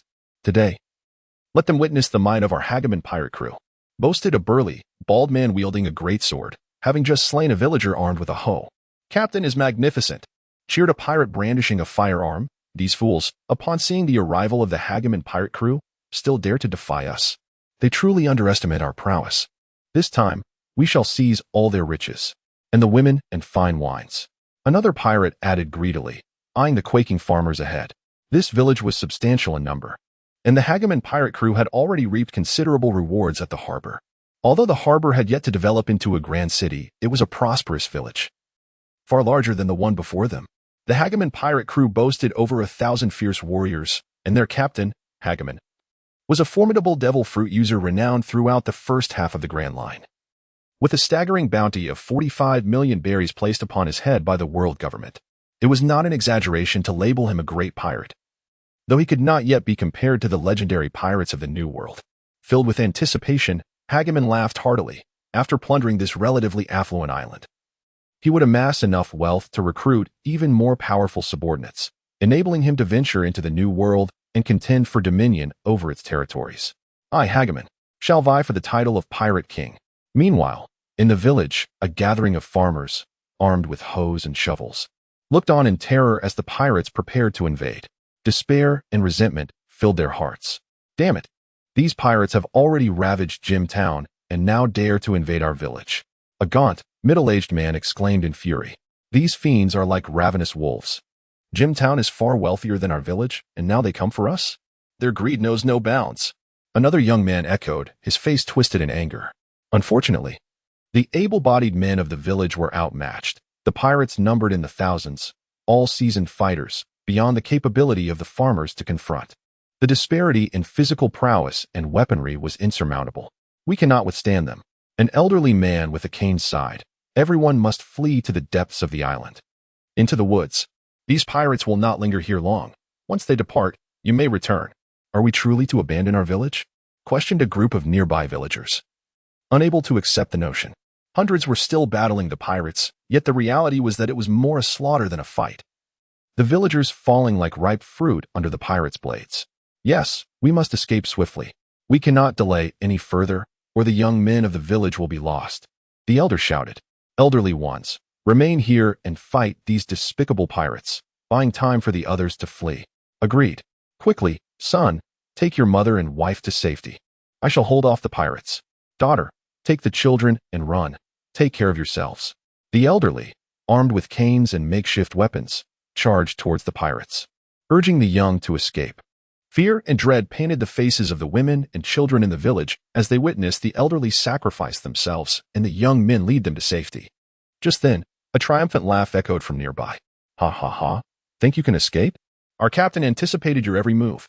I, First Mate Haggis, have already led our men around to your rear. Do you still wish to flee? Ha ha ha. Surrender your valuables, and perhaps you shall die swiftly. Otherwise, I shall make it my pleasure to slay you one by one. Ronan and his companions have disembarked and arrived at the port town of the island. A once thriving locale that now only hints at its former splendor through the remnants scattered about. The town is indeed substantial, yet it is overrun with corpses, predominantly those of the townsfolk, alongside a few of the town guards, with scarcely any pirates to be found among the dead. It appears that the town had made some attempts at resistance. However, it was tragically outmatched by the marauding pirates. Olvia's complexion has turned pale, as the grim scene before her is difficult to bear. If Olvia is affected this way, it is no surprise that Karaman has been severely impacted since their arrival on shore. He has been ill several times and is currently supporting the equally pale Robin as they follow behind. Ronan led the way, advancing directly through the entire town, guided by bloodstains and footprints that mark the path forward. These pirates, having plundered and slain the inhabitants of this village, had yet to retreat. Ronan gestured towards the horizon and remarked, they have also surged into the depths of the island. It is likely that at this very moment, dreadful events are unfolding within. Are they still engaged in battle? Robin and Karuman widened their eyes in disbelief, for it was their first encounter with such a brutal scene. Previously, they had only heard tales of the cruelty and malevolence of pirates, but now they were witnessing it firsthand. Even Robin, who had encountered the vicious tiger pirate crew in the West Sea, had never truly witnessed such a sanguinary spectacle. The scene before her now profoundly impacted her psyche. Olvia hurried over to support Robin and Karuman, inquiring with concern, "Are you both all right?" "And no, we're fine." The two girls resolutely shook their heads, and then sighed. Indeed, pirates are truly malevolent. They have mercilessly slain so many defenseless commoners. It can only be said that the majority of pirates are wicked. Ronan interjected.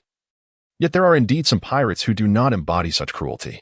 However, on the whole, the existence of pirates brings no benefit to the populace. They are solely concerned with plunder, slaughter, and chaos. Exactly. Robin nodded and remarked, most pirates are malevolent, yet our traveling pirate crew embodies goodness. I have heard of certain pirate crews that are virtuous. Even some island nations formed alliances to combat wicked pirates.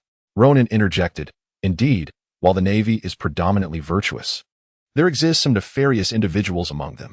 For instance, the Navy fleet that previously attacked the defenseless citizens of Ohara in the West Sea. Thus, discerning a person's character is not a simple endeavor. We must come to understand them ourselves. Yes, yes. Let us hasten our actions, for if we delay, the citizens may fall victim to the pirates. Ronan turned to his companions. All right, let us proceed swiftly. Perhaps we can save more citizens. The three women nodded eagerly. Their initial intention in visiting this island was merely to replenish their supplies of food and water, but upon encountering such a tragedy, they could not remain passive while these pirates wreaked havoc.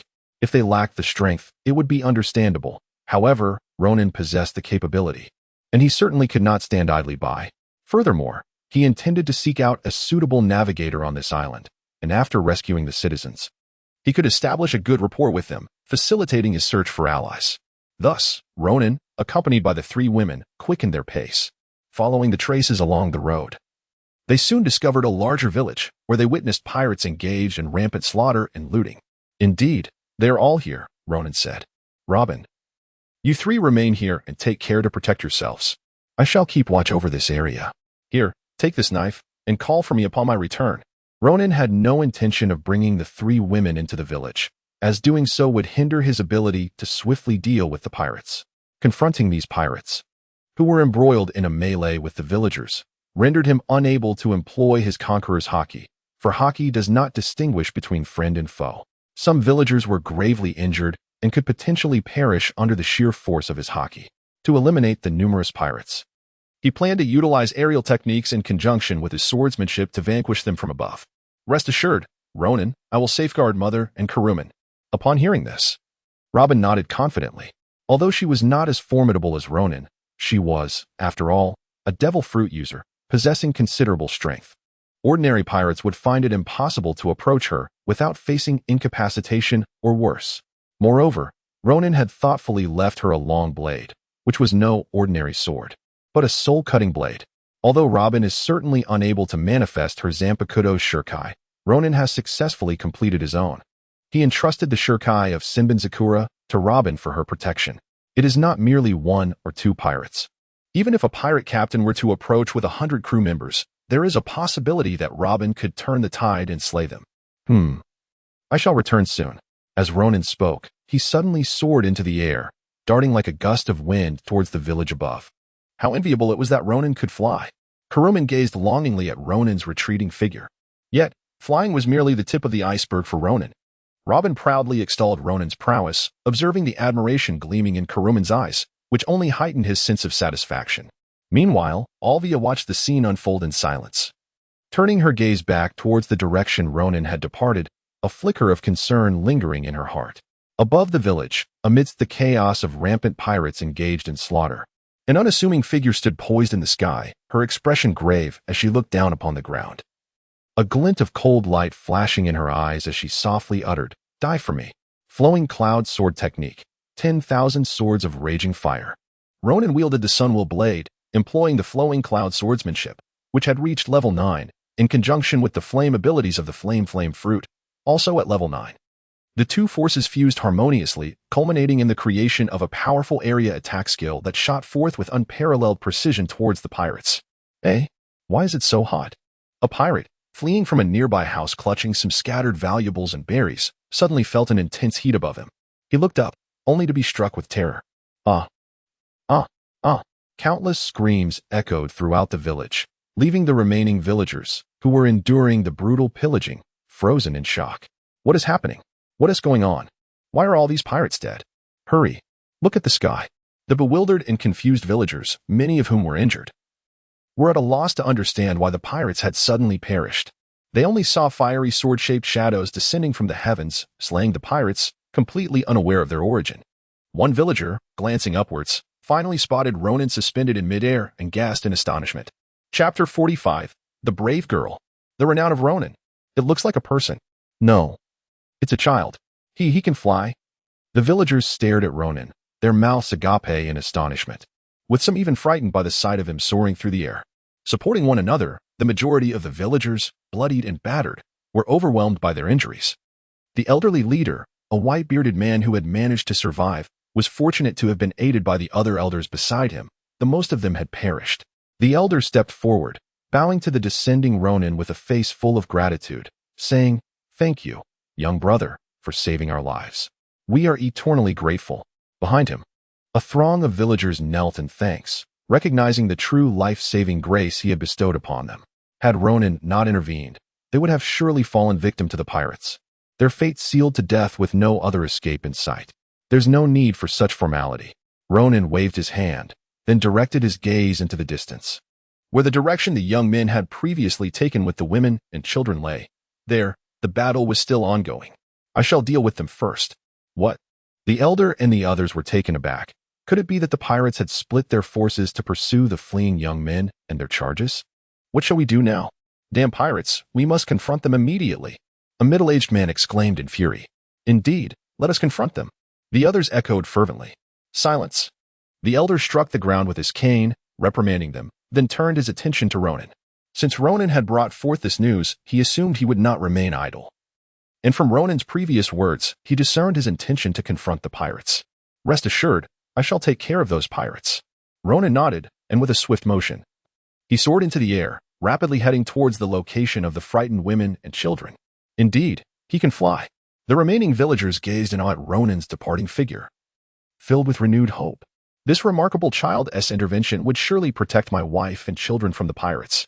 A stout man exclaimed with a joyful expression, oblivious to the blood streaming from his wounds. All right, everyone, tend to your injuries first, and then let us find the others. We must locate those who are still alive and bring them back to treat them. The elder, serving as the village chief, understood the gravity of the situation. His face etched with sorrow as he surveyed the injured and the numerous corpses strewn across the ground, alongside the occasional soft moans of the gravely wounded. Understood, Chief. We will attend to the injured immediately. The chief's words were met with swift agreement as the villagers began to assist those who were incapacitated. Meanwhile, Ronan had arrived at the place where the women and children were gathered. It was a small grove adjoining a hillock where the pirates, led by the first mate Heggs, were cruelly toying with the terrified populace. Some of the young ones had already fallen victim to their brutality, and the pirates' sinister hands were reaching towards the women and children. Ha ha ha, this woman is rather appealing. At that moment, Heggs' eyes lit up as he spotted a beautiful girl cowering in the crowd, and he joyfully shouted, cleaving a young man blocking his path in two before charging towards her with laughter. Initially, the girl was gripped by fear at the sight of Heggs approaching with malevolent glee. But just as the first mate seized her arm, she suddenly bit down hard, retrieving a dagger from her bosom and thrusting it fiercely towards his heart. Who was Heggs? A formidable pirate who had traversed the Grand Line alongside Hegman. Though lacking the powers of a devil fruit user, he was nonetheless exceedingly strong, perhaps even rivaling Hegman himself. How could an ordinary village girl stand a chance against a seasoned pirate crew's first mate? Even a surprise attack would likely prove futile. Thus, Heggs effortlessly grasped the girl's hand, squeezing it with such force that tears nearly spilled from her eyes, causing the dagger to clatter to the ground. Well, you dare to ambush me? Heggs sneered. His expression turning sinister as he glared at the G. Ronan's face remained impassive as he exerted a powerful grip with his right hand. Crack! The sound echoed as Haggis's formidable sword shattered into pieces, a blade of steel rendered to fragments by the delicate yet forceful grasp of Ronan's fair and youthful hand. This astonishing spectacle not only stunned Haggis himself but also left the girl, who had been flung aside by Haggis and now lay on the ground, wide-eyed in disbelief. The despair and worry that had clouded her expression were suddenly replaced with a glimmer of hope, a fervent desire for life. Simultaneously, the pirates who had been surrounding the women and children, tormenting and slaughtering the villagers of Qingzhuang, became aware of the unfolding scene. Their vice-captain, Haggis, was being overpowered by someone. How could this be? The thought that a mere child had shattered the vice-captain's sword was utterly unfathomable. Anger surged among the pirates as they converged, only to be met with astonishment upon witnessing the scene before them. Their pent-up fury swelled within, creating an uncomfortable tension. What is the situation with this child, vice-captain? Inquired a pirate of apparent standing, stepping close to Haggis. Haggis, not one to be easily fooled, squinted as he scrutinized Ronan. Arriving at a conclusion, this child was clearly not from the village. The strength exhibited by the boy, capable of crushing a finely forged sword with a single hand, indicated he was no weakling. Had such a person existed within the village, they would have surely intervened long before the pirates had wreaked such havoc. The only plausible explanation was that Ronan had come from elsewhere to rescue those in peril. Haggis continued to observe Ronan closely, attempting to recall the boy's visage, seeking to ascertain from where he had emerged. There was an unsettling familiarity about Ronan that gnawed at him. This sensation was not unique to Haggis. Other pirates shared this feeling as well. Just then, amidst the encircling pirates, one suddenly cried out, his eyes betraying an unmistakable fear as he gazed at Ronan. Roran! He is Roran! Upon hearing this, Haggis's eyes widened in shock, his face turning pale, even tinged with a hint of green. Fear flickered in his eyes. The pirate beside him, of notable rank, exhibited similar distress, his legs trembling beneath him, nearly causing him to falter. Among the nearly 100 pirates forming the encirclement, some had indeed heard of Roran's reputation, though none had witnessed him in the flesh. Those who had only seen his likeness in wanted posters were now petrified at the sight of the child before them. Yet, there remained a couple of oblivious pirates, still bewildered, glancing at their terrified companions and asking, "What's wrong? Who is Roran? Is it this child? Why are you all so frightened?" "Fool!" exclaimed a nearby pirate, delivering a sharp slap to the confused one, nearly sending him sprawling. "You dolt! It's Roran, the infamous pirate whose bounty has soared to 15 billion berries. The son of the devil, Roran." What? With that revelation, clarity dawned upon all. As they scrutinized Ronan's appearance, it became evident that he bore an uncanny resemblance to the figure depicted on the wanted poster. A child scarcely in his teens who had obliterated nearly 2,000 naval soldiers, dozens of warships, and several high-ranking officers. A fearsome pirate indeed. The son of the devil, Ronan. Suddenly, a collective gasp resonated through the air, as all members of the Hagaman pirate crew gazed at Ronan in sheer terror. They could hardly fathom encountering such a formidable adversary in this very moment. One might argue that the Hagaman pirate crew was powerful, boasting over 1,000 members. In terms of sheer numbers, they were nearly on par with the prominent pirate crews of the New World. The only aspect in which they fell short was in their elite strength. This gap in high-end power rendered them a significant tier below the top-tier pirate crews, with only Captain Hageman and Vice Captain Hages serving as their most formidable assets. Yet even they could not achieve the remarkable feats that Ronan had accomplished. It was one thing to confront the Navy fleet head-on. Even when faced with isolated naval vessels, they had to meticulously weigh the consequences of such encounters. Ultimately, they would shy away from engaging solitary warships, fearful of attracting the Navy's attention and provoking a large-scale fleet to annihilate them. Consequently, they resorted to pillaging smaller islands, much like the one before them, steering clear of any islands with a Navy presence. In stark contrast, Ronan's prowess was undeniably impressive, reflecting on his previous exploits. One could only wonder at the complexity of his undertakings. Yet, he emerged unscathed, having obliterated the entire fleet dispatched to capture him. This was true strength. This was a manifestation of formidable high-end combat capability, with a bounty of 1.5 billion berries. Merely contemplating such a terrifying reward underscores the sheer danger posed by this seemingly youthful figure. And now, this menacing presence surveyed them with a cold, indifferent gaze, as if appraising a collection of corpses. How could they not be seized by fear and dread? How? Were they not courting death? Ronan leisurely regarded Haggis, calmly stating, "I stand here. Make your move." Haggis stuttered, struggling to articulate his words, his eyes darting anxiously as his mind raced in search of a means to preserve his life. "Our Ronan, my lord, we are members of the Hageman pirate crew. I am the first mate, and our captain, Hageman, is also a wielder of a devil fruit power. I beseech you, for the sake of our captain, spare us this time." Haggis implored, even invoking the name of his brother, Hageman. In the vast ocean, those who possessed the powers of devil fruits were few and far between, each a formidable force. He hoped that by mentioning Hageman's name, Ronan might grant him some leniency. "Hageman?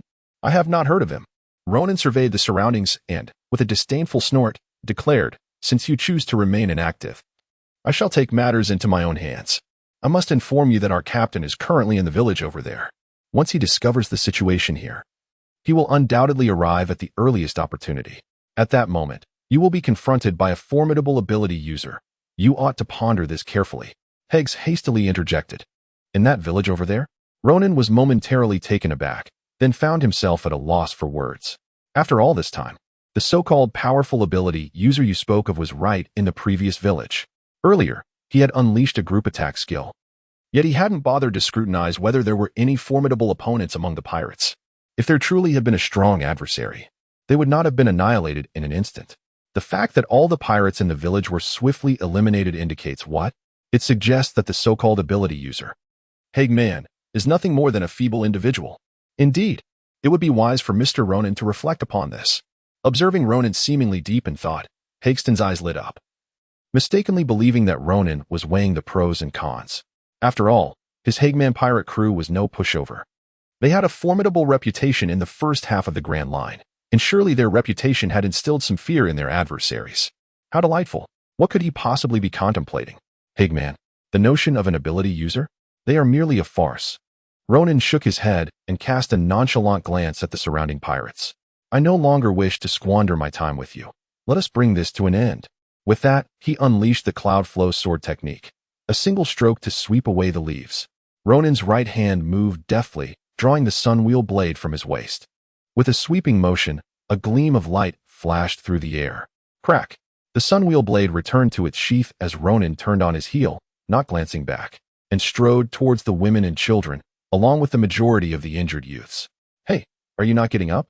Ronan cast a glance at a girl as he passed by.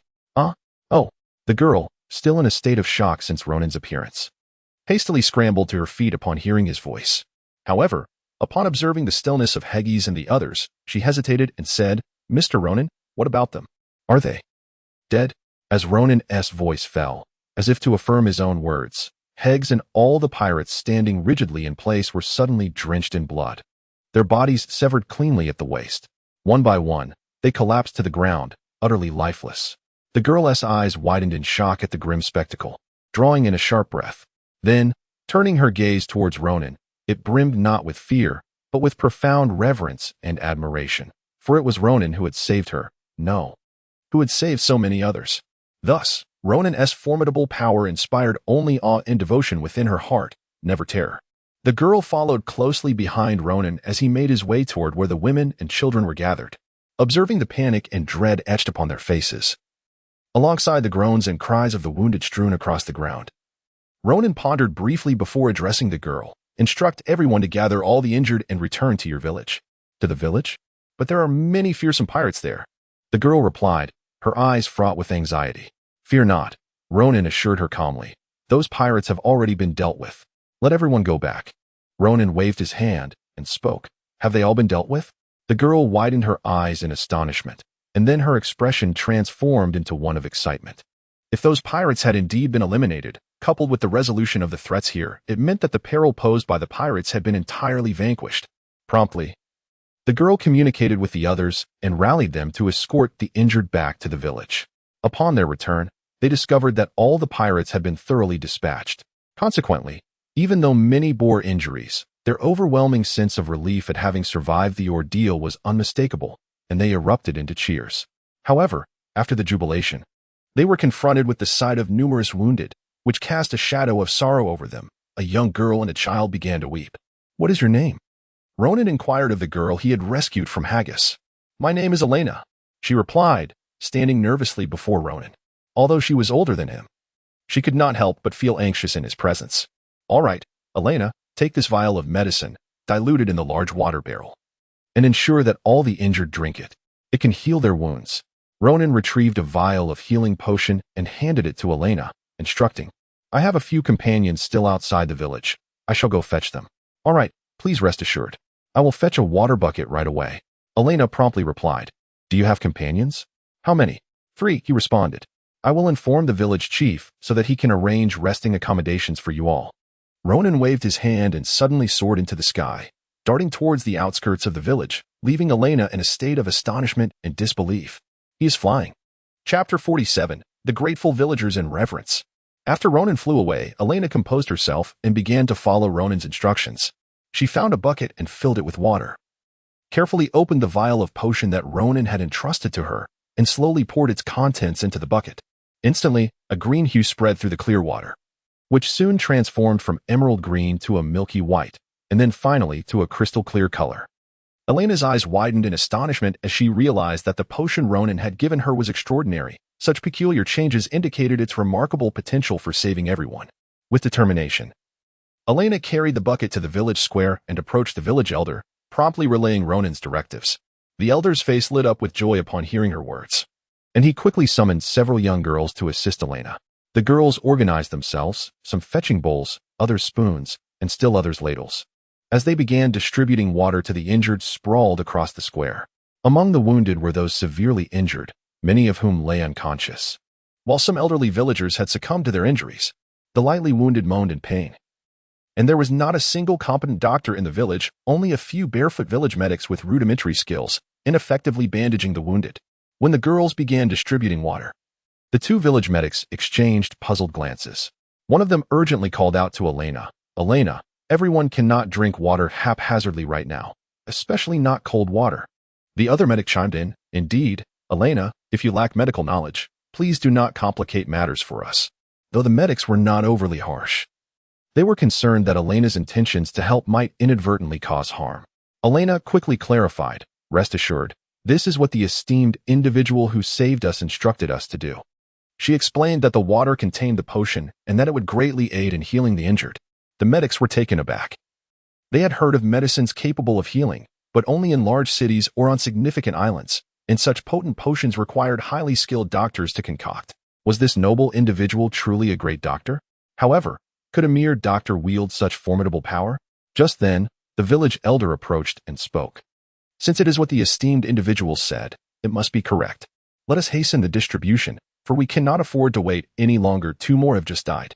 Witnessing the elder's sorrowful expression, the medics ceased their objections and swiftly assisted in distributing the potion. As each bowl of the potion was consumed, its effects became apparent almost immediately. Those who drank it displayed visible relief, and even the pain from their wounds seemed to diminish significantly. Effective, truly effective, the medics exclaimed in delight. The elder joined in their excitement, witnessing the stabilization of the villagers' conditions, with even some lightly injured individuals managing to stand. This noble individual is remarkable. The girls assisting Elena also shared in the joy, having personally fed the potion to some gravely injured villagers. One such villager who had suffered a severe abdominal wound, had blood soaking through his bandages. However, after consuming the potion, his bleeding ceased, and his pallor gradually returned to a healthy hue, with his breathing becoming steadier. A critically injured person had been saved by merely a sip of water, leaving the girls in awe. "Elena, where is that noble individual? I heard he is just a child. Why isn't he here?" they inquired eagerly. "Elena, you are so fortunate to be valued by such an important person." After distributing the potion, only a small amount remained in the bucket, which the girls carefully passed back to Elena. Despite their desire to keep such a precious remedy for themselves, they respectfully entrusted it to her. The girls, now filled with curiosity about Ronan, surrounded Elena, eagerly questioning her. Earlier, when they had been hiding in fear from the pirates, Ronan had descended like a divine savior, and they felt immense gratitude towards him, though they believed they had no right to approach him. Elena, slightly flustered by their inquiries, stammered, that noble individual has companions waiting outside the village. He went to fetch them and will return shortly." "Elena, why are you blushing?" one girl teased, noticing Elena's flushed face. "Hee, indeed," the others chimed in playfully. "And nothing." Elena stammered, "We should be grateful to that noble individual for saving so many lives." "Absolutely. Without him, many in our village would have perished. Perhaps even all of us at the hands of the pirates. We are fortunate that only this many have died." At that moment, the once hopelessly wounded villagers had been revived, and the lightly injured were no longer in danger. A sense of relief and joy washed over the village, with smiles replacing the earlier despair, as heartfelt gratitude towards Ronan filled the air. Meanwhile, Ronan returned to the village with Robin and others, discovering that many injured villagers had been successfully treated. Others were busy transporting the bodies of the deceased, mostly pirates, but some were villagers who had bravely resisted. The sheer number of pirate corpses was staggering, and Ronan's timely arrival had undoubtedly spared many lives from the brink of death. As he walked, Ronan, accompanied by Robin and the others, arrived at the village square, where they were immediately struck by a breathtaking scene. Under the guidance of the village chief, all the villagers, save for the incapacitated severely injured, supported the lightly wounded and knelt before Ronan, expressing their heartfelt gratitude with fervent voices. "Please, rise." Ronan waved his hand, urging the villagers to rise. After some time, he managed to persuade them to stand, although some still hesitated to approach. Only the village chief and Elena ventured closer to Ronan. The village chief once again expressed his profound gratitude, while Elena and several girls behind her gazed at Ronan with admiration. "I have arranged for some clean houses for our benefactor. Please follow me. Soon, our chefs will prepare some of the delicious local cuisine for you, and I sincerely hope you will indulge in it," the village chief said with utmost respect. "Very well. Then, I appreciate your kindness, Chief." Ronan did not decline. Instead, he nodded and followed the village chief and others as they departed. After a moment's contemplation, Ronan glanced at Elena and said, "You should come along as well. There are a few matters I wish to inquire about." Certainly." Upon hearing Ronan's words, Elena eagerly nodded, her eyes betraying a barely concealed delight, and she followed suit. Chapter 48. The Navigator Joins. The thrilled Elena. Ronan settled in the village of Tula, while the town of Jim lay in a state of paralysis. It would be an exaggeration to claim that the pirates had annihilated everyone. However, a significant number had undoubtedly fled or dispersed. Those who remained alive were likely hiding, too fearful to emerge. Consequently, Ronan's quest for sustenance and water must be addressed through the resources available in Tula. Yet, given that the villagers had just endured such a calamity, it would be unwise to demand supplies from them immediately. Prioritizing the rescue of the injured was of utmost importance. Fortunately, Ronan's medicinal concoctions had successfully stabilized the injuries of the wounded, with even the lightly injured beginning to show signs of recovery. As for the gravely injured, their conditions were under control, and with rest and basic post-treatment, they too could survive. Regrettably, those who had suffered severed arms and legs could not expect the elixirs to restore their lost limbs. Nonetheless, saving their lives was a commendable achievement. Ronan conveyed his request to the village chief, asking him to prepare some food and water for purchase the following day.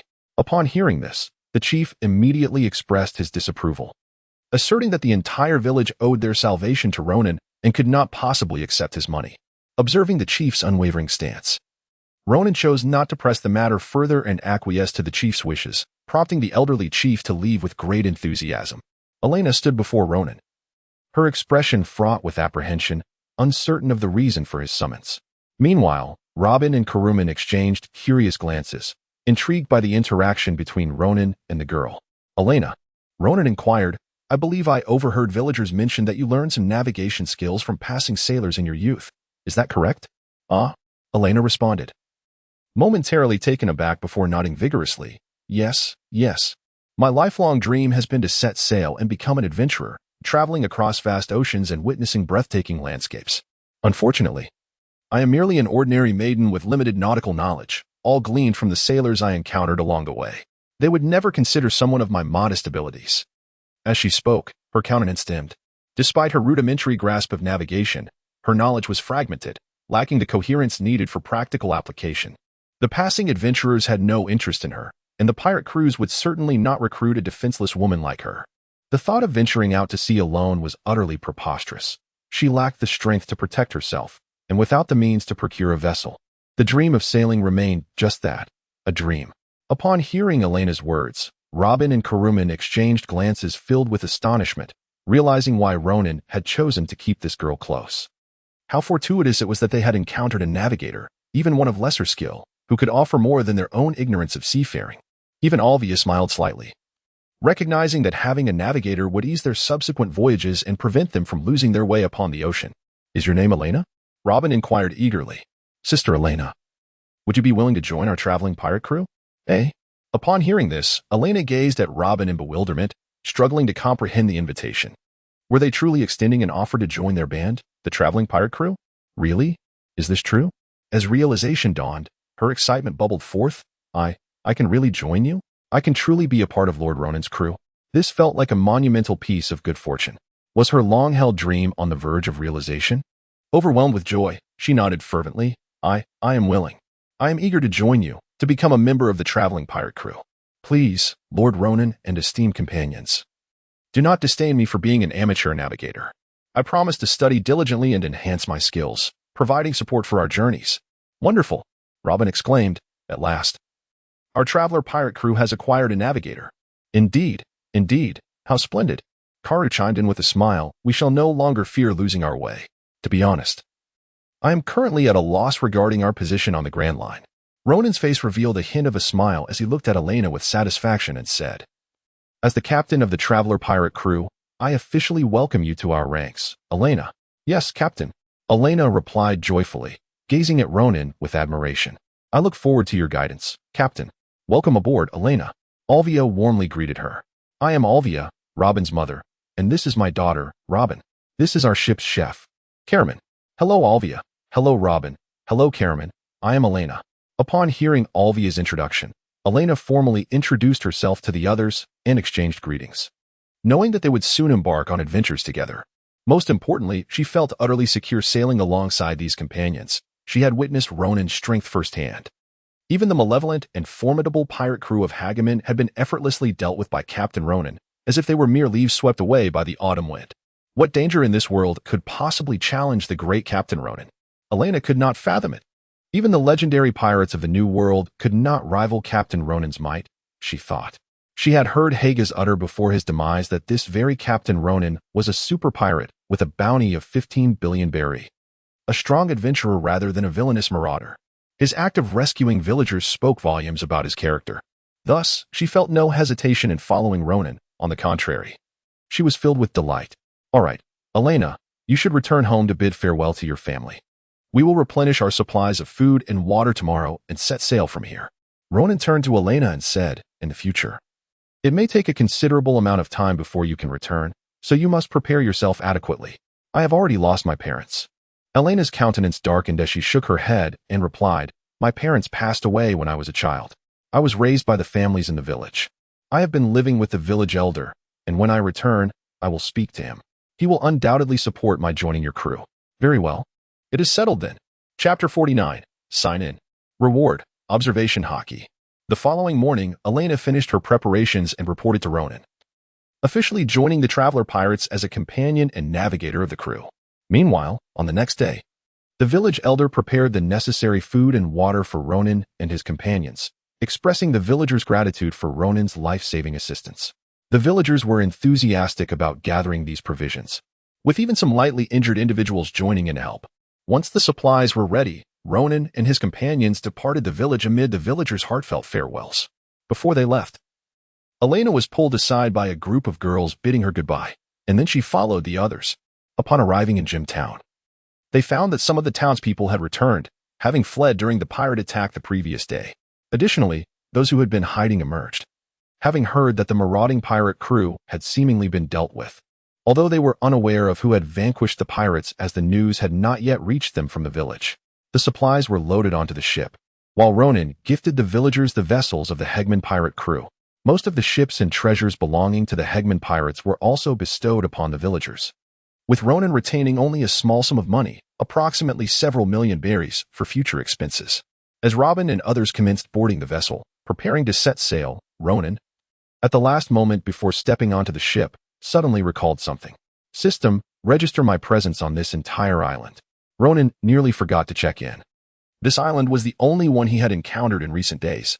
He had neglected to check in for several days, squandering numerous opportunities. This time, he could not afford to forget and hurried to complete his check-in.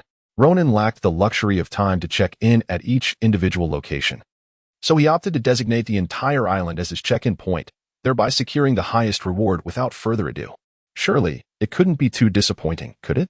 Just as these thoughts lingered in his mind, a melodic chime resonated within his consciousness. Ding! Congratulations, host, you have successfully checked in. Reward acquired. Observation hockey. The system announced. Observation hockey? Ronan's expression shifted, a hint of delight gracing the corners of his mouth. Indeed, he had finally received his second hockey reward, and it was none other than observation hockey. This was an exceptional ability, and in Ronan's view, among the three types of hockey, observation hockey held the greatest utility. While its combat prowess may not rival that of armament hockey or conqueror's hockey, observation hockey was a predictive type of ability, making it the most formidable in terms of support. Ronan was already extraordinarily powerful, even with the acquisition of armament hockey. The enhancement to his strength was not as significant as one might expect. In contrast, the observation hockey proved to be a different matter altogether. With his nearly invincible prowess augmented by the assistance of observation hockey, Ronan became an even more formidable force, akin to a tiger gaining wings. He was now one step closer to becoming truly unstoppable. System, acquire observation hockey. Ronan spoke directly and without hesitation. As he finished speaking, the system had already transmitted the observation hockey to him. Instantly, an influx of information surged into his mind, followed by a refreshing sensation that filled his head and gradually permeated throughout his body, eventually dissipating. Yet, Ronan felt a significant enhancement in his intuition and perception. He could distinctly sense the flow of air around him. Looking ahead, he noticed Elena boarding the ship, although she had not yet set her right foot down. Ronan had already calculated and anticipated her next move. True to his foresight, Elena placed her right foot precisely on the spot and in the direction he had predicted. Is this the power of observation hockey? Indeed formidable. In the heat of battle, possessing such an ability as support is simply terrifying. Moreover, this is merely my initial mastery of it. With diligent practice, as I elevate the skill level of observation hockey, I am certain there will be even greater breakthroughs and enhanced predictive capabilities. I have heard that the pinnacle of observation hockey can even foresee the future. Haha. I wonder if that is true. Once I elevate my mastery, I shall put it to the test. Ronan wore a smile as he stepped onto the great wave, a small boat beneath his feet. Elena, we are ready to set sail. By the way, could you tell me the exact location of this island? Robin inquired, pulling Elena aside. We just departed from Twin Canyons a few days ago, aiming for Water City, with our initial destination being Whiskey Island. Is this Whiskey Island? At that moment, both Karaman and Olvia turned their gazes toward Elena, and even Ronan glanced over, which made her blush and feel a bit anxious. Upon hearing Robin's words, Elena was taken aback, her eyes widening in surprise. You just left Twin Canyons a few days ago? Your destination is Whiskey Island? And ultimately, you plan to reach Water City? My goodness, what's wrong? Karaman asked, sensing her astonishment and anticipating something significant was afoot. Indeed, Elena's eyes twitched slightly as she spoke. You have strayed far off course. The island I reside on is nearing the doldrums, situated along the far edge of the first half of the Grand Line. It is a considerable distance from the route you intended to follow. How did you veer so far off course? At this revelation, everyone, including Ronan, felt a wave of embarrassment wash over them. It was clear that without a navigator, one could scarcely make any progress along the Grand Line. And this was merely the beginning. Without a navigator, they might mistakenly believe they were heading to Water City, only to find themselves back at Twin Canyons. How mortifying that would be. The weather and conditions of the Grand Line are exceedingly harsh. We encountered just one storm and have already deviated so far from our intended route. Robin pouted in frustration. Back in the West Sea and East Sea, we never lost our way even once. Elena chuckled wryly. The weather and conditions across the four seas are vastly more favorable than here. Just look at this island. Does it not feel like the sweltering summer? Indeed. Robin and the others nodded in agreement, acknowledging the heat that enveloped them, only relieved by the cooler nights. But you may not know that just last month, our island experienced a heavy snowfall, tragically claiming several lives. Elena raised her hands in exasperation. Perhaps it might snow again in a few days, so you must prepare an assortment of clothing suitable for all seasons aboard the ship. The weather here cannot be compared to that of the four seas. It is exceedingly severe and erratic. Despite their astonishment, the crew accepted her words, for they had long heard tales of such occurrences along the Grand Line. It was simply their first-hand experience now. By the way, Captain Ronan, do we have a compass on the ship? Elena suddenly recalled and asked Ronan. A compass? Ronan exchanged glances with Robin and the others before turning to Olvia. He remembered that Olvia possessed a compass, which had granted him the confidence to venture into the Grand Line without a navigator. I have a compass. Though it is merely a record compass, Olvia said as she produced it and handed it to Elena. Such an item was best entrusted to a navigator. Just a record compass? Elena expressed her disappointment, yet upon realizing that it was fully charged and currently pointed toward the next island in the Chambadi archipelago, she accepted it. Captain Ronan, I believe we still require a permanent compass. Elena looked earnestly at Ronan. The next island is Reina Island, a place larger and more prosperous than my hometown. They should have permanent compasses for sale there. Very well, let us procure a permanent compass on Reina Island, Ronan replied with a smile. Understanding the significance of a permanent compass, which always pointed to a specific island, while a record compass needed to be charged upon reaching each new island, guiding them to the next. Only through the coordinated use of both types of compasses could they ensure their safe passage. After concluding their discussion, they prepared to set sail. Set the sails, we embark. Ronan stood at the bow of the ship, gesturing with exuberance as the girls behind him erupted in laughter. The vessel was set in motion, its sails unfurling as they embarked once more towards the distant ocean. This time, with the addition of a navigator, they need not fear straying off course amidst the vast waters. Chapter 50. Focus on Reina Island. The terrified colonel. Their next destination was Reina Island. Upon learning that Ronan and his companions ultimately aimed to reach the City of Water, Elena provided a navigational route. First, they would proceed along the coastal path. Upon arrival at Reina Island, they would acquire a permanent compass directing them to the Chambadi archipelago, after which they would redirect to the central route of the Grand Line, essentially retracing the path originally taken by Luffy in the source material, before continuing along the course towards the City of Water. Ronan embarks on a journey to the City of Water, not for any trivial reason, but rather to commission the construction of a vessel from the skilled shipwrights there, utilizing the long-acquired blueprint of the underworld he possesses. The City of Water, renowned as one of the most prosperous islands along the Grand Line, is celebrated for its unparalleled shipbuilding industry. It is whispered that many flagship vessels of notorious pirates from the New World have been crafted by the artisans of this illustrious city. Furthermore, the island is famed for preserving numerous ancient shipbuilding techniques, adding to its esteemed reputation. Ronan was even aware that the City of Water was home to a family of shipwrights renowned for having once created the legendary ship, the Pluto. The master of Frankie and his brothers hailed from this illustrious lineage, though it had now fallen into decline. Nevertheless, even in its diminished state, it remained a bastion of world-class shipwrights. This venerable elder had once forged the mighty Moby Dick for Whitebeard, a vessel that now sails triumphantly across the New World, earning immense renown. In the original narrative, following the elder's passing, CP9 mistakenly believed he possessed the blueprints for Pluto and sought to trouble Frankie and his brothers. However, their plans were thwarted by Luffy. In truth, the blueprints were mere legends, long since lost to time. Ronan predicts that there are indeed no remaining blueprints of the Pluto in this world. Even the world government and the celestial dragons, if they possess such a formidable weapon capable of instilling fear across the seas, would have long since constructed it to intimidate the pirates of the New World. Thus, the blueprint in Ronan's possession must be the singular copy in existence. In the waters surrounding Jim Island, shortly after Ronan's departure, a small military vessel concealed beneath the waves prepared to pursue him. Behind the ship's captain, A messenger hurriedly approached. "Captain, we have received word from Vice Admiral Karp. They're on their way." Upon hearing this, the captain's face brightened with delight, and he rubbed his hands together with excitement. He then raised his gaze and instructed, "Summon the navigator. I have matters to discuss with him." "Yes, sir." The messenger acknowledged and hastily departed. Before long, the naval navigator arrived. "Dorothy, I have just received news that Vice Admiral Karp and Admiral Zifa are en route." The captain addressed the navigator. "Now that Ronan has just departed this island, can you confirm their next destination is Rena Island?" "Indeed," Dorothy replied. "I previously mentioned that Ronan must have had a purpose for coming here. However, due to the delay of the two gentlemen's arrival, we are unable to thwart his objective. He has successfully vacated Jim Island." Dorothy sighed and shook his head. Having initially believed that the two gentlemen would arrive sooner to intercept Ronan, he and the captain had suspected that Ronan's visit to Jim Island was for a significant reason or an important secret. Alas, it appears they have arrived too late. Ronan and his companions had already departed, and they could only follow suit.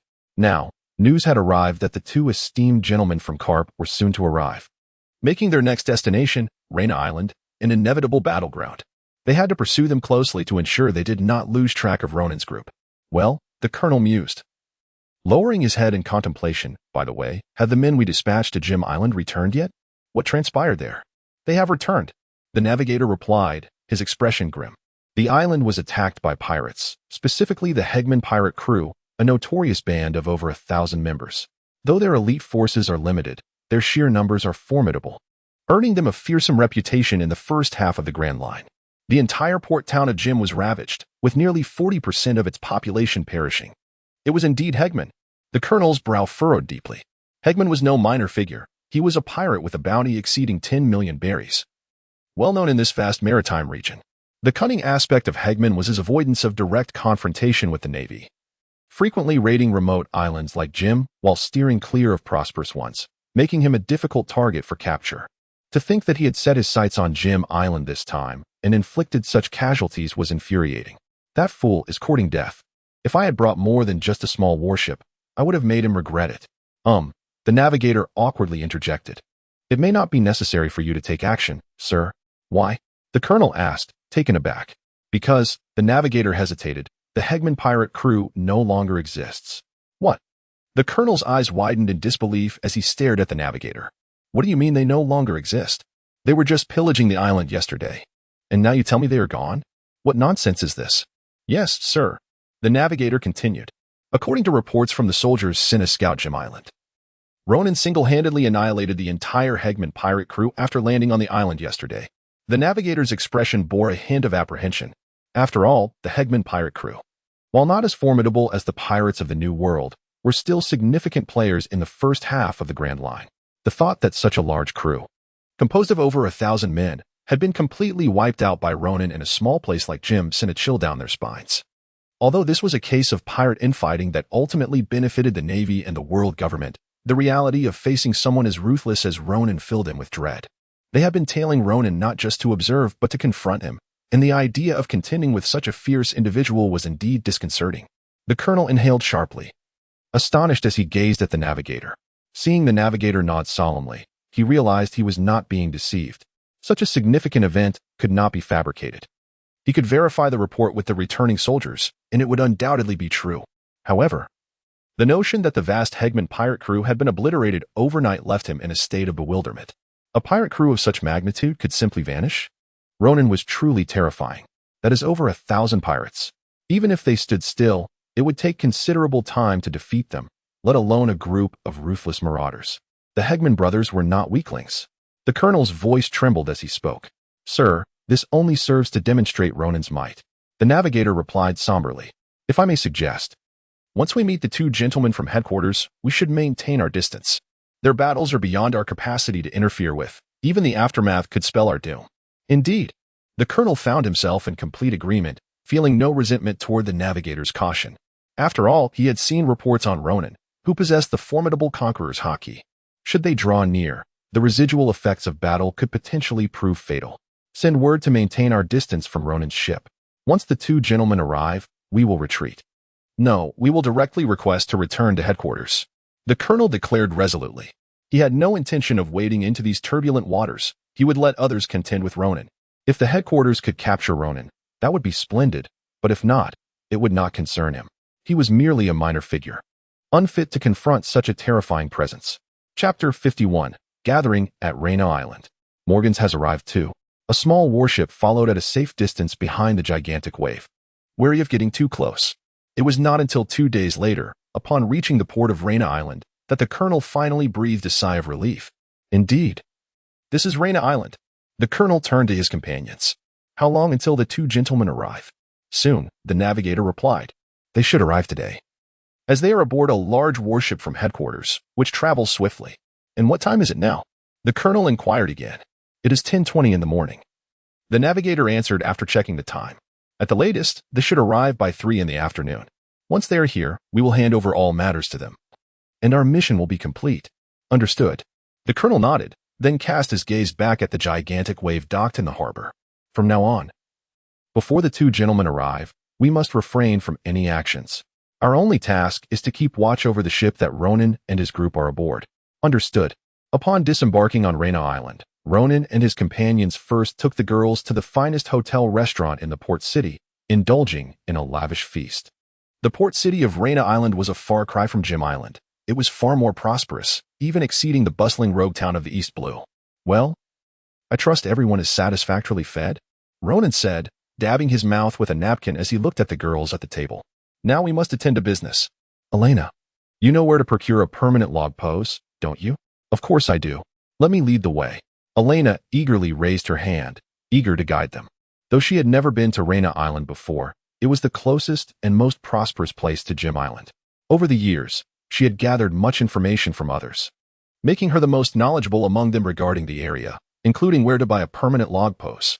Soon after, they arrived at a shop specializing in the sale of permanent log poses and purchased one that pointed toward the Shambadi archipelago. Ronan pondered for a moment and decided to purchase another permanent pointer, this time directing towards the water city.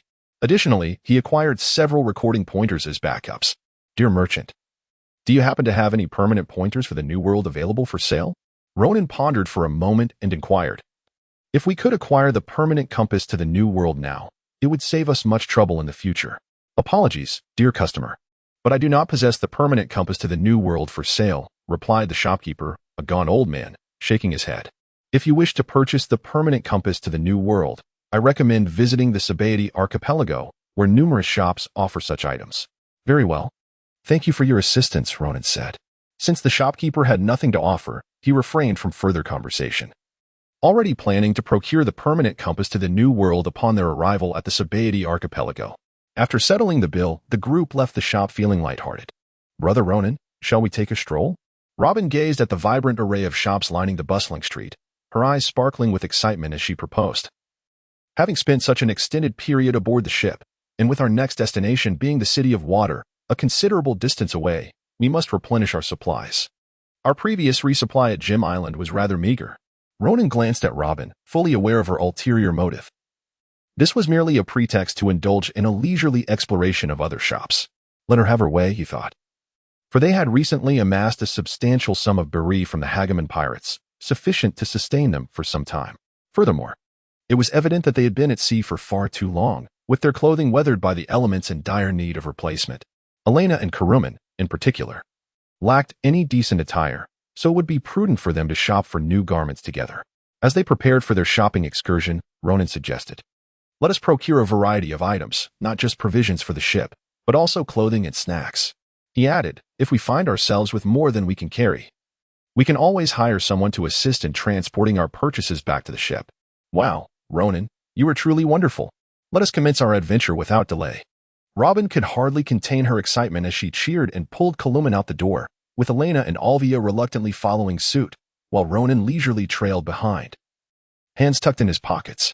At that very moment, a massive vessel approached the harbor, startling the colonel and his comrades who were monitoring from a distance. Who could that be? That insignia looks familiar. Is it the World News Agency? The navigator exclaimed in astonishment. What brings them here? The colonel pondered aloud. Could there be significant news brewing? After a moment's silence, the navigator spoke up. My lords are here to apprehend Ronan. Isn't that considerable news? The colonel was taken aback. How on earth did they learn of this? This is supposed to be a covert operation, known only to headquarters. The navigator reflected. This is the world news agency we are discussing. Nothing escapes their scrutiny. They possess an intricate web of intelligence about global secrets. Moreover, I sense something unusual about the ship. Give me the telescope. The colonel commanded. A nearby messenger promptly handed over a monocular. Peering through the lens, the colonel observed the imposing ship docked at the harbor. His gaze was immediately drawn to a figure of considerable stature, adorned with a top hat, descending the gangway under the protection of a cadre of men in black. Behind him trailed a throng of reporters, wielding cameras and recording devices, making their way directly into the port city. The sight rendered the colonel momentarily speechless. Morgans, he murmured, his eyes wide with disbelief. It's truly him. Morgans has arrived in person. What? Morgans is here himself? The navigator was equally astonished. Morgans, the underground monarch of the New World and the head of the World News Agency, wielded unparalleled influence over the global media landscape. Although his personal might may not be formidable, the soft power he commanded was indeed formidable. Even the world government had to show him deference.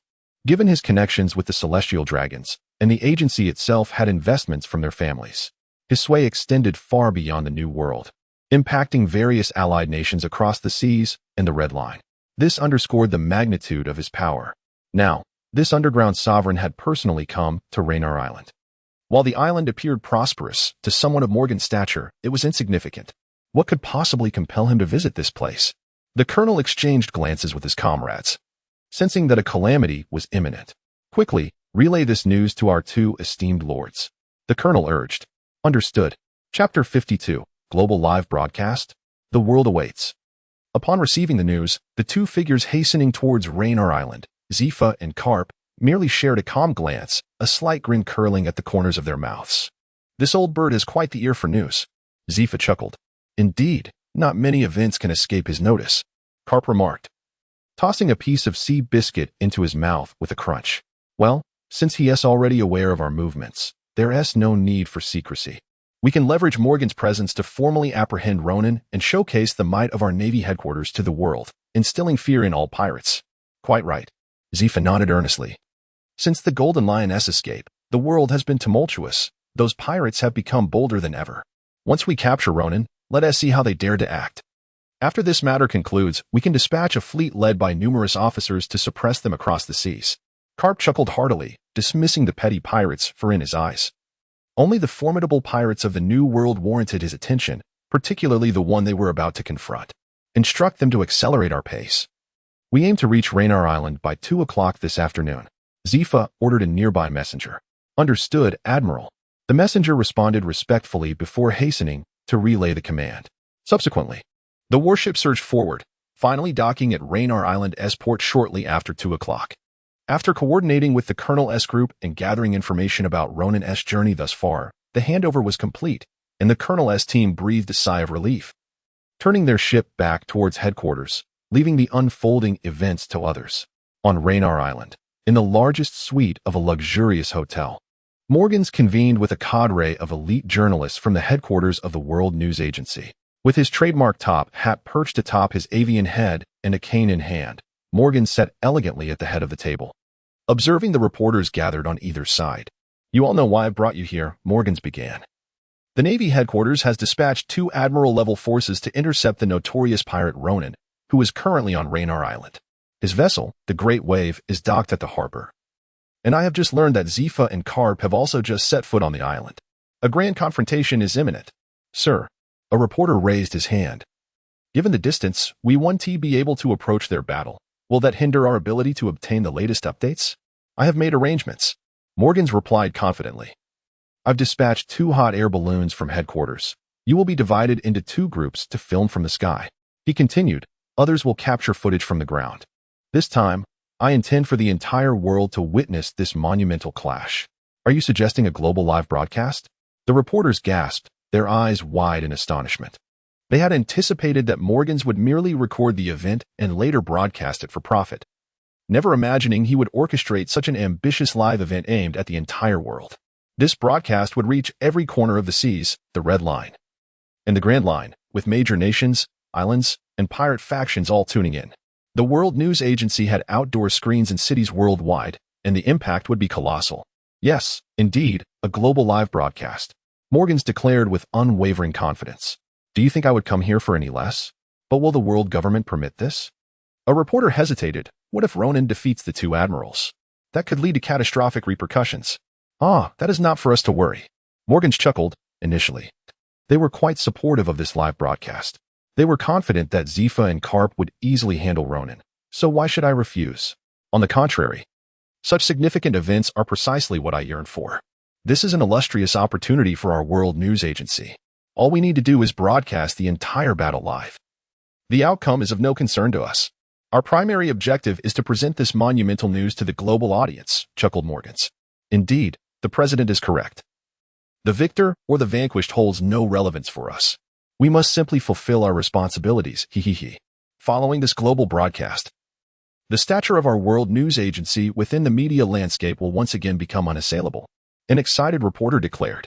After this event, our share in the global news media will rise from 90% to several additional points. Those minor tabloids will find no space to survive. Another reporter laughed heartily.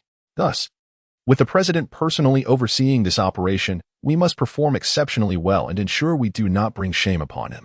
All necessary preparations around the world are in place. We await the live broadcast signal from our end. Ladies and gentlemen, let us strive diligently. Upon the successful completion of this task, all salaries will be doubled, and paid leave will be granted, Morgan said with a smile. Long live the president.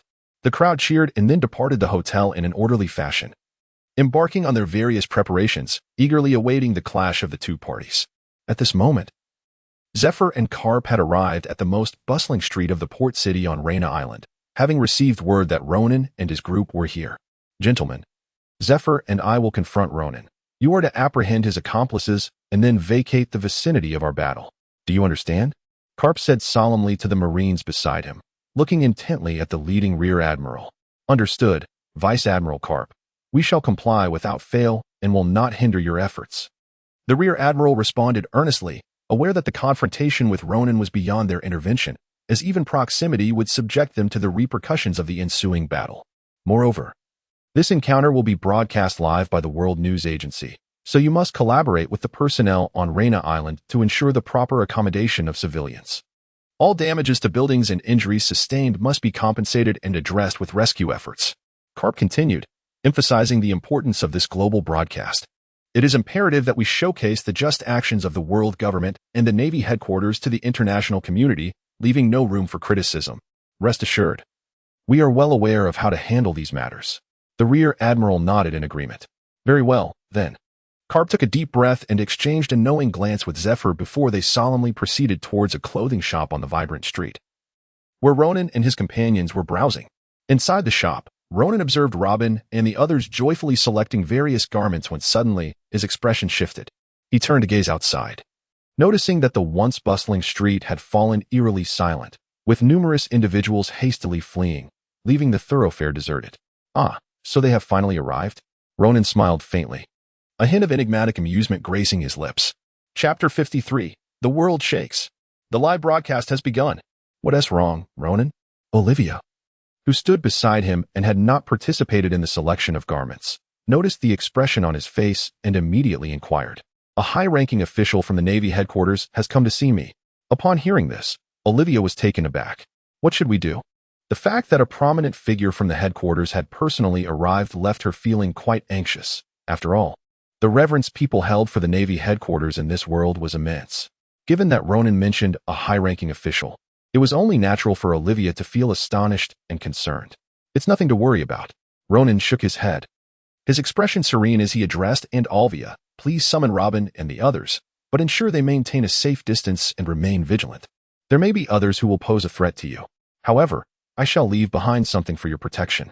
As he spoke, Ronan deftly retrieved his Zanpakuto, swiftly completing its initial release, and handed it to Olvia, saying, Take this sword.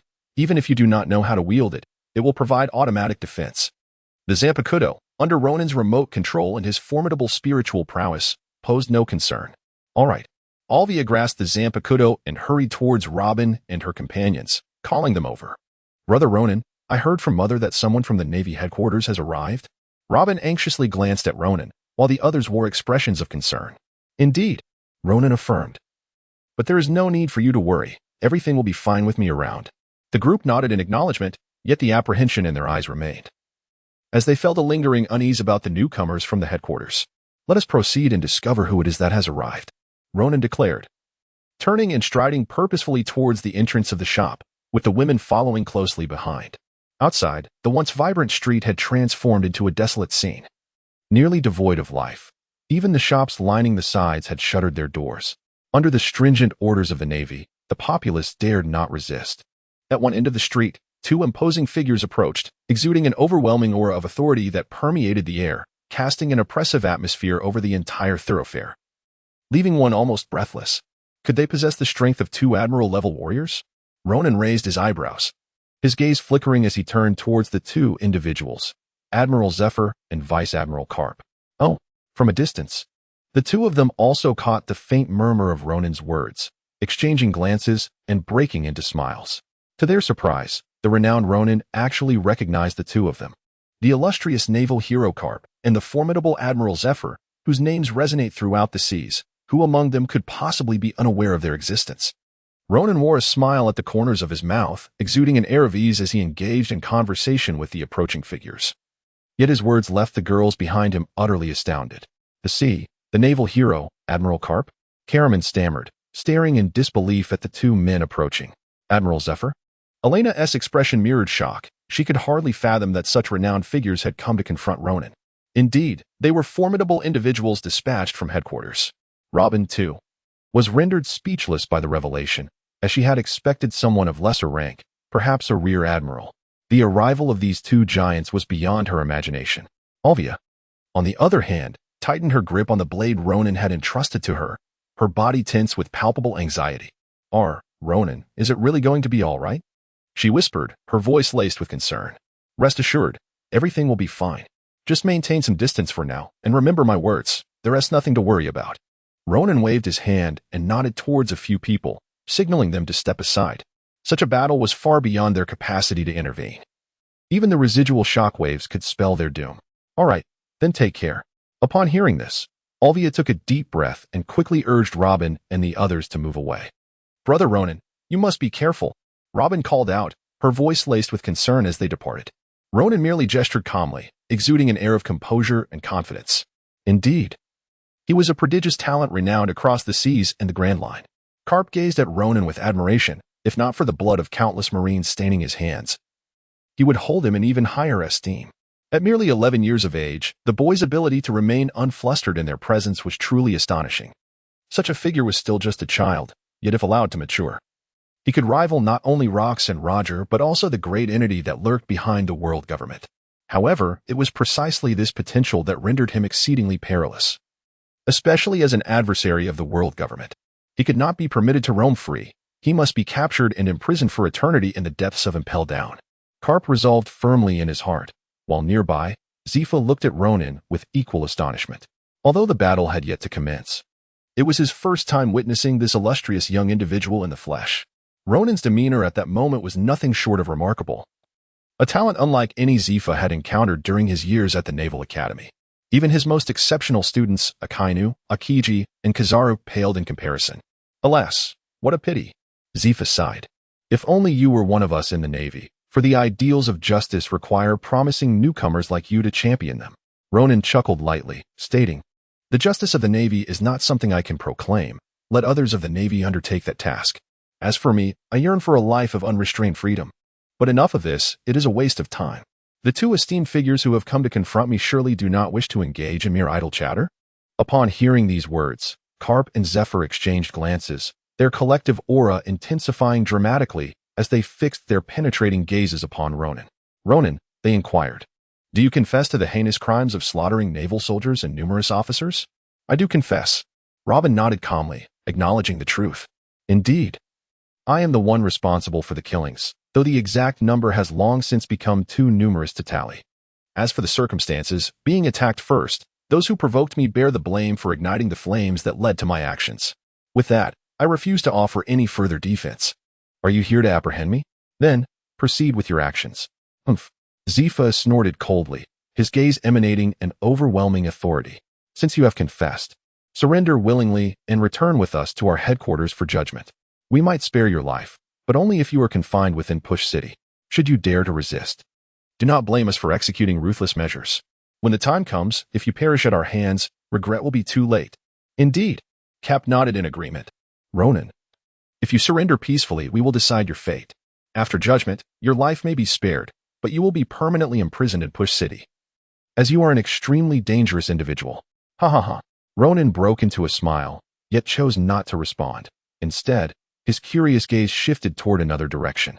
Ronan gazed up at the sky, where two enormous hot air balloons floated gracefully above. Individuals atop these balloons wielded cameras, directed towards his location. Not only were they in the air, even on a nearby skyscraper's rooftop, people brandished various equipment aimed in his direction. To his astonishment, they had captured this operation against him on film, presumably intending to broadcast his capture to the world. What a clever scheme, Ronan remarked. No, this is not mere recording. It is a live broadcast. Zifa grinned, his eyes brimming with confidence. Morgan himself has come with his crew, intent on streaming your capture live for the entire world to witness. At this very moment, I imagine people across the globe are watching this scene unfold. Not just across the seas, but also on the Red Earth continent, and throughout the myriad islands of the Grand Line. They are all witnessing this moment. Ronan, you shall be brought to justice before the eyes of the world, to demonstrate the might of our navy, Karp declared emphatically. A live broadcast for the entire world? What a grand spectacle. Ronan couldn't help but chuckle heartily, raising his hand to wave at the camera as if greeting the populace of the world. Hello to everyone across the globe. Boom. Instantly, the world erupted in astonishment. Chapter 54. Global Discussions. The unparalleled charisma of Ronan. This child is so arrogant. How audacious. It was rumored that he had slain numerous Marines. This individual, as I understand it, is Ronan, a mere 11-year-old child. Yet he is a notorious pirate with a bounty of 15 billion berries. 15 billion berries? How terrifying. In the East Blue, the central square of Lowtown was crowded with people gathered before a massive live broadcast screen. Upon witnessing Ronan's confident gaze and casual wave, the crowd erupted into a flurry of discussion. Meanwhile, in the West Sea, North Sea, and South Sea, countless individuals were engrossed in the live feed, fervently debating Ronan's brazen attitude, particularly in the face of two high-ranking Marine officers. However, as those familiar with Ronan's reputation provided explanations, they were soon struck with astonishment at his formidable prowess. Some bounty hunters, witnessing this scene, felt a chill in their hearts, secretly relieved that they had not foolishly sought trouble with Ronan. After all, even two high-ranking figures from the Marine headquarters were personally dispatched to apprehend him. He was far beyond their capability to handle. In the Grand Line, various islands were abuzz with chatter. In Alabasta, the king and his pregnant queen watched the broadcast with a sigh. On Justice Island, high-ranking officials wore grim expressions as they observed Ronan, their faces darkened with fury, wishing they could tear him apart for his blatant disregard for the Navy. On Sabaody Archipelago, the celestial dragons gathered, looking down upon the live footage with disdain. The Navy is utterly incompetent. To capture a mere child, they have dispatched both Karp and Zephyr. They are regressing. Indeed, it seemed they would have to mention this to the Gorasii during their next meeting, as capturing a child required such effort, a display of utter incompetence. Ronan appears rather amusing, doesn't he? He, once captured, I shall demand him as a slave for my entertainment. Haha, splendid idea. Let me borrow him too. I want to ride him like a horse. At the Marine headquarters, in the Grand Conference Room, the live broadcast was similarly displayed on a colossal screen.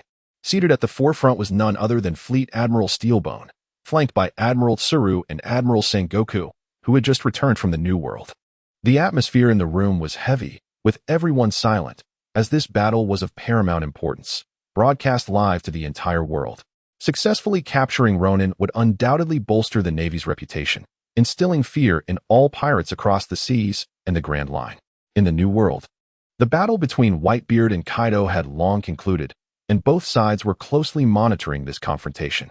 Ha ha ha, this little fellow is truly becoming more formidable. Whitebeard laughed, taking a swig of his drink. Previously, he only faced a vice admiral. Now he must contend with admiral-level powers. Karp is no mere vice admiral, and it appears both will confront him together. This young lad is in for a trial. In Kaido's territory, the formidable pirate lord sat majestically, surrounded by a host of subordinates. This Ronan possesses something special. I hear his bounty has reached 15 billion berries. Kaido mused. Indeed, Captain, replied a similarly robust subordinate. Despite his youth, he is indeed a powerful figure. having claimed nearly 2,000 Marines and several officers. It seems the Marine headquarters is serious, sending both Zephyr and Carp against him. Well then, it seems this young lad has nowhere to flee. Kaido raised an eyebrow, shaking his head. These two are no ordinary foes. Even Roger might not have been able to contend with their combined strength. It seems the outcome is already determined. Let us just enjoy the spectacle. One subordinate remarked, however. With a live broadcast to the world, should Ronan be captured, it could significantly boost the Navy's prestige. Not just the Four Seas, but even our new world might feel the repercussions. Ha ha ha, the new world is the territory of us few great pirates. How could the capture of a mere child like Ronan easily affect us? You overestimate the situation, Kaido scoffed. Meanwhile, Big Mom's pirate crew, led by Charlotte Linlin, continued to indulge in delectable sweets, though her gaze remained fixated on the live broadcast. As she watched, she contemplated the potential ramifications for the world should Ronan be apprehended. Like Kaido, she believed that capturing Ronan would indeed impact the global situation and strike a significant blow against pirates, enhancing the Navy's reputation. However, she doubted it would extend to the New World. The Navy has calculated well, broadcasting Ronan's capture live to the world. That old rascal Steelbone and Admiral Tsuru must have some clever schemes in play. Big Mom snorted, then mused. I hear Morgans even personally went to Reina Island. I wonder how many benefits he has received from the Gorosei. Speaking of the Gorosei, in Mariewa, the seat of the Five Elders, one tall member remarked. Observing Ronan's audacious demeanor on screen, what a slap in the face to our world government. There's no need to be upset, replied a shorter, stockier elder with a sinister smile. Let him revel in his arrogance for now. With Carp and Zephyr in play, do you really think he can escape? Indeed. The more brazen he is now, the more humiliating his capture will be, said a gaunt elder solemnly. When it comes time to judge him, it will deliver a significant blow to those pirates. Let us wait and see. I am eager to witness the expressions of those watching the broadcast when Ronan is ultimately captured, remarked the remaining two elders softly. Indeed, let us await the outcome. Across the world, many pirates were glued to this unfolding scene, their hearts racing as they marveled at Ronan's extraordinary charisma. They hoped for Ronan to triumph over the two high-ranking Marine figures, yet they also harbored concerns. After all, Ronan appeared to be just a child. Could he truly stand against the renowned leaders of the Marine headquarters? On Reina Island, after greeting the world, Ronan turned his focus back to the two adversaries before him and declared, having exchanged pleasantries, shall we commence in earnest? Since you refuse to surrender, let us see what abilities you truly possess. Zephyr's voice was low and firm as he replied, locking eyes with Carp, both prepared to join forces against Ronan. This time, Zephyr lacked the confidence he had felt during his previous encounter in the West Sea, where he had believed he could capture Ronan single-handedly. Now, to ensure absolute certainty, he chose to collaborate with Carp to swiftly and decisively apprehend Ronan.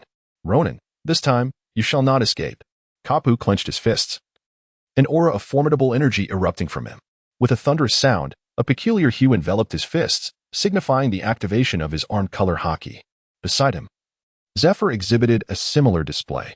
His armed color haki ignited, and the mechanical sounds emanating from his right arm echoed with a relentless clatter, indicating his intent to unleash his full power and swiftly subdue Ronan.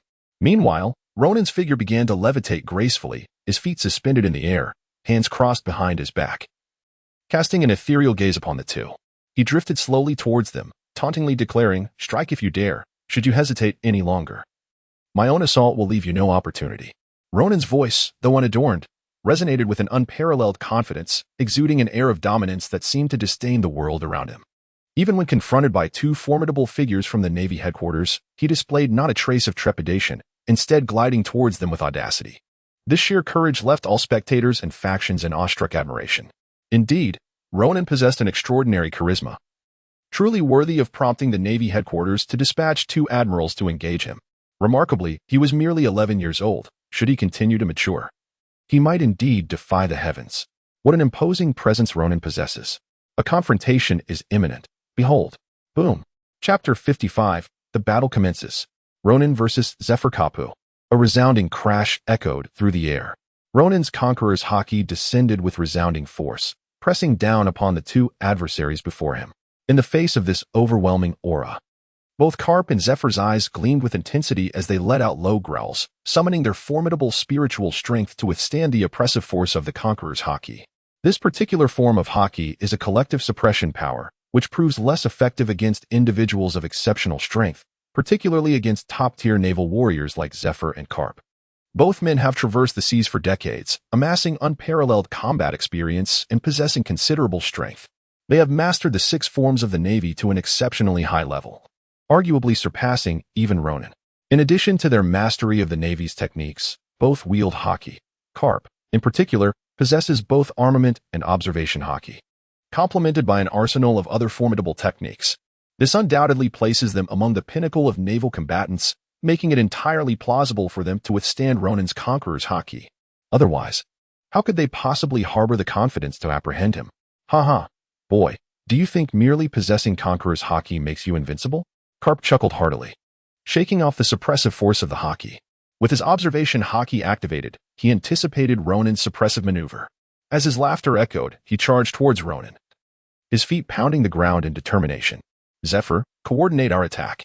Karp commanded, his iron fists already soaring towards Ronan. Take this punch.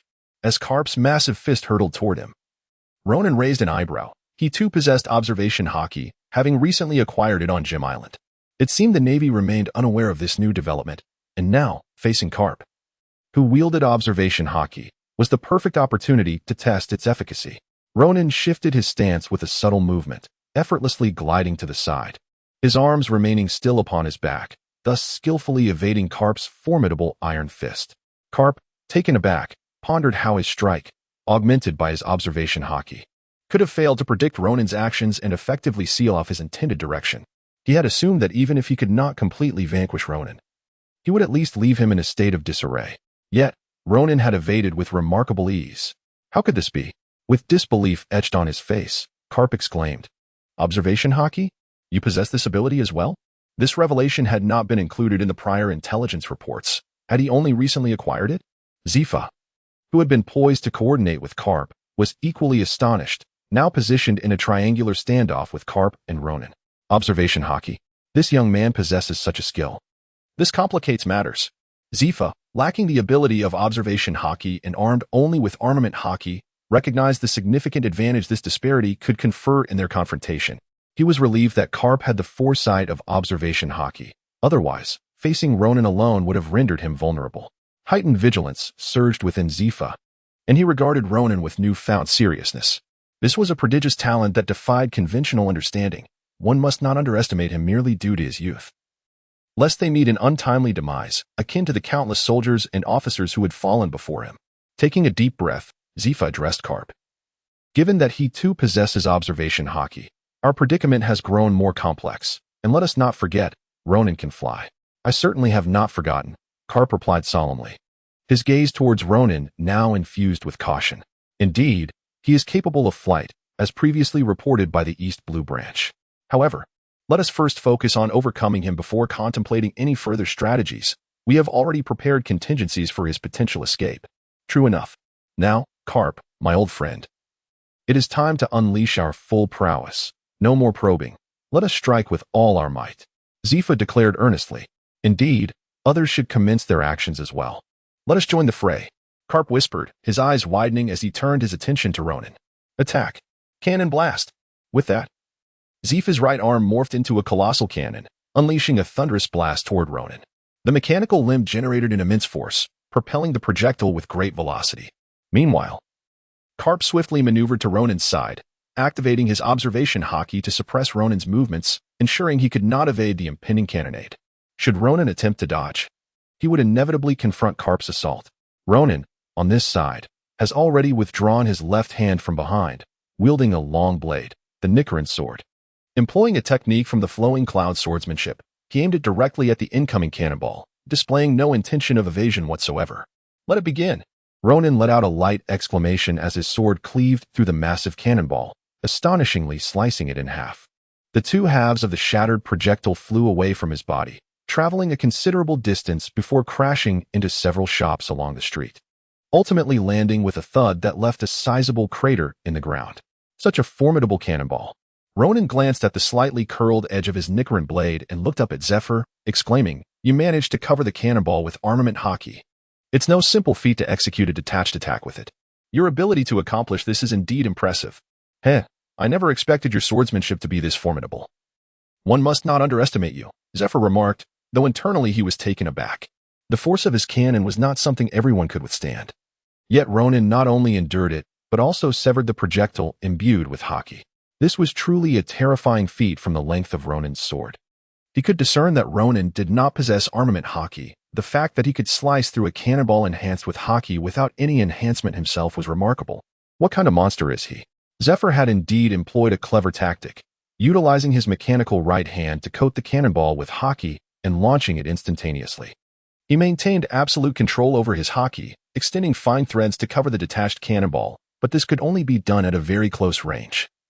As was the case here, Ronan was not far from him, allowing it to succeed. Even so, he still could not overpower Ronan, which left him somewhat disheartened. This Ronan was truly a prodigy.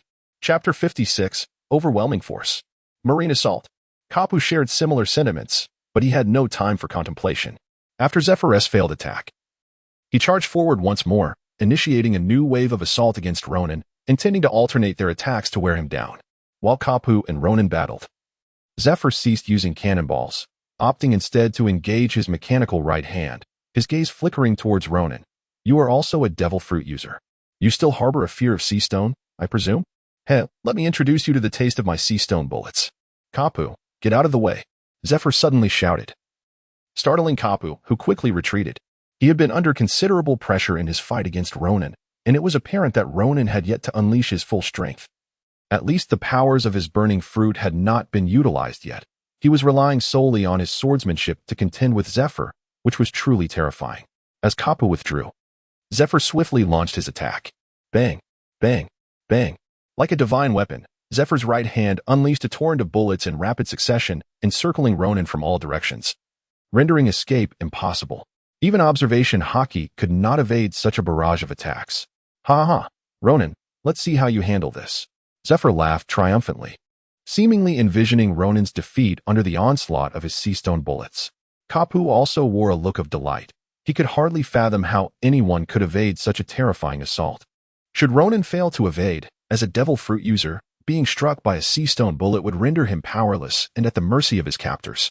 Thus, their mission to capture Ronan would surely succeed, allowing them to bring him back to Marineford for judgment and strike fear into the hearts of all pirates, showcasing the might of the Marines. Meanwhile, Ronan understood the gravity of the situation.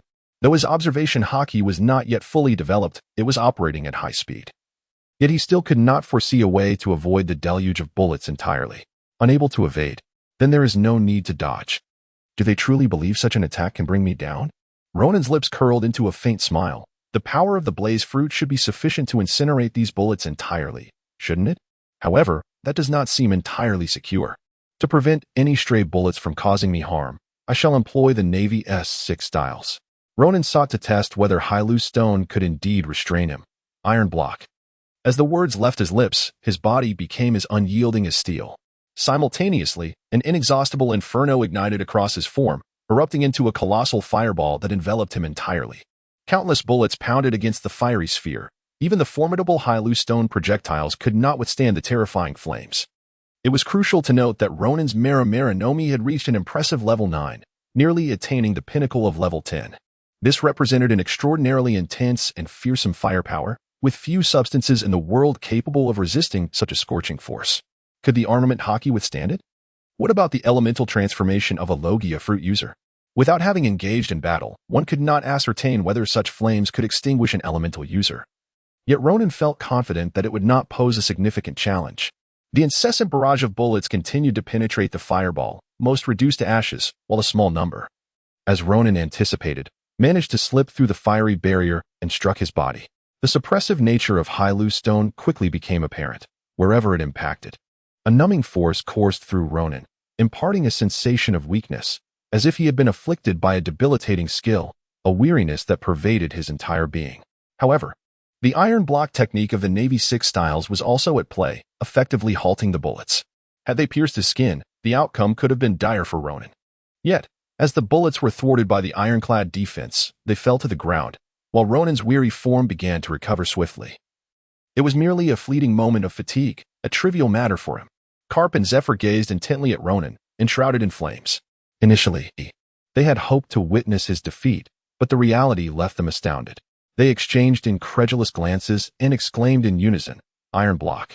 This is one of the Navy's 6 styles. This fellow has indeed mastered it. Damn it, where did he learn such techniques?" Their anger surged. After so much effort to penetrate the fiery barrier and strike Ronan, they were shocked to discover that their own Navy's technique had thwarted their efforts. The Hylustone bullets, upon contact, seemed unlikely to inflict any significant damage on Ronan, and their hopes dwindled. Observing Ronan's nonchalant demeanor, they realized the impact was minimal. Karp gritted his teeth and muttered, "This guy is exceedingly troublesome." Indeed, Zephyr nodded, conceding that Ronan was perhaps the most formidable adversary he had ever encountered. Even Roger and Rox, in direct confrontation, had not proven this challenging, and they had been a united front. Ronan's flames suddenly receded, revealing his true form. The steel-like appearance gradually faded, restoring his original visage, unscathed and serene, as if untouched by the tumult of battle. "Is this all the prowess you possess?" Ronan brandished his sun-wheel sword, taking a step forward to gaze at the 2 individuals before him, and spoke in a deep voice, "Since you have struck so many times, it is now my turn, is it not? Allow me to witness the extent of the might possessed by the 2 strongest forces of the Navy. Be cautious. Give it your all." Karp and Zephyr exchanged a solemn reminder before re-engaging in battle with Ronan. This time, both of them confronted him simultaneously, yet they were swiftly subdued by Ronan's overwhelming prowess. With sheer swordsmanship, Ronan single-handedly overpowered the 2 peak powers of the Navy. Following this battle, the title of the world's greatest swordsman unequivocally belonged to Ronan. It is essential to note that this confrontation was witnessed by the global populace, under the gaze of countless individuals and myriad factions. Should Ronan defeat the 2 with his unparalleled sword skills, no one in the world would dare to proclaim themselves the greatest swordsman in the presence of Ronan. He would humbly regard himself as second in swordsmanship, for none would dare claim the first position. Swoosh. Boom. Ronan deftly evaded Karp's powerful strike, and, with a swift motion, brought his sword down upon Zephyr, who was left vulnerable after executing his own attack. A sharp sound echoed as Ronan, infused with the power of armament hockey, severed Zephyr's mechanical right arm with sheer force. No. Zephyr's expression shifted dramatically as he retreated hastily. His gaze fixed on the severed limb, his countenance reflecting utter dismay. This mechanical arm was his primary weapon in combat. With its loss, his fighting prowess had plummeted by nearly 70%. How could he possibly continue the battle now? Ronan is not just any pirate. He is an exceptionally formidable warrior whose combat prowess is unparalleled. He stands unyielding against both himself and Karp, even managing to suppress the 2 of them. However, now that his strength has significantly diminished, how can he possibly continue this battle? Karp, observing the scene, sees Ronan sever Zepha's mechanical right arm and immediately disengages from their skirmish, retreating with a grim expression, gritting his teeth. He then sighs and hastens to Zepha's side, inquiring, "Are you all right?" "I'm fine, but this Ronan is exceedingly troublesome," Zephyr replies through clenched teeth. "It seems that we truly cannot overcome him. My mechanical arm has been destroyed, and my combat effectiveness has plummeted. You alone cannot contend with him." "Indeed," Karp responds, furrowing his brow. "The Marine soldiers must have also engaged by now, and they should have achieved some success. A major from headquarters is leading the charge against a few relatively weaker women. If they cannot handle this, it would be a grave display of incompetence. Let us hope they succeed over there," Zephyr remarks, his gaze shifting towards the distance, where Olvia, Robin, and the others are positioned, safely avoiding the battlefield. Sensing their attention, Ronan smirks slightly. While he is embroiled in combat, he has been vigilantly monitoring the situation concerning Olvia, contemplating the absurd notion of striking at her when he is unable to divert his focus. Chapter 57. The Adoration of Women. The Navy in a perilous predicament. Approximately 1,000 meters away from the battleground where Ronan, Zepha, and Karp are engaged in fierce combat lies a more open intersection, the exit of this bustling street. Here, Olvia stands with several girls, gazing intently at the fierce clash unfolding at the center of the street. "Mommy, Ronan he won't come to harm, will he?" Robin furrowed her brow tightly, with a hint of worry glimmering in her eyes. "It's all right, it must be fine," Olvia reassured her. "You know him well. Throughout our journey from the West Sea to the East Sea, and now on the Grand Line, has he ever encountered a peril he could not resolve? Indeed, Brother Ronan is exceptionally formidable. Just look at them. Despite their combined efforts, they have yet to gain the upper hand over Brother Ronan." In Robin's heart, certainty prevailed as she gazed at the 3 individuals embroiled in combat. Her spirit soared when she witnessed Ronan single-handedly overpowering his two adversaries. Indeed, at that moment, Elena's face mirrored her excitement. "Robin, I was skeptical when you spoke of Ronan's extraordinary prowess. After all, he is now pitted against the legendary heroes, Carp and Admiral Zephyr. I never anticipated he would truly be this formidable." Elena was well aware of Ronan's strength. After all, had he not intervened during the dire circumstances on Gem Island, the inhabitants of her village might have faced annihilation at the hands of the Hagaman pirates. Moreover, she recognized that Ronan was a notorious pirate, with a bounty of 15 billion berries placed upon his head by the world government, a testament to his undeniable power. However, being a native of Gem Island, situated in the Grand Line, her understanding of the Navy was profound, particularly regarding the elite forces stationed at Marine headquarters in Marineford. Carp, a celebrated hero of the Navy, had once faced off against the likes of Rox and the Pirate King, Roger, earning immense renown throughout the Grand Line. Admiral Zephyr, another towering figure of the Navy, commanded respect not only across the first half of the Grand Line, but also from the most formidable pirates of the New World, who approached him with utmost caution. Yet, what transpired now? Ronan, a mere adolescent, despite his numerous titles such as the bounty of 15 billion berries and the moniker of Son of the Devil, remains just a child. Yet, he is compelled to confront an overwhelming burden that few could bear.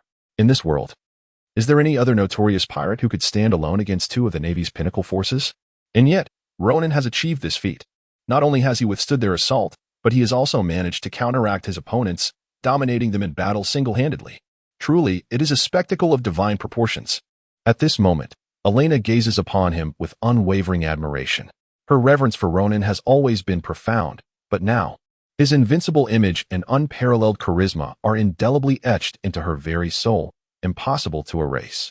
Meanwhile, Karuman, who has recently joined the Traveler Pirates, has yet to witness Ronan's prowess firsthand. Previously, in the East Blue, she had only seen him descend from the Giga Wave, effortlessly annihilating the East Blue fleet from a great distance, leaving her to imagine the extent of his might amidst the fiery chaos. During their time at Gem Island, she and Olvia had awaited outside the village, never having observed Ronan's formidable swordsmanship. Yet now, she is a direct witness to his extraordinary capabilities. Though she may not be as acquainted with Carp and Zephyr as Elena, she has certainly heard of them, as the Navy and world government maintain a tight grip on publicity. Observing Ronan's might firsthand has gradually assuaged her earlier concerns.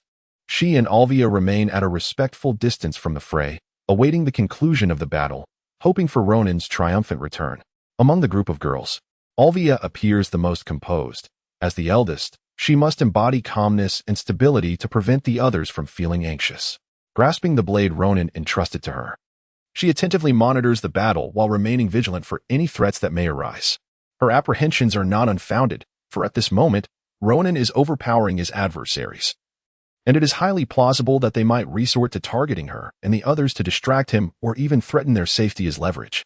Having witnessed the Navy's ruthless actions against Ohara, Olvia has long ceased to view them as the embodiment of absolute justice. Therefore, her caution is warranted. As if to validate her fears, a squad of fully armed sailors suddenly flanks them, led by a stern-faced Rear Admiral clad in a naval coat. Rear Admiral Subudi, filled with icy resolve, once held unwavering confidence in Carp and Zephyr's capabilities. Yet, the enigma that is Ronan has forced him to reconsider. The young man has remarkably withstood the onslaught of two esteemed officers, while simultaneously overpowering them, a revelation that sends tremors through Subudi's resolve. Consequently, he is compelled to enact a final contingency plan. This plan is as Olvia surmised, to capture Ronan's close allies and leverage their safety to compel his compliance. Such actions are not taken lightly. Subudi loathes the thought, as do any of his peers. The Navy and the world government seek to capture Ronan outright, in full view of the world, rather than resorting to such underhanded tactics. They are acutely aware that the whole world is watching this live broadcast.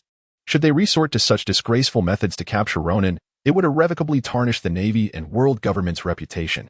Subudi sighs internally, contemplating that had the world government and headquarters foreseen the current predicament, they would have never permitted Morgans to broadcast this battle globally. The Navy finds itself in a precarious situation. Having invested such significant resources, retreating now would create an uproar of ridicule across the globe. How could they allow themselves to be defeated and flee? What would the allied nations of the world government think? What would the infamous pirates of the New World say? What would the smaller pirate crews across the seas perceive? And how would the common folk, watching from their screens, react? The Navy cannot afford to be the subject of such mockery. They must seize Ronan with unwavering determination, lest they face the scorn of the entire world, leaving them unable to hold their heads high ever again. Even if it requires resorting to such disgraceful measures, Sabuti has received directives from the headquarters. A message from Admiral Sengoku, compelling him to shoulder this burden alone. This means that once he successfully captures Ronan's female companions to coerce him, he will bear the entire responsibility, ensuring that the world understands this was Sabuti's unilateral decision, and that the world government and navy would never stoop to such depths. Although many astute individuals may discern the truth, the masses are easily swayed. Thus, Sabuti sighs once more, dismissing these thoughts, and with a steely gaze, he commands his men to seize Ronan's associates. All hands, heed my command. Capture these companions of Ronan. His subordinates respond with fervor, their firearms aimed at Olvia and the others, encircling them with an air of menace. Simultaneously, a team of reporters under Morgan's direction keenly observes the unfolding situation, their eyes alight with excitement as they direct their cameras toward the scene. My goodness! Look over here. What is happening? One reporter exclaims. It seems the Navy is preparing to act against Ronan's companions. Another journalist interjects. Quick, direct the cameras there. It appears they truly intend to make a move against Ronan's allies. This is live worldwide. How audacious. A third reporter adds, though disbelief colors their voice. How could the Navy dare to take such action before the eyes of the globe? We're already broadcasting. The cameraman confirms, though hesitantly adds, should we inform the editor? Yes, we should.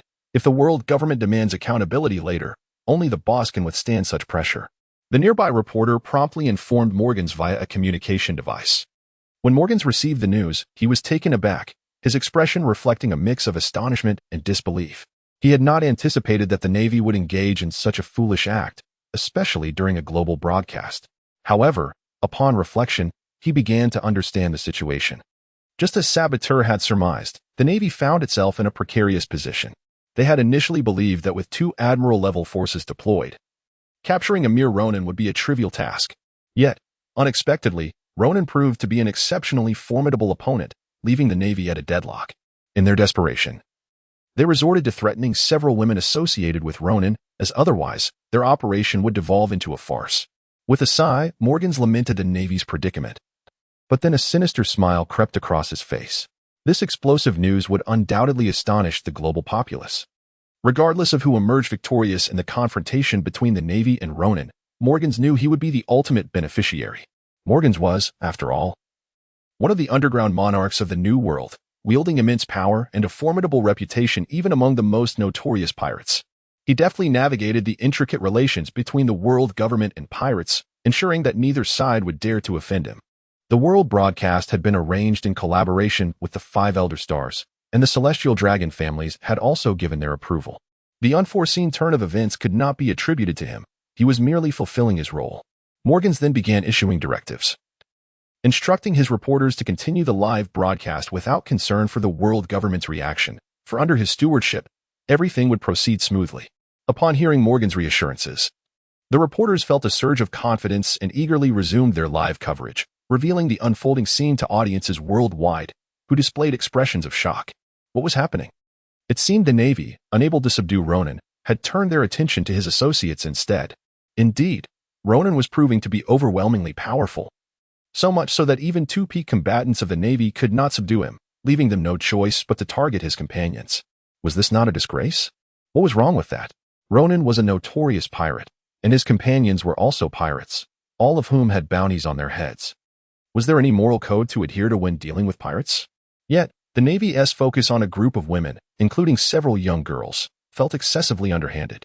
Was this truly the conduct of the Navy? Was this the standard of the world government? The public quickly polarized, passionately debating the unfolding events. The pirates, on the other hand, reveled in the spectacle. Haha, did you see that? This is the Navy. This is the so-called righteous Navy. Truly disgraceful. That 2 renowned admirals cannot defeat an 11-year-old child and must resort to confronting a group of weak women. What an eye-opener. Shameless Navy, shameful world government. Their character is clearly evident. Incompetent Navy, incompetent world government. Down with the tyranny of the Celestial Dragons. Ronan is formidable. The son of a devil is invincible. From this day forth, he shall be my idol.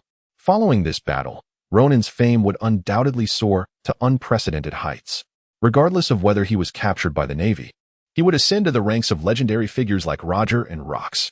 Even if he were coerced or captured, it would not tarnish his renown.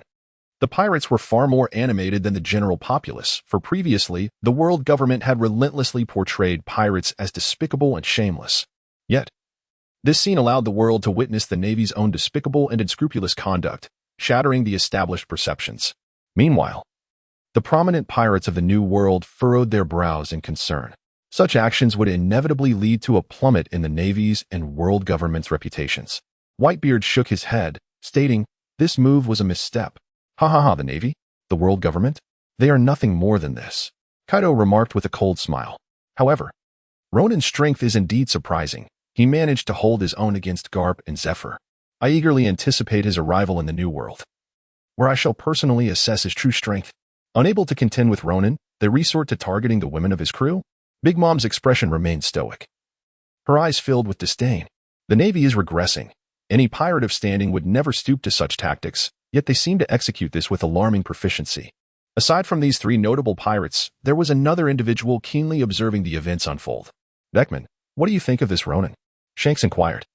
His interest peaked as he watched the live broadcast alongside a companion. "A prodigy," Beckman replied gravely. "He is undoubtedly the most exceptional talent I have ever encountered. Capable of facing Garp and Zephyr head-on at the tender age of 11, and he emerged victorious. The Navy's current course of action is a desperate measure, further attesting to his formidable prowess. The two admirals have proven powerless against Ronan and must resort to threatening the women of his crew to coerce him into submission. There is no other option. The Navy cannot afford to let Ronan escape, for his potential is terrifying. Indeed, his potential is indeed terrifying." Shanks sighed, gazing with admiration at Ronan's image on the screen.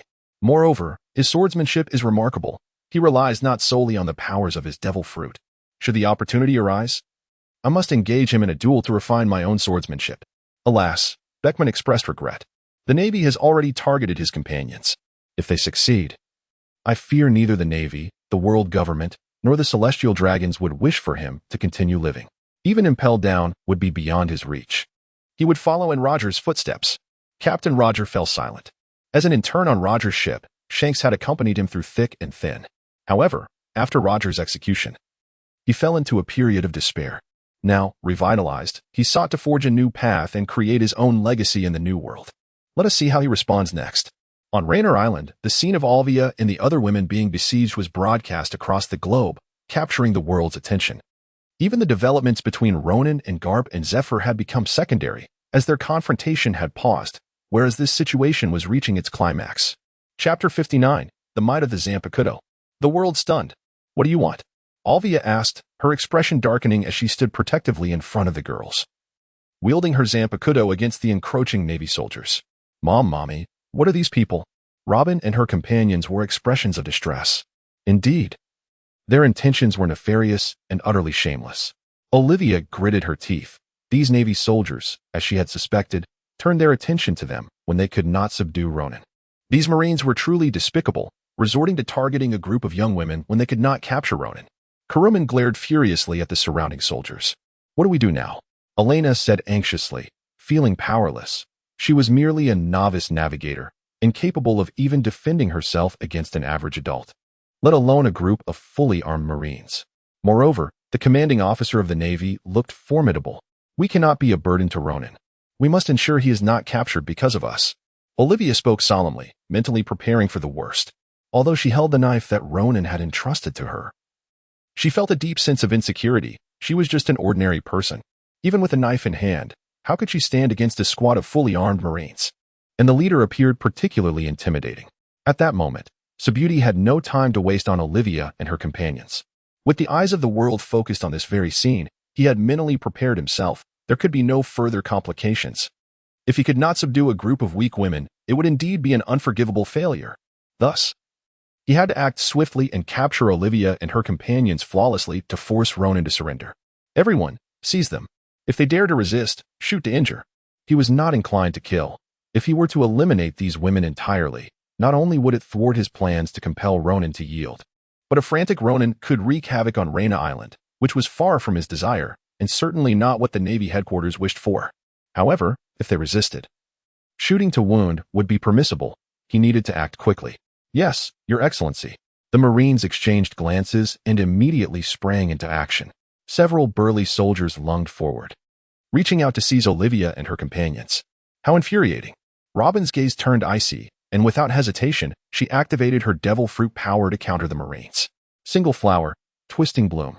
A slender arm emerged from behind one of the Marines in front of Robin, twisting to seize his neck, snapping it with a sickening crack. Dare to resist? The Marine beside the one who had just fallen, enraged, aimed his firearm at Robin. Meanwhile, Olvia, witnessing this, felt a surge of adrenaline. Regardless of her proficiency with the sword, she could not remain indifferent while her friend was threatened. Humph. Outside the encirclement, Sabudi's expression darkened as he observed the resistance. They dare to fight back. Aim for their legs and shoot to injure. Capture them all. Yes. At his command. The surrounding Marines raised their weapons and began firing upon Olvia and her companions. At that moment, the eyes of the world were drawn to the live broadcast, which was split into two segments. As the Marines prepared to attack Olvia and her companions, viewers could clearly see the standoff between Ronan and Zifakap, as well as the impending assault on Olvia and her group. The public was bewildered. In their view, Ronan stood poised against Cap and Zifa, his demeanor serene and unruffled. Hands clasped behind his back, suspended in midair, unaffected by the turmoil facing Olvia and the others. Zifa and Cap bore grave expressions. The fierce soldiers who had just been attacking Olvia and her companions have now vanished, leaving behind only severed limbs and pools of indistinct flesh. The relentless barrage of bullets has been cleaved in half, scattered throughout the encirclement. Remarkably, Olvia and the other women remain unscathed, entirely unharmed. In Olivia's hand, the slender blade gleams with a fluctuating light, reminiscent of a fearsome beast poised to strike. What on earth is happening? I am utterly bewildered. The sword, its blinding radiance. How terrifying. That light has obliterated all the bullets and slain the soldiers. Just look at the carnage on the ground. What a fearsome weapon. Surely it belongs to the highest echelon of blades? Could it be that this woman wields such unparalleled power? This strike is beyond belief. Has she become the world's greatest swordsman? After a brief silence, the global populace erupted in astonishment, their eyes nearly popping out in shock at the unfolding scene. In the Navy headquarters in Mariejois, the sound of shattering cups echoed, while the pirates watched with uproarious laughter, though secretly filled with trepidation. Olvia herself stood in stunned silence, gazing at the blade in her hand, unable to fathom the immense power entrusted to her by Ronan. It was utterly invincible. The sword's brilliance not only neutralized the barrage of bullets but also decimated the soldiers surrounding them, liberating them from their predicament. What an incredible sword! Robin exclaimed, her eyes wide with delight as she admired her mother's weapon. She had always known that Ronan would provide them with a formidable means of protection. And it was evident now. It was unimaginable that Captain Ronan possessed such a powerful blade. Elena, too, was taken aback, mesmerized by the sword's terrifying prowess. With this blade, we need not fear capture by the Navy. Without us, they cannot coerce Captain Ronan, exclaimed Karaman, equally exhilarated. Indeed, Olvia responded, regaining her composure and taking a deep breath to quell her astonishment. She understood that while they had vanquished the soldiers, a formidable adversary still loomed, the Vice Admiral commanding the assault. This Vice Admiral was no ordinary foe, entrusted with such a critical mission. He must be a powerful officer of the Navy. However, with Ronan's formidable weapon in hand, she felt an unwavering confidence rather than despair. Simultaneously, Sabot was also struck with shock and dismay. He had witnessed firsthand the horrifying spectacle of dozens of robust soldiers being annihilated by the sword's sudden eruption of light. How could these women emerge unscathed from such an onslaught? His astonishment was palpable, yet he could not afford to retreat. The mission must be completed, no matter the cost. You possess such a renowned blade. No, I have never encountered a weapon of such caliber, Sabot declared grimly, his gaze fixed on Olivia's sword, his lips twitching in apprehension. The sheer magnitude of its power was daunting. Even he could not withstand its wrath. Vice Admiral, if you recognize the danger of that blade, for the sake of your own life, I suggest you withdraw, Olvia urged, hoping for a peaceful resolution without engaging in combat. Impossible, Sabot replied, his voice resolute. I must apprehend you today, or I will have no choice but to act. He did not elaborate on the consequences of failure, for he knew that whether or not he succeeded, the world government would ultimately condemn him to silence the public outcry and restore its tarnished reputation. Olivia's heart raced at his words. her gaze unwavering as she anticipated his next move. She was acutely aware that as an ordinary person, she needed to remain vigilant and focused. "Robin, stay alert," she called out, but before she could finish, Sabot had vanished in an instant, his speed unfathomable to her untrained eyes. As Olvia's warning fell silent, Robin and the others felt a surge of anxiety, realizing the Vice Admiral had launched his attack. They could do nothing but stand back to back, bracing for the impending confrontation. Chapter 61. The Vice Admiral's Demise. The arena fell silent. The global audience, equally captivated, remained transfixed on the unfolding drama. The spectacle had not concluded. The Vice Admiral was undeterred by the formidable weapon, intent on continuing his assault on Olvia and her companions. They watched the live broadcast with bated breath, unwilling to miss a single moment. Meanwhile, Ronan, locked in a standoff with Zephyr and Carp, suddenly bore a mysterious smile. In the blink of an eye, Sabot reappeared at Olvia's right side. Instead of attacking her directly, he lunged for Elena, seeking to seize her arm. His plan was straightforward. The terrifying blade deterred him from confronting Olvia head-on. If that sword unleashed its fury again, it would be a grave miscalculation. After a brief moment of contemplation, he swiftly resolved to use one of his opponents as leverage to compel Olvia to submit. If he could capture Elena, he would threaten her life, placing himself in an invulnerable position. As long as Olvia and the others cared for Elena's safety, his scheme would be successful. However, just as his hand was about to grasp Elena's arm, a flash of sword light gleamed from Olvia's long blade. The sword's radiance swept through the air with remarkable swiftness. In a mere instant, Sabuti's arm was severed and fell to the ground. At that moment, he felt no pain. It was only after his arm lay on the ground that a fierce agony surged from the stump to his mind, causing him to grit his teeth in terror as he turned to face Olvia. How could she react so quickly? What on earth was happening? Was Ronan somehow controlling that sword? Despite the excruciating pain, Sabuti shouted in disbelief, for Olvia was not known for her swordsmanship. How could she wield such a fearsome blade? The only plausible explanation lay with the formidable Ronan. At that moment, Olvia too was somewhat dazed. She had barely registered the events. She had seen the flash of the sword, then Sabuti's arm falling, and him retreating in a single fluid motion. Everything unfolded too swiftly for her to comprehend. Not just her, but the others, including Robin, were equally stunned, their hearts racing as they looked at the dismembered Sabuti, hastily pulling Elena closer to check for injuries. Only after confirming she was unharmed did they breathe a sigh of relief. "I told you, Major, with Ronan's sword in my possession, you can never harm us." Olvia felt a surge of confidence in the weapon bestowed upon her by Ronan. Though Sabuti was powerful and had evaded her attacks, she knew with this sword in hand, she had no need to worry. Sabuti could not inflict harm upon them. The other girls shared her conviction, their eyes gleaming as they gazed at the blade. It was truly remarkable. Ronan was astonishing as well. Even in his absence, his sword thwarted the formidable Marine Major, proving once more that he was indeed the son of the demon as proclaimed by the world government. How infuriating. Sabuti's face contorted in rage. He was on the brink of collapse, his anger surging as he glared menacingly at Olvia and her sword. Without that weapon, he could have successfully completed his mission. Was it possible that he could truly fail? No. There had to be a chance. Sabuti suddenly steeled himself, inhaling deeply, and his expression returned to calm. "You leave me no choice."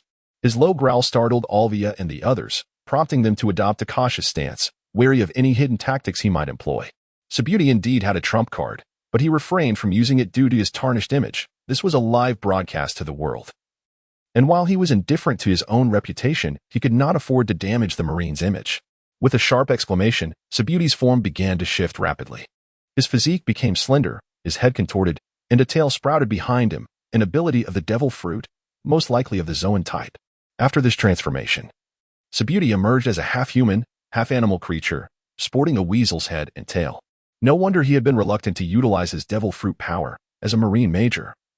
Transforming into a weasel-like creature would undoubtedly tarnish his image. But now, he had no time for such concerns. Completing his mission was paramount. This time, "How will you stop me?" he hissed, now speaking in a high-pitched, eerie tone, before darting forward with incredible speed, leaving only the sound of his footsteps echoing behind him. Enhanced by the Marine's technique, Sabuti's speed was terrifying, and he vanished without a trace. In the blink of an eye, he had appeared before Robin, who stood protectively in front of Elena. Sabuti intended to use Robin as a hostage, knowing well that she was Olvia's biological daughter. He believed he could manipulate her to secure his objectives. Just as he was about to seize Robin, a sudden flash of light caught his attention. The sword's gleam surged forth with blinding speed, even faster than before. Damn it, not again. Subute's anger boiled over, and a fierce glint sparked in his bloodshot eyes. Spear of the finger, he shouted, unleashing a formidable attack from the Marine 6 styles to counter the approaching sword beam. Yet the outcome was inevitable. A barely audible hiss echoed as the result unfolded. This time, Subute was not merely losing a hand. The sword light sliced through, severing his remaining hand, and continued unrelenting, cleaving him in two and obliterating his insides. The sword's overwhelming might was unmistakable. Witnessing Subute's gruesome fate, not only the onlookers but even the journalists nearby gasped in horror, eyes wide with disbelief as they beheld the sword in Olvia's grasp. A profound silence fell over the scene, a silence that echoed throughout the world as the viewers watched in shock. Chapter 62. No Solution. Ronan's renown shakes the world. How extraordinary! What manner of sword is this? It was evident that the blade possessed immense power, and from the Major's earlier words, it was clear that Ronan was orchestrating its movements. Indeed, Ronan is truly formidable. Even from a distance, he can wield a blade to slay an opponent, facing a Marine Major no less. This Major, despite being powerful enough to transform into a weasel, was ultimately no match for the sword and was cleaved in two. The Marines' plans had failed. What would they do now? What options remain? They cannot confront Ronan directly, and their attempts to target his companions have been thwarted. How will they capture him? It seems insurmountable. I doubt 2 Vice Admiral-level fighters suffice to apprehend Ronan. Perhaps they should summon the other admirals, or even Marshal Steelbone himself. Do you really think Marshal Steelbone would intervene? What if he fails? Neither the Marine nor the world government could withstand such a disgrace. Very well, then, what will the Marines do next? I am eager to see. Amidst the bustling crowd of onlookers, there were citizens from the allied nations, residents of scattered islands, denizens of the red-soiled continent, and people from all corners of the globe. Of course, the notorious pirates traversing the great sea routes were also present, a diverse assembly of individuals. However, as this live broadcast unfolded, both the common folk and the esteemed pirates alike were eager to witness what strategies the Navy would employ against Ronan in such an exceedingly dire situation. It was evident to the discerning that Ronan was beyond containment should the Navy falter this time. He would be free to roam as he pleased across both the 4 seas and the New World. What? You claim that the New World teems with formidable pirates and underworld kings? One need only look to Morgans, present at the scene, to inquire if he would dare utter a word of dissent in Ronan's presence. Morgans, gazing at the staggering viewership numbers, was overcome with elation. Rubbing his hands together in a fervent dance, this Ronan is my fortuitous star. This broadcast will undoubtedly create a sensation worldwide. Even those in the most remote corners, previously unaware of our publication, will now know of us. What a monumental profit. Then, his gaze fell upon the live footage displaying the youthful figure of Ronan, standing defiantly in midair, arms crossed, exuding an air of invincibility. Morgans marveled. Such extraordinary talent truly defies the heavens. Ronan must not be trifled with, indeed. One must find every means to curry favor with him. He is destined to become an unstoppable force, rivaling, if not surpassing, the likes of Roger and Rox. And to think, he is merely 11 years old. Such a prodigy exists in our world. While Morgans was awestruck by Ronan's unparalleled prowess, the expressions of the 2 individuals standing before him were grim. Damn it, Sabaody. Sabaody has failed. Zephyr seethed, his countenance ashen. The defeat of Sabaody was an unforeseen outcome. It was inconceivable that anyone would anticipate such a failure. A rear admiral, a devil fruit user, deeply versed in the 6 styles of the Navy, accompanied by dozens of elite, fully armed soldiers. What manner of force could fail against a few defenseless women, including 2 young girls? It was absurd. The world government and the Navy headquarters were brimming with confidence, and the multitude of viewers, both civilians and pirates, shared the belief that the capture of Olvia and her companions would compel Ronan to capitulate. It seemed a foregone conclusion. Yet, to their astonishment, the outcome was catastrophic. The soldiers were annihilated, and Rear Admiral Sabaody lay dead in the streets. The blade was drawn, the sword's aura surged, and the populace was left in shock. At that moment, Zephyr was truly on the brink of madness. How could such an insurmountable entity exist? His gaze towards Ronan was laden with exhaustion. What could they possibly do? Standing behind Ronan, Garp shared the sentiment of fatigue. How could they proceed? They had unleashed all their tactics, and even against 2 pirates of the New World, they had confidence in their ability to subdue them. Yet, against Ronan, their combined efforts were met with overwhelming force, leaving them utterly powerless. What could they do? Exchanging glances, Zephyr and Garp recognized the resignation in each other's eyes. At that moment, Ronan, suspended between them, slowly opened his eyes, his gaze tranquil and unperturbed. As if engaged in a leisurely afternoon tea rather than a fierce battle broadcasted to the eyes of the world. Is this your strategy? To capture Olvia and her companions to threaten me? Hehehe. Ronan's calm and serene words resonated through the live broadcast, reaching the ears of all present. His final smile seemed to convey a disdainful challenge, striking a deep chord of anger within the naval commanders and countless sailors watching, their faces contorted with fury, as if they wished to consume Ronan whole. Their eyes burned with a fierce intensity, fixated on the tranquil figure displayed on the screen. Alas, their impotent rage was all they could muster. Even Karp and Zifa, the elite combatants of the headquarters, were no match for Ronan. What chance did they have? Shall I kill you, or shall I capture you? With a resounding thud, Ronan descended, taking a single step forward that transformed Zifa's expression, prompting him to recoil several paces in fear, eliciting murmurs of astonishment from the spectators.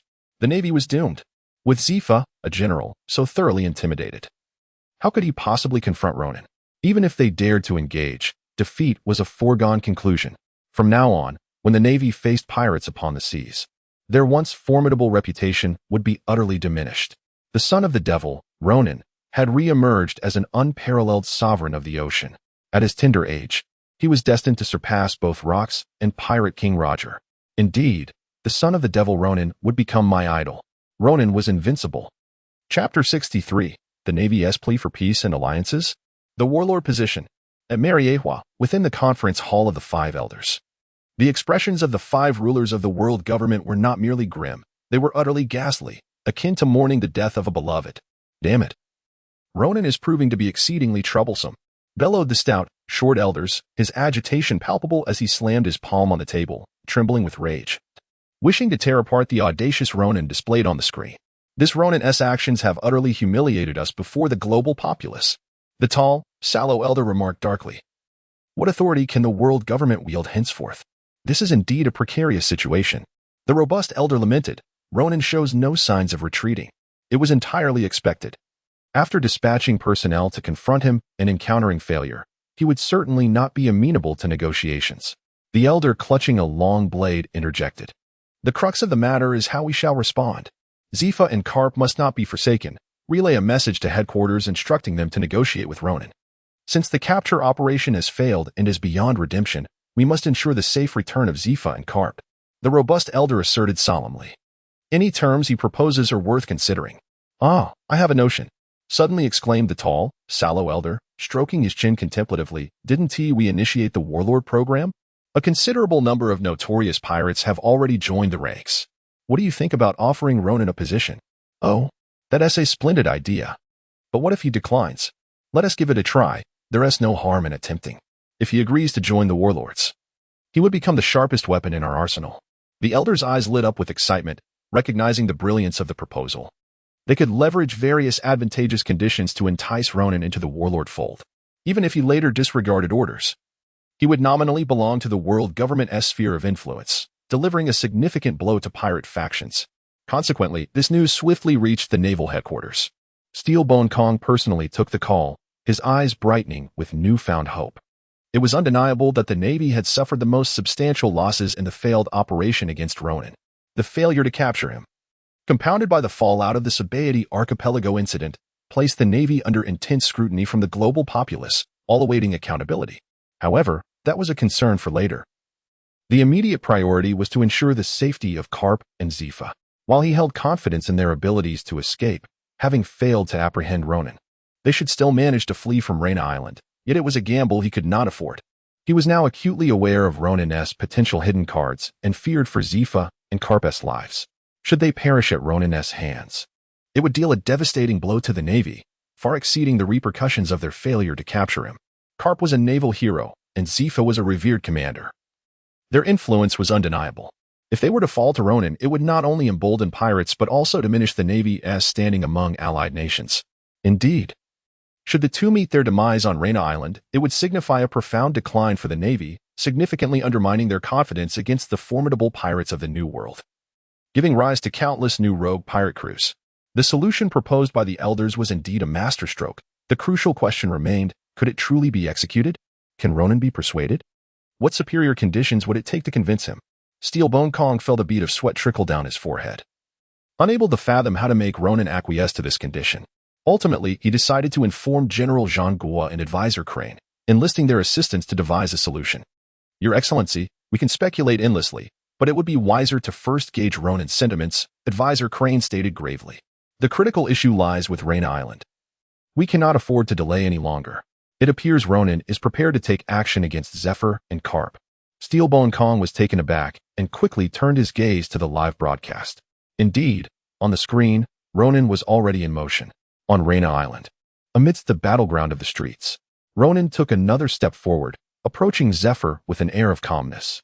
Zephyr clenched his teeth, sweat pouring down his face as he gazed at Ronan. His right mechanical arm lay in ruins, severely diminishing his combat capabilities.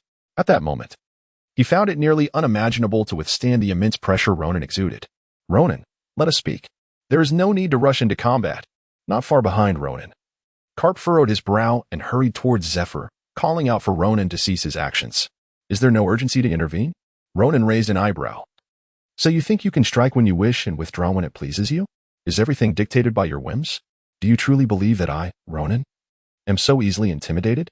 At that moment, Carp swiftly moved to Zephyr's side, alleviating the immense pressure emanating from Ronan, allowing Zephyr to exhale deeply.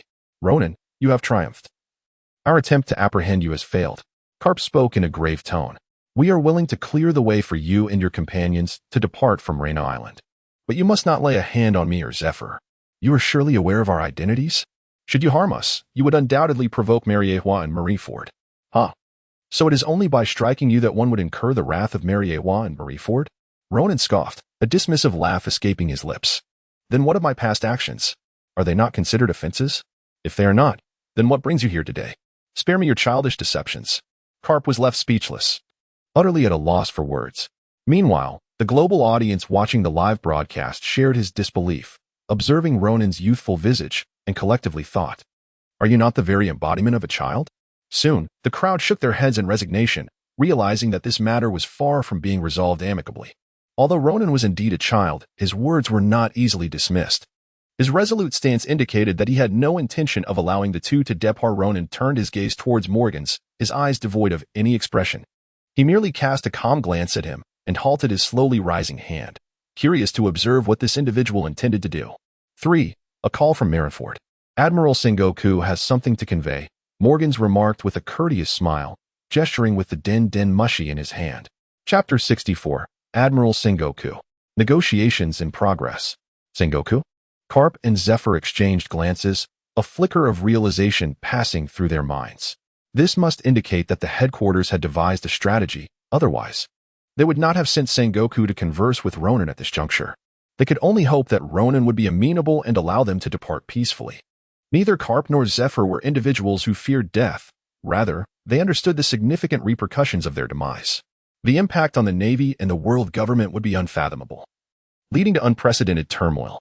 Ronan, since it is a call from Sengoku, I believe it would be prudent for us to listen, Carp spoke gently to Ronan, his demeanor betraying none of the animosity that had marked their previous encounters. Our lives are intertwined. Your benefit in eliminating us would be minimal, would it not? I am certain that the headquarters, and indeed the world government, would provide you with an explanation. Very well, Ronan contemplated for a moment before nodding. Let me hear what you propose to calm my wrath.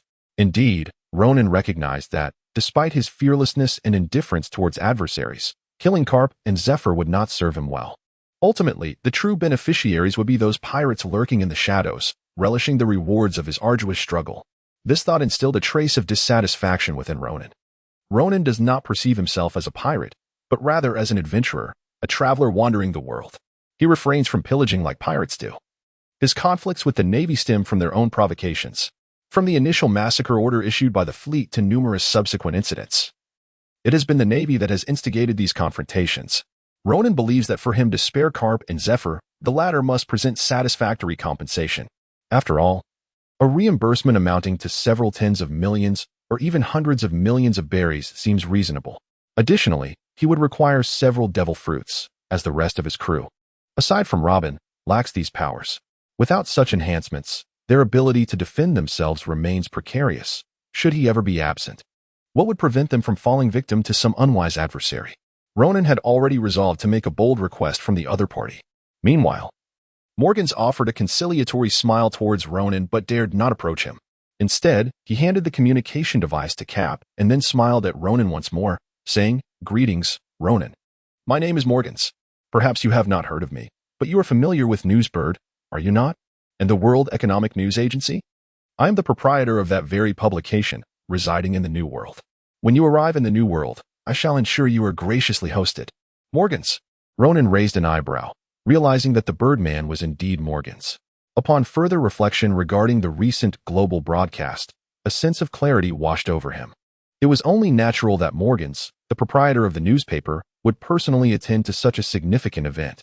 Well, in the future, should the opportunity arise, I shall not hold back, Ronan remarked, nodding in Morgan's direction. Upon hearing these words, Morgans was instantly elated, feeling that his humble flattery had proven effective.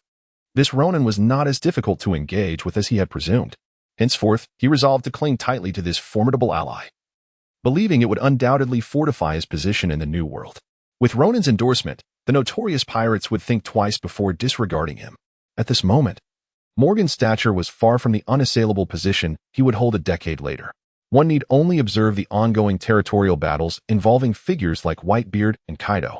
The future emperor, Shanks, was merely adrift with a few insignificant vessels, and the individual from Dressrosa was likely still a nameless entity. With illicit slave trades yet to flourish and the factory for counterfeit devil fruits not even in sight. Thus, if Morgans were to secure Ronan's favor, it would be a monumental gain for him. After Morgans departed, Garp seized the Din Mushi to confer with Sengoku. "Sengoku, this is Garp," he said, his tone serious. "You should be aware of the situation here, correct? Indeed, the headquarters has been monitoring your circumstances. The live feed has remained uninterrupted," Sengoku replied, pausing momentarily before continuing. "I did not foresee this operation failing so spectacularly." Sensing the sorrowful tone from Sengoku, Garp's expression mirrored that sentiment. "Sengoku, please convey to Admiral Steelbone that the failure of this mission rests on both Zifa and myself." "Not so," Sengoku interjected, cutting Garp off. "It is also our oversight. We underestimated Ronan's tenacity. However, it is too late for such reflections. We must now find a way for both of you to retreat safely. Does the headquarters have any strategies?" Garp muttered, casting a sidelong glance at Ronan. "I suspect Ronan does not intend to release us easily. Our actions were, indeed, somewhat unscrupulous. Although Saboteur and the others have perished, Ronan appears far from placated." "I understand," Sengoku replied after a thoughtful pause. "In that case, I shall speak directly with Ronan. We have already discussed certain terms." "Very well," Garp replied, feeling a surge of determination. He approached Ronan, the Din Mushi in hand. "Ronan, Admiral Sengoku of the Navy headquarters wishes to speak with you." "Speak quickly, then," Ronan retorted. Ronan waved his hand dismissively, stating, "I am pressed for time. Do not waste my moments with trivialities." Garp's lips twitched, yet he found himself powerless, as he was compelled to acquiesce under the current circumstances. "Ronan, I am Sengoku from the Marine headquarters in Marineford. I acknowledge that our previous actions were somewhat inappropriate. Therefore, we are willing to compensate for your losses." Sengoku's voice emanated from the transponder snail, his tone solemn. "I hope you can overlook the past and allow the two naval admirals to depart. What do you think?" "Sengoku, is it?" Ronan spoke up. "Since I have agreed to speak with you, it indeed signifies my willingness for reconciliation. However, you must demonstrate earnestness that satisfies me. Otherwise, considering the actions you have undertaken, do not think for a moment that I am easily trifled with. I could eliminate both of your formidable generals, and even reach Marineford, should I choose to." Upon hearing these words, the entire venue fell into a profound silence. Not only did Sengoku on the other end of the call become speechless, but even Garp and Zephyr stared at Ronan in stunned silence, grappling with the audacity of this child, who could only be their grandson by age. It was difficult for them to accept, yet they were compelled to acknowledge it. For the strength and dominance Ronan exhibited were indeed formidable. The global audience witnessing Ronan's declaration through the live broadcast was equally left in a state of shock, absorbing his commanding words, rendered speechless. Power, dominance, authority. Such terms instantly surfaced in their minds. If these declarations had come from a long-established pirate, like the legendary Rox or Roger, it would have been less surprising, given their decades of battles upon the seas. Yet, Ronan had merely been in this world for just over a year, In such a short span, he had ascended to the status of a legendary figure, filling their hearts with a tumultuous blend of emotions. Ronan, we understand that you possess the strength to do such things. However, you should also recognize that engaging in conflict with us is futile. Moreover, you must be aware that you are currently broadcasting live to the entire world. I implore you to remain calm and listen attentively to our terms. Do not commit acts that would incite cheers from countless pirates while plunging innocent civilians into despair. For should you truly reach Marineford, regardless of who emerges victorious, both sides will suffer tremendous losses, ultimately benefiting the pirates. This would lead to a tragic scenario where countless innocents are ravaged by piracy. Sengoku spoke in a grave tone. Chapter 65, Permission to Establish a Nation? And a cash offer of 1 billion berries? He chuckled softly. Upon hearing this, Ronan could not help but chuckle softly, turning his gaze towards the nearby camera broadcasting live. His youthful face adorned with a serene smile for the world to see. Is this not what you all desired? I, Ronan, have never claimed to be a pirate. It is the world government that has forcibly affixed such a title upon me, the great pirate Ronan, son of the devil. They have even placed a bounty of 15 billion berries on my head. What an astronomical sum. At this revelation, the populace across the globe erupted in astonishment. So it was that Ronan had been coerced into this role by the world government. It was not his own aspiration to become a pirate. Were the stories propagated by the newspapers also flawed? Surely, for those were narratives crafted by the world government itself. They declare you a pirate, and you become one. They declare you virtuous, and you are deemed a good person. Who else but they has the final say in all matters? At Marineford, Admiral Tsuru suddenly received reports from various locations. Public sentiment towards the world government and the Navy had intensified, especially after learning that Ronan had been forced into piracy. The crowds they observed were positively incensed. Upon hearing this, Tsuru's brow furrowed deeply, and she hurriedly whispered a few words to Sengoku. Upon listening, Sengoku too frowned, then nodded. Addressing Ronan once more, Ronan, the time has come for negotiations between our two parties. There is no longer a need for a live broadcast to the world. Let this farce come to an end. We shall ensure your satisfaction. Carp, instruct Morgans to cease the live transmission. On Reiner Island, Carp, upon receiving Sengoku's directive, nodded in agreement, understanding that the current situation was unsuitable for public scrutiny. For both the world government and the Navy were certain to make concessions to Ronan, agreeing to certain excessive conditions, and perhaps even offering reparations. Such matters must remain concealed from the public eye. Meanwhile, Ronan grinned widely and remarked, "What is this? Do you have something shameful to discuss with me that cannot be revealed to the world?" "That is not our intention," Sengoku replied, somewhat hesitantly. "However, the forthcoming discussion is indeed not suited for public dissemination. Ronan, I hope you can acquiesce. It would be advantageous for both parties." "And what if I refuse?" Ronan scoffed, saying, "Let us proceed with this discussion. If you find it disagreeable, then we shall not engage." Ronan brandished his sunwell sword, unleashing a radiant arc of light that cleaved the ground, leaving behind an unfathomable chasm, its menacing aura palpable. Carp and Zephyr's lips twitched. This rogue displayed an utter disregard for authority, brazenly resorting to intimidation due to his formidable strength. Yet, what could they do in the face of such power? Sengoku, witnessing this scene, felt a twinge of frustration, yet found himself utterly powerless against Ronan's might. With no alternative, he reluctantly conceded. "Very well, let us proceed with this discussion." Ronan nodded and said, "What are the terms? If they can satisfy me, releasing them is not out of the question." "Good," Sengoku responded, then solemnly declared, "Ronan, if you agree to let both Carp and Zephyr leave safely, the world government has promised to make an exception and allow you to join the ranks of the 7 warlords of the sea, becoming one of them. What do you think?" Upon hearing this, the previously noisy crowd, stirred by Sengoku's intention to end the live broadcast, fell silent. "The 7 warlords of the sea? What is that?" Curious members of the public inquired. "The 7 warlords of the sea? I know. It seems to be a qualification granted by the world government to certain exceptionally powerful pirates, affiliated with the world government itself. They are even comparable to the Navy, although still subordinate to it. They possess the right to participate in the World Assembly and can form their own pirate crews, holding substantial authority in the world, a position of immense power." A knowledgeable individual in the crowd exclaimed in astonishment. "Is it truly that formidable?" Others nearby marveled. To participate in the World Assembly, isn't that equivalent to the status of a member nation? Indeed. Only a select few extraordinarily powerful pirates can assume the title of Warlord of the Sea. What do you think? So, do you think Ronan will agree? He should. considering that if he accepts the position of warlord, all his bounties will be nullified, allowing him to cleanse his reputation and become a member of the world government. From then on, he would no longer be targeted by the Navy. Even other pirates, aside from the top-tier ones in the New World, would not dare to challenge him. After all, warlords are powerful pirates recognized by the world government, enjoying a dual allegiance that commands respect from both the world government and pirates alike. That is not guaranteed. I see Ronan as no ordinary individual. He may have other intentions. Let us see how he chooses. In the eyes of the pirates, the world government had dug a pit for Ronan. How despicable. The world government is once again courting powerful pirates. Their repulsive tactics are truly nauseating. Hey, even if a pirate is granted amnesty by the world government, no matter how formidable they are, I shall never recognize them as a true pirate. Do they need your recognition?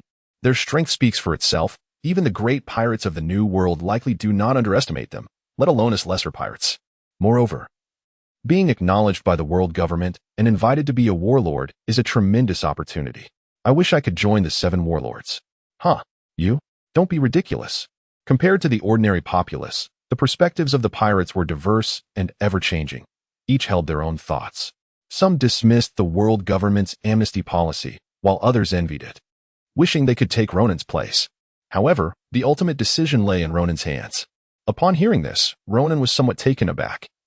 He had never anticipated that the opposing party would harbor intentions of winning him over. This revelation was indeed a surprise. However, upon further reflection, it was not difficult to understand why the world government might think this way. If they could entice him into the ranks of the 7 warlords, it would undoubtedly serve as an excellent solution to the current predicament faced by both the world government and the Navy. Alas, he had no desire to become a pawn of the world government. Therefore, he would never consider joining the 7 warlords. Let those who wish to do so proceed. Unlike the Empress and Jinbei, who had their respective realms, Amazon Lily to protect and Fishman Island to safeguard, he had no obligation to exploit the advantages of the 7 warlords for the benefit of his people to seek the protection of the world government and the Navy. Ronan, a solitary figure, feels no burden as long as he is accompanied by Olvia and the others. Even in regards to Ohara, he harbors no sense of indebtedness. Having already rescued them once, he contemplates that should they face peril again, his decision to save them or not would be entirely contingent upon his whims. Ronan bowed his head in contemplation, as if hesitating. Observing this, Sengoku felt a surge of hope, believing that Ronan was genuinely considering the proposal. He hastily increased the offer, determined to secure Ronan's allegiance. Furthermore, we shall compensate you with 1 billion berries in cash. Most importantly, the world government, representing various allied nations, will grant you the right to establish your own nation.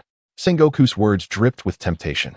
Ronan, with this right, you could establish a nation on any island in Ohara or the Grand Line, and the world government would recognize its status, even allowing you to join the alliance. At this proclamation, Ronan's gaze lifted in astonishment, mirrored by the surprise on Zephyr S and Garb's faces. The global audience, watching the live broadcast, was equally astonished, their expressions reflecting shock and disbelief. Establish a nation? Can it be true? This condition is too favorable. If Ronan agrees, he could instantly become a king at just 11 years of age. How enviable. Indeed, the world government's offer is too enticing. Ronan would surely accept, right? If it were me, I would certainly agree. Huh, as if you could ever be a king. You ponder that. The crowd erupted into fervent discussions, each person believing that the world government's proposal was overwhelmingly advantageous, surmising that anyone, especially a child like Ronan, would acquiesce to such an alluring offer. After all, becoming a king would relieve him from toiling in the fields or hunting, granting him the privilege of indulging in a life of luxury and leisure, a dream beyond their wildest imaginations. Similarly, the pirates watching the broadcast were consumed with envy. Establishing a nation? A nation acknowledged by the world government. How glorious that would be. A pirate captain gazed longingly at Ronan on screen, wishing he could seize that opportunity for himself. Indeed, the crux lies in the recognition of the world government. We pirates are capable of seizing an island, but without their acknowledgement, we would face the wrath of their fleets and ultimately lose it. Becoming a king seems unattainable otherwise, lamented another captain. Why do you think the notorious pirates of the New World are constantly warring? It is because the world government's grip is weaker there, allowing them to carve out territories. However, even then, they can only claim kingship without any official recognition. If Ronan accepts, it would elevate him to unparalleled heights. A slender pirate remarked, narrowing his eyes. Yet, I suspect the world government harbors ulterior motives. Despite Ronan's current advantage in strength and momentum over the Navy, he lacks manpower and resources. How could he possibly establish a nation without the world government's assistance? Indeed, what a cunning scheme. Once Ronan agrees, he would effectively become the world government's enforcer, chuckled the bearded pirate. And they might even suggest he choose a location in the New World, pitting him against the formidable pirates there, leading to their mutual destruction while the world government and Navy reap the benefits. Another pirate added with a smirk. Look, the position of warlord of the sea is prepared for you. The funds for nation building, 1 billion berries, are ready as well. Manpower is merely a word for the world government. At that point, would Ronan not just be their pawn? We shouldn't gloat prematurely, the bearded pirate cautioned. If Ronan agrees, it could spell doom for us pirates. His strength is evident, and at only 11 years old, imagine his potential in a few years. The slender pirate's expression darkened, muttering 2 words, New World. The future emperors, observing this, wore grave expressions, their eyes fixated on Ronan, eager to see how he would decide. After all, it directly influenced their future strategies. On Reina Island, Ronan smiled, glancing at Garp, who, along with Zephyr, appeared astounded by Sengoku's proposition. Internally, Ronan scoffed at their acting skills, thinking they truly believed they could easily manipulate a child. Ronan, our Navy headquarters has already discussed this with the Gorsi. As long as it's not on the territory of an allied nation, you can choose any island to establish your country. Even in the New World, the Navy will fully support you. As for manpower and funding, you need not worry. We will provide the personnel, and if 1 billion berries is insufficient, we can increase it to 2 billion without issue. This is a generous offer that anyone would find satisfactory, don't you think? Sengoku continued to speak earnestly, seemingly genuinely concerned for Ronan's interests. Sensing that Sengoku was about to elaborate further, Ronan waved his hand dismissively. Enough. I have no interest in establishing a nation. It seems too burdensome. I prefer a leisurely life and lack the time to manage a country. We can provide personnel to assist you with governance. Sengoku exclaimed, realizing Ronan's intention to decline. You can enjoy the life of a carefree king without worrying about state affairs. The world government has plenty of talented individuals who will ensure your nation is managed impeccably. Enough said. Ronan chuckled lightly, declaring, I refuse to establish a nation. I refuse to become one of the 7 warlords. However, I must admit, I am quite eager for that sum of 1 billion berries. You wouldn't withhold it simply because I decline these offers, would you? Have you truly given this matter no further consideration? Sengoku, unwilling to concede, pressed on with renewed hope. After all, if Ronan could indeed be persuaded to join the ranks of the 7 warlords and venture into the New World to establish a nation, serving as a formidable vanguard against the notorious pirates there, it would undoubtedly be the epitome of perfection. Alas, this seemingly naive yet extraordinarily powerful youth proved to be far too astute to fall for such schemes. Not a chance. Ronan retorted with a huff. Just tell me, will you grant the billion berries or not? Granted, Sengoku sighed in resignation. Moreover, Ronan continued, in addition to the billion berries, I demand 5 devil fruits, 3 of which must be of the Logia type, while the remaining 2 should consist of 1 paramecia and 1 zoan type. Those are my terms, nothing more. Ronan spoke effortlessly, as if he were asking for not 5 devil fruits, but rather 5 mere candies. 5 devil fruits. And he even demanded that 3 of them be of the Logia type? Sengoku gasped in astonishment, rooted to the spot, utterly at a loss for words. Karp and Zifa were equally taken aback. They were shocked by the audacity of Ronan's request. Meanwhile, the audience watching the live broadcast, most of whom had heard of these extraordinary fruits that were renowned across the seas, gazed in disbelief with wide eyes. The pirates, too, were salivating at the prospect. 5 devil fruits, with 3 of them being Logia types, though it was regrettable that Ronan declined to become a warlord and establish a kingdom. The acquisition of these 5 devil fruits would indeed be transformative, allowing for the creation of 5 formidable crew members. The crucial element was, of course, the 3 Logia fruits, which were among the most powerful of all devil fruits. Ronan's boldness was astounding. Such a proposal was shocking indeed. One could only wonder whether the world government and the Navy would acquiesce to such terms. I questioned whether the world government possessed that many devil fruits. Surely some existed, and acquiring more would not be an issue. However, 3 Logia fruits posed a significant challenge, as they were exceedingly rare. Among the devil fruit users in the world, only 1 in 10 possessed a Logia fruit, with the majority being zoan types, followed by paramecia types. Logia fruits were a rare treasure. Ronan's demand for 3 immediately placed the world government in a predicament. I found the thought amusing. If they struggled to meet his request, it might incite Ronan's wrath, prompting an assault on Marineford. We could then seize the opportunity to claim an island we had set our sights on days prior. How cunningly calculated. Chapter 67. The live broadcast concludes. The Golden Lion approaches. Ronan, do you not think your demands are excessively lofty? Carp interjected, unable to restrain himself. Do you realize the rarity of 3 Logia devil fruits? Indeed, if you were to settle for Zoan and paramecia types, 5 would be a trivial request. Even 10 would not pose a problem, but the scarcity of Logia fruits is unparalleled. Ronan, perhaps you should reconsider your conditions? Zifa chimed in. Impossible, Ronan coldly declared.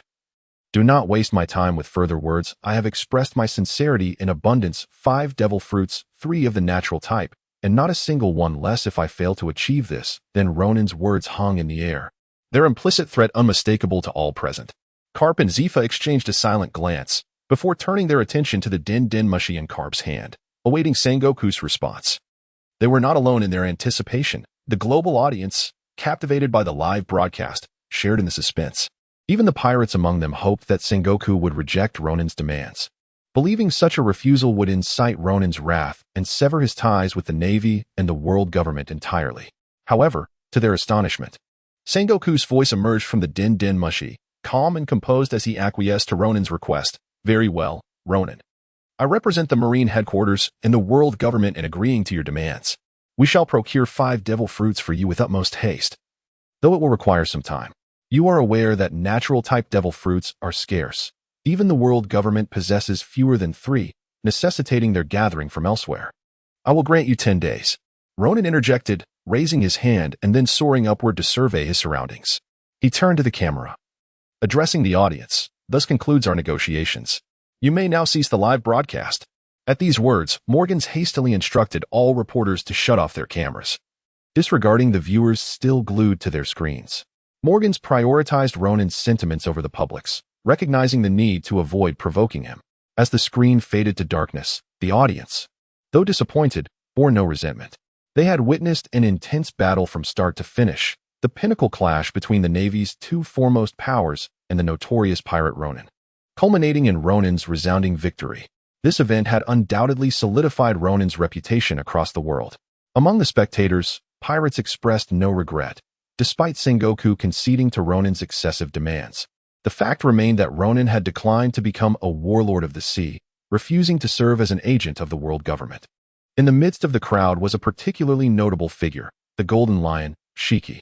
Since his escape from Impelled Down, considerable time had elapsed. Initially, despite his formidable strength, he refrained from revealing his identity and confronting the Navy directly. His prolonged imprisonment had tempered his reckless nature, instilling a sense of strategy within him. As he observed the now darkened broadcast, the Golden Lion slowly turned away, his head bowed, eyes gleaming with a peculiar light.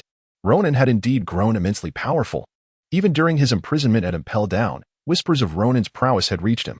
Back then, while Ronan had been no weakling, his notoriety was just beginning to rise, and he had only contended with ordinary soldiers and officers. Now, however, he had demonstrated the ability to directly overpower 2 admirals of the Navy, a transformation that was difficult for Shiki to fathom. Damn it, I'm fortunate I didn't confront him earlier. Shiki clenched his fists in frustration. After his escape, he had intended to recruit Ronan into his crew, even journeying to the East Blue in search of him, only to find nothing. It was only recently that he had learned of Ronan's annihilation of a fleet in the East Blue and his subsequent arrival in the Grand Line.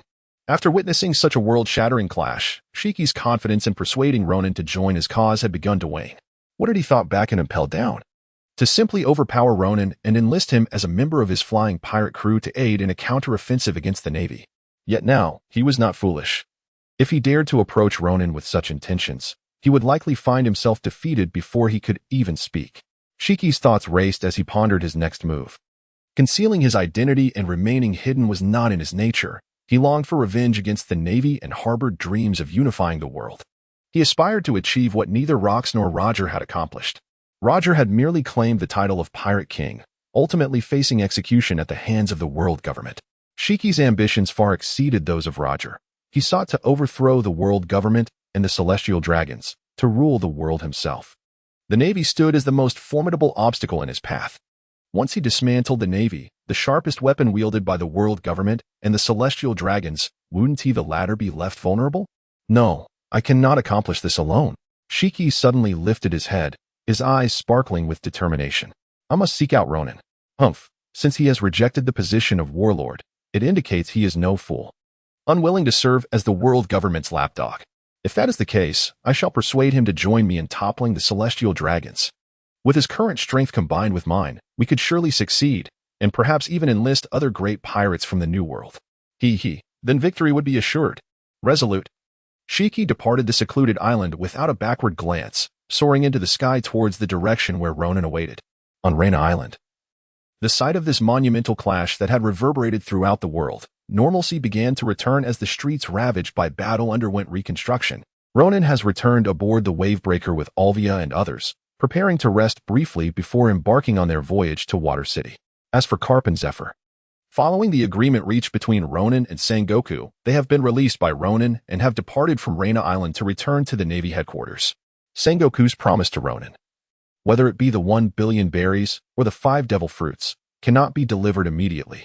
Both parties have agreed that once Ronan arrives at Water City, arrangements will be made to send the items and funds. Chapter 68, Signing in at Rena Island. Reward, Armament Hockey. For Ronan, he harbors no fear of being deceived or of not receiving what is owed. His journey to Water City is merely a prelude to his next destination, Justice Island. In the Sabaody Archipelago. Beneath the Sabaody Archipelago lies Fishman Island, which serves as the underwater passage to the New World. Above the surface, the nearest landmass beyond the Sabaody Archipelago is Marineford, the headquarters of the Navy. Who would dare to deceive Ronan? If he chooses not to go to Fishman Island, he could simply set his course for Marineford, and behind Marineford lies the Red Line, the location of Mariewa, the headquarters of the world government. Although the distance is considerable, with Ronan's newfound ability to fly, it is hardly insurmountable. Should he truly provoke Ronan's wrath, it would not only be Marineford facing dire consequences, but even Mariewa might suffer.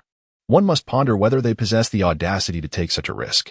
Ronan, this is your sword. On board the Wavebreaker, Olvia cautiously presents her Zanpakuto to Ronan. Without this blade, she might have fallen victim to capture by Sabaody, used as leverage against Ronan. Not only she, but even Robin and the other women would face grave dangers. In this battle, this long sword has proven to be of immense significance. Ronan calmly accepted the soul-cutting blade, and with a gentle stroke, it transformed into shards of light and vanished into thin air. This enchanting spectacle left Robin, Elena, and the other women wide-eyed in astonishment. Ronan, what manner of blade is this? Is it the legendary Supreme Great Blade? How impressive! Robin quickly grasped Ronan's sleeve, inquiring eagerly, can you truly make it disappear? What is the meaning of this? This is not the Supreme Great Blade, Ronan replied, but it is certainly not inferior to it. In fact, it may possess even greater power. Ronan's lips curled into a subtle smile. The reason for its disappearance is that I have tucked it away, whenever needed. I can easily retrieve it. Wow, is that so? How incredibly convenient! Robin exclaimed with envy. What are you envious of, Robin? Elena pouted, glancing at her. You are a devil fruit user. When we faced those Marines, Karaman and I were utterly helpless. Only you could resist. If Aunt Olvia hadn't wielded Ronan's marvelous blade, we might have been captured long ago. Indeed, Karaman nodded in agreement. We lack combat abilities and are far too weak. Not to mention, compared to Captain Ronan, even you, Robin, are significantly more powerful. I am quite formidable, aren't I? Robin replied, her smile blooming with a hint of pride. All right, you all shouldn't feel disheartened. Ronan gazed at Karuman and Elena with a hint of discouragement, and couldn't help but offer some words of comfort. Did I not negotiate for 5 devil fruits from the warring states? When we arrive at Water City and they deliver the items, you may choose a fruit that you fancy to consume, and thereafter, you too shall become a wielder of a fruit's power. Oh? Elena and Karuman were momentarily taken aback. Elena, with a touch of shyness, inquired, is it truly permissible for us? After all, you obtained them through your arduous battles against our foes. Indeed, Captain Ronan, Karuman added, biting his lip. Such a precious gift bestowed upon us feels somewhat extravagant. I am merely a chef. I do not particularly require any abilities. If we ever encounter insurmountable danger, you may abandon me without a second thought, and I shall not protest. Ronan cast a dissatisfied glance at her, declaring, our crew, the travelers' pirates, shall never abandon our comrades. We never have, we do not now, and we certainly will not in the future. Do you understand? Yes, yes, we understand. The moment they perceived Ronan's ire, the two quickly nodded in agreement, yet a sweet sensation began to blossom in their hearts. It seemed their captain truly valued them. Observing the harmonious interaction among them, Olvia couldn't help but smile. Although Elena and Karuman had only recently joined the crew, she held a favorable opinion of both girls. Karuman's culinary skills were undeniably exceptional, ranking among the finest in the East Sea. Even in the Grand Line, while one might not claim her prowess was unmatched, it was certainly commendable. As for Elena, though her knowledge of navigation was admittedly lacking and required further enhancement, she had significantly improved the voyage of the giant wave. Moreover, Elena approached her studies with utmost seriousness, dedicating lengthy hours each day to relevant literature. She was truly a diligent young woman. The endorsement from Olvia and Robin allowed the two girls to swiftly integrate into the team. With Ronan, a captain of formidable strength, leading them, one could scarcely claim there were any destinations they could not or would not dare to explore. Thus, the path ahead appeared boundless. Consequently, her pursuit of historical truths would undoubtedly progress smoothly. The secrets concealed within history would eventually be unveiled, and one day, she would reveal those truths to the world. Ronan, shall we depart from here now? Olvia inquired. With matters on Reyna Island resolved and supplies replenished, the time for their departure had come. However, the decision to leave lay solely within the captain's authority. Indeed, with everything settled, I believe the Navy will no longer pursue us, thus sparing me some trouble. Ronan shrugged and remarked, as I have said before, I am certainly unperturbed by any challenges posed by the Navy. However, their incessant troublemaking is rather irksome, to say the least. After inflicting a significant blow to the Navy on this island of Reyna, I believe that for the foreseeable future, neither the Navy nor the world government would dare to provoke me again. Of course, Ronan was acutely aware that he had become a thorn in the side of both the world government and the Navy. Should they find an opportunity, they would undoubtedly not hesitate to eliminate him. Yet that was a concern for another day. With his unwavering confidence in his own strength, he anticipated that they would not have such an opportunity. Before departing, there was one matter he must not forget: the sign-in. During his time on Reyna Island, he had been preoccupied with shopping alongside Robin and others, and later, he had faced off against Carp and Zephyr in a monumental battle. There had been no time to sign in. Now, as he prepared to leave this island, it was imperative that he seize the opportunity to check in. Otherwise, he would have to wait until reaching Water City for the next chance, and with the vast ocean ahead, there would be little opportunity for sign-ins. Thus, Ronan promptly issued the command to set sail, while simultaneously invoking the sign-in system in his mind. System, sign in at Reyna Island. Ding. Congratulations, host, sign-in successful. Reward acquired. Armament hockey. Oh, armament hockey? Ronan's eyes brightened. The final domineering presence has arrived. With the addition of Conqueror's hockey and observation hockey, I now possess the complete triad of hockey. He commanded the system, display my attribute panel. Chapter 69, the attribute panel. The visitor from the sky. Host, Ronan, age, 11 physique, 136 strength, 129 agility, 133 spirit, 181 Conqueror's hockey, LV9 observation hockey, LV2 armament hockey, LV1 flowing cloud sword technique, LV9 flame fruit, LV9 marine 6 styles, LV9 primal chi refinement technique, mortal realm 3rd stage sky dance technique, LV12 Zampicat, Shurkai healing potions, 36 bottles mental potions, 27 bottles stamina potions, 45 bottles longevity potions, 8 bottles ruinous sunblade. Swift movement talisman, great wave, blueprint of the underworld king. Ronan's attributes have now reached a terrifying level. While there may be formidable individuals in this world who could rival him, it is unlikely that anyone could easily defeat him. The notable powers that Ronan must regard with caution include Emu, a legendary figure known to command the kings. Additionally, the notorious figures of the New World, Whitebeard, Kaido, and Big Mom are also deserving of his attention. However, despite the respect he holds for them, it remains improbable for these titans to overcome Ronan. They are indeed worthy adversaries. At present, Whitebeard is in his prime, rightfully proclaimed as the strongest man on the seas, at least until Ronan emerged. Nowadays, if one were to ask anyone who the strongest man at sea is, a majority would confidently proclaim Ronan. Now, buoyed by his triumph over two formidable marine foes, Ronan reigns supreme, known and feared by all. When the Marines deliver what they owe him, the overall strength of the traveler pirates will experience a significant enhancement. Merely acquiring 3 Logia-type devil fruits will greatly bolster their power. Furthermore, with a fortune of 1 billion berries in hand, upon reaching Water City, Ronan can seek out skilled shipwrights to commence the construction of the Underworld King. The blueprints have long been in his possession and are ready to be put to use. Time has flown by, and several days have swiftly passed. After Eilina boarded the Great Wave, they no longer lost their way. Redirecting from the route of Reina Island straight towards the central route leading to Water City. Although Eilina's navigational skills were not exceptional, her contributions were substantial. Especially with the compass in hand, effectively averting numerous natural disasters, such as tsunamis and underwater volcanic eruptions. During their journey, the ship passed 2 small islands, where Ronan seized the opportunity to dock and sign in. Although the rewards were not particularly grand, he did acquire several potions. Speaking of potions, Ronan decided to share the longevity potions with Eilina and Karaman, urging them to consume the elixir to extend their lifespans. Despite their brief time aboard, they had gained the crew's respect, and Robin and Olvia offered no objections, instead supporting Ronan's decision. After consuming the potions and hearing Robin explain their effects, both Eilina and Karaman were astounded to discover the existence of such precious substances that could prolong life. This revelation deepened their acknowledgement of the traveler pirates and Ronan, solidifying their bonds and transforming them into true companions. 2 days later, on a clear and cloudless day, Olvia was at the helm while Eilina intently studied the nautical charts. Karaman and Robin were busy in the kitchen, and Ronan lounged like a lord on the deck, basking in the sun. Suddenly, a dark speck appeared in the sky, approaching rapidly. Is that? Eilina noticed the phenomenon and curiously gazed at the swiftly nearing black dot. Is it a seagull? Or perhaps the ominous clouds of an impending storm? It doesn't resemble clouds, she murmured to Olvia, who also glanced upward.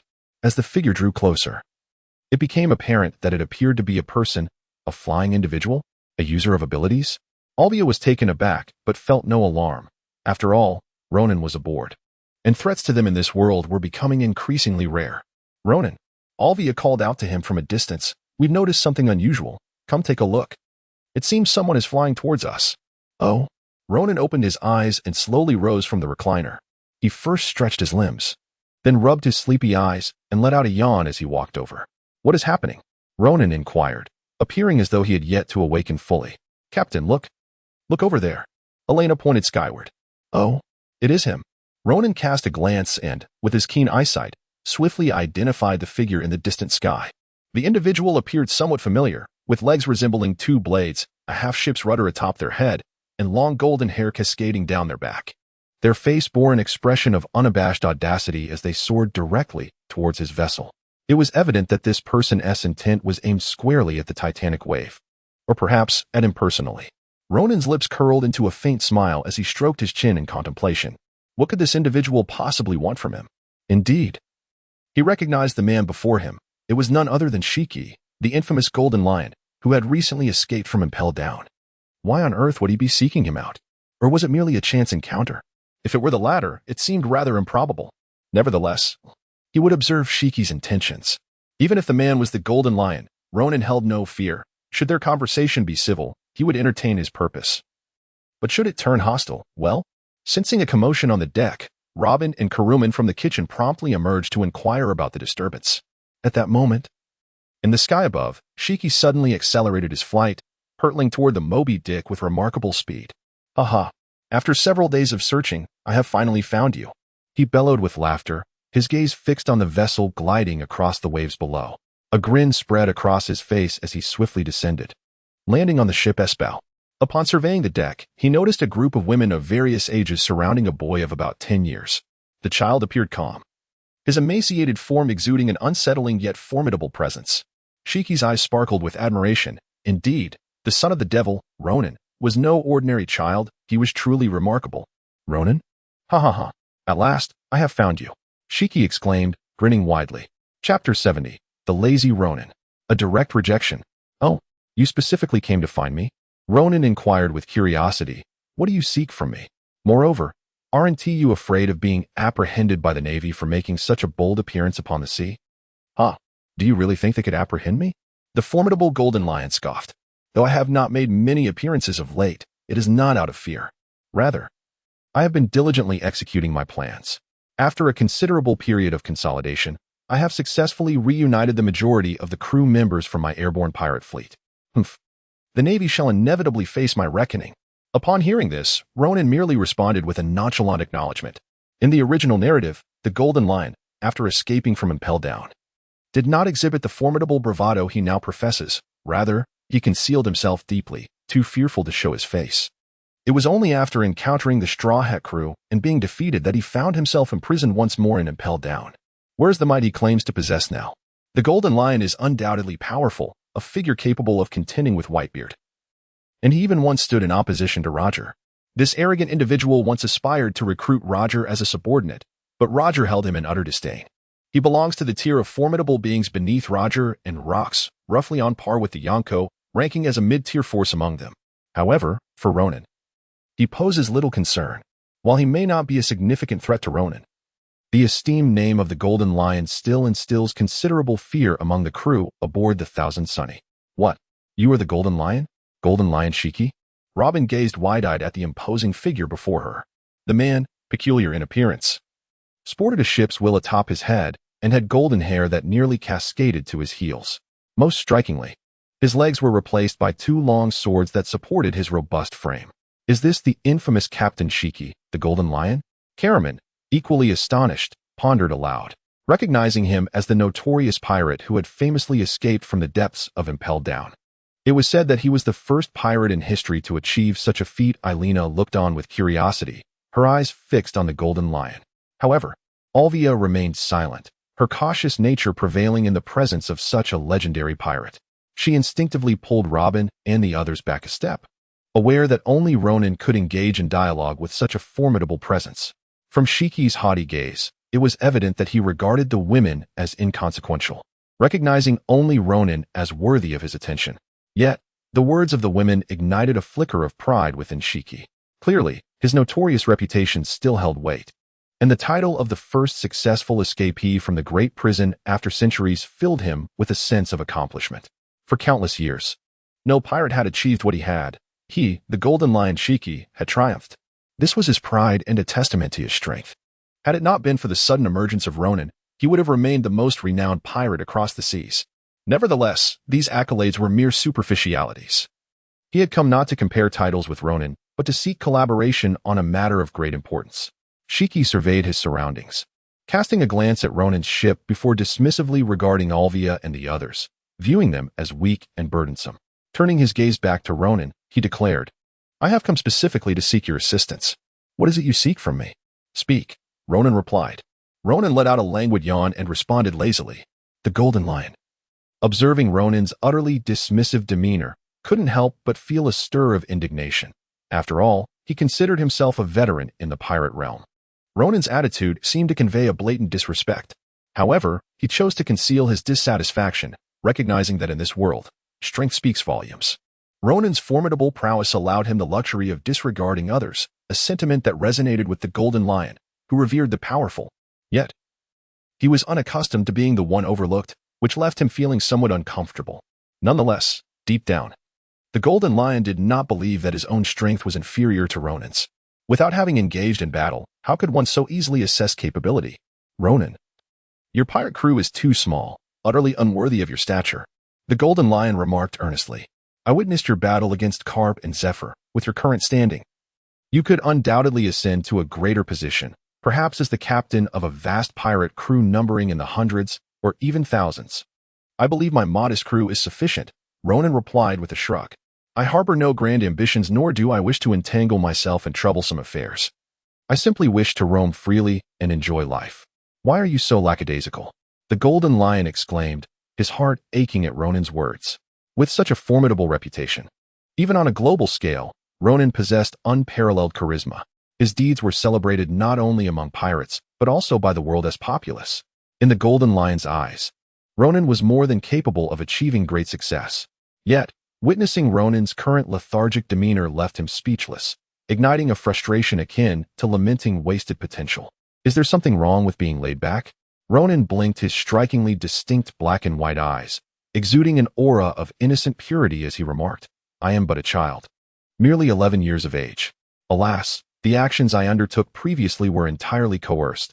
They presented themselves uninvited. I was leading a tranquil life, and yet they insisted on disturbing my peace. Reluctantly, I had to take measures to teach them a lesson. Who could have anticipated that, after dealing with the young ones, the elders would come forth? In the end, even Karp and Zepha made their appearance. I can only hope that this time they learn their lesson and refrain from intruding upon my serene existence. Ronan sighed helplessly, lamenting at such a tender age. I bear the burdens that should not be mine. Life is indeed challenging. The golden lion widened his eyes in astonishment, unable to comprehend how someone so lackadaisical could possess such formidable strength. It was utterly perplexing, beyond imagination. Meanwhile, the girls nearby rolled their eyes at Ronan's words. Even Olvia stifled a laugh behind her hand. The corners of the golden lion's mouth twitched as he furrowed his brow and addressed Ronan. I have come to extend an invitation for you to join my flying pirate crew. My crew, like the rocks pirates before us, is a formidable force traversing the seas. Even Roger's crew is not far removed from my own in terms of strength. As for the pirate crews in the New World, they are merely remnants of the rocks pirates' former subordinates, hardly worth mentioning. Join your pirate crew? The girls were taken aback, realizing that this fellow had come specifically to recruit Ronan. Absolutely not. Chapter 71. The Irritable Golden Lion. How is the word death written? Ronan did not hesitate to reject the proposal outright. He was content with his current life and saw no reason to join the Golden Lion's pirate crew, especially to conspire against the celestial dragons. What a farcical notion. Such a troublesome endeavor was not for him. He contemplated the formidable legacy of Luffy's father, a revolutionary intent on dismantling the tyrannical reign of the celestial dragons and overthrowing the world government, which boasted over 100 allied nations. The burdens of such a mission were immense, demanding an extraordinary amount of energy, and he had no desire to engage in such thankless toil. Even upon acquiring the blueprints of the Pluto, Ronan never entertained the thought of undertaking such arduous tasks himself. He could easily delegate the responsibility to others, allowing them to deal with the celestial dragons. As for the Golden Lion before him, if he could offer a substantial incentive, Ronan was willing to sell him a copy of the blueprints, letting him take the initiative while he merely observed the chaos unfold. After all, dealing with the celestial dragons was a trivial affair. The Golden Lion, upon witnessing Ronan's instant refusal without a moment's thought, was filled with indignation. He felt that this young brat was utterly dismissive of his stature. It seemed he would have to resort to demonstrating his might. Did this fellow truly believe himself invincible simply for having bested a few cowardly marines? Humph. With a cold scowl, the Golden Lion declared, Ronan, I shall reiterate, I am offering you the position of vice captain in the flying pirate crew. You must recognize the sincerity of my proposal. The flying pirate crew is no ordinary band of pirates, and being appointed as vice captain is more than suitable for someone of your caliber. Do not make this difficult for me. I have personally come to extend this invitation, and I have already shown considerable patience. Upon hearing these words, Ronan was no longer in a daze. His expression turned cold as he regarded the Golden Lion with indifference, saying, Are you implying that if I refuse, you will resort to coercion? Just because you personally invited me, does that mean I am obliged to comply? Who do you think you are to force me, Ronan? To do anything? You are courting death. The Golden Lion's eyes blazed with fury. Throughout his past endeavors at sea, and even during his imprisonment by the Navy, no one had ever dared to speak to him in such a manner. Not even the likes of Rox or Roger had ever addressed him so disrespectfully. After all, the Golden Lion was a formidable figure among the world's elite, and none would dare underestimate him. No one had ever possessed the audacity to belittle him. Even the most timid sailors and pirates would quail at the mere sight of him, collapsing in fear. This demonstrated that the Golden Lion's reputation was forged through blood and battle, establishing him as a true sovereign of the seas. Yet today, before Ronan, he found himself belittled by this mere teenager. To be insulted, with someone daring to question his worth, was utterly infuriating. The impact of those words struck him like a thunderclap, igniting his rage to unprecedented levels. His aura surged violently, and he resembled an enraged deity. His eyes blood red as he glared at Ronan, ready to strike without a second thought. As he moved, he wielded two renowned blades, Sakura-ten and Withered Wood, though their names might not hold as much weight in later generations during this era when the Golden Lion was still active. These blades were highly esteemed and coveted by many swordsmen. Indeed, Sakura-ten and Withered Wood were among the highest tier of supreme blades, ranked fourth overall. Thus, possessing these two exceptional swords led the Golden Lion to believe he was not inferior to Ronan. Perhaps Ronan's unknown long sword was formidable, but no matter how strong, it could only match the caliber of his prized blades. he would not fear his opponent. With a flourish, the golden lion wielded his swords, their blades shimmering and slicing through the air, unleashing two beams of sword light aimed directly at Ronan. The beams sliced through the atmosphere with a piercing sound. And upon witnessing this, the golden lion could not help but smirk coldly, envisioning Ronan succumbing to his strikes. He did not presume that two casual sword strikes could vanquish Ronan. If that were the case, Ronan would merely be a hollow name, a so-called world's greatest swordsman, who had supposedly triumphed over the pinnacle forces of two major navies. Now, he was eager to gauge this youth's true strength. If Ronan could not withstand his casual attacks, he would be unworthy of joining his pirate crew. Conversely, if he could withstand them, it would signify his qualification in the Golden Lion's eyes. As for the possibility of Ronan defeating him, the Golden Lion, brimming with confidence in his own might, had not even contemplated such an outcome. Clang, clang. The sound of two crisp notes resonated, causing the Golden Lion to pause. He looked down to find Ronan effortlessly wielding a slender long sword, shattering the two beams of light with ease, as if it were a trivial task. The Golden Lion was momentarily stunned. Could Ronan truly possess such strength? Even without exerting his full power, he, a renowned dual-wielding swordsman, found his powerful beams so easily deflected. Well, if he could so simply counter my strikes, it seems you are indeed not just a name without substance. The Golden Lion's anger subsided slightly. True strength commands respect and recognition. Very well, having withstood my attack, I acknowledge your capabilities, Ronan. I shall extend another opportunity to you. Consider well the immense benefits of joining my flying pirate crew. Otherwise what? Ronan's expression remained serene. Yet a glimmer of coldness flickered in his eyes as he gazed at the Golden Lion before him, having already sentenced the creature to death. This fellow had dared to strike without hesitation, despite the fact that he had initiated the exchange with insults. There were, after all, justifiable reasons behind his words. Ronan believed he had unequivocally rebuffed the Lion King's advances, yet the latter persisted in coercing him to join, even claiming that his personal invitation was an act of utmost goodwill. Did he think that by personally inviting me, he was bestowing upon me a favor? Must I acquiesce simply because he has extended an invitation? Such arrogance. Infuriated by the situation, Ronan resorted to violence, and now the audacity to issue threats, insisting that he must join his pirate crew or face dire consequences. Such menacing words led Ronan to pronounce a death sentence upon the Lion King. Today, the Lion King would surely meet a grim fate. Shiki, oh Shiki, you had finally managed to escape from Impel Down, and had you chosen to remain in seclusion, no one would have troubled you. Even the Navy might have struggled to uncover your hiding place. Yet, here we are. Ronan gazed down at the blade of his Zanpakuto, which had now completed its Shurkai transformation. The slender blade shimmered with a cold radiance. As Ronan's words gradually fell away, ethereal cherry blossom petals began to cascade around him, appearing and disappearing in a mesmerizing dance, leaving behind glimmers of light as brilliant and beautiful as a starry night. Yet, you absolutely should not have dared to provoke me. I have made it abundantly clear that I refuse to join your pirate crew. And yet you still have the audacity to lay a hand on me. Do you not comprehend the meaning of the word death? Ronan abruptly raised his head, his expression impassive as he gazed at the Golden Lion, his eyes devoid of any hint of emotion, regarding the Golden Lion as one would a corpse. Chapter 72, Bankai. A single strike to vanquish the Golden Lion. Ha ha ha. I, Shiki, have roamed the seas for many years, yet I truly do not know how to write the word death. The Golden Lion was thoroughly incensed by Ronan's words, throwing back his head in a fit of rage-laden laughter. He then addressed Ronan, saying, Youngster, do not presume that just because you possess a modicum of strength, you can elevate your tail to the heavens. After all, I am somewhat of an elder to you. Is there not a shred of respect within you? Very well, if that is the case, today I shall utterly shatter your confidence, allowing you to witness firsthand that a formidable pirate who has navigated these seas for years is not to be underestimated. Do not think that having defeated two admirals has rendered you invincible. Upon hearing this, Ronan remained silent and turned his gaze towards Olvia and the others. Please step back a little. Do not let yourselves be caught in the fray, he urged. Understood. Olvia and the others nodded in agreement, aware that their presence might hinder Ronan. To avoid causing him any trouble, it was indeed wiser for them to keep their distance. Olvia, accompanied by Robin and the other girls, departed from the deck and arrived at the entrance to the cabin. With her hands tightly clasped, she watched Ronan confront the Golden Lion. Don't worry, Mom.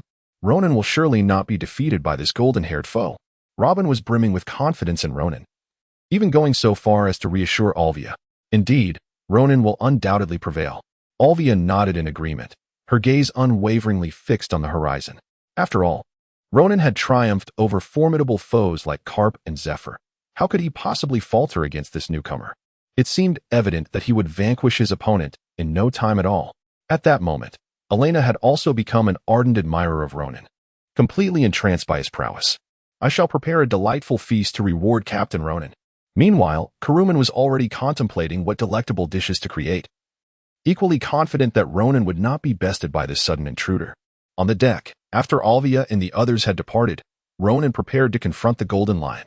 This individual had disrupted his tranquil existence, brimming with arrogance, and despite Ronan's clear refusal to join the flying pirate crew, he persisted like an unyielding gumstuck to one's shoe, truly bothersome. What's that? The Golden Lion continued to speak, his words increasingly contemptible. Is it sufficient to simply tell those useless women to step aside? Once I thoroughly subdue you, I shall toss these burdens into the sea to feed the fish. Bringing along such worthless trash on a voyage is utterly foolish. From now on, if you behave and obey in my flying pirate crew, you might enjoy some semblance of a good life. Otherwise, you shall learn the meaning of cruelty. The Golden Lion bared his teeth, revealing a menacing grin. It was clear that Ronan's prior remarks had incensed him. Although he had yet to contemplate killing Ronan, he was determined to subjugate him through forceful means. As for Olvia and the others, he dismissed them as mere ordinary nuisances, unworthy of his attention. Once he had Ronan in his grasp, he would cast them aside without hesitation. No wonder you have never succeeded with a person like you. Do you truly believe you can overthrow the world government and the celestial dragons? What a farce. Ronan took a deep breath, and a formidable surge of spiritual energy began to flow wildly into his Zanpakuto, initiating the process of Bankai.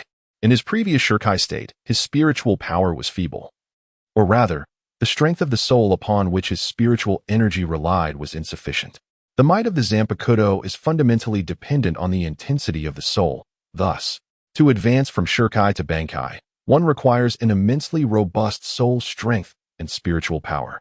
Previously, he was unable to achieve this, but now, Ronan was more than capable. The cultivation method acquired through signing in, the primordial chi refinement technique, did not dramatically enhance his combat prowess or significantly bolster his physical strength. However, it greatly extended his lifespan, as this technique enhances both soul intensity and spiritual power with the elevation of one's cultivation level. The relationship between soul strength and spiritual power is symbiotic. The soul is akin to a water tank, while spiritual power is the water itself. The size and strength of the tank dictate how much water it can hold. At this moment, Ronan's spiritual power and soul strength were exceedingly formidable, entirely sufficient for the Bankai of his Zanpakuto. The Bankai form of the Zanpakuto far surpasses Shirkai in strength. By how much, one might wonder? Upon hearing Ronan's words, the Golden Lion was enraged once more, eschewing further dialogue as he launched a direct assault. This time, it was no mere probing attack. Utilizing the float fruit, he levitated in midair, swiftly replacing the blades from his legs with dual swords held in his hands. As a dual-wielding swordsman, wielding the blades with his hands was exponentially more powerful than having them affixed to his feet. He was prepared to get serious. Ronan, if I do not teach you a lesson today, you truly will not comprehend your place in this world. Allow me to impart some wisdom on how to conduct oneself. The Golden Lion bellowed, his dual swords clashing as he propelled himself rapidly toward Ronan. Like a flash of lightning, he moved with the swiftness of thunder, the blades in his hands transforming into twin beams of light, tearing through the air with a thunderous might as they arced toward Ronan. Receive my dual-wielding ultimate technique. Ronan slowly raised his head, his expression devoid of urgency or panic. Instead, it was marked by tranquility. He regarded the fierce assault of the Golden Lion, akin to a thunderous strike, with indifference. Calmly, he uttered, Bankai, Senbenzakura Kagyoshi. In an instant, a cascade of brilliant, vibrant petals descended from the heavens, transforming the air into a breathtaking spectacle of color. Yet, beneath this seemingly beautiful display lay an insidious danger, imbued with a terrifying intent to kill. The razor-sharp blade aura contained within them bore an immense lethality. Annihilation, Senbenzakura Kagyoshi. As Ronan's murmured words fell, countless petals swirled around him, revealing dozens of slender silver blades that floated protectively in his vicinity. The myriad of ethereal, drifting light points converged swiftly towards these blades, intensifying their cohesion and sharpening their edges, endowing them with formidable lethality. Strike! Ronan's eyes emitted a piercing gaze as he directed his attention towards the charging golden lion. He uttered a single word, and in response, dozens of blades surged forth in the direction of his swing. The air resonated with an intense cacophony of clashing steel, and a violent shockwave erupted from the epicenter of the battle. Ronan remained steadfast, not retreating an inch, while the agonized cries of the golden lion echoed from the heart of the explosion. After a series of harrowing screams, the frantic sounds of swords clashing drowned out the cries, and the golden lion's presence vanished entirely. Once Ronan retracted his Bankai and the Zanpakuto, all that remained on the battlefield was a pool of blood and two renowned blades. The once arrogant golden lion had been utterly annihilated by the relentless assault of the 1,000 cherry blossoms in Bankai form. Chapter 73. The damage to the Goliath. Setting course for Gaia Island to repair the ship. Is this truly the end? Observing the aftermath, Olvia and the others exchanged bewildered glances. Could it really be this simple? Robin, somewhat speechless, remarked on how audacious the golden-haired figure had been just moments ago. Elena, however, held a differing perspective. It seems to have concluded. Look. The golden-haired individual has vanished. Captain Ronan's previous strike must have been exceedingly powerful, allowing him to defeat his opponent with a single blow. Indeed, Captain Ronan's strength is remarkable, Kuruman exclaimed excitedly, pointing out that only 2 blades remained on the deck, while the adversary had completely disappeared. Goodness, the captain is astonishing. Oh, look, the deck is damaged. Robin gazed upon the deck where the 2 combatants had clashed, only to discover that the tumult of their battle had rendered a significant portion of it damaged. Fortunately, the vessel's hull remained unscathed, ensuring that navigation would not be severely impacted. As long as they did not encounter tempestuous weather, they would likely face no grave issues. Should such destruction have occurred, it would have indicated an excessively fierce confrontation, although it seemed to us that the skirmish lasted but a fleeting moment. The magnitude of such assaults sent a shiver down Kuruman's spine at the thought of them being unleashed upon us. Thankfully, with Captain Ronan at the helm, there was no cause for fear against any adversary. Elena affirmed with a nod. Let us proceed to investigate, Olvia suggested. We must ascertain the extent of the deck's damage and whether it can be repaired. Should the situation be dire, our safe passage to the Water City may be compromised. However, Robin lamented, yet we do not have a shipwright aboard. It seemed they would need to seek a skilled shipwright companion in the future. I've heard that Water City is home to numerous talented shipwrights. Once we arrive, we shall surely find one, remarked one of them as they approached Ronan, expressing their concern with warmth. Ronan, are you all right? Olvia inquired, scanning him from head to toe, and, seeing no injuries, her anxious demeanor began to ease. I am perfectly fine. What could possibly be the matter? Ronan waved his hand, dispersing his Zanpakuto with ease, and casually brushed off his attire. A mere golden lion could not inflict harm upon me. This fellow's reputation is far grander than his true prowess, in terms of strength. He is merely of Carp Siva's caliber. That is a relief indeed. Olvia exhaled in relief. Since you have vanquished the opponent, we should be free from further unforeseen troubles.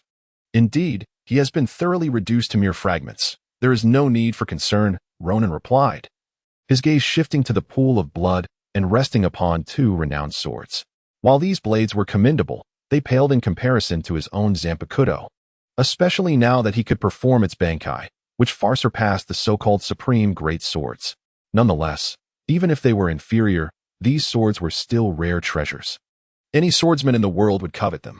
At that moment, they lay in Ronan's possession, serving as a commendable addition to his collection. Indeed, the finest swords in the world, in Ronan's hands, were merely regarded as worthy collectibles. After Ronan took 2 knives, he casually played with them for a while before carelessly tossing them into the cabin. The deck had suffered considerable damage. Olvia and the others stood at the gaping hole in the deck, which had been ravaged by the battle, feeling frustrated and utterly helpless. We had not prepared any planks for deck repairs on board. What should we do? Kuruman furrowed his brow in concern. Captain Ronan, look here. Elena pointed to the area beneath the deck where water was seeping in. Although the hull below hasn't been damaged, there is already some seawater infiltrating. We must swiftly locate an island to dock and make repairs. If we delay, the Titanic may face the peril of sinking.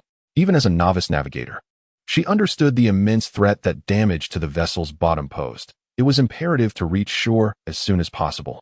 Water ingress into the hull was indeed a pressing issue. Ronan furrowed his brow and pondered for a moment before speaking. How far are we from the city of water? How long will it take to reach our destination? Is it possible to head directly to the city of water? We could make a simple repair for this minor leak. Will it hold until we arrive?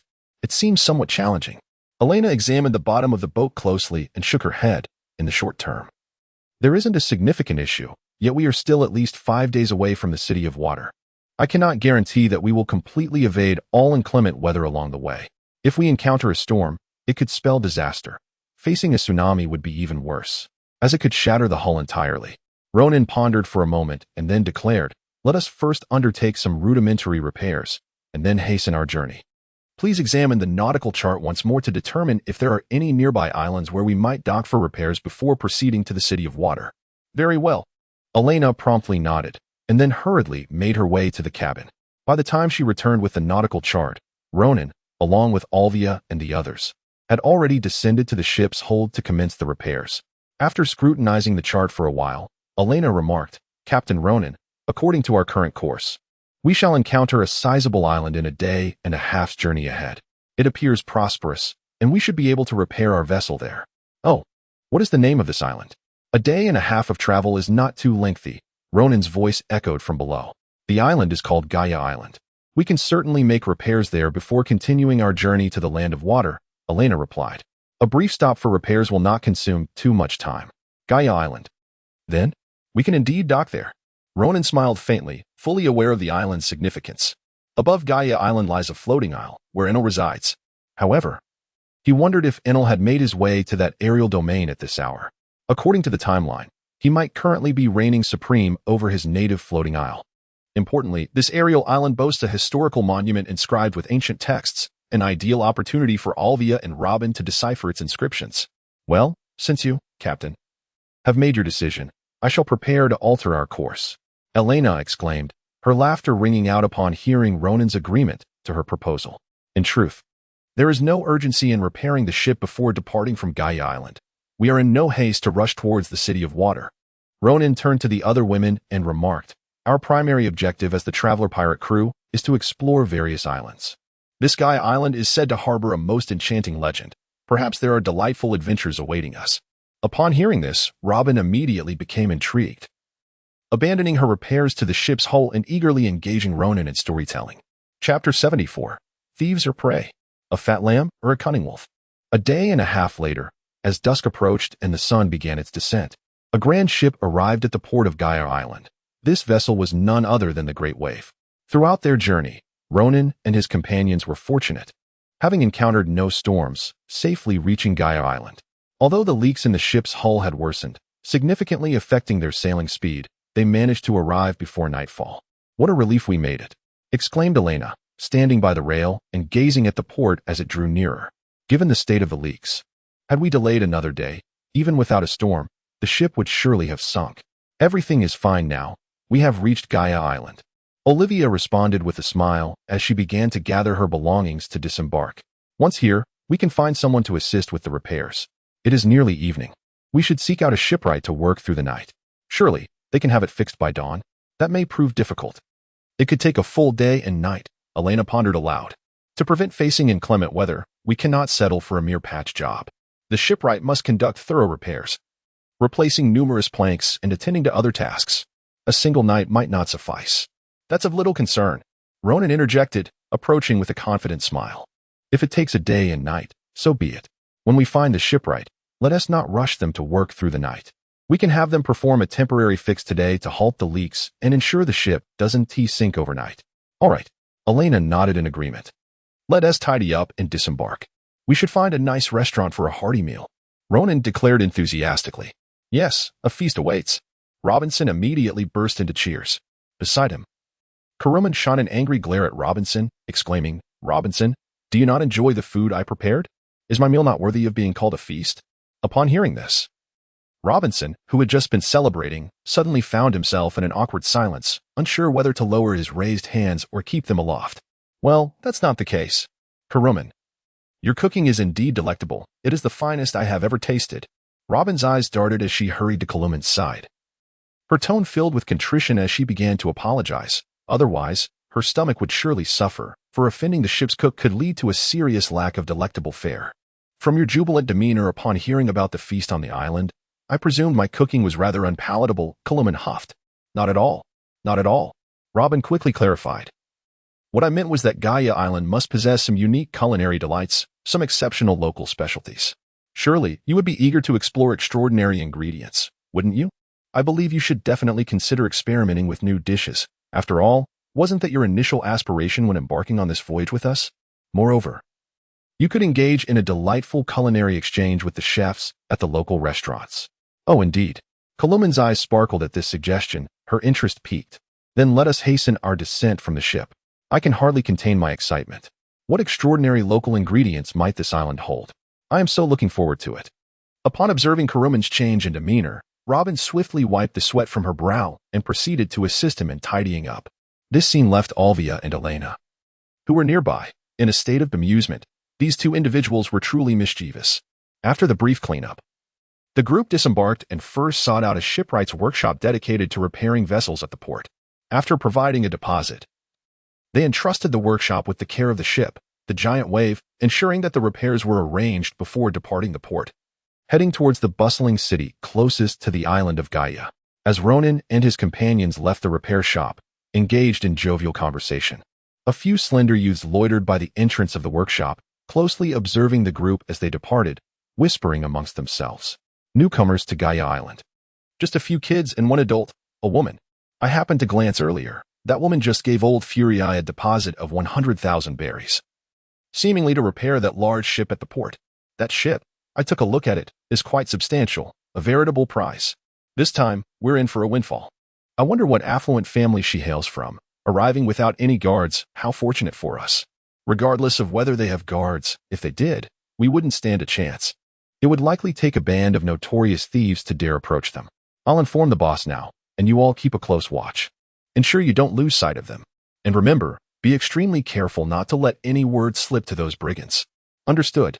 A few dozen minutes later, as Ronan and his party arrived at the vibrant city near the port, a peculiar smile crept onto Ronan's lips. He cast a sidelong glance at a corner behind him, where a few slender youths had been stealthily following his group, their intentions unclear. Among the group, only Ronan perceived their presence. The others, being ordinary individuals, were oblivious, but primarily due to the carefulness of their pursuers. Even Robin, with her devil fruit powers, had failed to detect them. However, Ronan was not easily deceived. Considering his mastery of observation hockey, there were very few in this world capable of evading his notice. Even those possessing invisibility-type devil fruit abilities would likely fall short. Curious to discover their intentions, he mused to himself, let us regard this as an amusing diversion in our leisurely lives. Ronan strolled leisurely, his hands clasped behind his head, entirely dismissive of the minions before him, who, in truth, failed to pique his interest, serving merely as a diversion. After a few moments, while Robin and Karuman surveyed the shops lining the street, deliberating on which establishment to patronize, a sudden flurry of hurried footsteps echoed from behind, followed by a thunderous shout. Halt! The person ahead, stand still. Ronan exhibited no surprise whatsoever, while the others were startled by the sudden outburst. Who were these individuals? Robin gazed in astonishment at the menacing figures that encircled them. Who are you? Why have you surrounded us? Karuman inquired, furrowing his brow. What do you intend to do? Olvia asked, her expression tense, before her gaze shifted towards Ronan.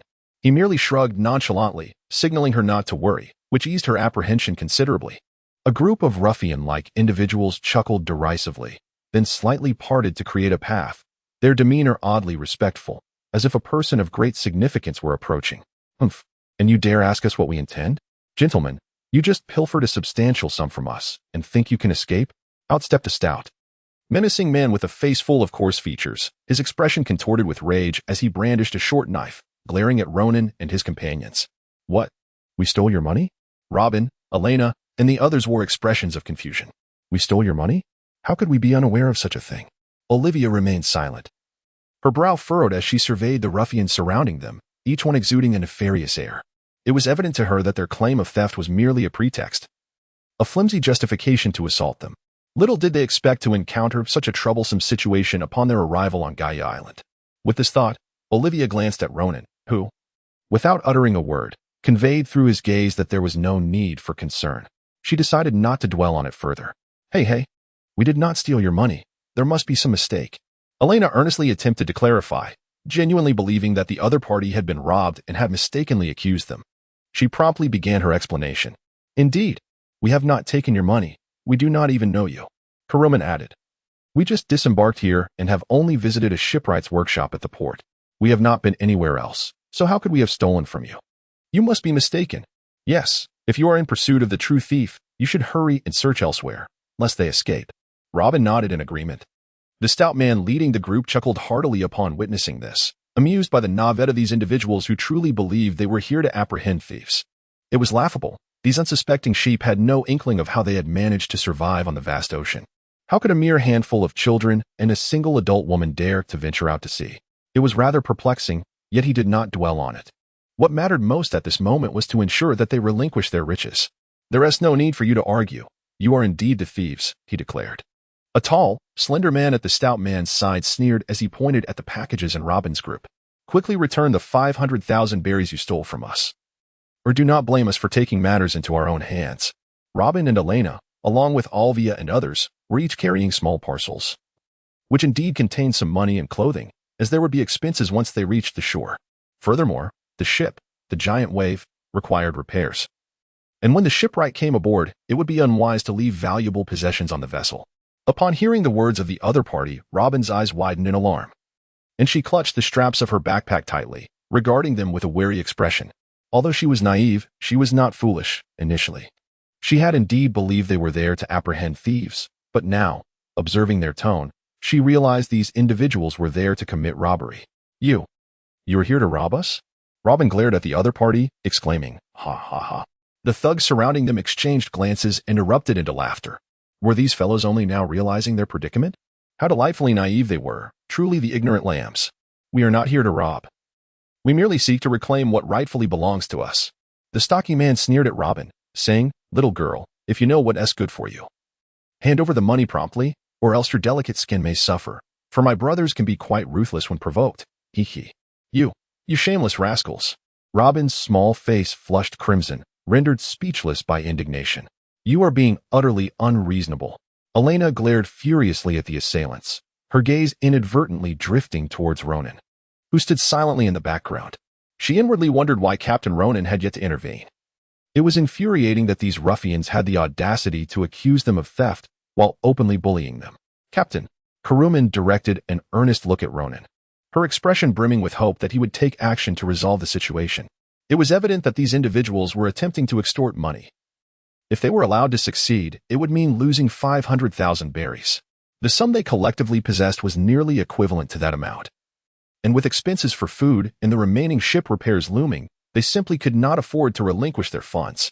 Moreover, they had not truly stolen anything, which made the accusation all the more outrageous. Do not look at me. Such petty thugs are hardly worth my personal involvement. Ronan dismissively waved his hand, then turned his gaze towards Robin, continuing, Robin, these individuals are not endowed with any special abilities. They are merely robust, ordinary people. Surely, you can handle them, can't you? Huh? Me?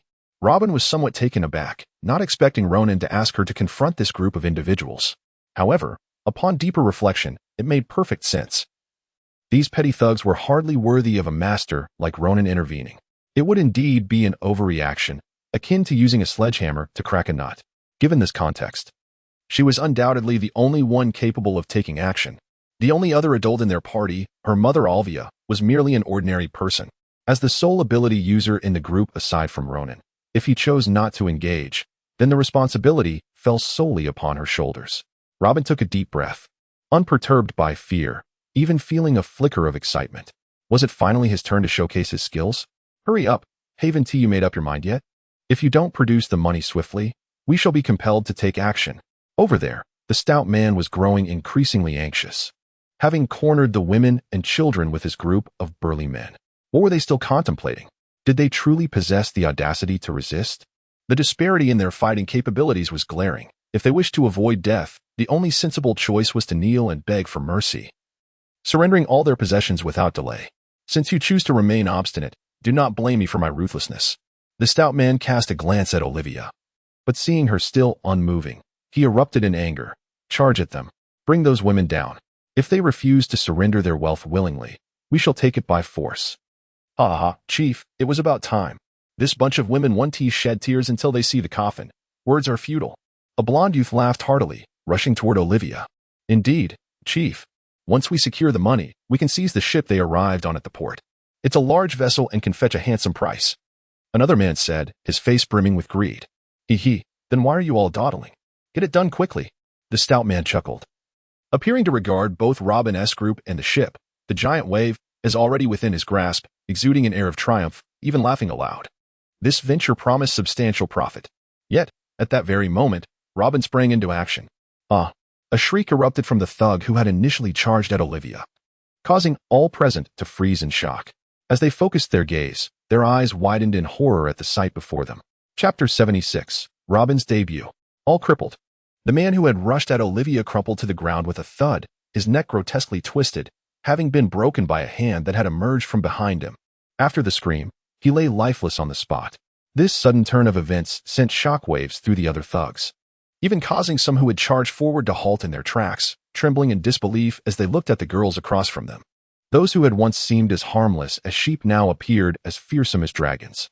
Robin stood with her arms crossed in front of her, pouting and glaring at these ruffians. You despicable lot, how dare you lay your hands on us and attempt to rob our belongings? If you think we can be easily intimidated without facing consequences, you are gravely mistaken. A sharp intake of breath followed her words. The group, including the stout leader, gazed at Robin in astonishment. It was evident that their recently fallen comrade had perished at the hands of this young girl. The others hesitated, fear evident in their eyes as they looked at Robin, then turned to the stout leader, awaiting his decision on their next course of action. The leader's expression fluctuated between uncertainty and rage as he glared at Robin. A power user? You are indeed a power user, he stammered. Humph, that's right. I wield the powers of the devil fruit. Are you beginning to feel the fear? Robin proudly declared, raising her head, asserting that she was now capable of standing on her own. Observing the expressions of her opponents, it was evident that they were taken aback by her abilities, perhaps even frightened to the point of losing control. How infuriating. She had not anticipated that among them was a person with special powers. No wonder this group dared to venture out to sea. They had a reliable ally. The stout man also appeared perplexed, having previously questioned how such individuals could muster the courage to sail.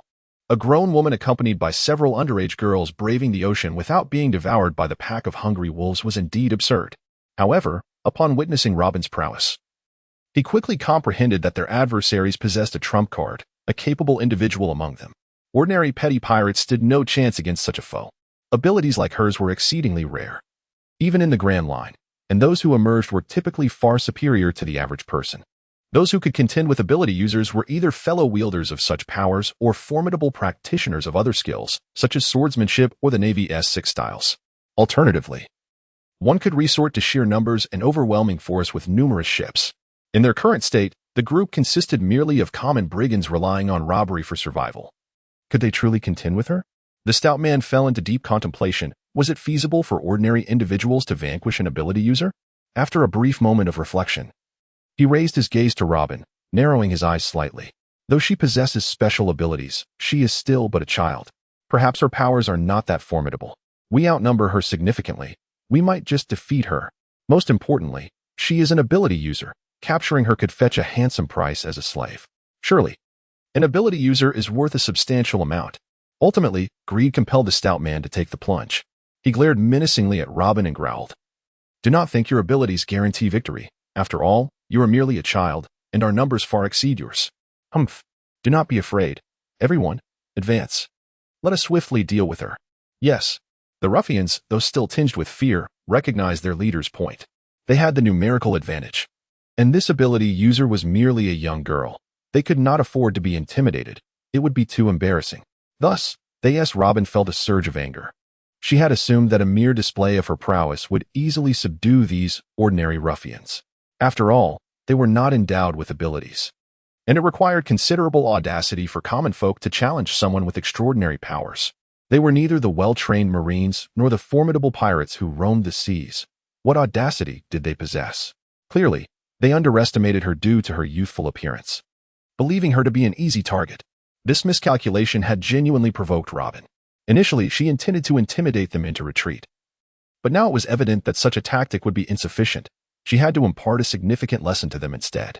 Robin's face hardened with resolve as her hands moved subtly, and she softly recited an incantation, "Blossom beneath my feet. Revolving flower." As her words concluded, the assailants rushing forward sensed an ominous shift. Glancing downward, their eyes widened in terror as they beheld their legs sprouting multiple arms that swiftly elongated and twisted, ensnaring their limbs. With a sickening crack, all the attacking thugs' legs were shattered. The sound of collapsing bodies echoed incessantly as each assailant fell to the ground, wailing in pain and despair. Most of them were left crippled by Robin's formidable technique, yet her compassionate heart prevented her from delivering a lethal blow. Unlike the previous individual who had charged directly at her mother, Olvia, Robin was compelled to take drastic measures to ensure her safety, resorting to force only to disable her opponents temporarily. At this moment, with confidence in her control, Robin chose mercy, merely breaking their legs to prevent further misdeeds for the foreseeable future. Breathing heavily from exertion, she recognized her limits. Her powers, still in their nascent stages, drained her stamina rapidly. Nevertheless, she had largely subdued her foes, leaving only their leader to confront. "Is there anything else you wish to say?" Robin wiped the sweat from his brow and bellowed at the stout man. "If you possess the courage, then proceed. Let me see if I do not wrench your neck asunder." In her heart, Robin had already resolved that if the leader of the opposing group dared to strike again, she would retaliate fiercely and take his life. "You." The stout, short man widened his eyes in disbelief as he witnessed Robin overpowering so many of his subordinates.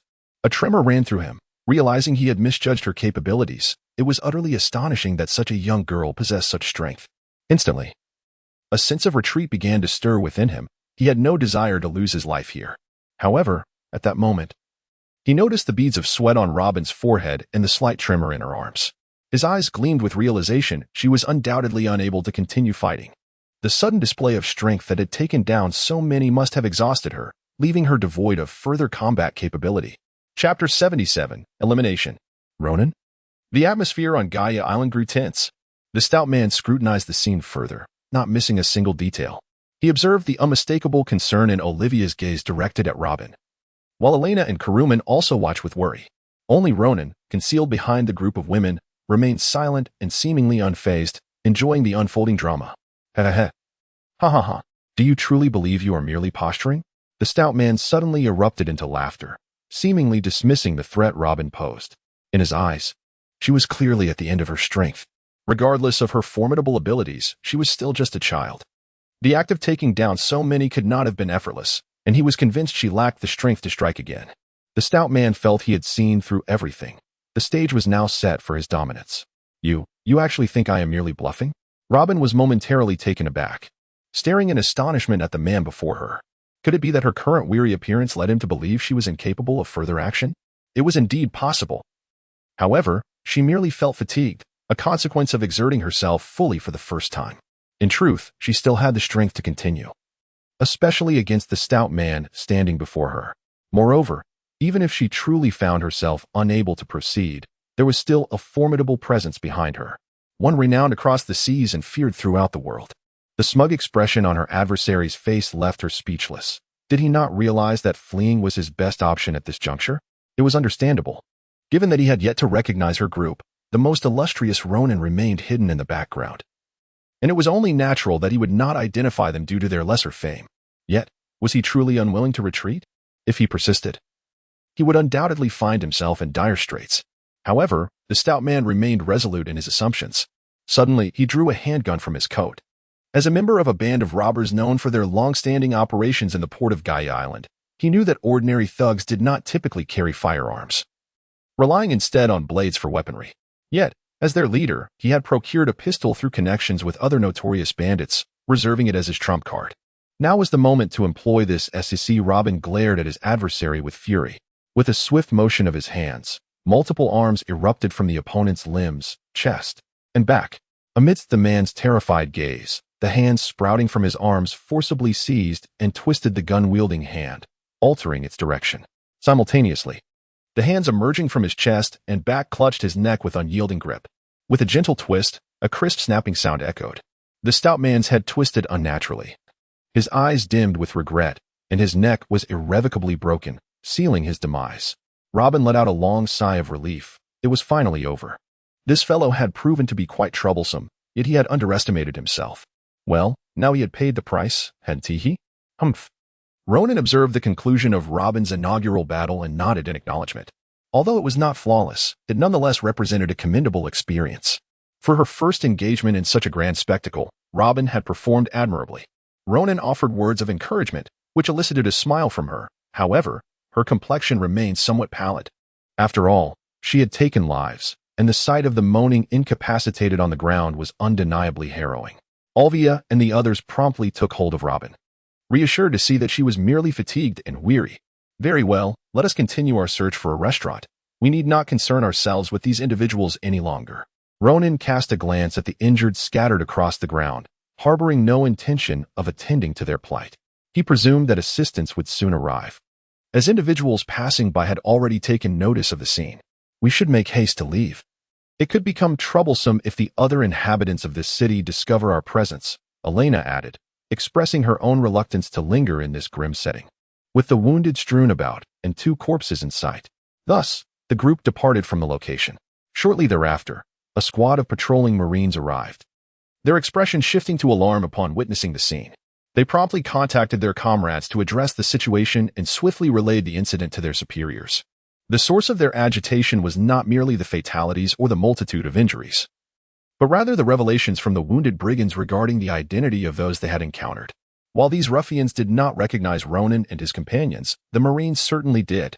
Ronan, the son of the demon, has arrived. Instantly, the entire navy stationed on Gaia Island was shaken and filled with tension. What Ronan, the son of the demon? Are you certain? The naval officers at the Gaia Island naval station exchanged anxious glances, their faces turning pale, some with a bluish tint, others pallid, all overwhelmed by dread, eyes filled with terror. Ronan has come to Gaia Island. No way. The senior naval officer sitting at the head, trembling as he spoke, quickly send the message down. Do not provoke this ominous figure at all. Another lieutenant immediately stood up as if warning that if the message was delayed, Ronan would strike first. Yes. Quickly inform all the Marines on Gaia Island. Anyone daring to provoke Ronan, I will break his legs. The senior naval officer at the head regained his composure and immediately issued the command to warn everyone around to be cautious and not to cause trouble with Ronan. Those present all felt anxious, hoping that this news would spread swiftly throughout the entire Gaia Island military and praying that these soldiers would never dare to challenge Ronan lest they bring about their own doom and possibly incite Ronan's wrath, which could lead to their destruction. Thus, as the message was disseminated, all the enlisted personnel on Gaia Island became aware of the ominous news. Ronan has arrived.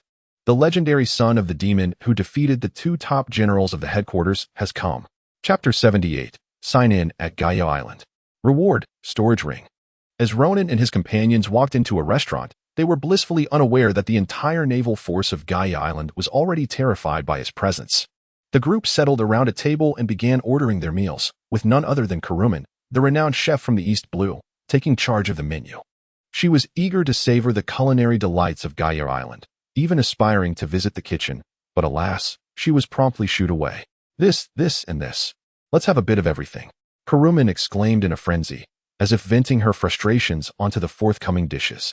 The restaurant's refusal to allow her a glimpse into the kitchen infuriated her to the point of issuing a challenge to the chef, though he paid her no heed, dismissing her as just a little girl. This blatant disregard for her talent stoked Karuman's ire, yet she resolved to enjoy her meal, planning to critique the establishment thoroughly. Soon enough, a variety of delectable dishes graced their table, and Ronan and his companions began to feast heartily. As Karuman tasted the food, her eyes sparkled with delight. Remarkable. The flavors are indeed commendable, merely a notch below my own creations. Delicious, absolutely delicious, Robin exclaimed, devouring her food.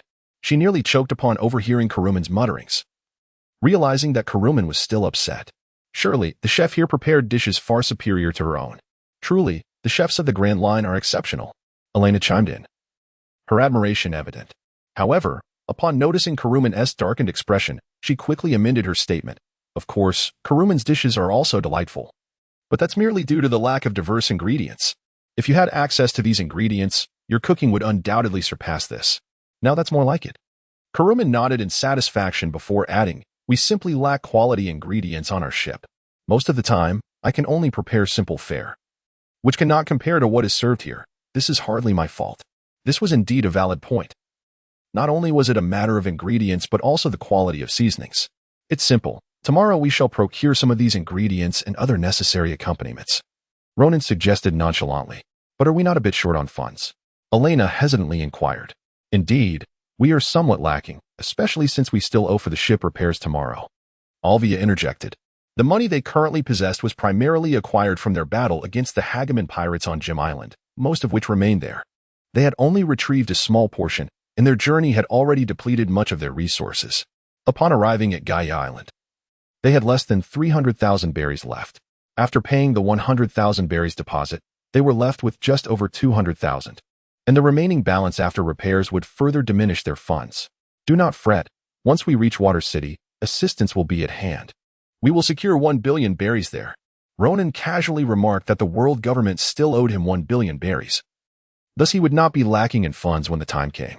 However, Olvia furrowed her brow and questioned, "But Ronan, did you not mention wanting to construct a grand vessel?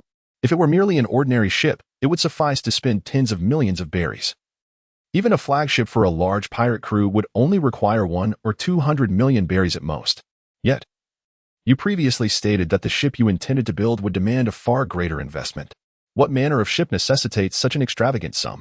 Previously, Ronan had alluded to the construction of a new ship in Water City, claiming it would consume the majority of the 1 billion berries. What kind of ship could be so exorbitantly priced? It is a remarkably powerful vessel. Ronan arched his brow, refraining from disclosing his intention to construct the Pluto for the moment, deciding to address it upon their arrival in Water City. Speaking of which, he pondered whether the blueprints for Pluto were still preserved within Frankie S. faction in Water City.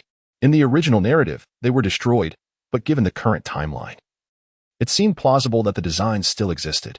Apart from the blueprints in Ronan's possession, Frankie S. faction appeared to be the only other source of the Pluto blueprints. He decided to set this matter aside for now, planning to assess the situation later. If Frankie S. Mentor was unwilling to assist in the construction, he could always seek out another shipyard with the blueprints, albeit at the risk of exposure. After a while, once the group had finished their meal and settled the bill, they found a place to rest and sleep. That night, as everyone else slumbered, Ronan commenced his endeavor of signing in. Each new island presented a prime opportunity for him to do so. At this point, Ronan had ceased the practice of signing into each small location. Upon reaching an island, he would sign in for the entire island, enhancing his chances of receiving more substantial rewards. Otherwise, it would be akin to his experience in Ohara, where apart from the initial novice rewards, most of his subsequent sign-ins yielded merely potions. He had amassed a considerable collection of potions, with some being remnants from Ohara and the majority gathered during his travels in the East Blue. Now, he primarily signed in for entire islands, and he anticipated that signing in at Gaia Island would yield commendable rewards as well. "System, sign me in for the entirety of Gaia Island," Ronan declared as he lay in bed. Suddenly, he inquired with urgency, "If I sign in at Gaia Island, will it also include the Sky Island above? Part of that island seems to have been propelled into the sky after separating from Gaia Island." The system responded, "No, the two are considered distinct locations currently. The host is unable to sign in for both locations simultaneously." "Congratulations, host. You have successfully signed in at Gaia Island and received the reward, 1 storage ring." "A storage ring?" Upon hearing this, Ronan's eyes immediately sparkled with excitement. "Indeed, it is a remarkable treasure. Haha. It is certainly best to directly sign in for an entire island." Ronan promptly activated the system panel and, as anticipated, beheld the storage ring quietly resting within the confines of the system's space. Without a moment's hesitation, he claimed it. A bronze-hued ring materialized in his hand. Ronan glanced down with scrutiny. This ring bore an uncanny resemblance to the one featured in a film from the real world titled The Lord of the Rings. Ancient and unassuming in its design, Ronan adorned his finger with the ring and, following the instructions relayed by the system, began to experiment with it. As his mental energy made contact with the ring, he immediately discerned an internal space of approximately 10 cubic meters within. A volume of 10 cubic meters is certainly substantial. While it may not accommodate larger objects, it can effortlessly house various everyday items, and even a selection of small weapons would pose no issue. Ronan nodded in satisfaction, then pondered for a moment before saying, "System, display my attribute panel." Host, Ronan age, 11 physique, 137 strength, 130 agility, 134 spirit, 183 conqueror's hockey, LV9 observation hockey, LV2 armament hockey, LV2 flowing cloud sword technique, LV9 flame fruit, LV9 marine 6 styles, LV9 primordial chi refinement technique, mortal realm. 3rd level sky dance technique, LV12 Zampakit, Bankai healing potions, 36 bottles mental potions, 27 bottles stamina potions, 45 bottles longevity potions, 8 bottles sun wheel blade, Swift Movement Talisman. Tsunami, Pluto Blueprint. Chapter 79. Three Travelers. Journey to Sky Island. Gazing at his attribute panel, Ronan wore a look of contentment. Although he had not deliberately engaged in training over the past few days, his four-dimensional attributes were gradually increasing. Even the armament hockey he had just acquired had risen by one level. While armament hockey does not directly enhance his attribute values, it serves as an active skill that can swiftly boost both defensive and offensive capabilities, much like Karp and Zephyr, who have already mastered armament hockey to a remarkably high level. Although Ronan did not deliberately train, his mastery of armament hockey continued to rise steadily, a testament to his inherently formidable strength, which provided him with a significantly higher starting point than others. After observing for a while, Ronan drifted into a contented slumber. The following morning, after a light breakfast, the group returned to the port, where the shipyard had already dispatched workers to commence repairs on the giant wave. As Ronan led the team in procuring supplies, he simultaneously monitored the progress of the ship repairs. To everyone's surprise, the restoration of the Titan was advancing more swiftly than anticipated. We have several skilled shipwrights at our repair yard, and under our expedited efforts, we should be able to complete the repairs by this evening, declared the elderly owner of the shipyard, confidently brandishing his tools. Very well. We shall entrust the repair work to you, Mr. Fury. Olvia graciously addressed the elderly man before her. The elder was not only the proprietor of the shipyard, but also an exceptionally talented shipwright. It was said that he had studied in the Water City, which may not have seemed remarkable there, yet on Gaia Island, his reputation was unparalleled. Who on the island was unaware of old Fury's esteemed name? He was undoubtedly one of the finest shipwrights in all of Gaia Island. At this moment, Robin and the others are filled with anticipation for the City of Water. If an old shipwright, who has studied there, possesses such remarkable skills, one can only imagine the extraordinary expertise of the local master shipwrights. Perhaps in the City of Water, they may indeed discover an exceptionally talented shipwright companion. Having entrusted their vessel to the old Fury, Ronan and the others departed from the port once again. What shall we do next? Robin, feeling somewhat bored, inquired, shall we go shopping? I propose we indulge in the culinary delights of various renowned restaurants instead. I refuse to believe that other establishments would deny me access to their kitchens, Kuruman suggested, still preoccupied with the previous night's experience of being barred from the kitchen of that restaurant. I believe we should seek out some skilled navigators to acquire knowledge about the art of navigation. Elena, on the other hand, wished to delve deeper into nautical studies. During this period, she increasingly felt that her prior, superficial understanding of navigation was inadequate. It was imperative that she broaden her knowledge in this field. How about this? Ronan pondered for a moment before speaking. Regarding the island of Gaia, I have previously heard some legends. I believe I have mentioned a few to you. Though I did not elaborate, it is said that there exists a floating island above this one, and I am convinced that there are many intriguing places worth exploring on that island. Upon hearing this, the others widened their eyes in astonishment. They had indeed heard of the legend of the floating island. Even Kuruman and Elena were familiar with it. However, they had always regarded it as a mere fairy tale. Now that Ronan brought it up, it seemed to transcend the realm of fantasy and enter the realm of reality. The group felt a surge of excitement. Nevertheless, reaching the floating island would pose significant challenges. Ronan continued, I possess the ability to fly, yet I cannot transport all of you simultaneously, for it would consume an inordinate amount of time to make such round trips. Therefore, here is the plan. Robin, you, Kuruman, and Elena shall remain on Gaia Island. Elena, do you not wish to study navigation? And Kuruman, are you not eager to witness the culinary skills of other chefs? You can engage in these pursuits here on Gaia Island while Aunt Olvia and I venture to the floating island. The floating island? What a splendid idea it would be to conduct archaeological explorations there. Olvia exclaimed, her face lighting up with joy. Since the floating island resides in the heavens, it is likely untainted by the world government's suppression of historical information. Perhaps we will uncover a wealth of related knowledge, and who knows? We might even stumble upon inscriptions of historical significance. Ronan wore a smile, fully aware that the Sky Island indeed bore inscriptions, yet he chose not to articulate this fact. Meanwhile, Robin, who overheard this exchange, felt a twinge of displeasure. As a fellow archaeologist, she harbored dreams of delving into the annals of history. But Ronan's reluctance to include her on his journey to the Sky Island left her disheartened. Ronan, can't you take me along? Robin pouted. Is it not my concern for Elena and Karaman that holds me back? Ronan elucidated. Both Olvia and I have ventured to the Sky Island. If you were to accompany us, I would be uneasy leaving Elena and Kuruman here. If you remain, you can provide them with protection. Robin found herself at a loss for words. Indeed, Elena and Kaluman, one being a navigator and the other a cook, possessed no means of self-defense. At the very least, she was a wielder of a devil fruit power, capable of handling ruffians, as demonstrated with those scoundrels encountered yesterday.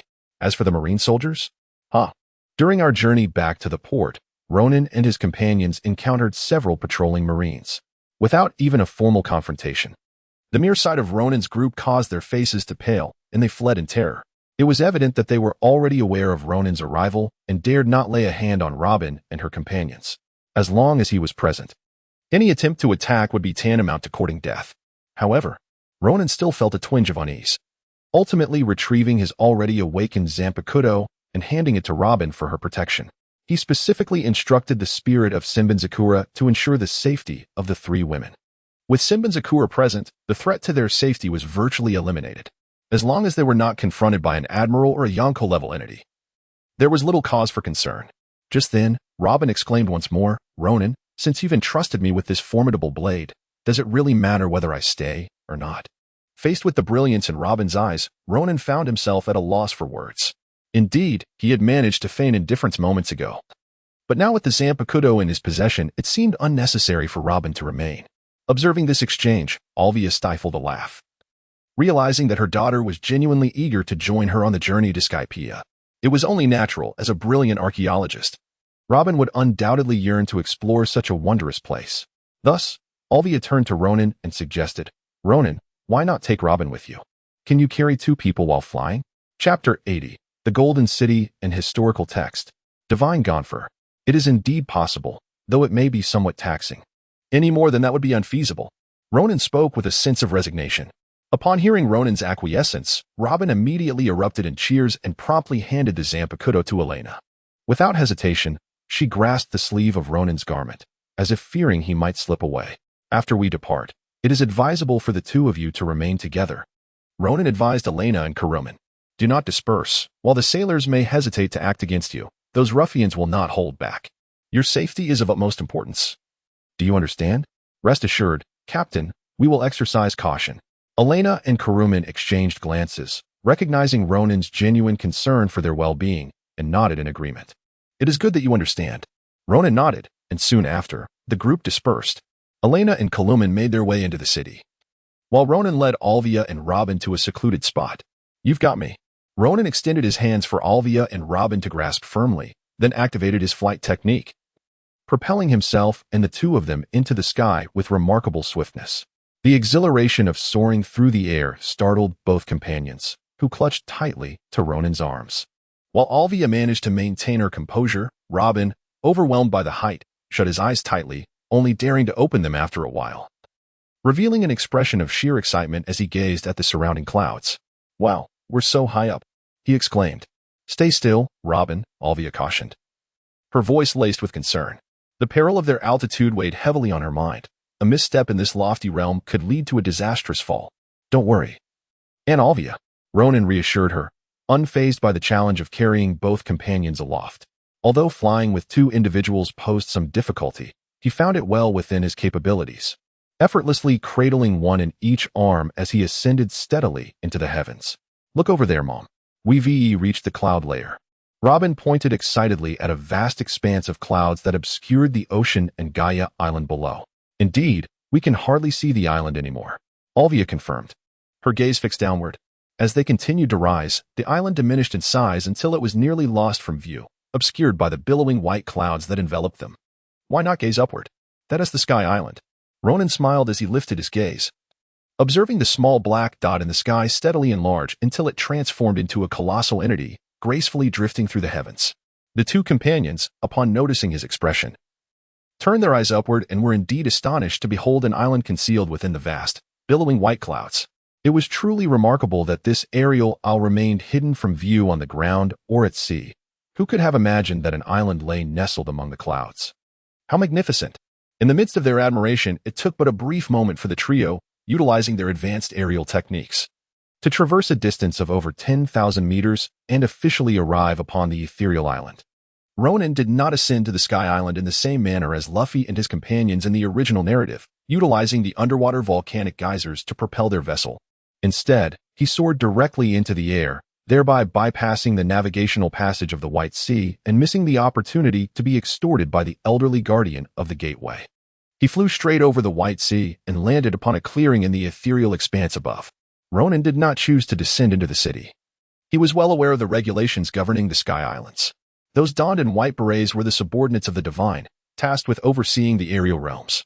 For a stowaway like him, being discovered would undoubtedly result in chaos, rendering it unnecessary to squander time entangled with such individuals. The entire Sky Island lacked any formidable beings whom Ronan deemed worthy of concern. As for the current deity, it was still gone for. A relatively benevolent god compared to the brutality that would later be embodied by Enel. At present, Enel was likely still basking in power back in his homeland of Burka. And in a few years, he would obliterate Burka and ascend to this Sky Island, usurping Ganfor's divine position. However, that was of no concern to Ronan. He had come to this Sky Island for reconnaissance, and perhaps to indulge a little. This Sky Island is indeed a place of great wealth. Once known as the Golden Land of Shandora, which was thrust into the sky nearly 400 years ago, it is said to be abundant in gold, and surely, it wouldn't be unreasonable for me to acquire a small portion. Ronan pondered this, feeling no twinge of shame. Where shall we go next? Robin inquired curiously, glancing around. However, after a moment's contemplation, she remembered that they were entirely unfamiliar with the paths here and had no idea where to continue their archaeological pursuits. Surely, they would be in search of some ancient relics, for this place had existed long ago and was likely to harbor some arcane secrets of the past. Olvia, also surveying the surroundings, interjected, "Indeed, there are remnants of antiquity here, and you may not be aware, but this location was once part of Gaia Island, which was swept up to the Sky Islands several centuries ago. It houses numerous ancient structures from Gaia Island, along with a wealth of gold. Gaia Island was once renowned as the land of gold, yet most of that treasure resides in the region of Mandora. Coincidentally, this portion was carried up to the Sky Islands." Ronan responded, "What we seek is the fabled golden city of Mandora." Wow, gold. So, if we manage to acquire even a small amount, it would suffice for all our future expenses. Robin exclaimed, her eyes sparkling with excitement. Upon hearing this, Ronan couldn't help but feel speechless. Hey, you were Robin after all. How could you emulate Nami in her love for wealth? Whatever happened to the mature and elegant Robin? Ronan gazed at the sophisticated and graceful Olvia, then shifted his attention to the childlike exuberance of Robin and fell into deep contemplation. It was evident that in the future, as Robin matured, she would embody the same elegance and wisdom as Olvia does now. However, she is still young and has not endured the harrowing childhood depicted in the original narrative. Perhaps his actions have already altered the trajectory of Robin's development? Regardless, what mattered most was Robin's happiness. Let that cruel childhood be damned. Ronan, since you possess extensive knowledge about the Sky Island, do you know how to locate those ancient ruins? Olvia inquired. The ruins should be situated within that distant forest, he replied, gesturing towards a strikingly unique woodland. This very forest is a remnant of the island that was once thrust upward. On this Sky Island, it is referred to as the Sacred Land. However, within this forest reside some of the Sandia people who have long been in conflict with the original inhabitants of the Sky Island over this sacred territory. Let us proceed directly. Ronan led the two women as they took flight from Angel Island once more, heading directly towards the forest. Along the way, they indeed beheld several ancient relics. Before long, Ronan's eyes lit up upon spotting a massive, rectangular stone tablet, which was none other than the monument inscribed with historical texts. He promptly descended with the two women, and Olvia and Robin, their eyes brimming with excitement, began to examine the tablet in earnest, while Ronan found himself idly observing. Meanwhile, on the other side, Ganfor, the deity of Sky Island, received a report from the guards stationed at God Island. What? You say that individuals from the Blue Sea have intruded upon the sacred God Island? Ganfor exclaimed in astonishment, gazing incredulously at the reporting priest. If someone has trespassed, how could those guarding the passage below remain oblivious? How is it that I only receive this news after they have already entered God Island? Indeed, the priest replied, his expression somewhat peculiar. I happened to witness it myself. They, astonishingly, possess the ability to fly, having traversed the skies directly to the sanctuary. And they are still there now. What are they doing? Ganfor inquired hastily. Could they possibly be allies summoned by the Sandians? They seem rather peculiar, as they have not interacted with the Sandians at all. Our personnel have been monitoring the Sandians closely, and it appears that the Sandians remain unaware of these stowaways. Unaware of the Sandians? Goffer was momentarily taken aback, utterly perplexed by the unfolding situation. Nevertheless, he felt compelled to investigate personally to discern what manner of blue sea stowaways could possibly have flown to Sky Island. He hoped fervently that no trouble would arise. Quickly, lead me to them. I must see for myself who these individuals are. At once, my lord. Chapter 81. The Sea King and the Underworld King. The excited Robin. Before the historical tablet, Olvia and Robin busily engaged in the meticulous task of rubbing the inscriptions, eagerly deciphering the meanings represented by the texts. This endeavor, too, required a considerable investment of time. Ronan felt a tinge of boredom, as he held little interest in archaeology. Just then, Olvia exclaimed in surprise, prompting Ronan to hasten over. Ronan, look over here, at this side. Olvia gestured excitedly towards the bottom of the inscription, where it appeared that someone had recorded information in contemporary script. It seems to be a message left by the Pirate King, Roger. As Olvia spoke, she meticulously read the information left by Roger, and to their astonishment, it was indeed about the Sea Kings. The Princess of Fishman Island? Robin slowly deciphered the text, yet found herself somewhat perplexed. What does it mean? It seems to be related to ancient weaponry, Olvia pondered aloud. Meanwhile, Ronan, standing nearby, comprehended the significance. Indeed, this was information left behind by Roger, detailing aspects concerning the Sea King. The mermaid princess of Fishman Island was intricately linked to the Sea King, though the information conveyed was rather unclear. This was certainly true. Ronan spoke. Roger may possess knowledge of ancient tales and information. He must have visited Sky Island before and discovered this stele, thus leaving behind a clue here. Ronan, this Pirate King has indeed left information regarding the Sea King. Does this not imply that we can utilize these insights to embark on a quest for the Sea King? Robin's eyes sparkled as she spoke. From the information, it appears that the Sea King is connected to Fishman Island. Olvia pondered thoughtfully. It also mentions a princess. Could it be that the mermaid princess of Fishman Island knows the whereabouts of the Sea King? Hiki. Upon hearing this, Ronan chuckled and said, in truth, I possess some knowledge regarding Aquaman. There is no need to conjecture based on these fragmentary pieces of information. Oh, Ronan, you actually know the intricate details about Aquaman? Robin was taken aback, gazing at Ronan with eyes filled with unparalleled admiration. He felt that Ronan was truly remarkable, possessing an almost boundless knowledge. There seemed to be scarcely anything he did not know or understand, even the intricate details of ancient weaponry. Indeed, Ronan shrugged and remarked, in truth, I possess knowledge not only about Poseidon but also about Hades. However, my understanding of Uranus is rather limited. I can only speculate that Uranus may be under the control of the world government, held in the grasp of the celestial dragons. Uranus remains exceedingly enigmatic. Olvia shook her head and responded, if we were to determine which of the three ancient weapons is the most mysterious, it would undoubtedly be Uranus, as there exists scarcely any ancient text documenting information related to it. Let us not concern ourselves with Uranus for now, given its mystery. We shall refrain from seeking information about it at this moment. Opportunities will surely arise in the future. Robin turned to Ronan and inquired, why don't you elaborate on Poseidon and Hades? Very well.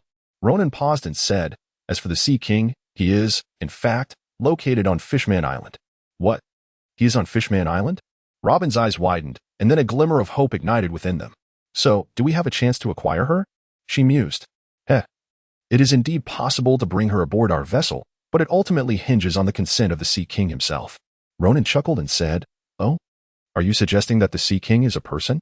Robin was taken aback. Could it be? Olvia's expression shifted as a realization dawned upon her. Indeed. The so-called Sea King is none other than the mermaid princess. Ronan elucidated that each generation of the Sea King is represented by the mermaid princess of that era. Upon awakening, the mermaid possesses the extraordinary ability to command all Sea Kings, thus earning the title of Sea King. However, it appears that the current mermaid princess has yet to be born. Based on the timeline, Baster is expected to come into existence in 2 years. Not yet born? Robin inquired, puzzled. What about the previous princess? The former mermaid princess is not a Sea King. Only those mermaid princesses who awaken to wield the powers of the Sea Kings can be regarded as such, Ronan replied.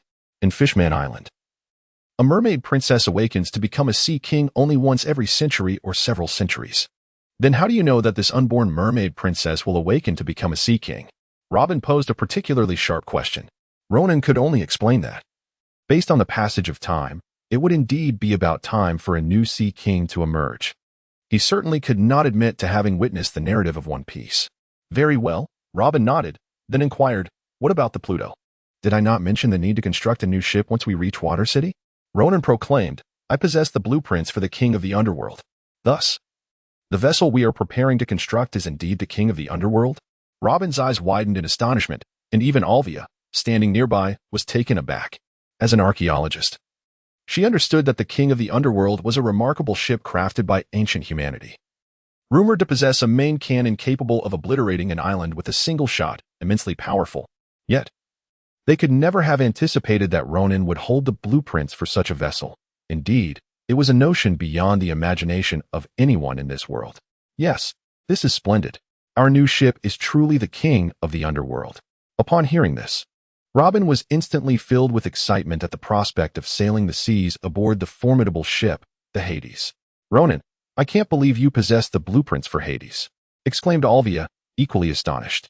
However, she quickly adopted a more serious demeanor, cautioning, "This information must remain confidential. It cannot be disclosed until the ship is constructed. Otherwise, it will undoubtedly attract many covetous eyes." "Indeed, the secrets of Hades must be safeguarded," Robin affirmed with a nod. Yet, in truth, it mattered little to her. Ronan waved his hand with an air of authority. "Even if others become aware of it, so what? Who would dare to seize it? Can they even take it? I am unafraid of those avaricious individuals." Upon hearing Ronan's words, Olvia and Robin were momentarily speechless. Indeed, they had initially considered the gravity of the situation regarding the underworld king and thought it best to maintain secrecy. However, upon reflection, they realized that the individual before them was Ronan. Who would dare to covet his possessions? Anyone bold enough to attempt to seize from Ronan likely had yet to be born.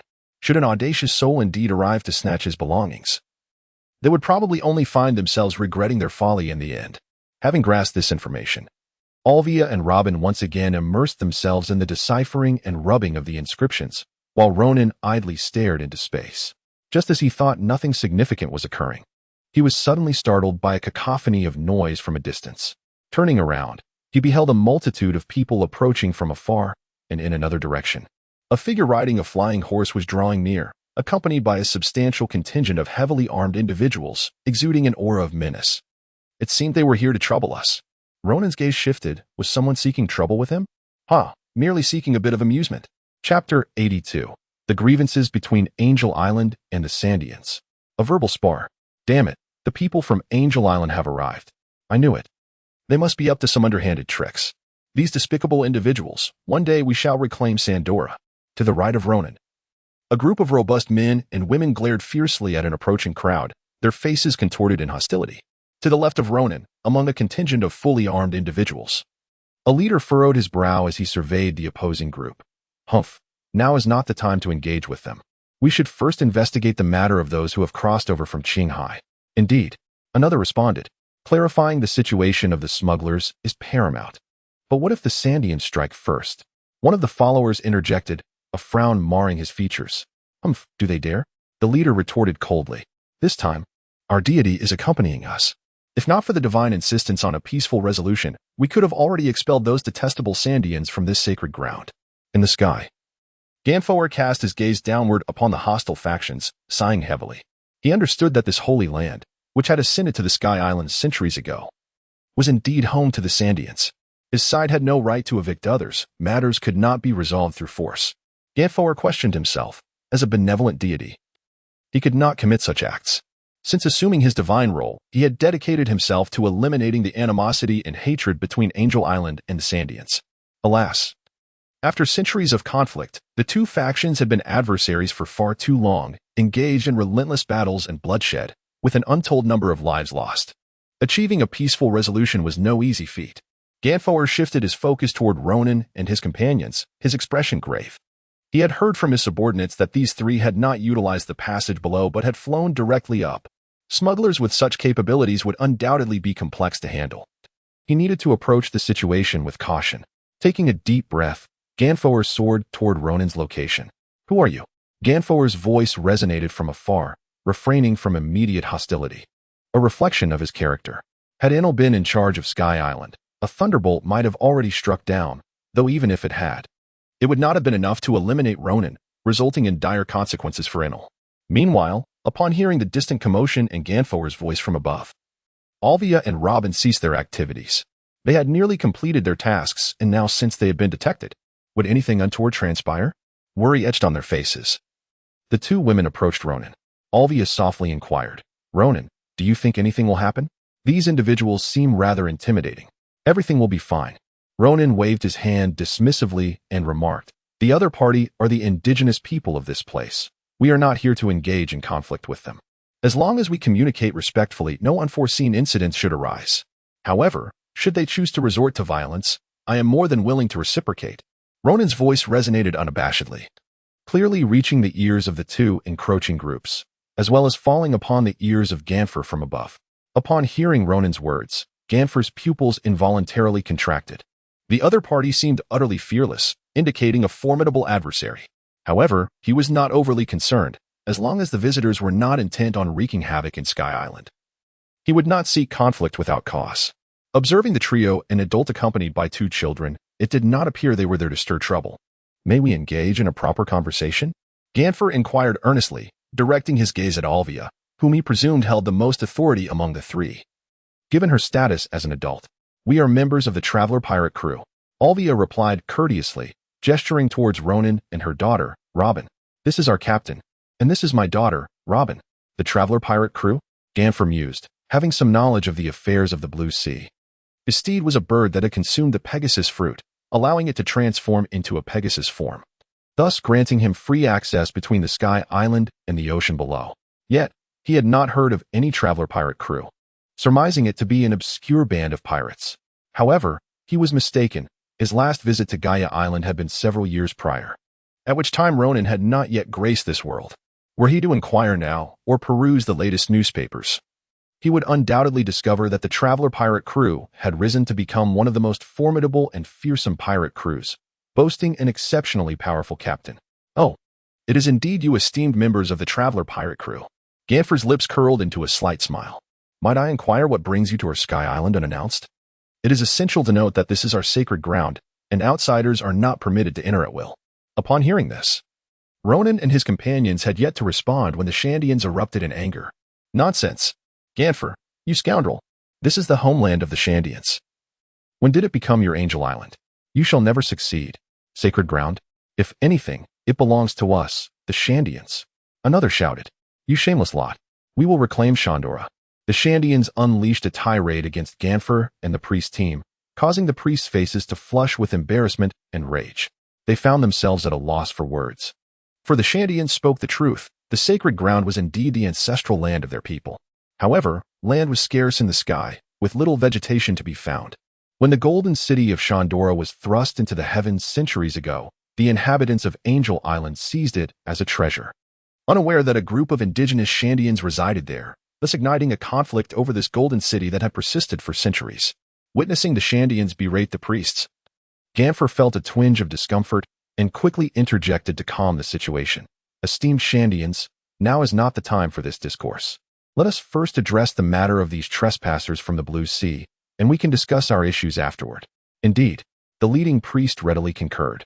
"Our grievances have spanned centuries. Regardless of the ultimate ownership of the sacred ground, it is a matter between us. With outsiders meddling, we must unite against them." "Precisely," another priest chimed in.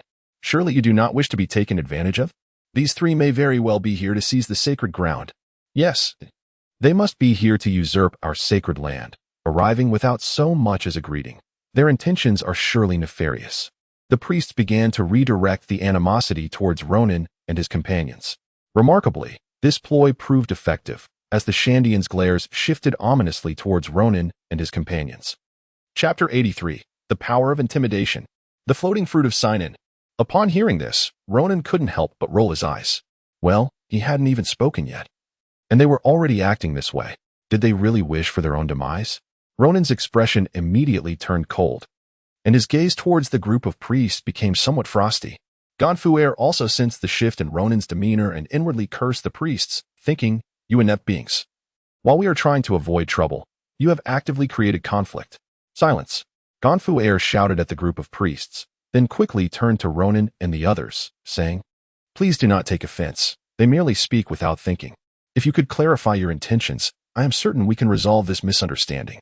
Ganfu Air was quick to label the priest's nonsensical remarks as a misunderstanding, hoping to prevent any unnecessary complications. The priests, upon hearing Ganfu Air's words, were somewhat bewildered. In their eyes, these three were merely stowaways, 2 children and an adult woman. So why should they be concerned? However, given Ganfu Air's divine status, they found it inappropriate to openly contradict him, for the authority of a god in the Sky Island was unparalleled. Not only did they refrain from rebuking him, but even the people of Shandia were perplexed. They could not comprehend the situation. One moment, it was said to be a united front against outsiders, and the next, the stowaways from Qinghai were being labeled as a misunderstanding. What was truly going on? The leaders of Shandia exchanged glances, each reflecting a hint of confusion. They suspected that this was entirely a ploy from Angel Island, or perhaps even a deception by Ganfu Air himself. Nevertheless, they decided to observe the situation further, to see how Angel Island would respond, and to discern the true nature of these stowaways that warranted such cautious treatment from Ganfu Air. Meanwhile, Ronan stepped forward and spoke. We indeed hail from Gaia Island in Qinghai, and we did not have the opportunity to introduce ourselves. We merely came to study this stone tablet and are preparing to leave shortly. Really? Ganfu Air was taken aback, as he had assumed they were here out of greed for gold or in pursuit of the sacred land. Ronan's statement left him somewhat incredulous. What? Do you not believe me? Ronan spoke with a calm demeanor. This was indeed somewhat hard to believe. Ganfuer's eyes brimmed with skepticism. Whether you believe it or not is of no concern to me. Now that our business is concluded, it is time for us to take our leave. I kindly ask that you do not hinder us. As Ronan prepared to depart with Olvia and Robin, the ancient inscriptions on the stone tablet had already been meticulously transcribed by the two, allowing for a thorough examination upon their return. No, you cannot leave so easily. From the direction of Ganfuer, before he could utter a word, a voice emerged from among the Sandians. The speaker, a leader among them, cast a skeptical gaze upon Ronan. Expressing his doubts, I suspect your intentions for coming to Sandora are nefarious. You must have ulterior motives. Speak. What do you intend to do? Are you here to seize our ancestral lands? What nonsense is this? I am on the verge of departing, yet you persist in your entanglement? Is there something amiss with your reasoning? From where do these baseless accusations and ulterior motives arise? Ronan felt a profound sense of unease, as if he were being compelled to take action. Observing the Sandian people questioning him, the priests nearby could hardly contain their delight. It was rather advantageous for the Sandians to initiate this probing, especially since their opponents possessed the ability to fly. The arrival of the trio here was certainly not without their hidden cards. It was hard to believe they had come unprepared. Their earlier arrogance stemmed from the sheer number of their own personnel, which included over a dozen priests, the White Beret troops, and the presence of the divinity, Ganfuer. However, Ganfuer was taken aback. When the others were ready to depart after attending to their affairs, why insist on retaining them for interrogation? Let the individuals from Qinghai leave, Ganfuer stated, sensing the tremendous pressure emanating from Ronan. He had no desire to make adversaries of Ronan and his companions. Ganfuer had never contemplated using Ronan as a means to confront the Sandians in order to seize control of the sacred ground. He remained a benevolent deity, incapable of such despicable acts. Enough. Upon hearing Ganfuer's words, the Sandians became increasingly suspicious. They began to perceive the trio from Qinghai as agents of a cunning plot orchestrated by Angel Island. You are certainly scheming something against the sacred ground, aren't you? The lead Sandian glared fiercely at Ganfuer, demanding an answer. Ganfuer's expression darkened as he grappled with the inability to provide clarification, fully aware that the Sandians would not heed any explanations. Have we created enough chaos? Ronan, however, had completely lost his patience for the incessant prattle of these individuals, deeming it a sheer waste of time. He could not fathom their thought processes. They seemed utterly devoid of sense. How dare they attempt to obstruct his departure? Truly, they were courting disaster. The leader of the Sandians, who had intended to speak further, caught sight of Ronan's frosty gaze and swallowed the words that threatened to escape his lips. I refuse to squander any more time. If you do not clear a path, do not blame me for my lack of courtesy. With that, Ronan paid no heed to their thoughts, reaching out to grasp the arms of Olvia and Robin. In an instant, he soared into the sky, leaving behind the disconcerted expressions of the onlookers. Not so fast. They intend to flee. Open fire. Bring them down. Just as Ronan was about to ascend beyond their reach, the Sandians, incensed by his audacity, believed he was attempting to escape the consequences of his actions. They brandished their peculiar island weaponry and unleashed a barrage towards him. Seeking death, are we? Conqueror's Haki. Boom. Ronan's countenance hardened in the air. Without uttering another word, his wrath ignited, and he unleashed his Conqueror's Haki indiscriminately upon the ground. These individuals had truly provoked him. He would not allow them to believe they were easily intimidated. Under the overwhelming aura of his Haki, nearly all were rendered unconscious, save for one, Gonfer, who struggled to maintain consciousness. Though not fainted, he was utterly immobilized, pressed against the ground, his eyes wide with terror as he watched Ronan depart. As expected, I knew those who dared to approach so recklessly would not be so simple to deal with. How utterly detestable these individuals are. In the sky, Robin clung to Ronan's arm, exasperated. They had intended to leave, yet these people persisted in their entanglement. What a nuisance. Now they shall be quiet. Ronan scoffed, disregarding the unconscious lot, casting a fleeting glance at the prostrate Gonfer, and resolutely continuing his departure with the two women. Gold. Not far into their flight, Ronan's gaze fell upon a sizable golden disc resting upon the ground, seemingly crafted for the purpose of holding something, regardless of its intended use. He claimed it as his own. As Ronan descended to the ground, he waved his hand and retrieved the golden disc concealed within the forest, seamlessly storing it within his storage ring. Both Robin and Olvia, who stood by, were left in astonishment, utterly perplexed as to where Ronan had placed the item. In response to their curiosity, Ronan merely promised an explanation later, choosing not to elaborate further. However, just before departing from the Sky Island, he recalled an important matter. How could he forget to check in? It was the fault of those ruffians who had provoked him, nearly leading him to overlook such a significant task. Thus, Ronan promptly summoned the system to complete his check-in, only after which did he take his leave with the two companions. To his surprise, the rewards from this check-in on the Sky Island were quite remarkable. Lo and behold, the reward this time was none other than the float fruit. Indeed, it was the very fruit belonging to the golden lion that Ronan had previously vanquished. A revelation that truly astonished him. He was aware that when a devil fruit user perishes, the original fruit does not immediately drop at the sight of death. Rather, it vanishes and reappears in various locations across the world, awaiting another to consume and claim its power. Ronan pondered whether he might have the opportunity to acquire the float fruit elsewhere in the future. Yet he was pleasantly surprised to obtain it so effortlessly through a simple check-in. However, the question arose, to whom should this remarkable fruit be bestowed? In Chapter 84, the encounter with Inel's Thunderstrike, the acquisition of the float fruit took Ronan by surprise, yet he felt no immediate urgency to assign it to anyone. He and Robin had already secured their own powers, leaving only Olvia, Elena, and Karu as potential recipients. Nonetheless, there was no rush. Once they arrived at Water City and received the 5 devil fruits as compensation from the world government, they could deliberate on the allocation. Among those 5 fruits, 3 belonged to the Logia category, allowing each of them the luxury of choice. Presently, Ronan soared through the skies with the two companions, making their way back to Gaia Island. To be candid, this expedition to the Sky Island had gone relatively smoothly.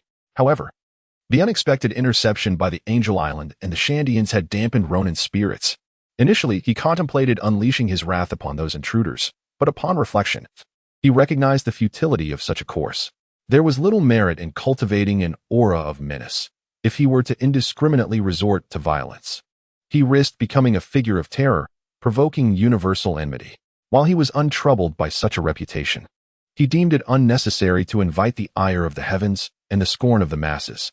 Ronan did not wish for the situation to escalate in such a manner, as it would tarnish his reputation. "Ronan, shall we soar for a while longer?" Robin suggested upon noticing Ronan's intention to descend back to Gaia Island. Observing that the hour was still early and that the Leviathan was likely not yet repaired, he considered that Elena and the others might still be preoccupied with their own endeavors. Returning now would leave them idle, with nothing but aimless wandering to occupy their time. The exhilaration of flying in the sky was a refreshing experience, and Robin yearned to linger among the clouds a bit longer, thus proposing a flight across the heavens. "Do you really think there's anything of interest up there?" Ronan replied with a hint of exasperation, yet he did not decline the suggestion. Altering their course toward the distant sky. "Hiki, it's delightful!" Robin exclaimed joyfully, and suddenly, his eyes sparkled as he spotted a vibrant rainbow in the near distance. "Look! Ronan, Mother, do you see that? Such a beautiful rainbow. Shall we go and explore it? Ronan, is it safe to fly like this?" Without acknowledging Robin's enthusiastic outburst, Olvia expressed her concern for Ronan. "It's perfectly fine," Ronan reassured her, aware that her worry stemmed from genuine care. His proficiency in aerial maneuvers had now reached the 12th level, making such brief flights effortlessly manageable. In fact, he could sustain flying for an extended period if necessary. Then let us venture towards the rainbow, Olvia suggested, her gaze fixed on the arc of colors, a flicker of delight dancing in her eyes. This was her first experience soaring through the sky, though she maintained a demeanor of composure, unlike Robin's exuberance. All right, hold on tight. As Ronan spoke, he tightened his embrace around the waist of the two individuals, swiftly accelerating their flight towards the direction of the rainbow. Although the location of the rainbow appeared deceptively close, it took Ronan approximately 10 minutes of flight to finally arrive. He had ventured far from Gaia Island, reaching an uninhabited expanse of ocean at an altitude of 10,000 meters, where a rainbow emerged from the clouds, stretching down to the vast sea below. Suddenly, Ronan exclaimed in surprise, gazing curiously at the massive cloud where the rainbow originated. It appeared to be another floating island. Oh, Ronan, look. It seems there is indeed another floating island over there. Robin also discerned the issue at hand, his eyes widening as he gazed upon the clouds marking the origin of the rainbow. Within those clouds, faint silhouettes of structures emerged. It truly resembled a floating island. Olvia exclaimed in astonishment. In the heavens above, besides the previously encountered floating island, there appears to be a second one. Could this expanse of sky be a designated docking area for floating islands? This floating island, Ronan pondered for a moment, a hint of an enigmatic smile gracing his features. I believe I have come to a realization. What have you discovered? Robin inquired, his gaze upon Ronan brimming with curiosity. This floating isle is named Bide, situated near Angel Island. I wonder if it harbors any historical significance. Shall we ascend and explore? Ronan inquired, is it possible? Olvia, deeply stirred, felt a surge of excitement. Her lifelong dream had been to decipher historical texts. Just moments ago, she had made an imprint of a historical document from Angel Island, and now, could she be on the verge of acquiring another? The thought filled her with joy, making her realize that the treasures of knowledge she had gathered over the past year paled in comparison to the potential discovery of today. Of course, Olvia exclaimed, eager to accompany Robin to view the wonders of Bide. Ronan, without hesitation, agreed. On this island, aside from Enel, there was no one who could pose a threat to him. Even Enel himself did not intimidate Ronan, although the power of his rumble fruit might present a slight risk. It would only be effective if it could reach Ronan. Both Enel and Ronan possessed the ability of observation hockey, and Ronan had an array of skills at his disposal. Enel was hardly worthy of concern. Furthermore, the present Enel lacked the formidable strength he would attain in years to come, and his mastery of the rumble fruit was likely still developing. At that moment, a thought flickered in Ronan's mind. Previously, in the Sky Island, he had acquired the float fruit via the sign-in system. If he were to defeat Enel now, could he later sign in to obtain the rumble fruit? This was an extraordinarily powerful fruit, widely recognized as the mightiest of all natural-type fruits in the world of One Piece, without exception. Ronan yearned to possess such a formidable fruit. Even if he could not consume a second one himself, he could certainly offer it to someone else. With this intention, Ronan swiftly led the two of them to the skies above Bide, only to be met with a scene that left them utterly astonished. The entire island of Bide exuded an overwhelming sense of decay. Below, a vast city lay in ruins, with many buildings collapsed and left unrepaired. It wasn't a lack of people. Rather, the inhabitants of this sky island appeared gaunt and emaciated, stumbling through the dilapidated streets like mere shadows of their former selves. Even the elderly among them, with vacant stares, huddled in the corners of the streets, while frightened children cowered behind their guardians, casting fearful glances at the imposing patrols of burly men passing by. What could have led to such a grim situation? Robin and Olvia gazed at the scene before them with expressions of bewilderment. This desolate island seemed to have endured a fierce battle, having deteriorated to such a state. What could have transpired? Ronan mused, as he gradually descended from the sky, guiding the two towards the streets of the city below. At that moment, however, the burly men patrolling the ground became aware of Ronan and his companion's arrival.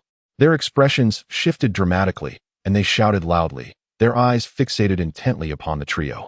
It was then that Ronan's demeanor abruptly changed. He exclaimed sharply, drawing Olvia and Robin close, as a radiant purple aura enveloped them, providing a steadfast shield. Boom! A colossal bolt of silver lightning struck from the heavens, crashing down upon Ronan and his companions with no time for a reaction. Crack! Boom! Inaru! You dare to seek death. Chapter 85. Ronan's Fury. the overbearing and arrogant Inaru. Ronan shielded the two women, employing his armament haki to withstand the terrifying blow. However, he was not unscathed. It is worth noting that among his 3 types of haki, his armament skill was the least developed, although he successfully blocked the thunderous strike. Ronan himself suffered some repercussions, as a brackish taste surged from his throat, clearly indicating he had sustained injuries.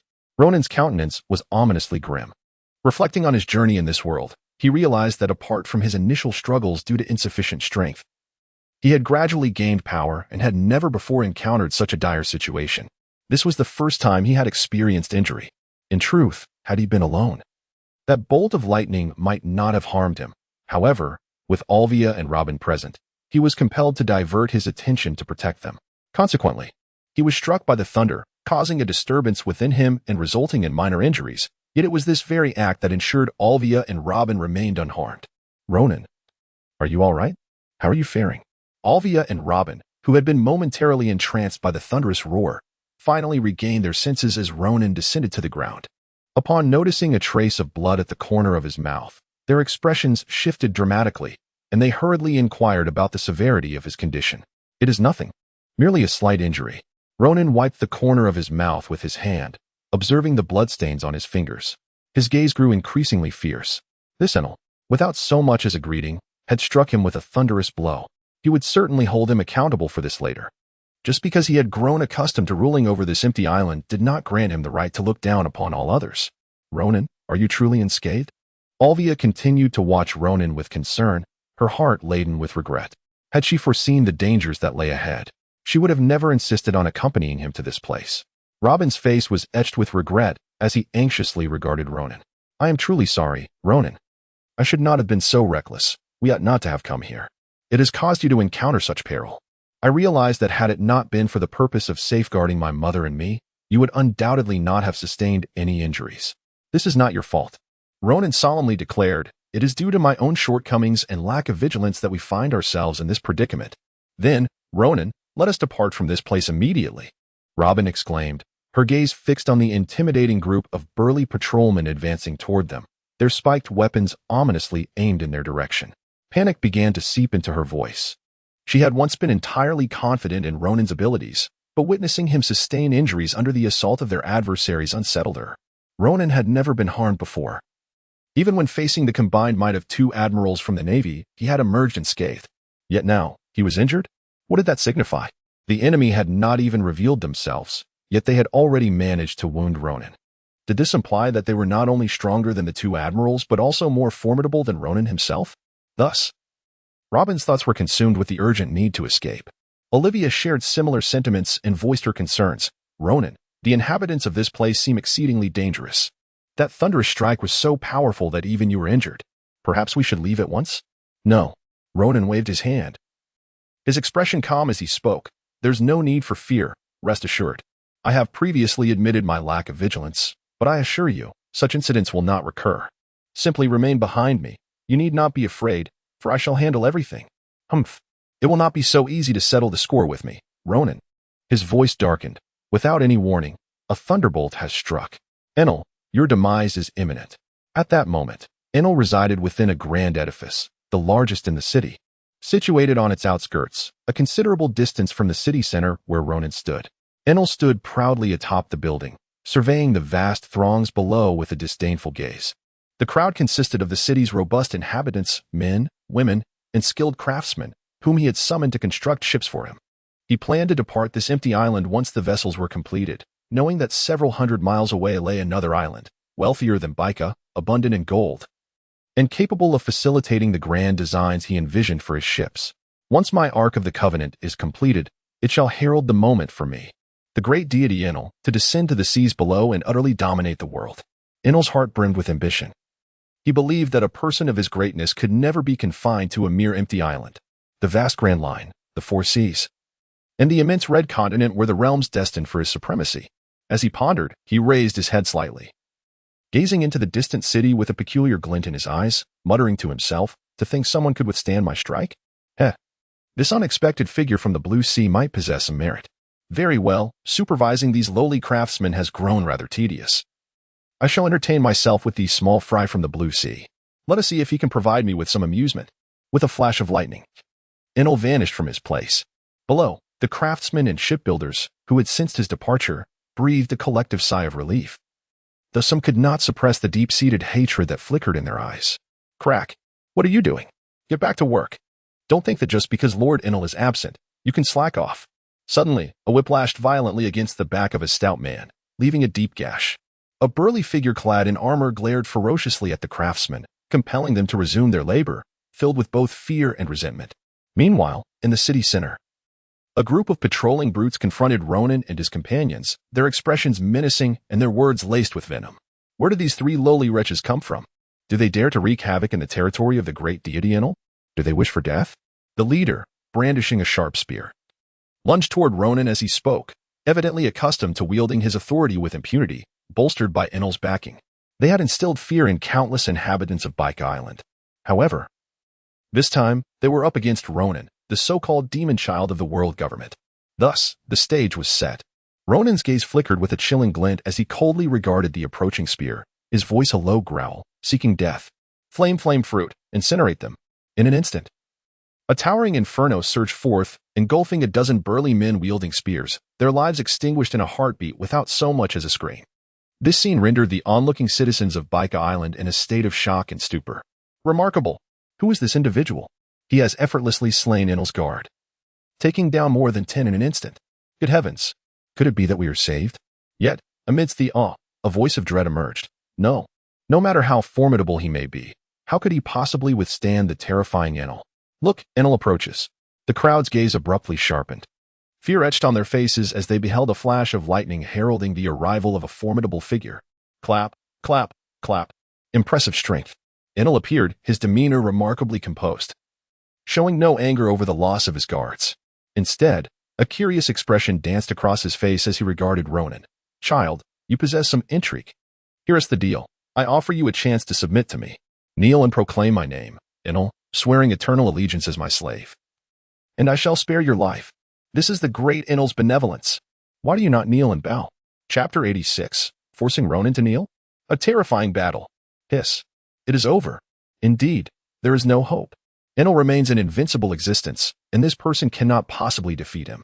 Upon witnessing Enel's arrival and his domineering proclamation, the surrounding populace could only sigh in resignation, convinced that Ronan stood no chance against Enel. Although Ronan had previously thwarted Enel's lightning strike, it was merely a casual attack. Now that Enel was personally present, how could Ronan hope to contend with him? In the hearts of the citizens, Ronan's defeat was already decreed, and they resigned themselves to continue enduring Enel's brutal tyranny and exploitation. Simultaneously, Olvia and Robin, upon hearing Enel's words, displayed expressions of fury. Never had anyone dared to insult Ronan in such a manner. Not even the world government or the mightiest pirates would speak to him thus. Yet here stood a man demanding Ronan kneel before him, intolerable. However, both women could clearly perceive Enel's strength. At this moment, Ronan faced Enel alone, leaving them as mere burdens. They resolved to strive diligently to grow stronger, with Olvia vowing that once they reached Water City and obtained a devil fruit, she would no longer be a liability to Ronan. Though their hearts brimmed with anger, they refrained from acting impulsively, standing resolutely behind Ronan, determined not to complicate his predicament. Are you addressing me? In response to Enel's derogatory remarks, Ronan's eyes glinted with frost. Yet his expression remained unchanged as he spoke in an utterly calm tone. Do you know? In this world, no one has ever dared to speak to me in such a manner. Never. Oh. A nonchalant smile curled at the corners of Enel's mouth, as if Ronan's words were nothing more than nonsense. A mere child like you, and no one has dared to speak to you? Ha ha ha. Well then. Today you have. Indeed, I have encountered the first. Ronan, with his arms crossed behind him, stood effortlessly before Olvia and Robin, facing Enel with an air of tranquility, his expression calm as he regarded his opponent. So, are you prepared? He inquired. Prepared for what? Enel scoffed, casting a disdainful glance at Ronan. He casually swung a staff, the thunder drum strapped to his back resonating with a low, ominous hum, while his slender eyes flickered with electric light. Are you ready to meet your demise? Ronan spoke in a calm and unperturbed manner. Boom! As Ronan's words fell, a colossal lightning serpent, forged from the very essence of thunder, surged towards him. Its fangs bared and claws poised to strike, intent on obliterating him in a single blow.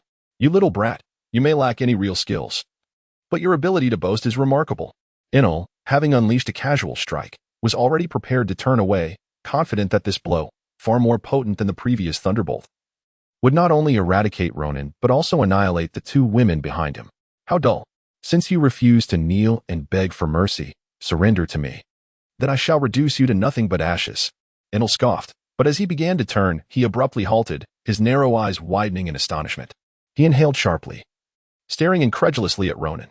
Is this all? To Enel's disbelief, Ronan, whom he had presumed would be easily dispatched, stood unharmed, his complexion vibrant and his spirit undeterred. One hand was nonchalantly tucked behind his back while the other was raised before him, palm open, firmly grasping a sphere of lightning, the very essence of the serpent he had just deflected. Ronan deftly handled the thunderball in his grasp, subsequently casting it into the air. With a resounding boom, it erupted, transforming into a myriad of electric sparks that scattered across the vast expanse of the sky before vanishing without a trace. Quite the skill. The previously nonchalant demeanor of Enel dissipated, replaced by a grave expression as he regarded Ronan. This lightning serpent was no mere casual strike. It was one of his formidable offensive techniques, boasting remarkable single-target destructive capacity. He had anticipated an effortless victory. Yet he was utterly astonished that his adversary had effortlessly withstood his onslaught. This little brat possesses some intrigue. A hint of interest flickered at the corner of Enel's mouth, reminiscent of a child discovering an engaging toy. The gaze he directed at Ronan was imbued with this sentiment. Indeed, I have changed my mind. I no longer wish to eliminate you. I have resolved to capture you instead, for you are a rather delightful plaything. However, since you are reluctant to submit, I shall force you into submission. Under the weight of absolute power, what means do you possess to resist? I eagerly anticipate the outcome. Anticipation? Ronan's lips curled into a faint, cold smile as he slowly raised his right hand. Now, allow me to demonstrate my abilities, but be prepared for death. Do not blame me when it comes. Anilu let out a scoff, just about to respond, when his gaze sharpened. The figure of Ronan suddenly vanished from sight, causing a jolt of alarm to surge through him. With urgency, he sprang into action. Crash. Boom. Anilu swiftly dodged, yet Ronan had already materialized at his prior location, delivering a fiery punch that struck the ground with tremendous force, creating a vast rift in the earth.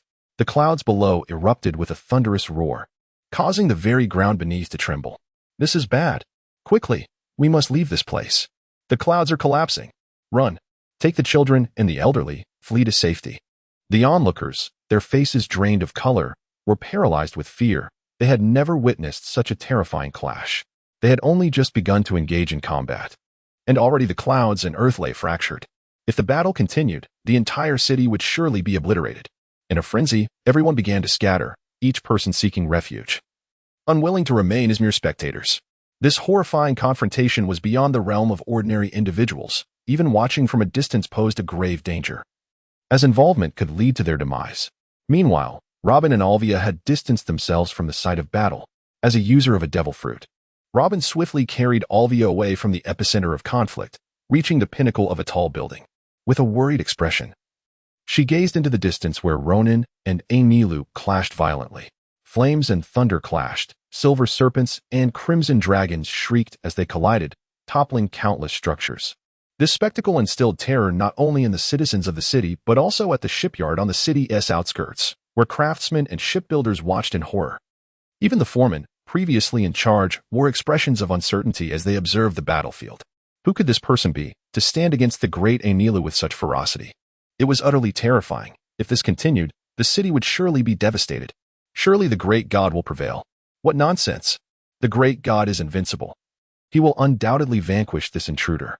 Indeed, the great god is unmatched, omnipotent, and unparalleled. Chapter 87. Thunderbird vs. Solar Blast. Anilu was aghast. Huh, divine retribution. On the battlefield, Anilu bellowed, pointing his staff menacingly at Ronan. A colossal bolt of lightning, more fearsome than before, descended upon Ronan's head. In the face of this terrifying strike, Ronan's expression hardened. His eyes flickered with intensity as he remained steadfast.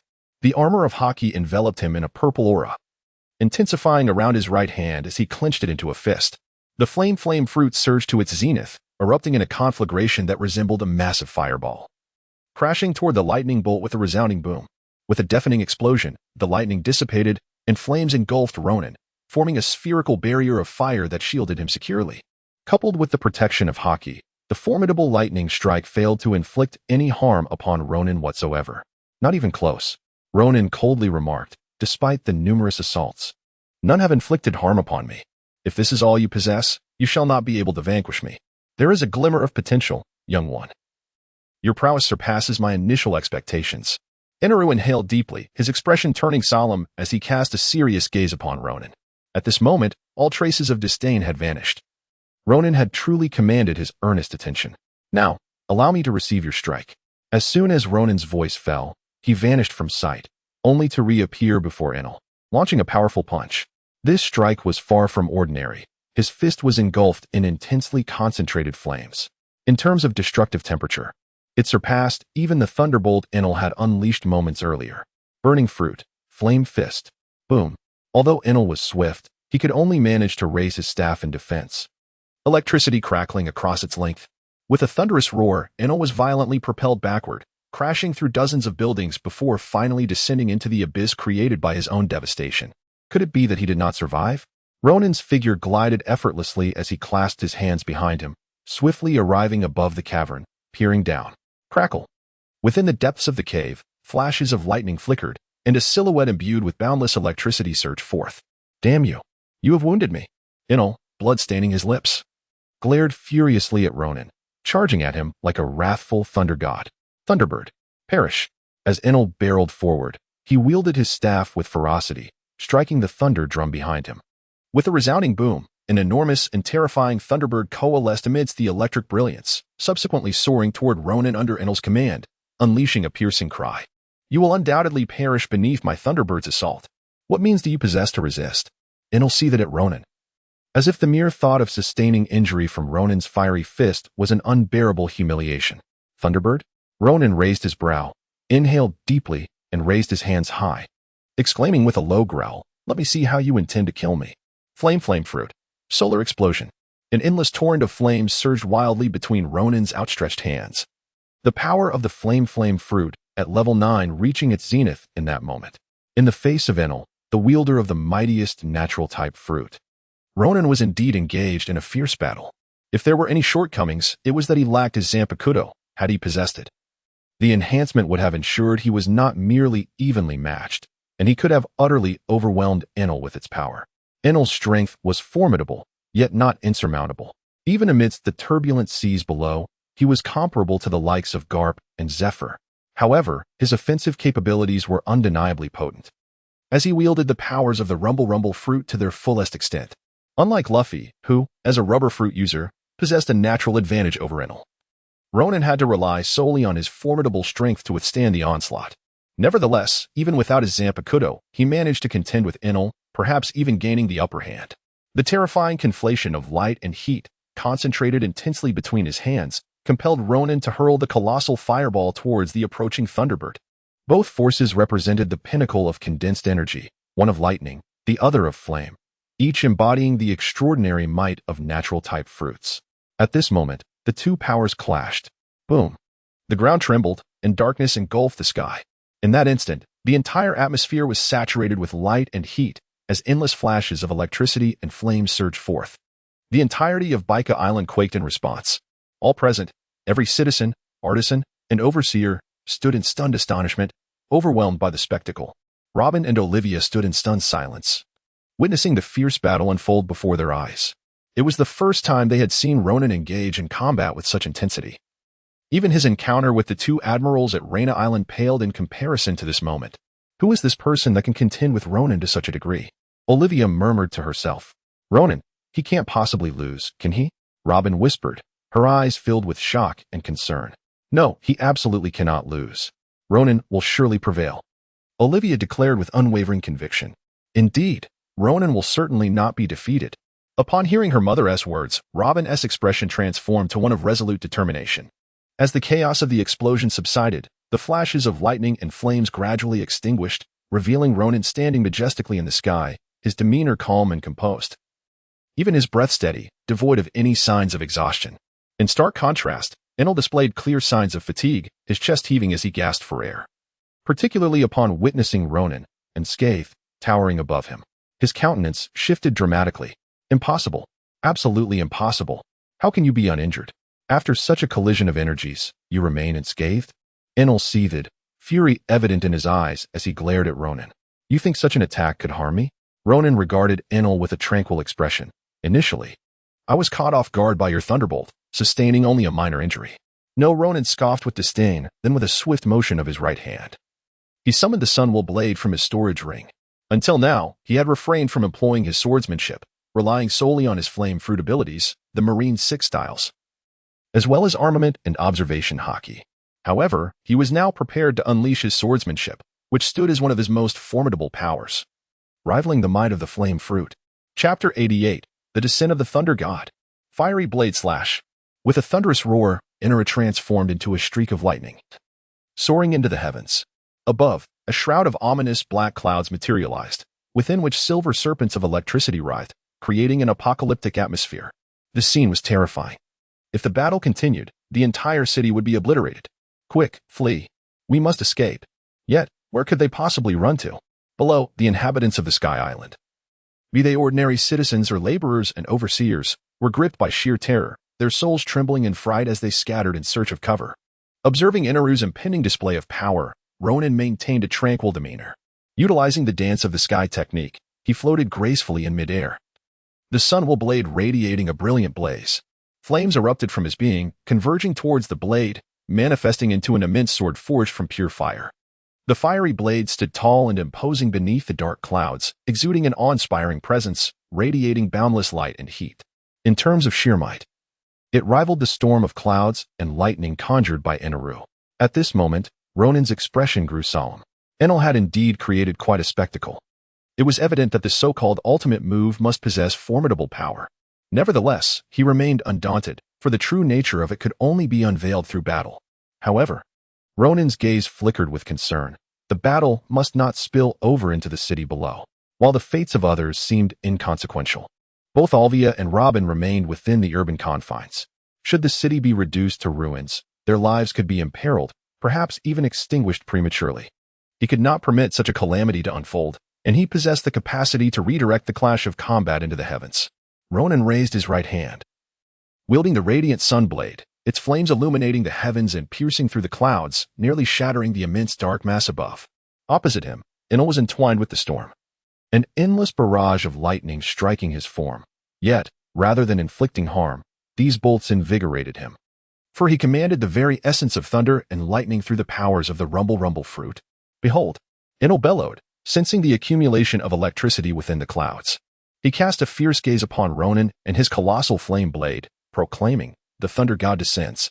With a thunderous roar, the swirling dark clouds abruptly halted, contracting violently before expanding once more, unleashing a colossal bolt of lightning, over 100 meters wide, that struck Enel.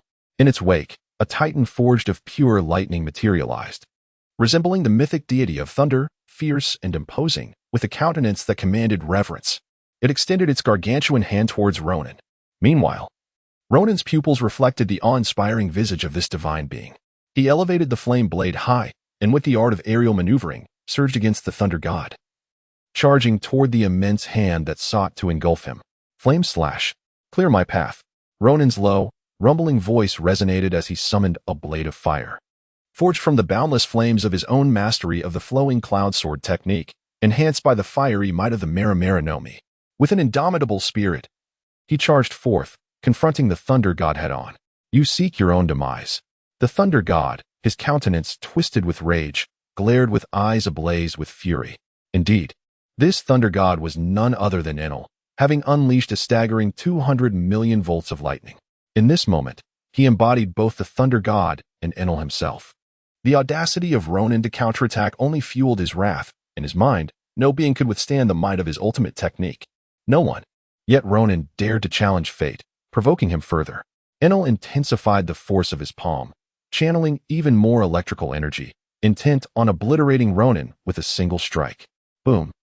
The clash of Enel's palm against Ronan's flame blade erupted in the sky, diverting the catastrophic fate that awaited the city below. However, the aftermath of their collision unleashed a violent tempest, tearing through the air and wreaking havoc on countless structures. Fortunately, though lives were lost and injuries were sustained, the city and its cloud foundations endured, allowing many who had sought refuge to breathe a sigh of relief. Olvia and Robin took shelter in a nearby building.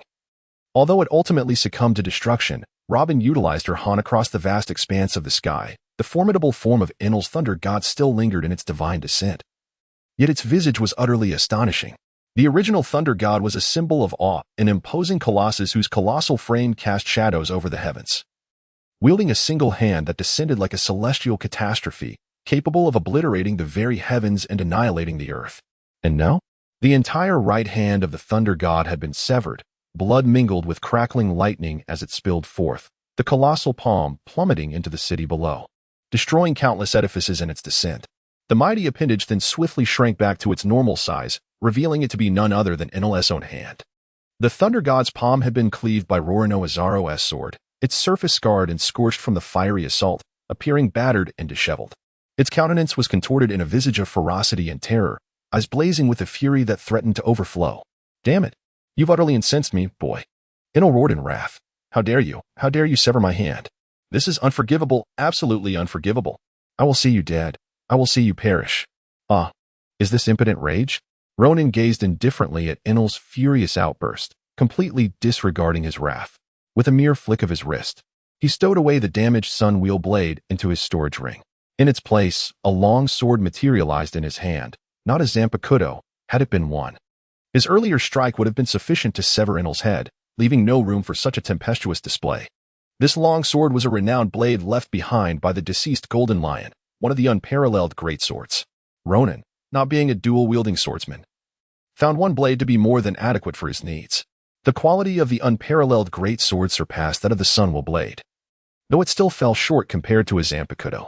Nevertheless, it was entirely sufficient to deal with the already severely wounded Enel before him. Ronan could deliver a devastating blow to Enel with his Sunwheel blade, and now wielding the supreme great blade, he felt no fear. Just as Ronan unsheathed his new weapon, Enel sprang into action, unwilling to grant Ronan any respite. After their previous clash, both were somewhat fatigued. Ronan felt it. But Enel felt it even more acutely. The technique known as Divine Lightning was his most formidable move, recently comprehended, and having failed to eliminate Ronan in that instant, he realized that the longer the battle dragged on, the more disadvantageous it would become for him. He could not sustain the state of the Thunder God for long. He needed to vanquish Ronan within that fleeting window. He was compelled to act, for if he could not defeat Ronan in this heightened state, he would be even less capable of doing so once he returned to his normal condition.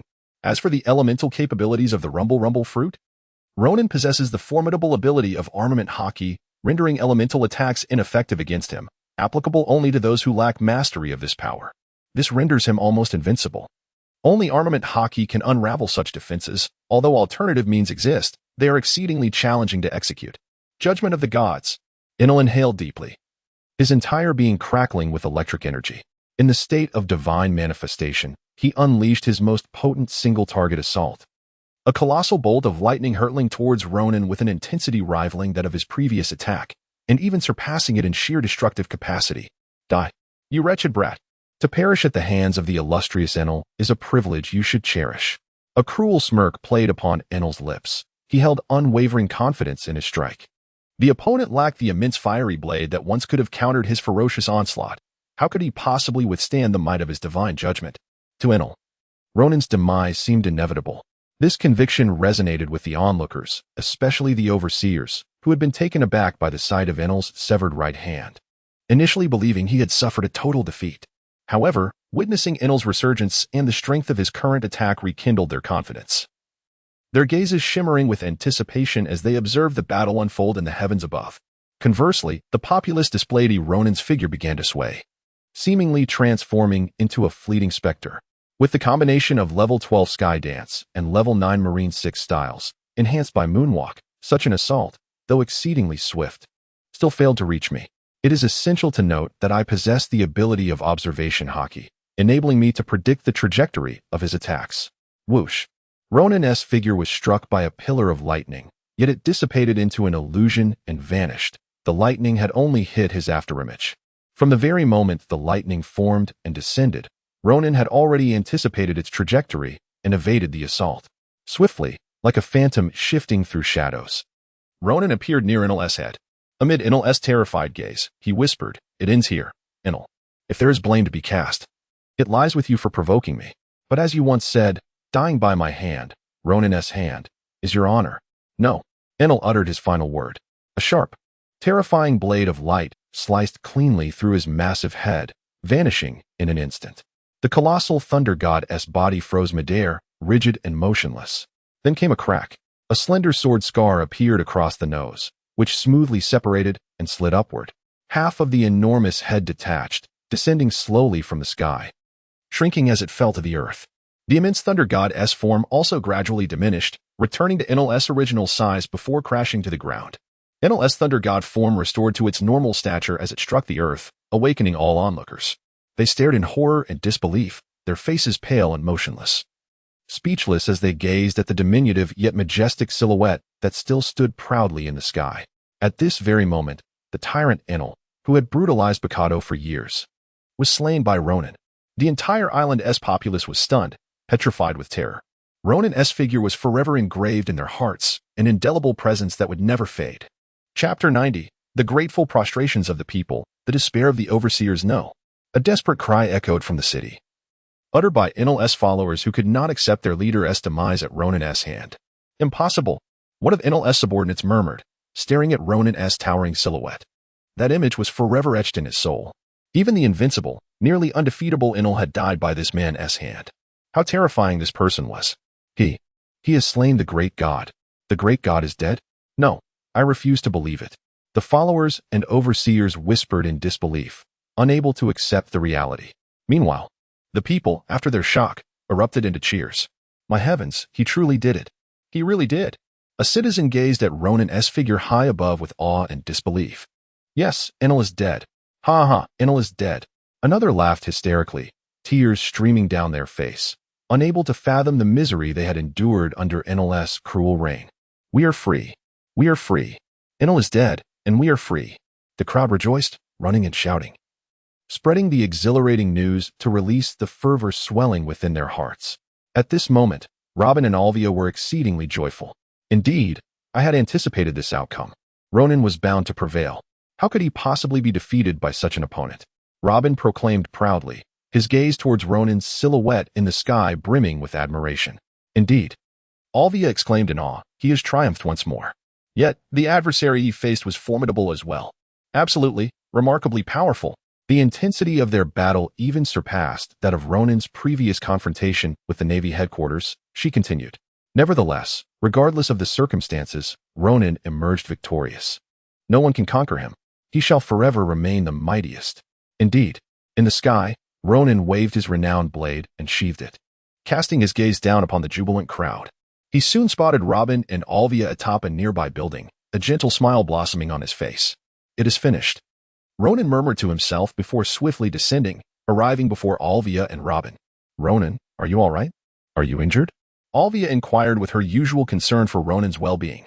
Although he had triumphed over his opponent, a hint of worry remained in her eyes. After all, his adversary had appeared exceptionally formidable. When that colossal figure of the thunder god emerged, she could hardly shake the impression of a divine presence, which was utterly terrifying, far surpassing the displays of Carp and Zephyr. Indeed, Ronan, are you unharmed? Did that lightning-imbued fellow inflict any harm upon you? Robin inquired further. That fellow was truly terrifying. However, in the end, he was defeated by you, Ronan. You are remarkable. Rest assured, I am unharmed. Ronan smiled faintly, though he certainly felt fatigued. This time, he had faced Enel, particularly in his formidable Raijin form, employing all his strategies and nearly exhausting his strength to vanquish him. It bears repeating that without his Zanpakuto, he was not at his peak, his combat prowess diminished by at least half. The sheer potency of a Bankai Zanpakuto is remarkable. Reflecting on the previous encounter with Shiki, one might recall that his actual combat capabilities were not significantly inferior to Enel's. Yet, when confronted with a Bankai Zanpakuto, he was swiftly defeated by Ronan. This serves to illustrate just how terrifying the amalgamation of Ronan's innate power and the Bankai's might truly is. Everything is well. Everything is well. Olvia and Robin breathed a sigh of relief. However, upon observing Ronan's apparent weariness and the frenzied cheers of the crowd below, alongside the despairing overseers, Olvia expressed her concern. What shall we do now? Should we leave directly, or assist in addressing the situation here? Perhaps we should tend to it a little. Ronan contemplated before replying. Although Enel is deceased, the chaos he left behind remains, and those who aided his tyranny must also face consequences. With that, Ronan retrieved 2 vials from his possession, one containing a stamina potion and the other a mental fortitude elixir, consuming them to replenish the energy expended in battle. His motivation for this was not fear of the minions below, but rather the necessity of maintaining sufficient stamina and mental acuity to employ a sky dance technique to carry both women away, covering such a vast distance. Especially while bearing 2 individuals, necessitated a prudent restoration of his strength. All right, let us descend. Ronan extended his arms to embrace the 2 individuals, and with a swift motion, he descended gracefully. As Ronan and his companions arrived, the throng of gathered citizens below abruptly ceased their jubilant cheers, their expressions shifting to one of both trepidation and reverence as they gazed upon Ronan. Their fear stemmed from Ronan's formidable prowess, capable of vanquishing Enel and extraordinary strength unlike anything they had ever witnessed. For long, Enel had epitomized invincibility in their eyes, a representation of unmatched might. Yet now, Ronan had irrevocably altered that perception, usurping the mantle of invincibility for himself. Their admiration was a natural response to Ronan's formidable power and his role in liberating them from dire straits. Had it not been for him, their futures would have been shrouded in despair, destined for relentless suffering. According to the unfolding narrative, their ultimate fate was annihilation, with the entire bide island poised for destruction at Enel's hands. Yet now, Ronan had transformed this grim destiny, rendering him a veritable savior in their eyes. Thank you, esteemed sir, for rescuing us from peril. We are eternally grateful. A sea of dark figures, a multitude, knelt in unison upon the ground, bowing before Ronan and fervently expressing their gratitude. Be it the elderly or the young, all were humbled, paying their respects to Ronan with utmost reverence. Please rise. Ronan waved his hand, his expression calm as he declared, Enel has been slain by my hand, and you may now live in peace. Sob, sob, at last. We can truly live. Ha ha ha. Our bide island shall finally regain its former tranquility. We are eternally grateful for your intervention in vanquishing Enel. We shall forever hold this in our hearts. Upon hearing Ronan's words, the populace rose and erupted into cheers once more, each individual brimming with excitement, as if they could already envision a future filled with peace and serenity. No, you fools, our great God cannot perish. He is deceiving us. At that moment, an enraged overseer bellowed with fury, his gaze towards Ronan brimming with murderous intent. With that roar, the entire assembly fell silent. The jubilant crowd, moments ago filled with joy, now stood in hushed stillness, their eyes reflecting fear as they recalled the harrowing memories of life under the overseer's cruel whips. You seek death. Ronan abruptly turned his head, gazing intently at the overseer and the cadre of supervisors behind him. In his heart, he had already issued a death warrant for these individuals. Chapter 91. Return and set sail. Suddenly, a flash of fire streaked across the scene as a majestic fire dragon erupted from Ronan's hand. The dragon roared fiercely, its blazing form sweeping through the air overhead, engulfing the overseers in a torrent of flames. The screams of agony were muffled, and none of the overseers survived, incinerated without a trace. Witnessing this, the crowd's expression brightened once more. Previously, they had harbored fears that if Ronan departed, the former Eniro's subordinates might turn against them. Now, all such lingering anxieties had been effortlessly dispelled, eradicated in an instant by Ronan's decisive action. From this point onward, the path forward became undeniably straightforward.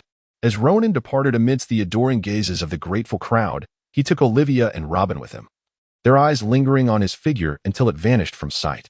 Only then did they gradually come to their senses, beginning to address the disarray left in the wake of the battle. The cities, ravaged and nearly obliterated, awaited their tender restoration. Yet, regardless of the exhaustion that loomed, it was undeniably more hopeful than the days devoid of promise. The future surely held brighter days ahead. In a library at the heart of Gaia Island, Kuruman pondered the fate of Captain Ronan and his crew. Had they completed their tasks on the Sky Island? He perused a cookbook, glancing over at Elena beside him. It should be nearly done, right? The primary time would have been spent searching for historical texts, and once found, they would wrap things up swiftly. Elena, engrossed in a book about the maritime knowledge surrounding Gaia Island, did not lift her gaze. It was a renowned work by a local navigator, from which she gleaned a wealth of valuable information. Oh, Kuruman responded absent-mindedly, continuing to scrutinize the cookbook. Noticing Kuruman's apparent lack of enthusiasm, Elena lifted her head and, observing his disinterest, chuckled. What is the matter? Still upset about the culinary challenge? Indeed, Kuruman replied, his frustration palpable. Those chefs simply refused my challenge. Do they think so little of me? That is quite normal, Elena laughed lightly. They're all adults, some established chefs of considerable repute. Competing against a 13 or 14-year-old in culinary skills, winning would be expected, but losing would be disastrous. Their hard-earned reputations could be tarnished. Thus, if they possess any sense, they wouldn't dare face you, Elena concluded. Previously, she and Kuruman had visited numerous restaurants, where he boldly issued challenges to the chefs, yet none were willing to accept. Some even mocked the audacity of a child aspiring to compete in culinary arts, deeming it an overestimation of her abilities. In truth, those chefs were astute. As Elena had pointed out, winning against Kuruman would be expected, but losing to a young girl would be a significant embarrassment. What restaurant on Gaia Island would employ them thereafter? Consequently, after a fruitless day visiting several establishments, with none of the chefs agreeing to a contest, a dejected Kuruman set aside his competitive spirit and joined Elena in the library to read. As Ronan returned to Gaia Island, it was nearly afternoon. Utilizing the positioning capabilities of his Zanpakuto, he successfully located the two individuals within the library. After a brief repast, the group made their way back to the port to assess the repairs on the giant wave. Thanks to the diligent efforts of Old Furway, the seasoned shipwright, the repairs were finally completed by the afternoon. After settling the subsequent fees, the group boarded the vessel, opting not to spend the night on Gaia Island, and set sail directly for their next destination, the Water City. The giant wave departed the harbor slowly, and the stationed Marines from Gaia Island, who had been vigilantly observing the situation, breathed a collective sigh of relief. At last, he has left. Indeed, it was a relief. This time, fortune favored them as Ronan refrained from causing any disturbances on Gaia Island. Had he chosen to wreak havoc, the Marines and officers stationed there would have been utterly insufficient to confront him. Truly, they were fortunate. It was also the reason they had not provoked him. It would have been sheer folly to antagonize the son of the devil, Ronan. Those who had previously dared to provoke him must now be but memories, their graves overgrown with grass. However, speaking of provocation, had they not investigated yesterday? That band of thieves was audacious beyond belief, attempting to rob Ronan and his crew. Audacious hardly suffices to describe their folly. Remarkably, only a few perished, while the rest were merely left maimed. What extraordinary luck to have survived an encounter with Ronan. They would have tales to boast about for the rest of their lives.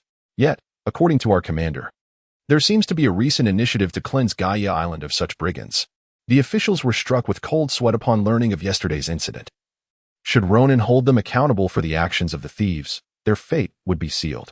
Indeed, action must be taken against these ruffians. They are utterly detestable. On board the giant wave, a large table was set on the deck, adorned with an array of delectable dishes. Ah, Captain Ronan, everyone, come and sample these delights. I have learned to prepare these new dishes here on Gaia Island. Kuruman proudly gestured towards the sumptuous spread. Some of them are signature dishes from various restaurants, while others I gleaned from the recipe books in the library. My culinary skills have truly flourished. Really? Is that so remarkable? Ronan settled himself at the table, gazing at the array of delectable dishes before him. Upon hearing Kuruman's words, he could not help but exclaim, then we must indulge ourselves. Come, everyone. Let us take our seats and savor the culinary creations that Kuruman has newly mastered. Very well, I shall begin, he declared, as he eagerly grasped his chopsticks and took a bite of what appeared to be a delightful dish. Kuruman truly excels, Olvia remarked, laughing as she savored her meal. I heard from Elena that the chefs from Gaia Island dare not compete with your culinary skills. They must be terrified of losing to you so embarrassingly. Indeed, Robin chimed in. With dishes as exquisite as these, those fellows must be intimidated. Well, this is absolutely delicious, Ronan. You must try it. Ronan took a bite of the meat that Robin had offered him and was instantly struck by the exquisite flavor of the dish. A culinary delight he had never experienced before. Indeed, Kuruman, your culinary skills have significantly improved of late. Ronan smiled and nodded. No wonder those individuals dare not compete with you. Should they lose, their fate would be dire. It is likely that no restaurant on Aegea Island would wish to employ them, and perhaps those establishments might even contrive ways to solicit your presence. I shall not patronize their establishments, Kuruman declared proudly, raising his head. If those chefs are too intimidated to challenge me, I shall seek out even more formidable culinary adversaries and hone my skills further. In due time, I shall undoubtedly become even more exceptional. I aspire to be the greatest chef in the world. Keep pushing forward. Kuruman, you are the best. You shall surely succeed. Amidst laughter and cheer, the crowd bestowed their most sincere blessings upon Kuruman. The vessel, the giant wave, sailed forth toward the City of Water, accompanied by joyous banner. Meanwhile, the City of Water had received news of Ronan and his party's imminent arrival, causing a palpable stir throughout the entire city. Chapter 92. The City of Water. The entire city mobilizes to welcome Ronan. At this moment, the mayor of the City of Water was not the later figure of Espadu, but rather an elderly gentleman. Upon hearing of Ronan's impending arrival, the old mayor felt a wave of anxiety wash over him, a sentiment shared by other officials within the city, who among them remained unaware of Ronan's illustrious reputation. Even the most remote corners were aware of his name, let alone a grand metropolis like the City of Water, renowned as a major shipping hub and shipbuilding center along the Grand Line. During the Battle of Reina Island, when Morgans initiated a worldwide broadcast, nearly everyone in the City of Water was glued to their screens, fully cognizant of Ronan's formidable prowess. Even the world government and the Navy had bowed before him. What chance did they have? Moreover, the City of Water was not a nation, but a vast aquatic city with a thriving economy and a booming shipbuilding industry. Its relations with the world government were amicable, and it maintained favorable ties with several notorious pirate crews as well. After all, many flagship vessels of the grandest pirate crews were constructed in the City of Water, and this goodwill lingered. Pirates would inevitably show some respect. Of course, this referred to common pirates. The notion of respect did not extend to a figure of Ronan's caliber. This was understood by all, hence their anxiety. As Ronan's arrival approached, they found themselves unable to refuse, nor did they dare to. Instead, they were compelled to wholeheartedly entertain and please this formidable figure, fearing the dire consequences should they incur his wrath. The old mayor spoke sternly to his subordinates, instructing them to prepare diligently for Ronan's arrival. We must treat this matter with utmost seriousness and strive to showcase the finest aspects of our water city to him. Let him witness our hospitality and leave with a favorable impression. Is that understood? Understood, Mr. Mayor. We are fully aware, the subordinates replied, exchanging glances that conveyed their solemnity. They were not surprised by the mayor's gravity regarding this situation. After all, it was Ronan, a name that commanded respect and caution. Now let us get to work. Ronan's arrival is imminent, and we must be thoroughly prepared. The official establishment of Water City was bustling with activity, and the populace mirrored this urgency. The sentiments towards Ronan among the citizens were complex. On one hand, there was fear and trepidation, while on the other, many youths idolized him.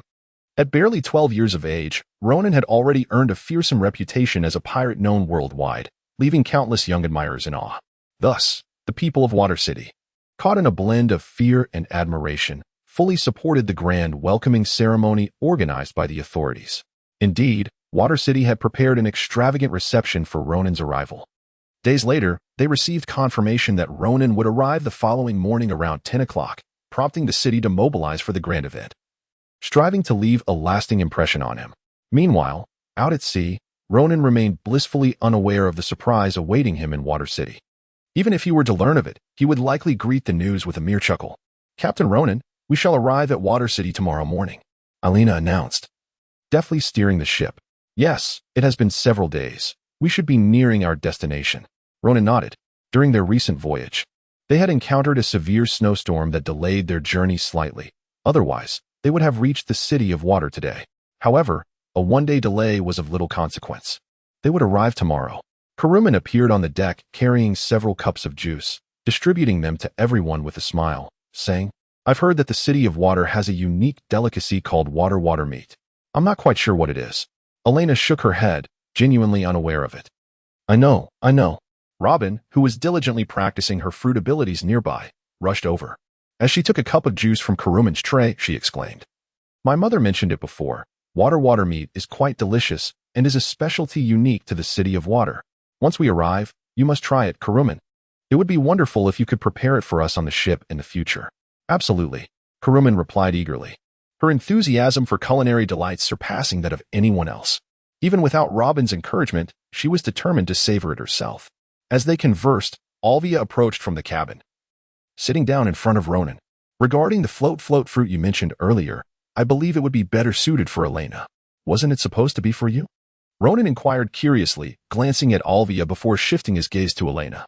Over the past few days, He had perceived the inadequacy of the women's abilities and had brought forth the float fruit for them to choose who would use it. Initially, they had intended for Olvia to have it, but unexpectedly, Elena wished to offer it to Olvia, who now wanted to give it back to Elena. The two were quite amiable, exchanging it back and forth. I thought to myself that once they reached the city of water, wouldn't the world government compensate them with 5 fruits? They could simply select another one at that time. Olvia remarked, the float fruit grants the ability to fly. As a navigator, Elena would benefit more from this capability than I would. With the power of the float fruit, she could soar into the skies to assess the environment and weather, which would be of greater assistance to us. Upon hearing Olvia's words, Ronan had to concede that her reasoning was indeed very thoughtful. If Elena were to possess the float fruit's power, it would indeed be more advantageous and suitable for their team. Elena, what do you think? Ronan inquired of Elena. I believe Aunt Olvia is more suitable. Elena looked gratefully at Olvia, aware that Olvia intended to offer this precious fruit for her use. However, she felt that this fruit was unparalleled. It was the fruit of the gold lion, undoubtedly superior and more valuable than any other fruit. She could make do with some ordinary fruit. Such a magnificent treasure should be reserved for Olvia. No, Elena, I insist that you are more deserving of it. Please do not decline. Olvia replied. I know you wish to give it to me, but truthfully, you are better suited than any of us. With the float fruit, you will enhance our sailing experience and protect us from significant crises in the future. Would that not be advantageous? Elena hesitated momentarily, then glanced at the others, who all wore expressions of agreement. She finally responded, very well, I shall accept this fruit and consume it shortly. That is splendid. Olvia smiled and nodded. We have endured so much together. We are like family now, so there is no need for such formality. Chapter 93. The Golden Fleet in the Sky. Welcoming the Celestial Dragons? In another direction, as the wave breaker approached Water City, a vast fleet was also making its way there. This was not the fleet of the world government transporting devil fruits in compensation of 1 billion berries, but rather the Golden Fleet from the skies. It was once again time for the affiliated nations to pay tribute to the world aristocrats, the Celestial Dragons. The Golden Fleet had set sail from the Bide archipelago, passing through various allied nations to collect their tributes. This grand fleet consisted of 12 large vessels, including 8 warships and 4 cargo ships.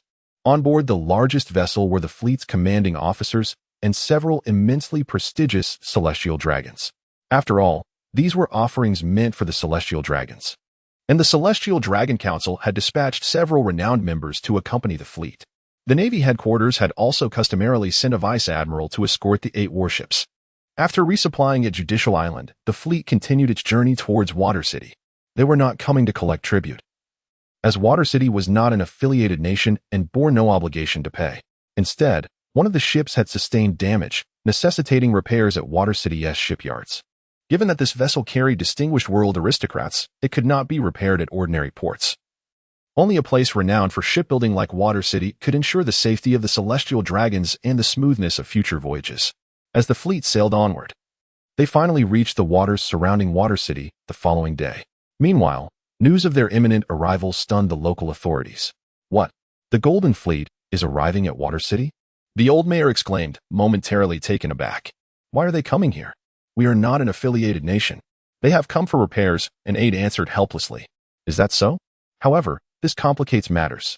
The old mayor paced anxiously, hands clasped behind his back. It was indeed problematic. He had organized a grand reception for Ronan's arrival, only to be met with the arrival of the Golden Fleet. The coincidence of both parties arriving simultaneously was a headache for him. What shall we do, Mayor? The aide inquired. There are several world aristocrats aboard the Golden Fleet. We must extend a welcome. What else can we do but welcome them? The old mayor sighed in frustration. We cannot afford to slight the world aristocrats. Their status demands respect. A citywide welcome should not pose an issue. But with Ronan also arriving, what do we do if the two parties converge? When asked whom we are welcoming, how shall we respond? I cannot afford to offend either side. How shall we extend the welcome, Mayor? The aide hesitated. Our banners are currently proclaiming Ronan's arrival, and it is too late to change them. If Ronan arrives first, we will maintain the banners. If the Golden Fleet arrives first, we shall remove them, the mayor contemplated. But what if they arrive simultaneously? The aide pressed. It was not that he was being overly inquisitive. Such matters required thorough inquiry to avoid potential consequences for which he could not be held accountable. Hearing this, the old mayor felt a swell of frustration. He could not afford to offend either party. If they arrive together, we shall lower the banners and welcome them both, he finally declared. If it comes to it, let them negotiate amongst themselves. I am at a loss. Prepare yourselves, and I shall ready myself for the port. The port of Water City was expansive, being a waterborne city renowned for its shipbuilding industry, with several ports to accommodate its vessels. The grand reception for Ronan was taking place at the largest, Port 1, which was now teeming with people. The streets from the port to the city center overflowed with citizens, while numerous vessels crowded the waterways, all there to welcome Ronan. A primary waterway leading to the city center had been cleared for Ronan's passage, ensuring it remained unobstructed. At that moment, a message reached the crowd. The Golden Fleet had also arrived at the port, preparing to dock at Water City. This news left the citizens momentarily speechless. Unlike the mayor, the common folk had fewer concerns. They were simply eager to welcome whoever arrived, so they resolved to welcome both parties together. As the Golden Fleet docked first, several notably distinguished figures disembarked, accompanied by a vice admiral. They surveyed the enthusiastic reception laid out for them, nodding in satisfaction. The leading celestial dragon, head held high, surveyed the scene with an air of superiority and remarked, "Indeed, the people of Water City display a commendable understanding of our arrival, orchestrating such a grand welcome, more elaborate than those previous affiliated nations." "Isn't this simply the norm?" interjected another celestial dragon, wiping his nose, as esteemed world aristocrats. "Their flattery is only to be expected." "Precisely," chimed in two other celestial dragons with a similar sense of entitlement. "These commoners ought to receive us in this manner." "Wait. Why have they not knelt? We have already disembarked. They should be on their knees by now." "Humph. Tereska, command these commoners to kneel." This particular celestial dragon, witnessing the crowd's failure to prostrate themselves before their esteemed presence, erupted in fury, directing the accompanying vice admiral to enforce compliance. At once, great Subaru Saint, the vice admiral of the headquarters, dared not defy the orders of the celestial dragons. Upon hearing the command, he immediately bowed respectfully and saluted. He then swiftly took several officers with him towards the old mayor of Water City. Upon receiving the message relayed by the vice admiral, the old mayor sighed helplessly and prepared to send someone to convey the orders. At that moment, Ronan's ship, the Great Wave, also arrived at the port. "Wow, there are so many people," Robin exclaimed as she gazed at the bustling crowd at the harbor. "Is it some kind of festival today? Why are there so many people?" Olvia inquired, her curiosity piqued. "I'm not sure," Ronan replied, shaking his head. He was unaware that the entire city had mobilized to welcome his arrival. Nor did he know that the unexpected arrival of the Golden Fleet in the sky had left the citizens of Water City in a state of distress. Regardless, let us prepare to dock and disembark. Ronan paid little heed to other matters, intent on docking, but ahead. The port was already occupied by the vessels of the celestial Golden Fleet. 12 imposing ships obstructed the way, despite the vastness of Port 1. There was no space for the mighty wave to moor. Chapter 94. Arrogance. Is Ronan merely a lowly commoner? A domineering move. Just as Ronan furrowed his brow, contemplating his next course of action, a group of individuals approached the port, anxiously casting glances in Ronan's direction while simultaneously communicating with the crew of the celestial Golden Fleet, urging them to clear a path for the mighty wave to dock. However, the crew of the celestial Golden Fleet haughtily dismissed their request. Exuding an air of disdain as they glanced at the mighty wave, their contempt unmistakable, it was evident to all that they regarded the mighty wave with utter disregard. This situation left the representatives from the Water City in a state of despair. The task assigned by the old mayor, to persuade the celestial Golden Fleet to yield a docking position for Ronan, seemed increasingly insurmountable. One of the old mayor's subordinates, gritting his teeth in determination, boldly declared Ronan's identity, hoping to intimidate the opposing crew into conceding a space. "Esteemed gentlemen, I beseech your leniency. The vessel behind us belongs to Ronan," he implored, his expression fraught with urgency. The mighty wave had been waiting for some time, and if they were further delayed, it could provoke a serious confrontation. "Who is this Ronan?" "Just some nobody, so get lost," retorted a crew member of the celestial Golden Fleet, brimming with arrogance. As a steward of the celestial dragons, he wielded his influence with disdain, showing no regard for others. Although the name Ronan sounded somewhat familiar, he dismissed it without a second thought. Upon hearing this, the old mayor's subordinate was momentarily taken aback. Did they not even grant Ronan any respect? Just then, a chilling voice pierced the air. Since when did Ronan become just some nobody? This statement, laced with frosty menace, sent shivers down the spine of the old mayor's subordinate. It was over. The esteemed figure was enraged. Ronan, without seeking a docking position, soared through the air using his flight technique, accompanied by the two individuals. Alina, having consumed the float fruit, though still not adept in its application, far from the terrifying ability of the golden lion to levitate ships or even islands, had no trouble carrying Karaman. They swiftly arrived at the harbor's edge. Upon landing, Ronan took the lead and approached the group, casting a cold gaze upon the dragoness servant. Who are you? Do you have any idea who we are?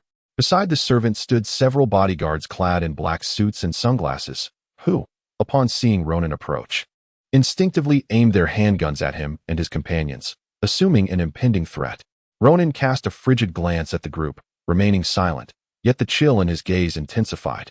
At that moment, the old mayor's subordinates hurried towards Ronan, bowing deeply in utmost respect. My lord Ronan, the mayor has sent us to welcome you. Please do not take offense at the rudeness of these individuals. Ronan responded, I find your so-called welcome deeply unsatisfactory. Ronan gazed calmly at the other party and inquired, who are these individuals? How is it that they do not even allow a place to dock? Although Ronan noticed several warships surrounding him, he was genuinely unaware of the purpose of this fleet. If it were a naval fleet, how could they fail to recognize him? Ronan surmised that the other party would surely lack the courage to treat him thusly, perhaps even despairing of life itself. A glance at the stationed navy of Gaia Island would reveal that any Marines acquainted with his reputation would never dare to behave in such a manner towards him. Yet, astonishingly, this very scenario was unfolding before his eyes, an open affront to his dignity. Was this a blatant slap in the face? My lord Ronan. Just as the personnel assigned to welcome him were about to speak, the steward of the fallen celestial dragon's household, discontented and vehement, erupted in fury. You insolent fools! He bellowed, storming forward with a cadre of black-clad men. Pointing accusing fingers at Ronan's group, he shouted, Do you even know who we are? Huh? How do you speak to us thus? Do you wish for death? If so, satisfy your desire, fire upon this rabble. I will bear all the consequences. Humph. Daring to obstruct the arrival of a noble of the grand world, mark my words, today's visitors matter not. Those who dare to come shall pay the price for their ignorance. Alarmed, the reception staff immediately stepped forward to intervene. This is Lord Ronan. Please stop this at once. Who cares whether it's Ronan or not? Fire. Kill these worthless scum. The steward, heedless of warnings, declared his intent to massacre Ronan's party. His armed guards, without hesitation, drew their weapons and opened fire. The deafening crack of gunfire echoed through the water city, their deadly shots raining down amidst the desperate and terrified gazes of those present. Ronan and his companions remained unscathed. In a flash of flame, the group of black-clad men and the so-called noble steward were instantly engulfed by fire, consumed utterly to ashes. Scoundrels? Dare to call me a scoundrel? Ronan, with an expressionless countenance, murmured to himself, I have never heard anyone dare to address me in such a manner. Today truly has been an eye-opener. Behind him, Robin and the others displayed expressions of indignation. Having just arrived in Water City, they were indeed incensed by such insults. However, with the rude individuals dispatched by Ronan, their fury gradually dissipated. Lord Ronan, the welcoming personnel of Water City were left speechless, utterly at a loss. It appeared that a confrontation had genuinely erupted. While Ronan effortlessly eliminated these individuals, his formidable prowess instilled no fear in him. He was undaunted even by the celestial dragons. Yet, Water City was not in the same position. Compared to the celestial dragons, it was as if they existed in entirely different realms.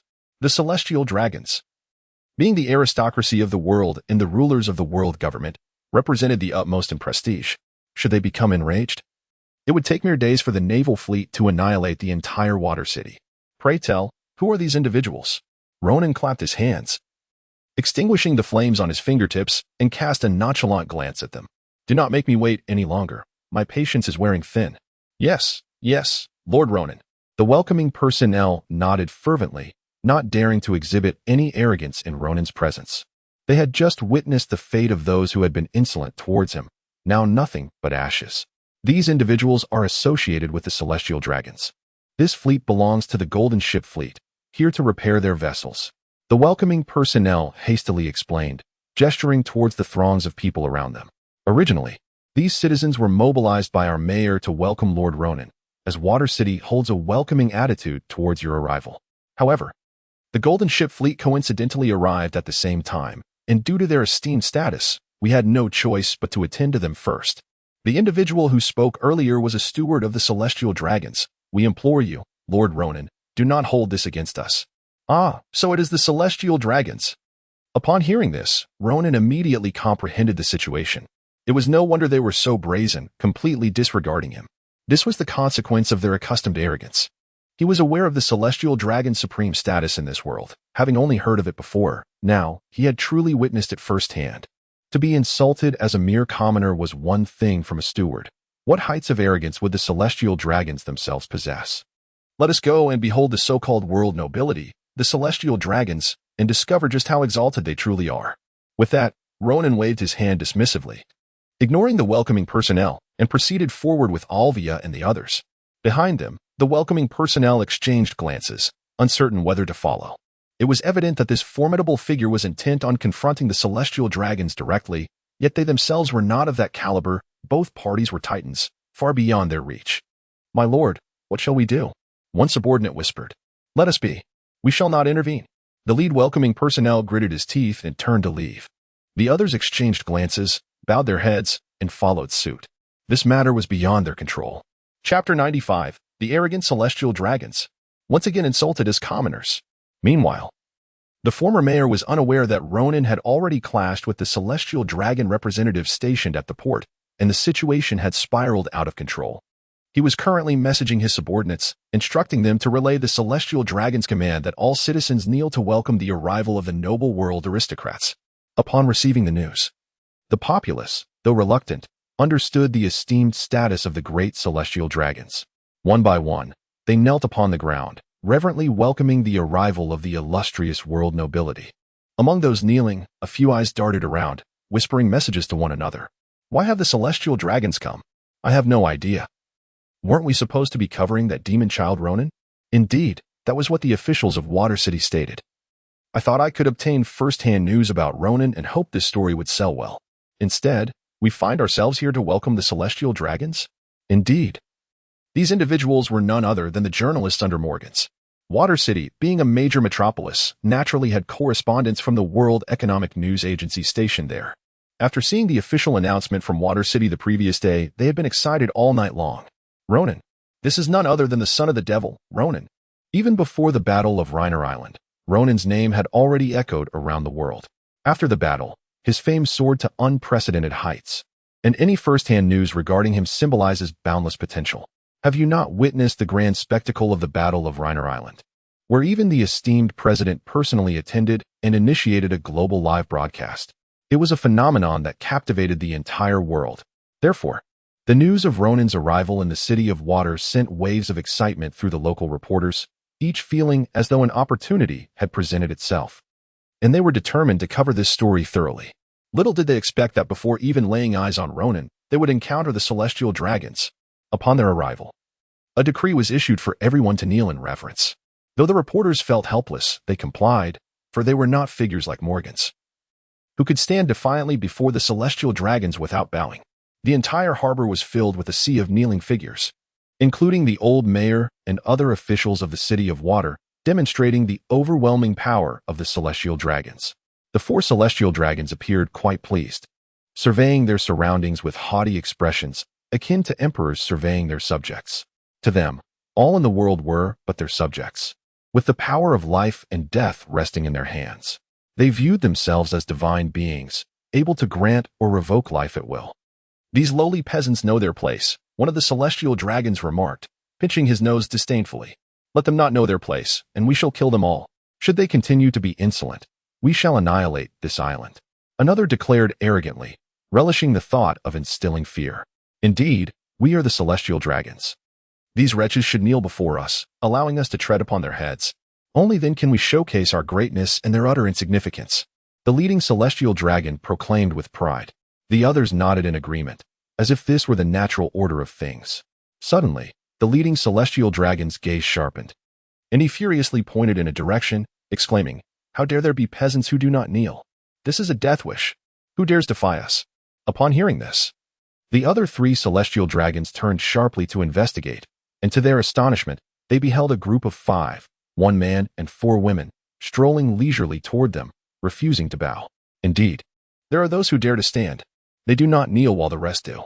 This is an affront to our greatness. One celestial dragon fumed. "Tereska, bring me these insolent wretches. I shall make them suffer." Yes, we must not kill them easily. They must be made an example of. Their insolence must be punished severely. Investigate their backgrounds.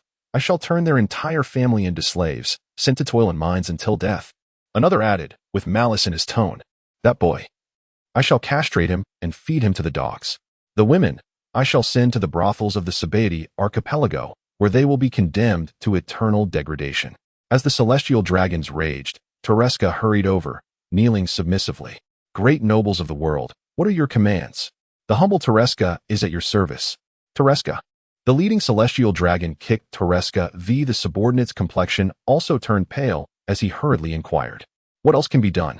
We cannot intervene, we simply cannot. Let us observe for now, the former mayor said, though in truth, his mind was already racing to devise a solution. Although Ronan's group is small in number, each individual possesses formidable strength. Ronan alone is equivalent to thousands of men.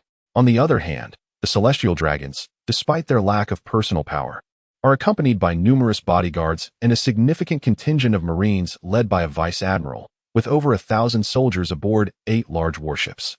The sheer number of troops and the array of weaponry at their disposal make it nearly impossible to challenge them. Now, as these two factions clash in Water City, what can he do? Send the city's guards to intervene? That would be futile. Neither side would yield him any favor. Furthermore, he is currently kneeling under the orders of the celestial dragons, afraid to rise for fear of incurring their wrath, which could lead to his demise without recourse for justification. The tyranny of the celestial dragons is notorious across the seas.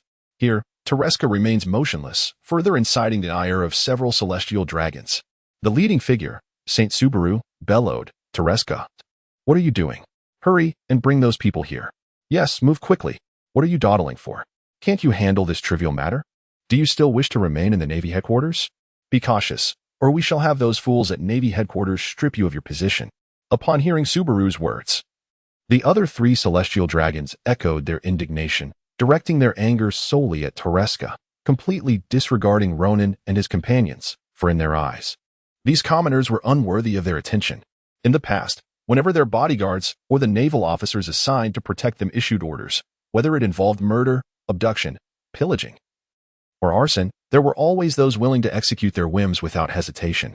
Such behavior was commonplace, for in the eyes of the vast majority of celestial dragons, the Navy serves merely as their obedient hounds, subservient to their every command, with no one daring to resist. Tereska, for instance, endured the celestial dragon's brutal kicks to his head without uttering a word. To defy them, the celestial dragons could terminate Tereska at any moment, bringing ruin upon his entire family. However, the esteemed nobles did not heed Tereska's attempt to explain himself, startled awake by their furious shouts. Saint Subaru approached and struck Tereska across the face, swelling it instantly. How dare you disobey my orders? Do you wish to die? Or P. Observing this farce unfold, Ronan found himself utterly speechless. Today, he truly witnessed the oppressive tyranny of the celestial dragons. Ahead, Tereska had already begun to scream in agony as the celestial dragon's black-clad bodyguards seized him, firing a bullet straight into his head. Although Tereska's strength surpassed that of these bodyguards, bolstered even by a devil fruit ability, he had long since resigned himself to subjugation under the celestial dragons, utterly devoid of resistance, clinging only to the hope that his family back at headquarters might be spared after his demise. As Tereska succumbed to his wounds, his final breath was spent cautioning the celestial dragons to beware of provoking Ronan. Great and noble lords, this is Ronan you face. Do not dare to incite his wrath. With these words uttered, he bowed his head weakly, slipping into eternal darkness. Undeniably, to be chosen by the celestial dragons as an escort and protector, a vice-admiral of the headquarters, one must be an extraordinarily loyal naval officer. Even as the celestial dragons sought to annihilate his entire family, Tereska dared not resist. In his final moments, he still harbored concern for the celestial dragons. To be a dog to such an extent left Ronan utterly dismayed, his worldview shattered by the spectacle before him. Ronan? Subaru Saint, the leading celestial dragon, sneered disdainfully at Tereska's dying words. Humph, I care not what his name is. Anyone who dares anger us celestial dragons is doomed to die. Everyone, seize them at once. Do not waste any more time. Subaru Saint tilted his head skyward, exuding an air of arrogant pride, casually commanding the black-clad bodyguards and nearby naval soldiers. At your command, great and noble Subaru Saint. The bodyguards and soldiers surged toward Ronan, Some of the soldiers, having comprehended Toriska's words, realized that the boy before them was none other than Ronan, the devilish child. Yet, bound by the celestial dragon's orders, they dared neither disobey nor speak out. Otherwise, they too would share Toriska's fate. Gritting their teeth, they charged forward. Ronan, observing the hundreds of naval soldiers and a throng of black-clad bodyguards advancing towards him, appeared somewhat disinterested. These petty minions failed to capture his attention. However, neglecting them would only result in their incessant chatter, a constant source of annoyance. Moreover, the celestial dragons, repeatedly referring to him and his companions as commoners, added to his irritation. Having provoked Ronan today, these celestial dragons could not expect to escape unscathed. He contemplated whether eliminating them might alter the world government's previously considered strategy of reconciliation with him. After all, the world government exists to serve the interests of the celestial dragons. What if, as a consequence, they decided to revoke the compensation of 5 devil fruits and 1 billion berries promised to him? Should they dare to rescind such offers? They would not escape my wrath. I would not hesitate to march upon Mariewa. The celestial dragons? To dare act arrogantly before me, Ronan, would be to commit the gravest of errors. Ronan's gaze sharpened, and he resolved within himself. Despite his apprehensions regarding him and the legendary ancient weapon, the Heavenly King, which he might wield, he recognized that allowing fear to dictate his actions would only lead to his own suffering. Ronan was far from the kind of person who could bend or compromise. He was resolute and unyielding. Should him, the 5 elders, and the celestial dragons choose to confront him, he welcomed the challenge, eager to see who would ultimately suffer the consequences. With this thought, Ronan abruptly raised his gaze towards the approaching marines and the dark-clad bodyguards, some of whom had already brandished firearms, aiming at his side and initiating an assault. The sound of gunfire erupted. Bang, bang, bang, bang, bang. Countless bullets rained down upon Ronan and his companions, startling the surrounding populace. Fear gripped the crowd, causing many to scream in terror, while others hastily fled, recognizing that even the might of the celestial dragons could not shield them from the chaos erupting around them. Their instinct for self-preservation took precedence. They were not like the pampered Vice Admiral Toriska, conditioned to complacency. In moments of peril, the instinct to safeguard one's life became paramount. The elderly mayor, witnessing the clash, rose to his feet. With the conflict now fully engaged, remaining on his knees served little purpose. He understood that one side would inevitably triumph while the other would falter, and given his awareness of Ronan's capabilities, he surmised that the celestial dragons were doomed to fail. Thus, he felt no obligation to heed their commands any longer. After standing, he promptly organized efforts to maintain order, ensuring the safety of the citizens and preventing any potential stampede. Once arrangements were made, he gathered his aides to watch closely. This confrontation was of immense significance to both parties and to Water City itself. Yet, the situation was precarious. While Ronan had provoked the celestial dragons and could depart at any moment, Water City remained ensnared in the turmoil. Should the world government seek retribution, escape would be impossible. This realization tightened the mayor's brow, his anxiety palpable, as if it might cause his hair to fall out. As the bullets continued to fly, Ronan perceived them as no threat. Nonetheless, they required addressing. With a decisive wave of his hand, flames erupted into the sky, consuming the incoming projectiles which melted into molten iron, raining down. The fire did not wane but surged forward towards the assailants. The fire. It's so intense. Help. The marines and bodyguards, engulfed by the flames of the burning fruit, found themselves utterly Ronan waved his hand to extinguish the flames. Then, with his hands clasped behind his back, he led several young women towards the opposite side, directly approaching the 4 celestial dragons. It is you wretched few who incessantly refer to me as a lowly commoner? What grants you the audacity to insult me, Ronan, in such a manner? Ronan gazed at the 4 celestial dragons with an impassive expression, his eyes cold and devoid of emotion, as if he were observing 4 lifeless corpses. You. He sneered. You actually killed our bodyguards? Do you have any idea who we are? The leader of the celestial dragons, Spabu Saint, upon witnessing Ronan's swift and lethal assault, which had claimed the lives of many, including their own guards, was momentarily taken aback. Instantly, he issued a threatening warning. We are celestial dragons, the aristocrats of the world. How dare you attack our bodyguards? Damn it, you're doomed. Do you hear me? You're finished. Hearing Spabu Saint's words, Ronan paused in astonishment. Could this man truly comprehend the gravity of the situation? I've already begun my attack, yet he still dares to threaten me. Are all you celestial dragons filled with nothing but dung in your minds? Ronan shook his head in silent disbelief. Damn it, how dare you insult us? Before Subaru Saint could utter a word, the other 3 celestial dragons erupted in fury. Upon hearing Ronan's words, one after another they retorted with scorn. You wretched commoner. Kneel now and beg for mercy while you still can. If you do, we will only kill you. Otherwise, your entire family shall perish. Do you understand? One celestial dragon glared venomously at Ronan. Indeed, another celestial dragon echoed, unflinchingly locking eyes with Ronan. From his waist, he drew an exquisitely crafted golden pistol, aiming it at Ronan's temple. If you submit and plead now, we will spare your families and only slay your immediate group. But if you show disrespect to us celestial dragons, do you not realize how exalted we are? No, the last celestial dragon bellowed, his voice laced with savage delight. I insist we utterly annihilate their entire kin to satisfy our wrath. Before we kill them, I want to imprison them as slaves. After we have tormented them enough, I shall chop them to pieces and feed them to the dogs. Their entire families will be shredded and fed to the beast as well. Agreed. Subaru Saint seemed to ponder briefly, then readily concurred with the final celestial dragon's proposal. It was as if Ronan and his companions, who had just slain their bodyguards, were utterly insignificant before them. Ronan gazed at the 4 individuals before him in bewilderment, while the women behind him wore similar expressions of confusion. They were utterly perplexed by the thought processes of these celestial dragons. Ronan. Robin suddenly leaned closer to Ronan, her expression grave as she whispered. Do you think their confidence and threats indicate they possess some hidden trump card? Could they potentially be formidable masters? You must exercise caution. These 4 celestial dragons may be even stronger than Kappa Zephyr, perhaps even surpassing the lightning-wielding adversary we encountered in Skypea. Be vigilant.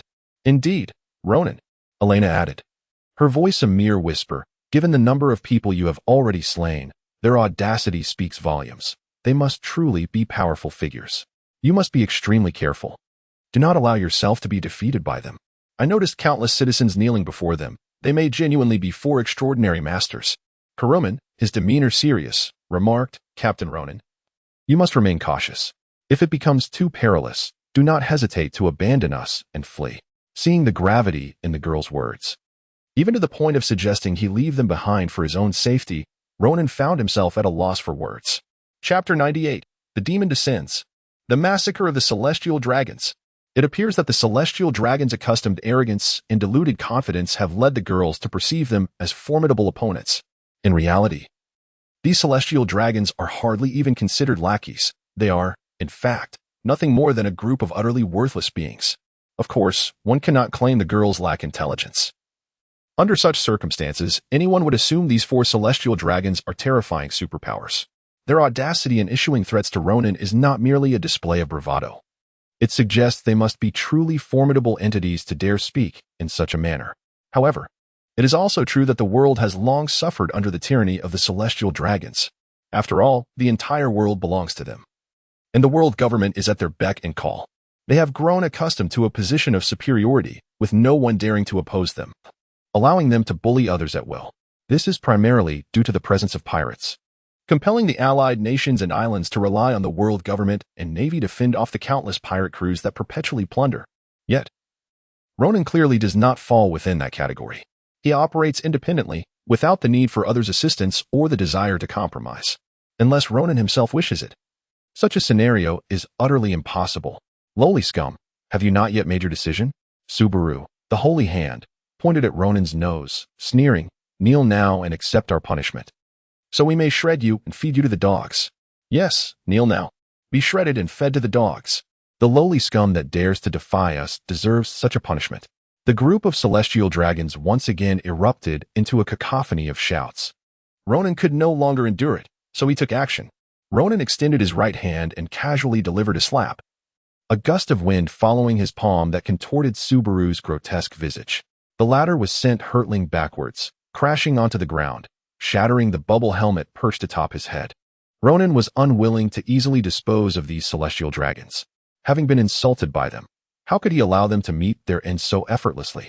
That would be granting them an undeserved reprieve. Ah, the pain, the agony. Subaru fell to the ground, clutching his face and rolling in torment, his cries echoing with sheer despair. This spectacle left everyone in utter shock, as they beheld the writhing celestial dragon on the floor, and a profound silence enveloped the scene.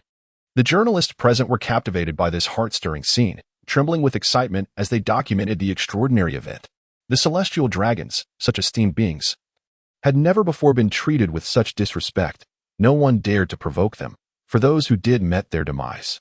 Even the most formidable pirate crews refrained from assaulting the celestial dragons. Yet today, at this very moment, they bore witness to one being struck. This was an explosive headline of monumental proportions. "They've been struck.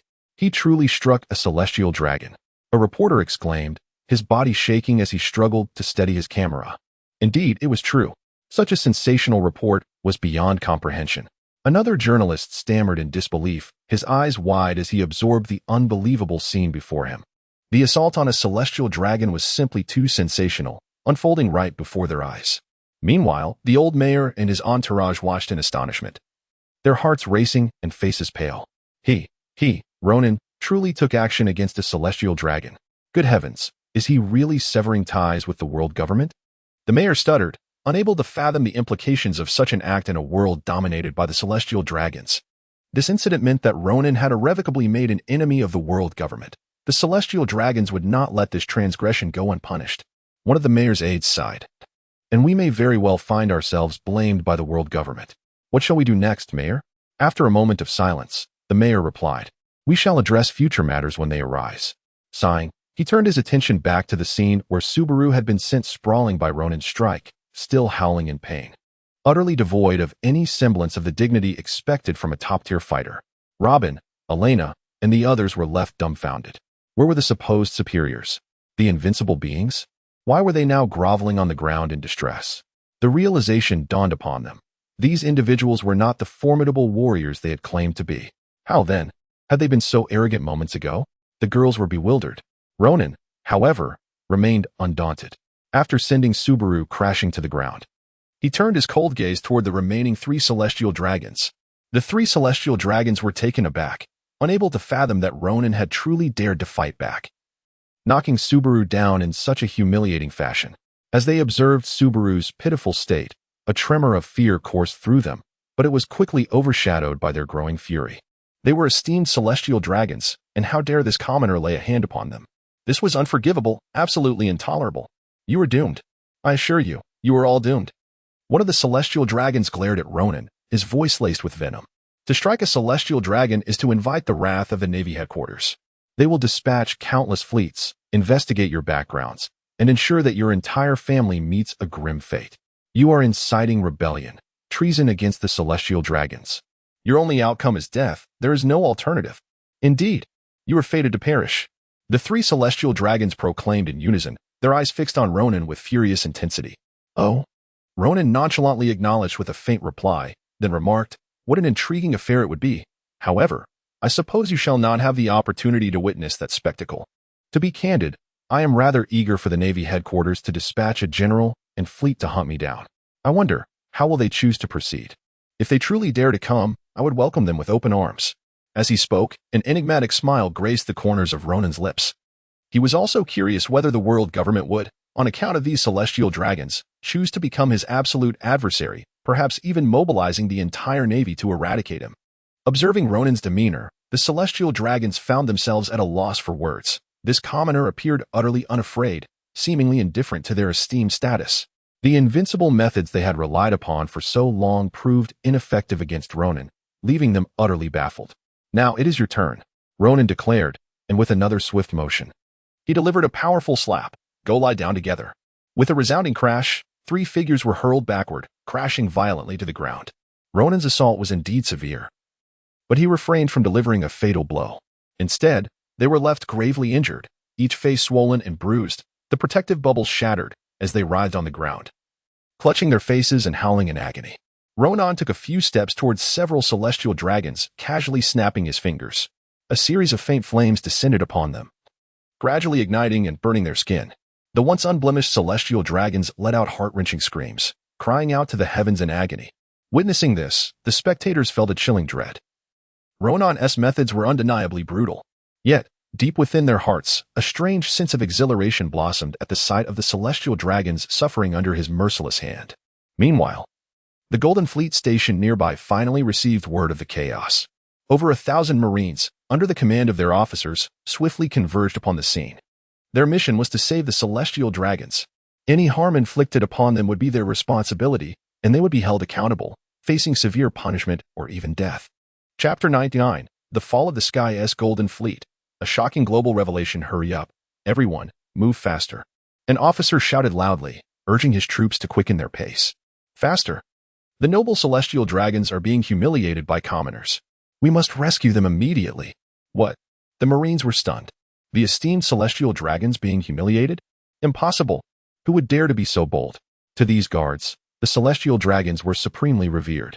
Any who dared to insult or challenge their dignity would be seized, tortured to death, or even chained like dogs, kept as slaves, forced to crawl at the whim of their captors, tethered for life. They inwardly lamented, thinking that once again, some commoner would be chained and enslaved by the celestial dragons. They moved swiftly, assembling in squads under the command of their officers on the warships, heading toward the harbor. Who dares offend the great celestial dragons of the world? Roared a robust naval officer. He was the first officer to arrive at Ronan's location, flanked by a heavily armed squad of Marines, each wielding firearms. His commanding presence exuded authority and urgency, eager to save the day, a picture of unwavering loyalty. The suffering celestial dragons, hearing the commotion, also believed so. They immediately endured their pain and cried out, "Quick! Come save us! Hurry, you foolish commoner! Kill these traitors and rescue us! Great celestial dragons, I am coming!" Upon hearing this, the officer's eyes lit up, eager to claim credit. He immediately led his men to attack Ronan's group, intending to eliminate him and rescue the noble celestial dragons. Ronan turned his head slightly, casting a glance at the advancing naval colonel, and coldly remarked, "Dare to take another step forward, and you shall perish." "What are you?" the naval colonel retorted instantly. Yet before he could finish his sentence, he caught sight of Ronan's appearance. In that moment, his subsequent words were rendered utterly silent. He stood frozen, akin to a person struck by lightning, gazing at Ronan with sheer terror. Ronan, help!" The colonel halted, but the Marines behind him remained undeterred, charging forward with fervor, driven by a desperate need to save their master. The esteemed and noble celestial dragon was in distress. How could they delay in rushing to aid and vanquish foes? Thus, while the colonel stood in a daze, they pressed on relentlessly, seeking death. With a cold snort, Ronan suddenly soared into the air, his arms spreading wide as flames erupted around him, reaching towards the heavens. In an instant, he conjured an enormous fire dragon, which, at the behest of his sweeping hands, roared forth towards the oncoming sea soldiers. The sound of anguished wails filled the air, an inhumane cacophony, as every single one of the attacking sea soldiers was incinerated by the fire dragon, including the dazed naval colonel, who met the same grim fate. What is this? Just as Ronan prepared to dissipate the fire dragon, he noticed several squads of sea soldiers charging towards him. These were the soldiers who had remained on the ships, now swarming forth in great numbers. How fortuitous! Let us deal with them all at once. Ronan snorted coldly and waved casually, causing the fire dragon to continue its flight. Unsurprisingly, it annihilated all the approaching Marines along with their commanding officers in a swift, decisive sweep. Once the massacre was complete, Ronan retracted the fire dragon, and his figure descended gracefully, landing before a group of sky dragons. At this moment, these sky dragons were on the brink of being consumed by flames. Although the flames burned slowly, their relentless scorching inflicted excruciating pain, enough to make these unaccustomed to suffering sky dragons nearly faint from agony. In a short time, their skin was torn open, and their bodies radiated an intense, charred odor from the relentless heat. "It is finished." Ronan snapped his fingers, and the flames engulfing the 4 celestial dragons suddenly erupted, instantly incinerating them completely, leaving no trace behind. Thus, the 4 celestial dragons who had insulted Ronan as a commoner were utterly annihilated. The entire escort contingent of the celestial dragons, including all the Marine officers, was wiped out without exception. It could be said that Ronan had utterly obliterated the entire celestial dragon fleet. All the onlookers, including the former mayor and his entourage, the journalists from the Morgan's news agency, and countless citizens who had not fled, witnessed Ronan's terrifying might from beginning to end.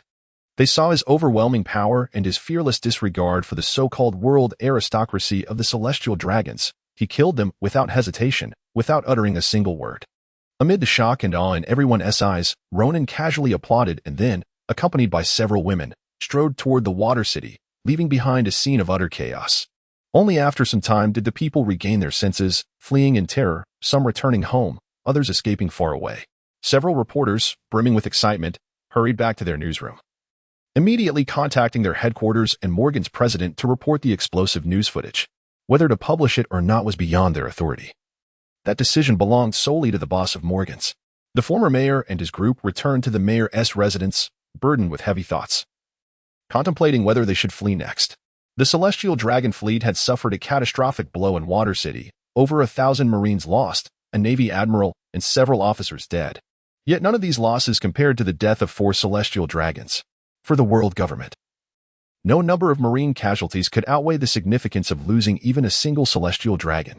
A grave crisis had erupted. Nobody knew how tremendous the uproar would be once this incident spread throughout the world.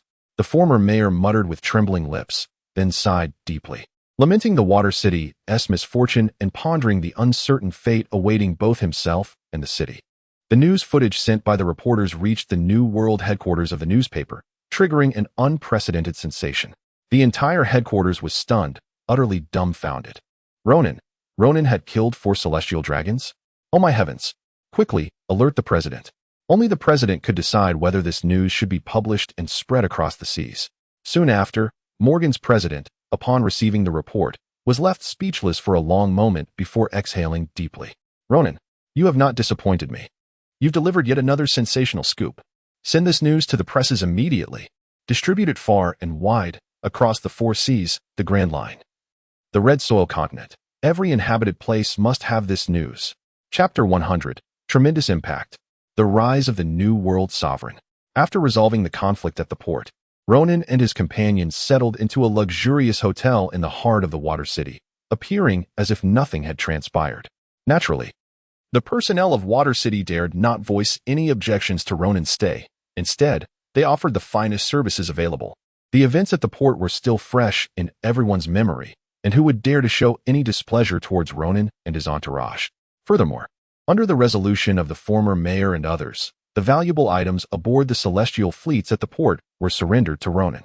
These items varied widely, primarily consisting of extravagant luxuries, precious materials, exquisite ingredients, minerals, renowned swords, and even a handful of devil fruits, along with the most commonplace yet universally accepted currency. Upon encountering the official personnel of the Water City, Ronan, impressed by their understanding, requested that all items, excluding money and devil fruits, be exchanged for berries. Ultimately, he summarized the outcome, a total of 600 million berries and 2 devil fruits. It is worth noting that the Golden Fleet had merely embarked from Sabaody Archipelago to the Water City, having traversed only a small portion of the first half of the Grand Line, not to mention the vast expanse of the 4 seas. Thus, it is quite reasonable that the value of their possessions was limited. Nonetheless, regardless of the circumstances, this unexpected windfall brought joy to Ronan and his companions, especially as they were in need of funds during this period.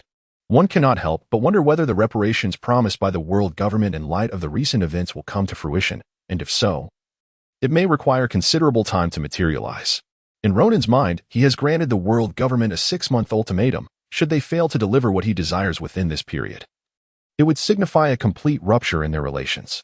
Meanwhile, as Ronan and his companions bask in the leisurely ambience of Water City, a momentous piece of news reverberates throughout the globe, sending shockwaves across nations. The first to witness this revelation were the powerful factions in the New World. Upon learning of the news, the leaders of various nations were stricken with disbelief, astonished that this seemingly insignificant figure, Ronan, dared to provoke the Celestial Dragons. It was not merely a provocation, he had directly slain 4 of them, an act both audacious and ferocious. The monarchs and other high-ranking officials quickly convened to deliberate the implications of Ronan's potential arrival in the New World, pondering how they should respond should he cross paths with their nations, a conundrum that weighed heavily upon their minds. Conversely, numerous nations opted to remain spectators, believing that Ronan's audacity to strike against the Celestial Dragons was a grave transgression against the world government's most sacred taboos. It was inconceivable that the world government would remain indifferent to such an affront, and decisive action was anticipated. Beyond these nations, the underground sovereigns of the New World took a keen interest in Ronan's actions. Many factions, akin to Morgan's, existed in the underbelly of this world, yet few could be deemed as true rulers. Even the likes of Doflamingo, who had not yet solidified his power in Dressrosa, would not rank among the elite. Nevertheless, he was recognized as one of the later Shichibukai. Morgans, now established as a ruler, felt a blend of elation and trepidation regarding Ronan. On one hand, the emergence of such a formidable ally against the world government and the celestial dragons could yield substantial benefits for them. On the other, Morgans, despite his collaborations with the celestial families, did not wish for them to grow excessively powerful, lest their dominance diminish his own gains. Moreover, other prominent figures such as Whitebeard, Big Mom, Kaido, and even the increasingly notorious red-haired pirates stood to gain significantly from the upheaval caused by Ronan's actions. The tumultuous events he incited in the first half of the Grand Line had drawn considerable naval resources into disarray. The losses incurred by the Navy were staggering. Dozens of large warships and countless smaller vessels had been decimated, alongside the significant toll on the lives of countless sailors and officers, delivering a grievous blow not only to the Navy's strength but also to its reputation. The weakening of the Navy's military presence in the New World presented an unparalleled opportunity for these factions to expand their power. Each of these formidable entities seized the moment to bolster their influence, resulting in a notable decrease in hostilities between Whitebeard and Kaido as they both focused on consolidating their strengths. Whitebeard dispatched his trusted subordinates to recruit fresh forces to his pirate crew, while simultaneously negotiating territorial divisions with Kaido. Kaido, not one to be outdone, sought to expand into the vacated territories, amassing new recruits, and even conquering several smaller island nations to bring them under his dominion. As these two erstwhile rivals embarked on their respective expansions, what of Big Mom, who had been observing from the sidelines? Far from being idle, she too had been diligently cultivating her power, having started her expansive endeavors even before Whitebeard and Kaido. Numerous islands and nations fell under her sway, and as a consequence, the three premier pirate crews in the New World rapidly grew in strength at an alarming rate, an evolution far surpassing their original portrayals in the narrative. All of these developments stemmed from the emergence of Ronan. This scenario illustrates the dynamics among the larger powers. While even the nascent red-haired pirates seized the opportunity to advance, though not as dramatically as the three aforementioned factions, their potential for growth remained formidable. While the prospects for development were promising, the looming concern centered around the figure of Ronan himself. Ronan's prowess is no longer to be underestimated, not even by the elite rulers of the New World. Even formidable pirates like Kaido and Whitebeard, who once casually remarked on Ronan, speaking of his youth with respect and suggesting future alliances, now refrained from such boasts. Ronan has boldly confronted the celestial dragons, eliminating 4 of them with a single strike. Would they dare to do the same? While they may not fear the celestial dragon's authority, the audacity to act against them is something they would not consider, at least not at this moment. In the future, Doflamingo had once raided the celestial gold fleet, yet he never dared to kill a celestial dragon. Ultimately, he leveraged his own status as one of them to negotiate with the world government and secured significant benefits without repercussions. Others, however, lack the courage to emulate such boldness. They are concerned about Ronan's formidable strength and how they will navigate their interactions with him upon his arrival in the New World. Should they be adversarial? After careful contemplation, they concluded that there appears to be no inherent conflict. Amicable relations would be the wisest course of action. Consequently, the major factions issued commands to their subordinate forces, instructing them to avoid hostility with Ronan and his crew at all costs. Chapter 101, The Tremor of Mary Geos. The Frenzied Celestial Dragons. The movements of the New World leaders have drawn the attention of various factions, and this news quickly spread among smaller powers, prompting them to issue similar directives. Utterly avoiding provoking Ronan and his impressive entourage, did they not witness the prominent figures being cowed by Ronan's might? As a result, Ronan's reputation resounded throughout the New World. Although he was not physically present, his legend continued to circulate in the region. Beyond the New World, in the first half of the Grand Line, where Ronan's recent actions have made the most significant impact, the commotion rivaled that of the New World. News reports left nearly all factions in this area astounded. The first half of the Grand Line is one of the most tightly controlled territories by the world government, second only to the Red Continent, and even more so than the Four Seas.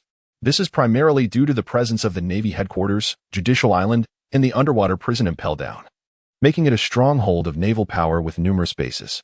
Thus, the implications of such news would be nothing short of catastrophic for the first half of the Grand Line. The situation erupted as various affiliated nations in the first half of the Grand Line began inquiring and questioning Mary Geos about Ronan's actions. demanding to know why no response had been issued. It was as if they were being bullied in their own home, while the powers that be remained indifferent. They similarly confronted the Navy headquarters, questioning their effectiveness in the face of repeated assaults, leaving them battered and bloodied. The elders of Mary Gios and Admiral Sakazuki were momentarily taken aback. How had such an event transpired after they had just negotiated with Ronan?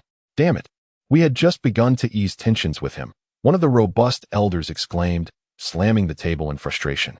Who could have foreseen such an occurrence? Remarked the shorter, stocky elder, furrowing his brow. Yet Ronan's actions are utterly intolerable. How dare he assault the celestial dragons? We must protect their interests at all costs. For it is the very foundation of the world government's existence. The influence of the celestial dragons in this pirate world is immensely formidable, far exceeding common perception. When will Sakazuki arrive?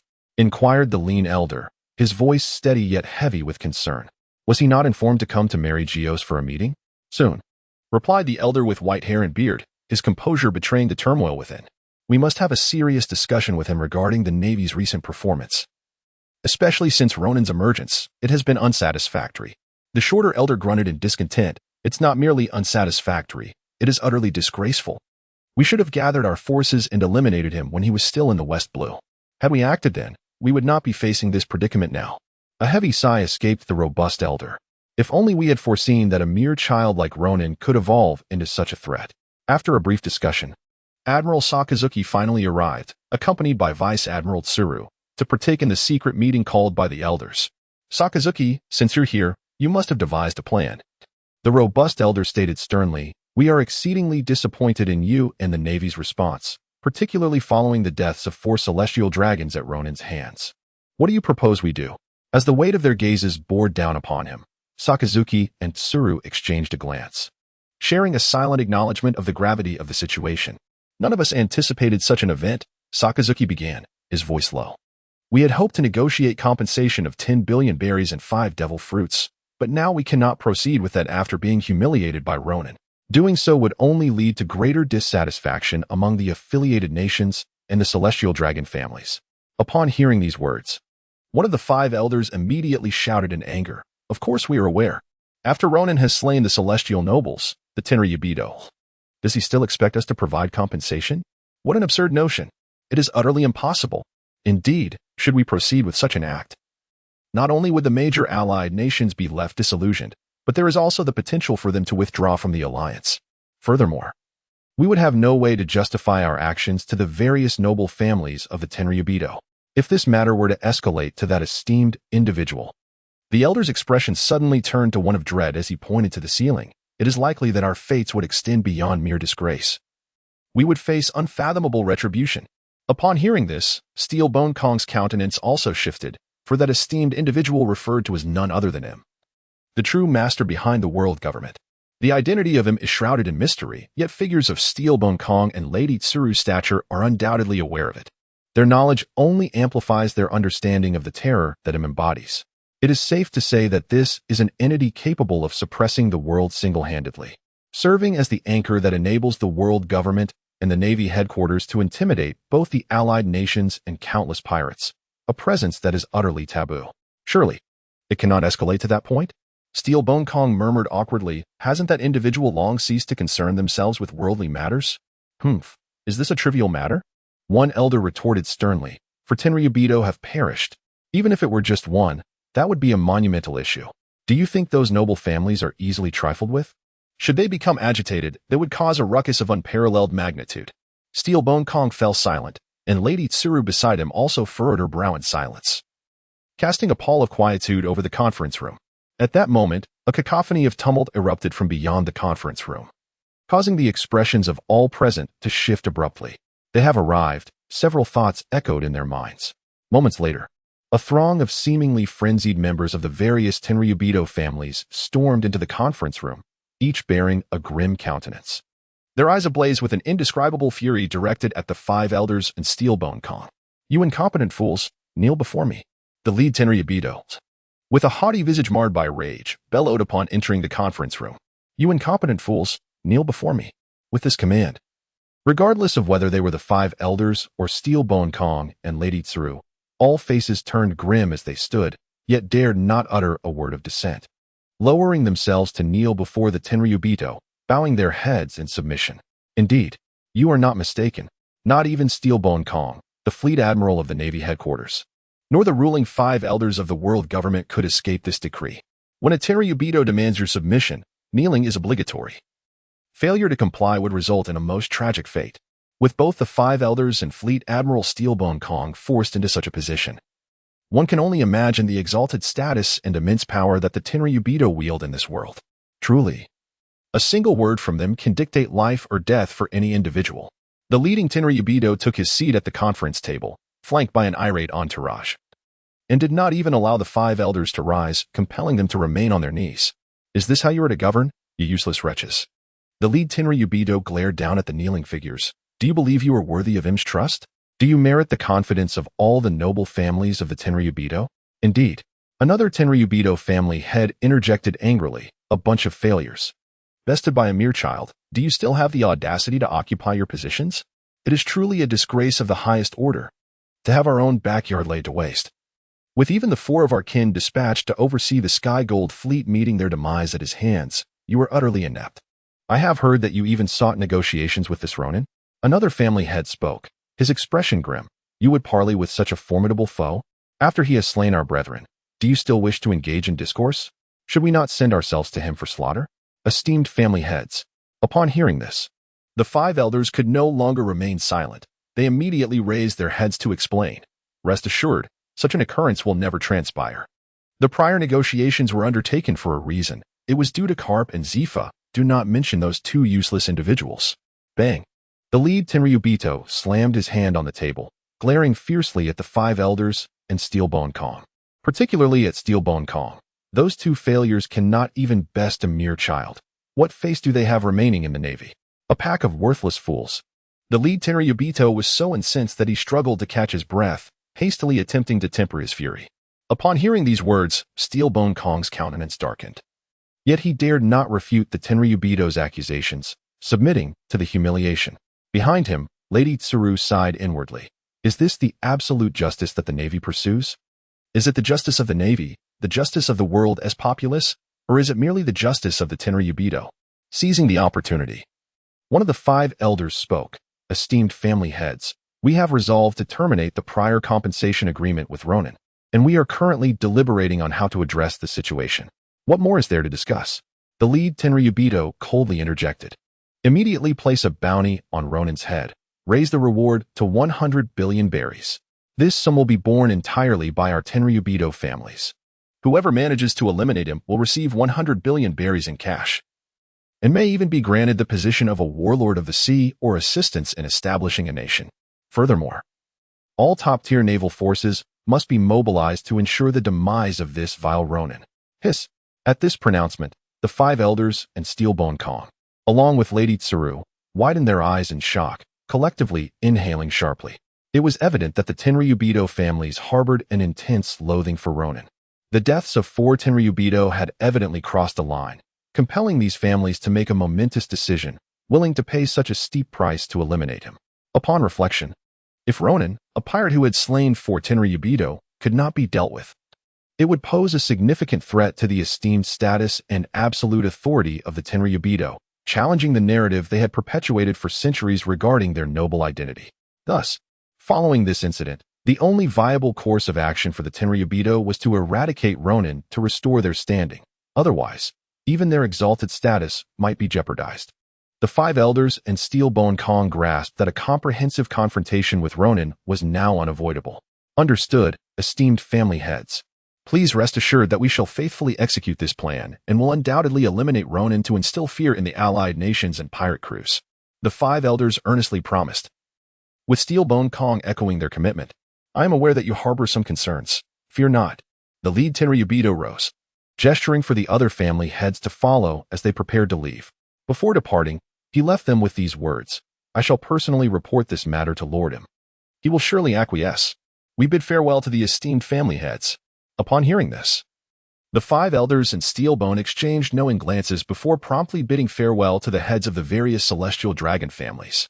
Although they were unaware of the discussions that transpired between the leading celestial dragon and M, the 5 elders ultimately received a message relayed by M.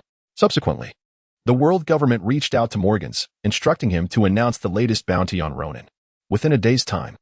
As the populace continued to debate the significant event of Ronan slaying a celestial dragon, a new wanted notice from the world government concerning Ronan was issued. The bounty, a staggering 10 billion berries. Ronan's crew, the traveler pirates, boasts an extraordinary bounty of 100 billion berries for their captain.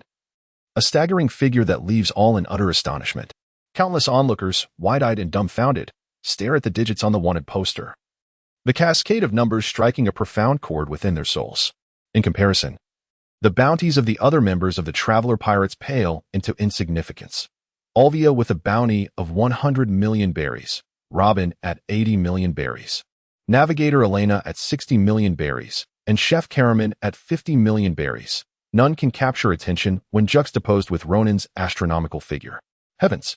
100 billion berries. My goodness, it is the very first time witnessing such a colossal bounty. Indeed. Goodness, this is 100 billion berries. What a terrifying number. Unprecedented in history.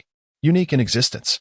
Throughout the chronicles of this world, neither the pirate king Roger nor the formidable Crocus has ever commanded such a fearsome bounty, has he? This Ronan has etched his name into history. He has established the highest bounty ever recorded. Terrifying. Absolutely terrifying. Chapter 103, Tom's Shipyard. Preparations for a new vessel. Across the globe, from the New World to the first half of the Grand Line, even in the Four Seas, discussions abound regarding this monumental event, an unprecedented occurrence indeed. This grand affair has once more been ignited by Ronan, redirecting the gaze of the entire world towards him. While the world buzzes with speculation, Ronan and his companions in Water City are enjoying a rather comfortable existence, with the locals treating him with utmost respect and hospitality, akin to a royal decree. On this particular day, Ronan emerged from his hotel, making his way to the most renowned shipyard in Water City, Tom's Shipyard, to confer with the legendary shipwright Tom about the construction of a new vessel. This Tom is no ordinary craftsman. His lineage includes ancestors who contributed to the design and construction of the legendary ship, the Ohara Jackson. His skills have been passed down through generations, and he remains the most celebrated shipwright in Water City, rumored to possess the blueprints for the Ohara Jackson itself. Ronan pondered thoughtfully, stroking his chin. The presence of the Neptune blueprint in both his and the other party's possession presented a certain overlap, while there were no issues concerning the drawings. The crux of the matter lay in whether the individual would consent to craft the vessel for him. In dealing with such a seasoned shipwright, it was not uncommon for one's prowess to be disregarded. Instances of resolute defiance were entirely natural, even under the duress of forceful threats. A concession from the other party did not guarantee fervent dedication to the shipbuilding task. Consequently, Ronan had no intention of coercing them into constructing the Neptune for him. He had even contemplated an alternative. Should the individual decline to forge the Neptune, he would pivot towards the creation of a conventional ship. Achieving a flagship caliber akin to that of the New World pirate crews would suffice. As for the Neptune, possessing the blueprint allowed for the possibility of commissioning other shipyards in the future, albeit without the refined craftsmanship of Tom's Shipyard. The process might simply require more time and yield a product of lesser quality. Upon Ronan's arrival at Tom's Shipyard, Tom had already received word of his coming and greeted him alongside several apprentices. "Welcome, Mr. Ronan, to our shipyard," the portly Tom exclaimed with courteous enthusiasm upon seeing Ronan. "No need for such formalities, master." Ronan did not exhibit any arrogance towards such a legendary shipwright, responding courteously before shifting his gaze to the individuals behind him. Among the group, two faces appeared familiar. One was a composed youth of similar age, none other than the future mayor of Water City, Iceberg. The other was an eccentric boy with lively, mischievous eyes, who would one day become the shipwright of the Straw Hat crew, Frankie. As for the remaining apprentices, Ronan did not recognize them, as they were not particularly renowned in the future, and their achievements paled in comparison to those of Iceberg and Frankie. "Mr. Ronan, please come in. Allow me to show you around our shipyard," Tom invited, not immediately inquiring about Ronan's purpose for visiting. It was likely that Ronan had come to the shipyard with the intent of constructing a new vessel, as many notorious pirate crews had sought him for shipbuilding in the past, making Ronan's visit not particularly unique. "Very well, I appreciate your hospitality, Mr. Tom," Ronan replied. Ronan nodded with a smile as he entered the shipyard alongside Tom, followed closely by a group of Tom's devoted disciples. The mischievous Frankie poked the stoic Esbaga beside him and whispered, "Hey, Iceberg, what do you think Ronan is doing at our shipyard?" What else could it be? He must be here to consult with the master about shipbuilding. Espago replied earnestly. Frankie, please don't embarrass the master in front of our guest. You know Ronan is no ordinary individual. We must not provoke him. If something were to go awry, the consequences would be beyond your reckoning. All right. Frankie pouted, casting a resigned glance at Espago. Do you take me for a fool? I'm not brainless. I wouldn't dare offend such a prominent figure. I'm just curious about Ronan. I mean, he is around our age, merely a teenager, yet he has already made such a name for himself, even daring to challenge the celestial dragons. I warn you. Upon hearing Frankie's words, Espago immediately tensed up, quickly cautioning him. You must never mention that in front of him. The world government has issued a new bounty, 10 billion berries. Ronan is undoubtedly furious about it, and we cannot allow him to think we are reveling in his misfortune. How could that be? Frankie exclaimed, his eyes widening. A bounty of 10 billion berries, that is something any pirate would take pride in. Indeed, most pirates boast about their high bounties, yet we cannot ascertain if Ronan is atypical. After all, he is an extraordinary pirate. Espago stated gravely. It is wise for us to exercise caution. Oh, understood. Frankie nodded repeatedly, his eyes darting around, seemingly oblivious to the gravity of the situation. Observing this, Espago shook his head in exasperation, yet remained by Frankie's side, hoping to keep him in check.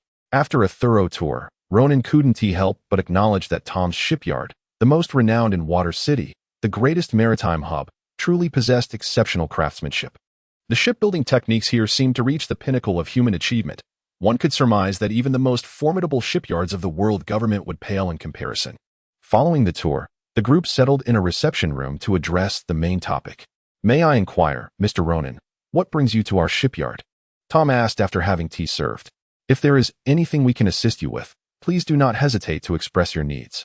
We shall endeavor to fulfill them to the best of our abilities. After taking a sip of water, Ronan smiled slightly and spoke. I presume, Mr. Tom can surmise that my visit today is undoubtedly related to shipbuilding. My vessel has sustained damage previously, although it was repaired on Gaia Island.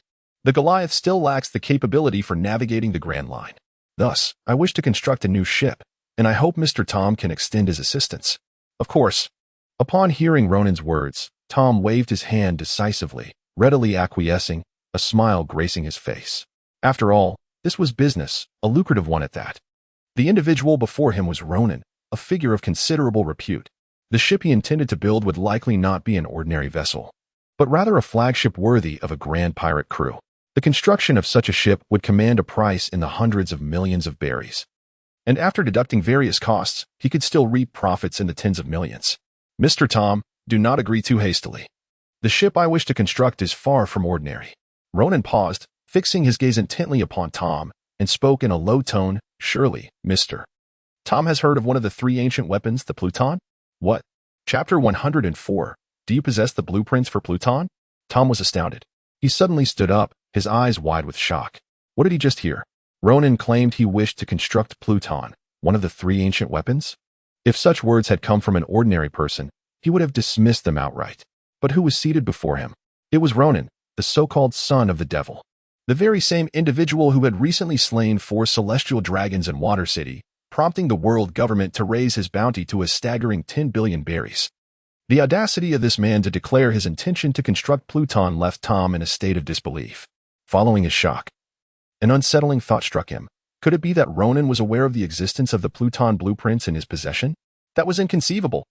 This was a secret he had kept closely guarded, known to only a select few in the entire world. Even his disciples beside him remained oblivious to this matter. Although he had no intention of keeping this secret hidden indefinitely, he planned to reveal it only to his most trusted and cherished disciples in the twilight of his life. Yet here was Ronan, asserting his desire to construct Pluton, casting doubt upon whether his secret had been uncovered by Ronan. Indeed, Ronan observed the astonished expression on the other's face and couldn't help but smile faintly. Aware that the individual likely believed he had uncovered the secret of his possession of the Underworld King's blueprints, Tom took a deep breath and glanced sideways. Noticing that his disciples also wore expressions of shock, yet their curiosity piqued, they leaned in, eager to listen further. After all, this pertained to the secrets of ancient weaponry. For any shipwright, the Underworld King, one of the 3 great ancient weapons, represented an aspiration of the highest order. As Tom's esteemed apprentices, they were no exception. You all should step outside for a moment. I wish to have a serious discussion with Mr. Ronan, Tom suddenly declared in a low voice to Icebog and Frankie. Huh. The others were momentarily taken aback, bewildered by their mentor's directive to dismiss them. Frankie, unable to contain himself, exclaimed, Teacher, we also wish to hear what Mr. Ronan has to say. The Underworld King. Mr. Ronan, do you possess information about the blueprints? Or have you already acquired them? Without the blueprints, constructing such legendary vessels is impossible. Chuckling softly, Ronan chose not to respond to Frankie's inquiry. Frankie refrained from speaking out of turn.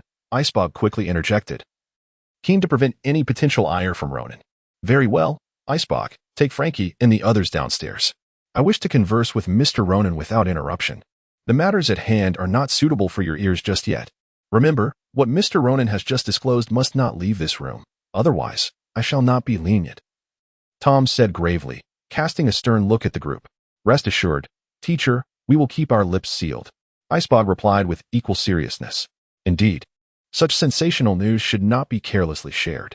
While Ronan might be indifferent to the potential spread of such information, they could not afford to let the outside world believe they had the Underworld King's blueprints, lest they attract a horde of predatory wolves. As Tom watched his disciples exit under Icebog's guidance, he felt a sense of relief. Like Icebog, he harbored deep concerns, which was why he had chosen to keep the secret. They lacked the means to safeguard the Underworld King's blueprints and feared that revealing such information would invite disaster. They could not risk exposing the blueprints for profit, lest the Underworld King become a scythe turned against them. Mr. Ronan. Tom gradually seated himself, his expression grave as he looked intently at Ronan. I must inquire about the meaning behind your earlier remarks. He sought to probe further, testing whether the other truly was aware of his possession of the blueprints. Ronan gently tapped the sofa, calmly stating, I possess a blueprint for the underworld, and I hope Mr. Tom can assist me in its construction. By revealing the existence of the blueprint, he effectively rendered it unlikely for Tom to decline. If Ronan were to request Tom to utilize his own designs, even at the risk of leaking sensitive information, Tom might refuse cooperation out of spite, leading to a detrimental stalemate for both parties. However, since Ronan already had the blueprint in his possession, there was no need to coerce Tom with a secret of his own. Thus, Ronan produced the blueprint from his belongings and handed it directly to Tom. Tom's heart raced as he swiftly accepted the document, and upon examining it, he was utterly astonished. It was indeed authentic. This was the blueprint for the underworld. Tom gazed at the intricate details, noting its striking resemblance to the version he had in his collection, albeit more comprehensive and printed on different paper. Had it not been for these distinctions, he might have suspected that Ronan had pilfered his own designs. It was evident that Ronan had come thoroughly prepared. He possessed a blueprint of one of the 3 legendary ancient weapons.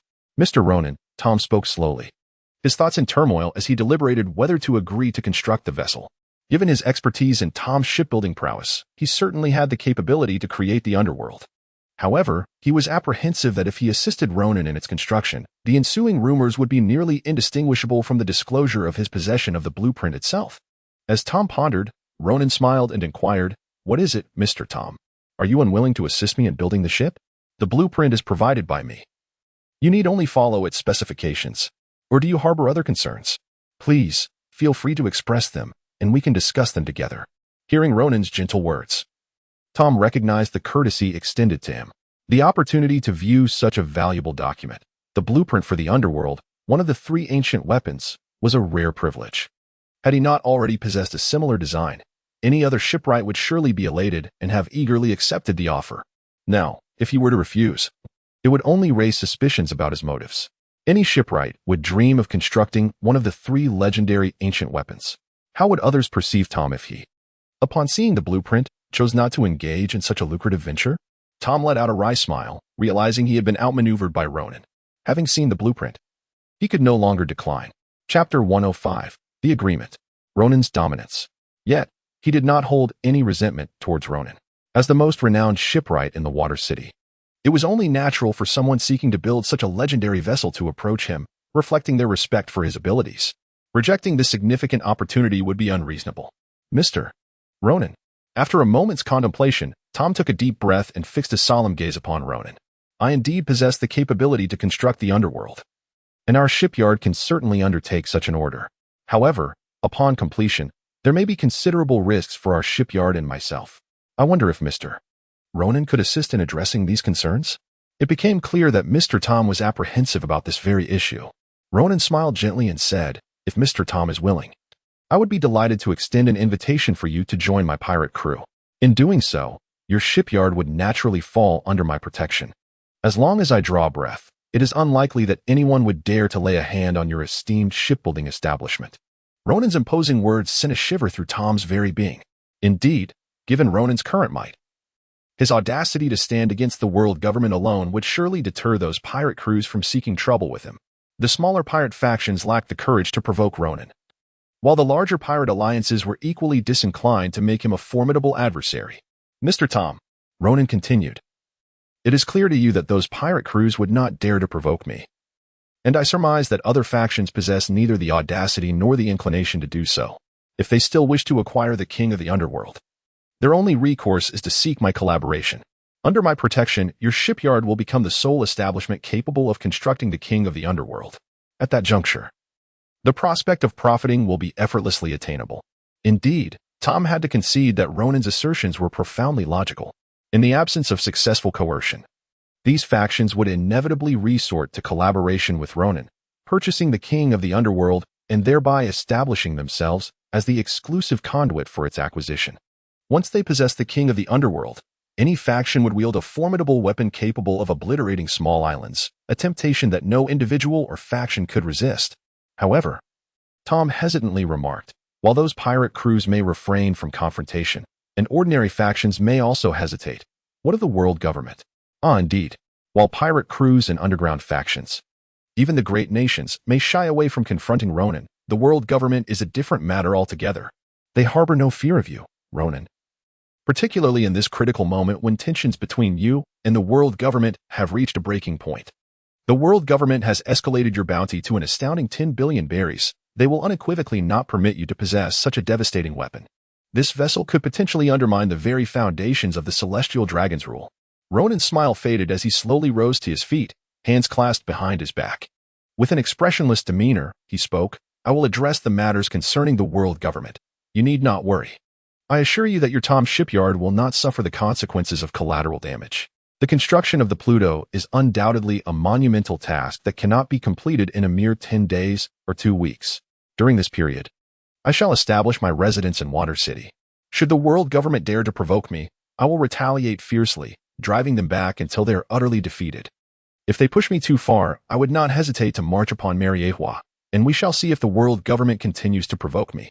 Witnessing Ronan's formidable presence, Tom felt a shiver of awe, realizing that this mere boy, not even in his teenage years, was indeed a figure that instilled profound fear in the world government.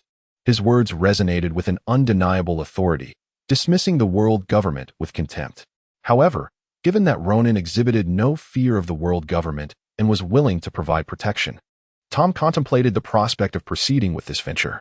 Previously, he had refrained from utilizing the blueprints due to concerns for his safety in such a perilous environment, which could potentially endanger many others. Now, with Ronan's endorsement, he felt emboldened. "Very well, since you have spoken thus, I shall accept this business opportunity," Tom proclaimed, rising to his feet with a grand gesture. Yet, he continued, "However, Mr. Ronan, regarding my joining your fleet, I find myself at an age where I may no longer be able to accompany you on the high seas. If it pleases you, I would like to send my disciples to join your crew." Ronan waved his hand and said, "Mr. Tom, what I value is your capability. In truth, after you join my ranks, there is no need for you to accompany us on our travels. You can remain in the City of Water. As for sending disciples to join us, that matter can be set aside for now. Although Frankie and Iceberg possess tremendous potential, Ronan is reluctant to allow them into his team. His group consists solely of delicate individuals, and the inclusion of a robust man would not be advantageous. Even with Tom, Ronan does not intend for him to sail with the fleet. It suffices for him to oversee the shipbuilding tasks in the City of Water." "Very well," Tom replied. Observing Ronan's demeanor, he realized that his own lackluster disciples were not held in high regard by Ronan, leaving only himself to be valued. However, a sudden thought struck Tom. It seemed that apart from Ronan, his ship was comprised entirely of women. With this in mind, Tom's expression shifted as he said, "Mr. Ronan, I have a female disciple who is exceptionally skilled in shipbuilding. She simply did not come to the shipyard today. Might I suggest her for your team?" "Haha, I assure you, she is quite beautiful," Ronan was taken aback, casting a perplexed glance at Tom. He had not anticipated that this seemingly serious old man could exhibit such levity. What did it mean to send his female apprentice to join his fleet? Claiming she was exceptionally beautiful? Ahem. If that is the case, it might be worth assessing the situation if the shipwright's skills are indeed remarkable. It could be a consideration worth pondering. Ronan spoke with utmost seriousness, seemingly making his decision based solely on the exceptional skills of the shipwright before him. Haha. Tom chuckled heartily, then remarked, "Very well, I shall have someone inform her to meet you shortly. No rush, let her come to my hotel tomorrow to find me. We must also assess the new crew members." Ronan reiterated his seriousness, then shifted the conversation to the topic of manufacturing the underworld. Constructing such a vessel undoubtedly incurs significant expenses, does it not? Although Tom's relationship with Ronan's pirate crew had grown considerably closer, he could not expect them to build a ship for free, especially one as substantial as the underworld. After all, they were not his slaves. It was unreasonable to expect them to shoulder the cost while enriching him. Well, I've roughly calculated that creating the underworld requires many exceedingly rare materials. The selection of the keel must be approached with great care, necessitating the finest timber in the world. Ideally, the most precious tree, the atom, should be used for the keel. All other materials must also be of the highest quality. Otherwise, the true potential of the underworld cannot be realized. Tom stated earnestly. Agreed. Upon hearing this, Ronan waved his hand and declared, "My ship shall undoubtedly be constructed from the finest materials. Feel free to procure whatever is necessary. Do not concern yourself with frugality. By the way, how much would it cost to build such a magnificent vessel, entirely composed of top-tier materials?" Chapter 106, Arrival at the City of Water. The Thunderfruit has arrived. To construct a complete and superior vessel like the Ming Wang, it must possess an energy system, a primary cannon, an ample armory, and a sufficient number of living quarters. Furthermore, it should include a swimming pool, a library, bathrooms, a fitness room, storage facilities, and even a garden, all of which contribute to its immense size. The total expenditure for such a ship would amount to approximately 2 billion berries, and that is merely the calculated cost of materials. As Tom spoke, his expression grew somber. The expense of constructing such a ship would far exceed his own financial capabilities. Even selling the entire Tom shipyard would not suffice. It was clear that Ronan would need to devise a solution himself, as Tom could only oversee the procurement of materials. Additionally, Ronan would need to personally address the energy system. The energy system is intricately linked to the power of the primary cannon. The energy source for the Ming Wang is a synthetic energy stone developed during humanity's pinnacle of technological advancement. Presently, synthesizing such a stone is exceedingly challenging, and it is believed that only the world government possesses access to it. Tom conveyed this information to Ronan. Ronan fell into deep contemplation and subsequently remarked, "Could we possibly switch energy sources? For instance, harnessing energy generated by the devil fruit?" He recalled the vessel maxim from the original narrative, which utilized the powers of the rumble fruit to generate electricity, enabling it to fly with remarkable strength. If this energy were employed to power the main cannon, it would undoubtedly enhance its formidable might. Could we substitute this with energy derived from the devil fruits? Tom was taken aback, pondering whether such a method truly existed. Upon further reflection, he recognized its feasibility. Utilizing Logia-type fruits to generate energy could indeed work, whether from flames or lightning, and even certain unique fruits might serve this purpose. However, it remained imperative that Ronan be the one to resolve this matter. "I shall devise a solution to this issue," Ronan remarked, however. "The cost of 2 billion berries is indeed exceedingly high. Thus, I will bring you 600 million berries tomorrow for initial use. By the way, how long will it take to construct the entire ship? The creation of the Underworld King is exceptionally challenging. It will require approximately a year, assuming that materials, funds, and personnel are sufficiently available. If any unforeseen delays occur, I cannot guarantee the time frame," Tom replied. "Very well, I shall resolve the financial matters, while you will handle the materials," Ronan declared, turning to Tom and assuring him, "Rest assured, Mr. Tom, I will not allow you to work without compensation. In addition to the 2 billion berries for the construction costs, I will also provide you with an additional 500 million berries as payment. That should be ample profit for you and the entire shipyard over the span of a year dedicated to constructing the Underworld King. Wouldn't you agree?" "Absolutely sufficient," Tom exclaimed, his face lighting up at the mention of 500 million berries. Previously, he had earned just over 10 million berries in a year. And only during rare occasions when notorious pirates sought flagship construction did he make substantial profits, sometimes earning an additional several tens of millions of berries. The fact that Ronan had offered him 500 million berries in one fell swoop was indeed a monumental order. Once the terms were settled, Ronan departed, leaving the blueprints for the underworld king behind. He was untroubled by the prospect of Tom not following through. After delivering the funds tomorrow, they could commence the preliminary material procurement. The underworld king was not a mere vessel, but rather a colossal ship comparable to an aircraft carrier from his previous life, necessitating a vast array of materials, most of which were exceedingly rare and precious. For instance, the segment of the atom wood required for the keel alone would cost around 1 billion berries. Other materials were equally expensive, particularly the energy system, which posed a significant challenge. However, Ronan planned to devise a solution for the energy system himself, as he had yet to register in the Water City. He had contemplated this during his battle with Inaru. After defeating the Golden Lion, he had acquired the float fruit through registration. With Inaru now vanquished, he wondered if it were possible to obtain the thunder fruit. The likelihood seemed quite promising. With resolve, Ronan boarded a unique mode of transportation in the Water City. The Blue, heading towards his hotel while simultaneously contacting the registration system in his mind. System, I wish to register for the entirety of the Water City.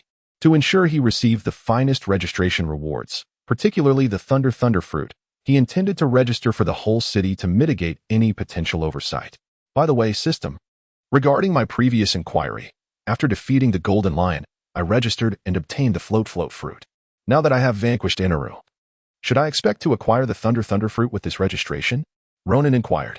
The host has a significantly elevated probability of acquiring the devil fruit belonging to any defeated entity upon registration, the system responded. And what is the probability of this occurrence? Ronan pressed further. The likelihood ranges from 60 to 80%, since the host is registering for the entirety of the Water City. The chances of obtaining the thunder fruit are notably high, the system elucidated. Excellent. Upon hearing this, Ronan's face broke into a smile. He felt fortunate, believing that his odds of acquiring the thunder fruit were quite favorable. With the thunder fruit in his possession, he could utilize it as the energy source for the underworld king. The question then arose, whom should he bestow the thunder fruit upon? Before Ronan could grasp the fruit, he found himself in a quandary. Ding! Congratulations, host. You have successfully checked in at the City of Water and received a reward, the thunder fruit. The system's voice resonated, bringing a smile to Ronan's face. Indeed, he had acquired the thunder fruit through his check-in, which was quite splendid. As for the question of who would consume this fruit, that could be addressed at a later time. After all, there was still a year left until the creation of the Underworld King, so there was no rush. After collecting the thunder fruit, Ronan cheerfully placed it into his storage ring and returned to his hotel, feeling quite elated. He withdrew 600 million berries, opting not to wait for the next day to deliver the funds. Instead, he instructed his associates to send the money immediately, as it would facilitate the prompt procurement of materials. The messenger was an official from the City of Water. Upon receiving the funds, Tom made a phone call to notify Ronan, internally pondering how audacious Ronan was to entrust such a substantial sum to a single individual. Unperturbed by the risk of robbery along the way, Ronan exhibits a remarkable fearlessness. With his current mastery of observation hockey, he can envelop a significant portion of Water City within his perception. Those who dare to challenge him are likely oblivious to the very concept of death. After the initial sum of 600 million berries was delivered to Tom's shipyard, Ronan found himself preoccupied with another pressing matter, money. Indeed, it is the matter of finances that occupies his thoughts. Gazing at his own wanted poster, he cannot help but muse on the immense wealth of the world government. Should he consider surrendering himself to the world government for the bounty of 10 billion berries? Surely, this is a jest, for the world government is hardly naive. Nevertheless, the world government is undeniably affluent. Should he contemplate embarking on a journey to Mariewa to seize a portion of that wealth? The distance is indeed daunting and quite tiresome. Ronan contemplated for a moment and cast his gaze upon his storage ring, realizing that he possessed a considerable array of valuable items. There were several treasures he had amassed, which he could certainly sell. It was likely that many would be eager to purchase them, especially since his treasures were all rewards from sign-in events, each one exceedingly precious. Robin, could you assist me in ascertaining the date of the upcoming auction in the City of Water? Chapter 107, The Pursuit of Wealth. The shipwright maiden reports. After a thorough search, Robin identified the date of the next auction in the city, scheduled to take place in just 10 days. Ronan then began preparing the items he intended to auction. System, please display the inventory of items I currently possess. Ronan directly summoned the system to display the inventory, sparing himself the trouble of inspecting each item individually. Healing potions, 36 bottles. Mental potions, 27 bottles. Stamina potions, 45 bottles. Longevity potions, 8 bottles. Sunwell blade damaged. Swift movement talisman, tsunami, slightly damaged. Pluto blueprint, supreme great blade withered wood and sakura 10, thunderfruit. At a glance, Ronan realized that while he possessed a considerable amount of items, it was not as abundant as he had envisioned. This was primarily due to the fact that aside from his initial endeavors, his subsequent sign-ins had been for the entire island, yielding substantial rewards yet not increasing in quantity. Nevertheless, Ronan felt no discontent with this approach. As the rewards from signing in for the entire island were far superior, it was a decision well worth making. The 2 supreme great blades could be sold, but it would be prudent to act swiftly in delivering the items to the auction house for promotion, thereby maximizing their selling price. Ronan glanced at the 2 so-called renowned blades and deemed them utterly superfluous, possessing little more than mere collectible value in his eyes. However, with the pressing need for funds to support his shipbuilding endeavors, he resolved to part with these inconsequential items. He felt no pangs of regret. The 2 exquisite swords should fetch a considerable sum. A starting bid of 100 million should pose no significant challenge, should it? Ronan pondered and glanced towards other options. He could sell a dozen healing potions, pricing each at a reasonable 10 million berries. As for the mental and stamina potions, after some contemplation, he decided against selling them. It was not due to their rarity, but rather a realization that they would not fetch significant sums, clearly inferior to the healing potions in value. Ultimately, the most precious of all was the elixir of immortality. Ronan cast a glance at the number of longevity potions. Although he had previously administered several vials to Olvia and Robin, and later acquired a few more through sign-ins, the current quantity remained rather scant, totaling only 8 vials, making it one of the most precious elixirs among all. The longevity potion, capable of extending one's lifespan by a century, is an exceedingly rare super potion for any race. Selling even a single vial would necessitate a starting bid of no less than 1 billion berries. Contemplating this, Ronan resolved to proceed with the auction of 2 exquisite blades, 10 healing potions, and 1 longevity potion. Absent any unforeseen circumstances, he was certain that this would amass a total of at least 19 billion berries, if not more. Previously, Ronan had already bestowed 600 million berries upon Tom. Now, he merely needs to gather an additional 1,900,000,000 berries to secure the funds for the shipbuilding expenses of the Underworld King.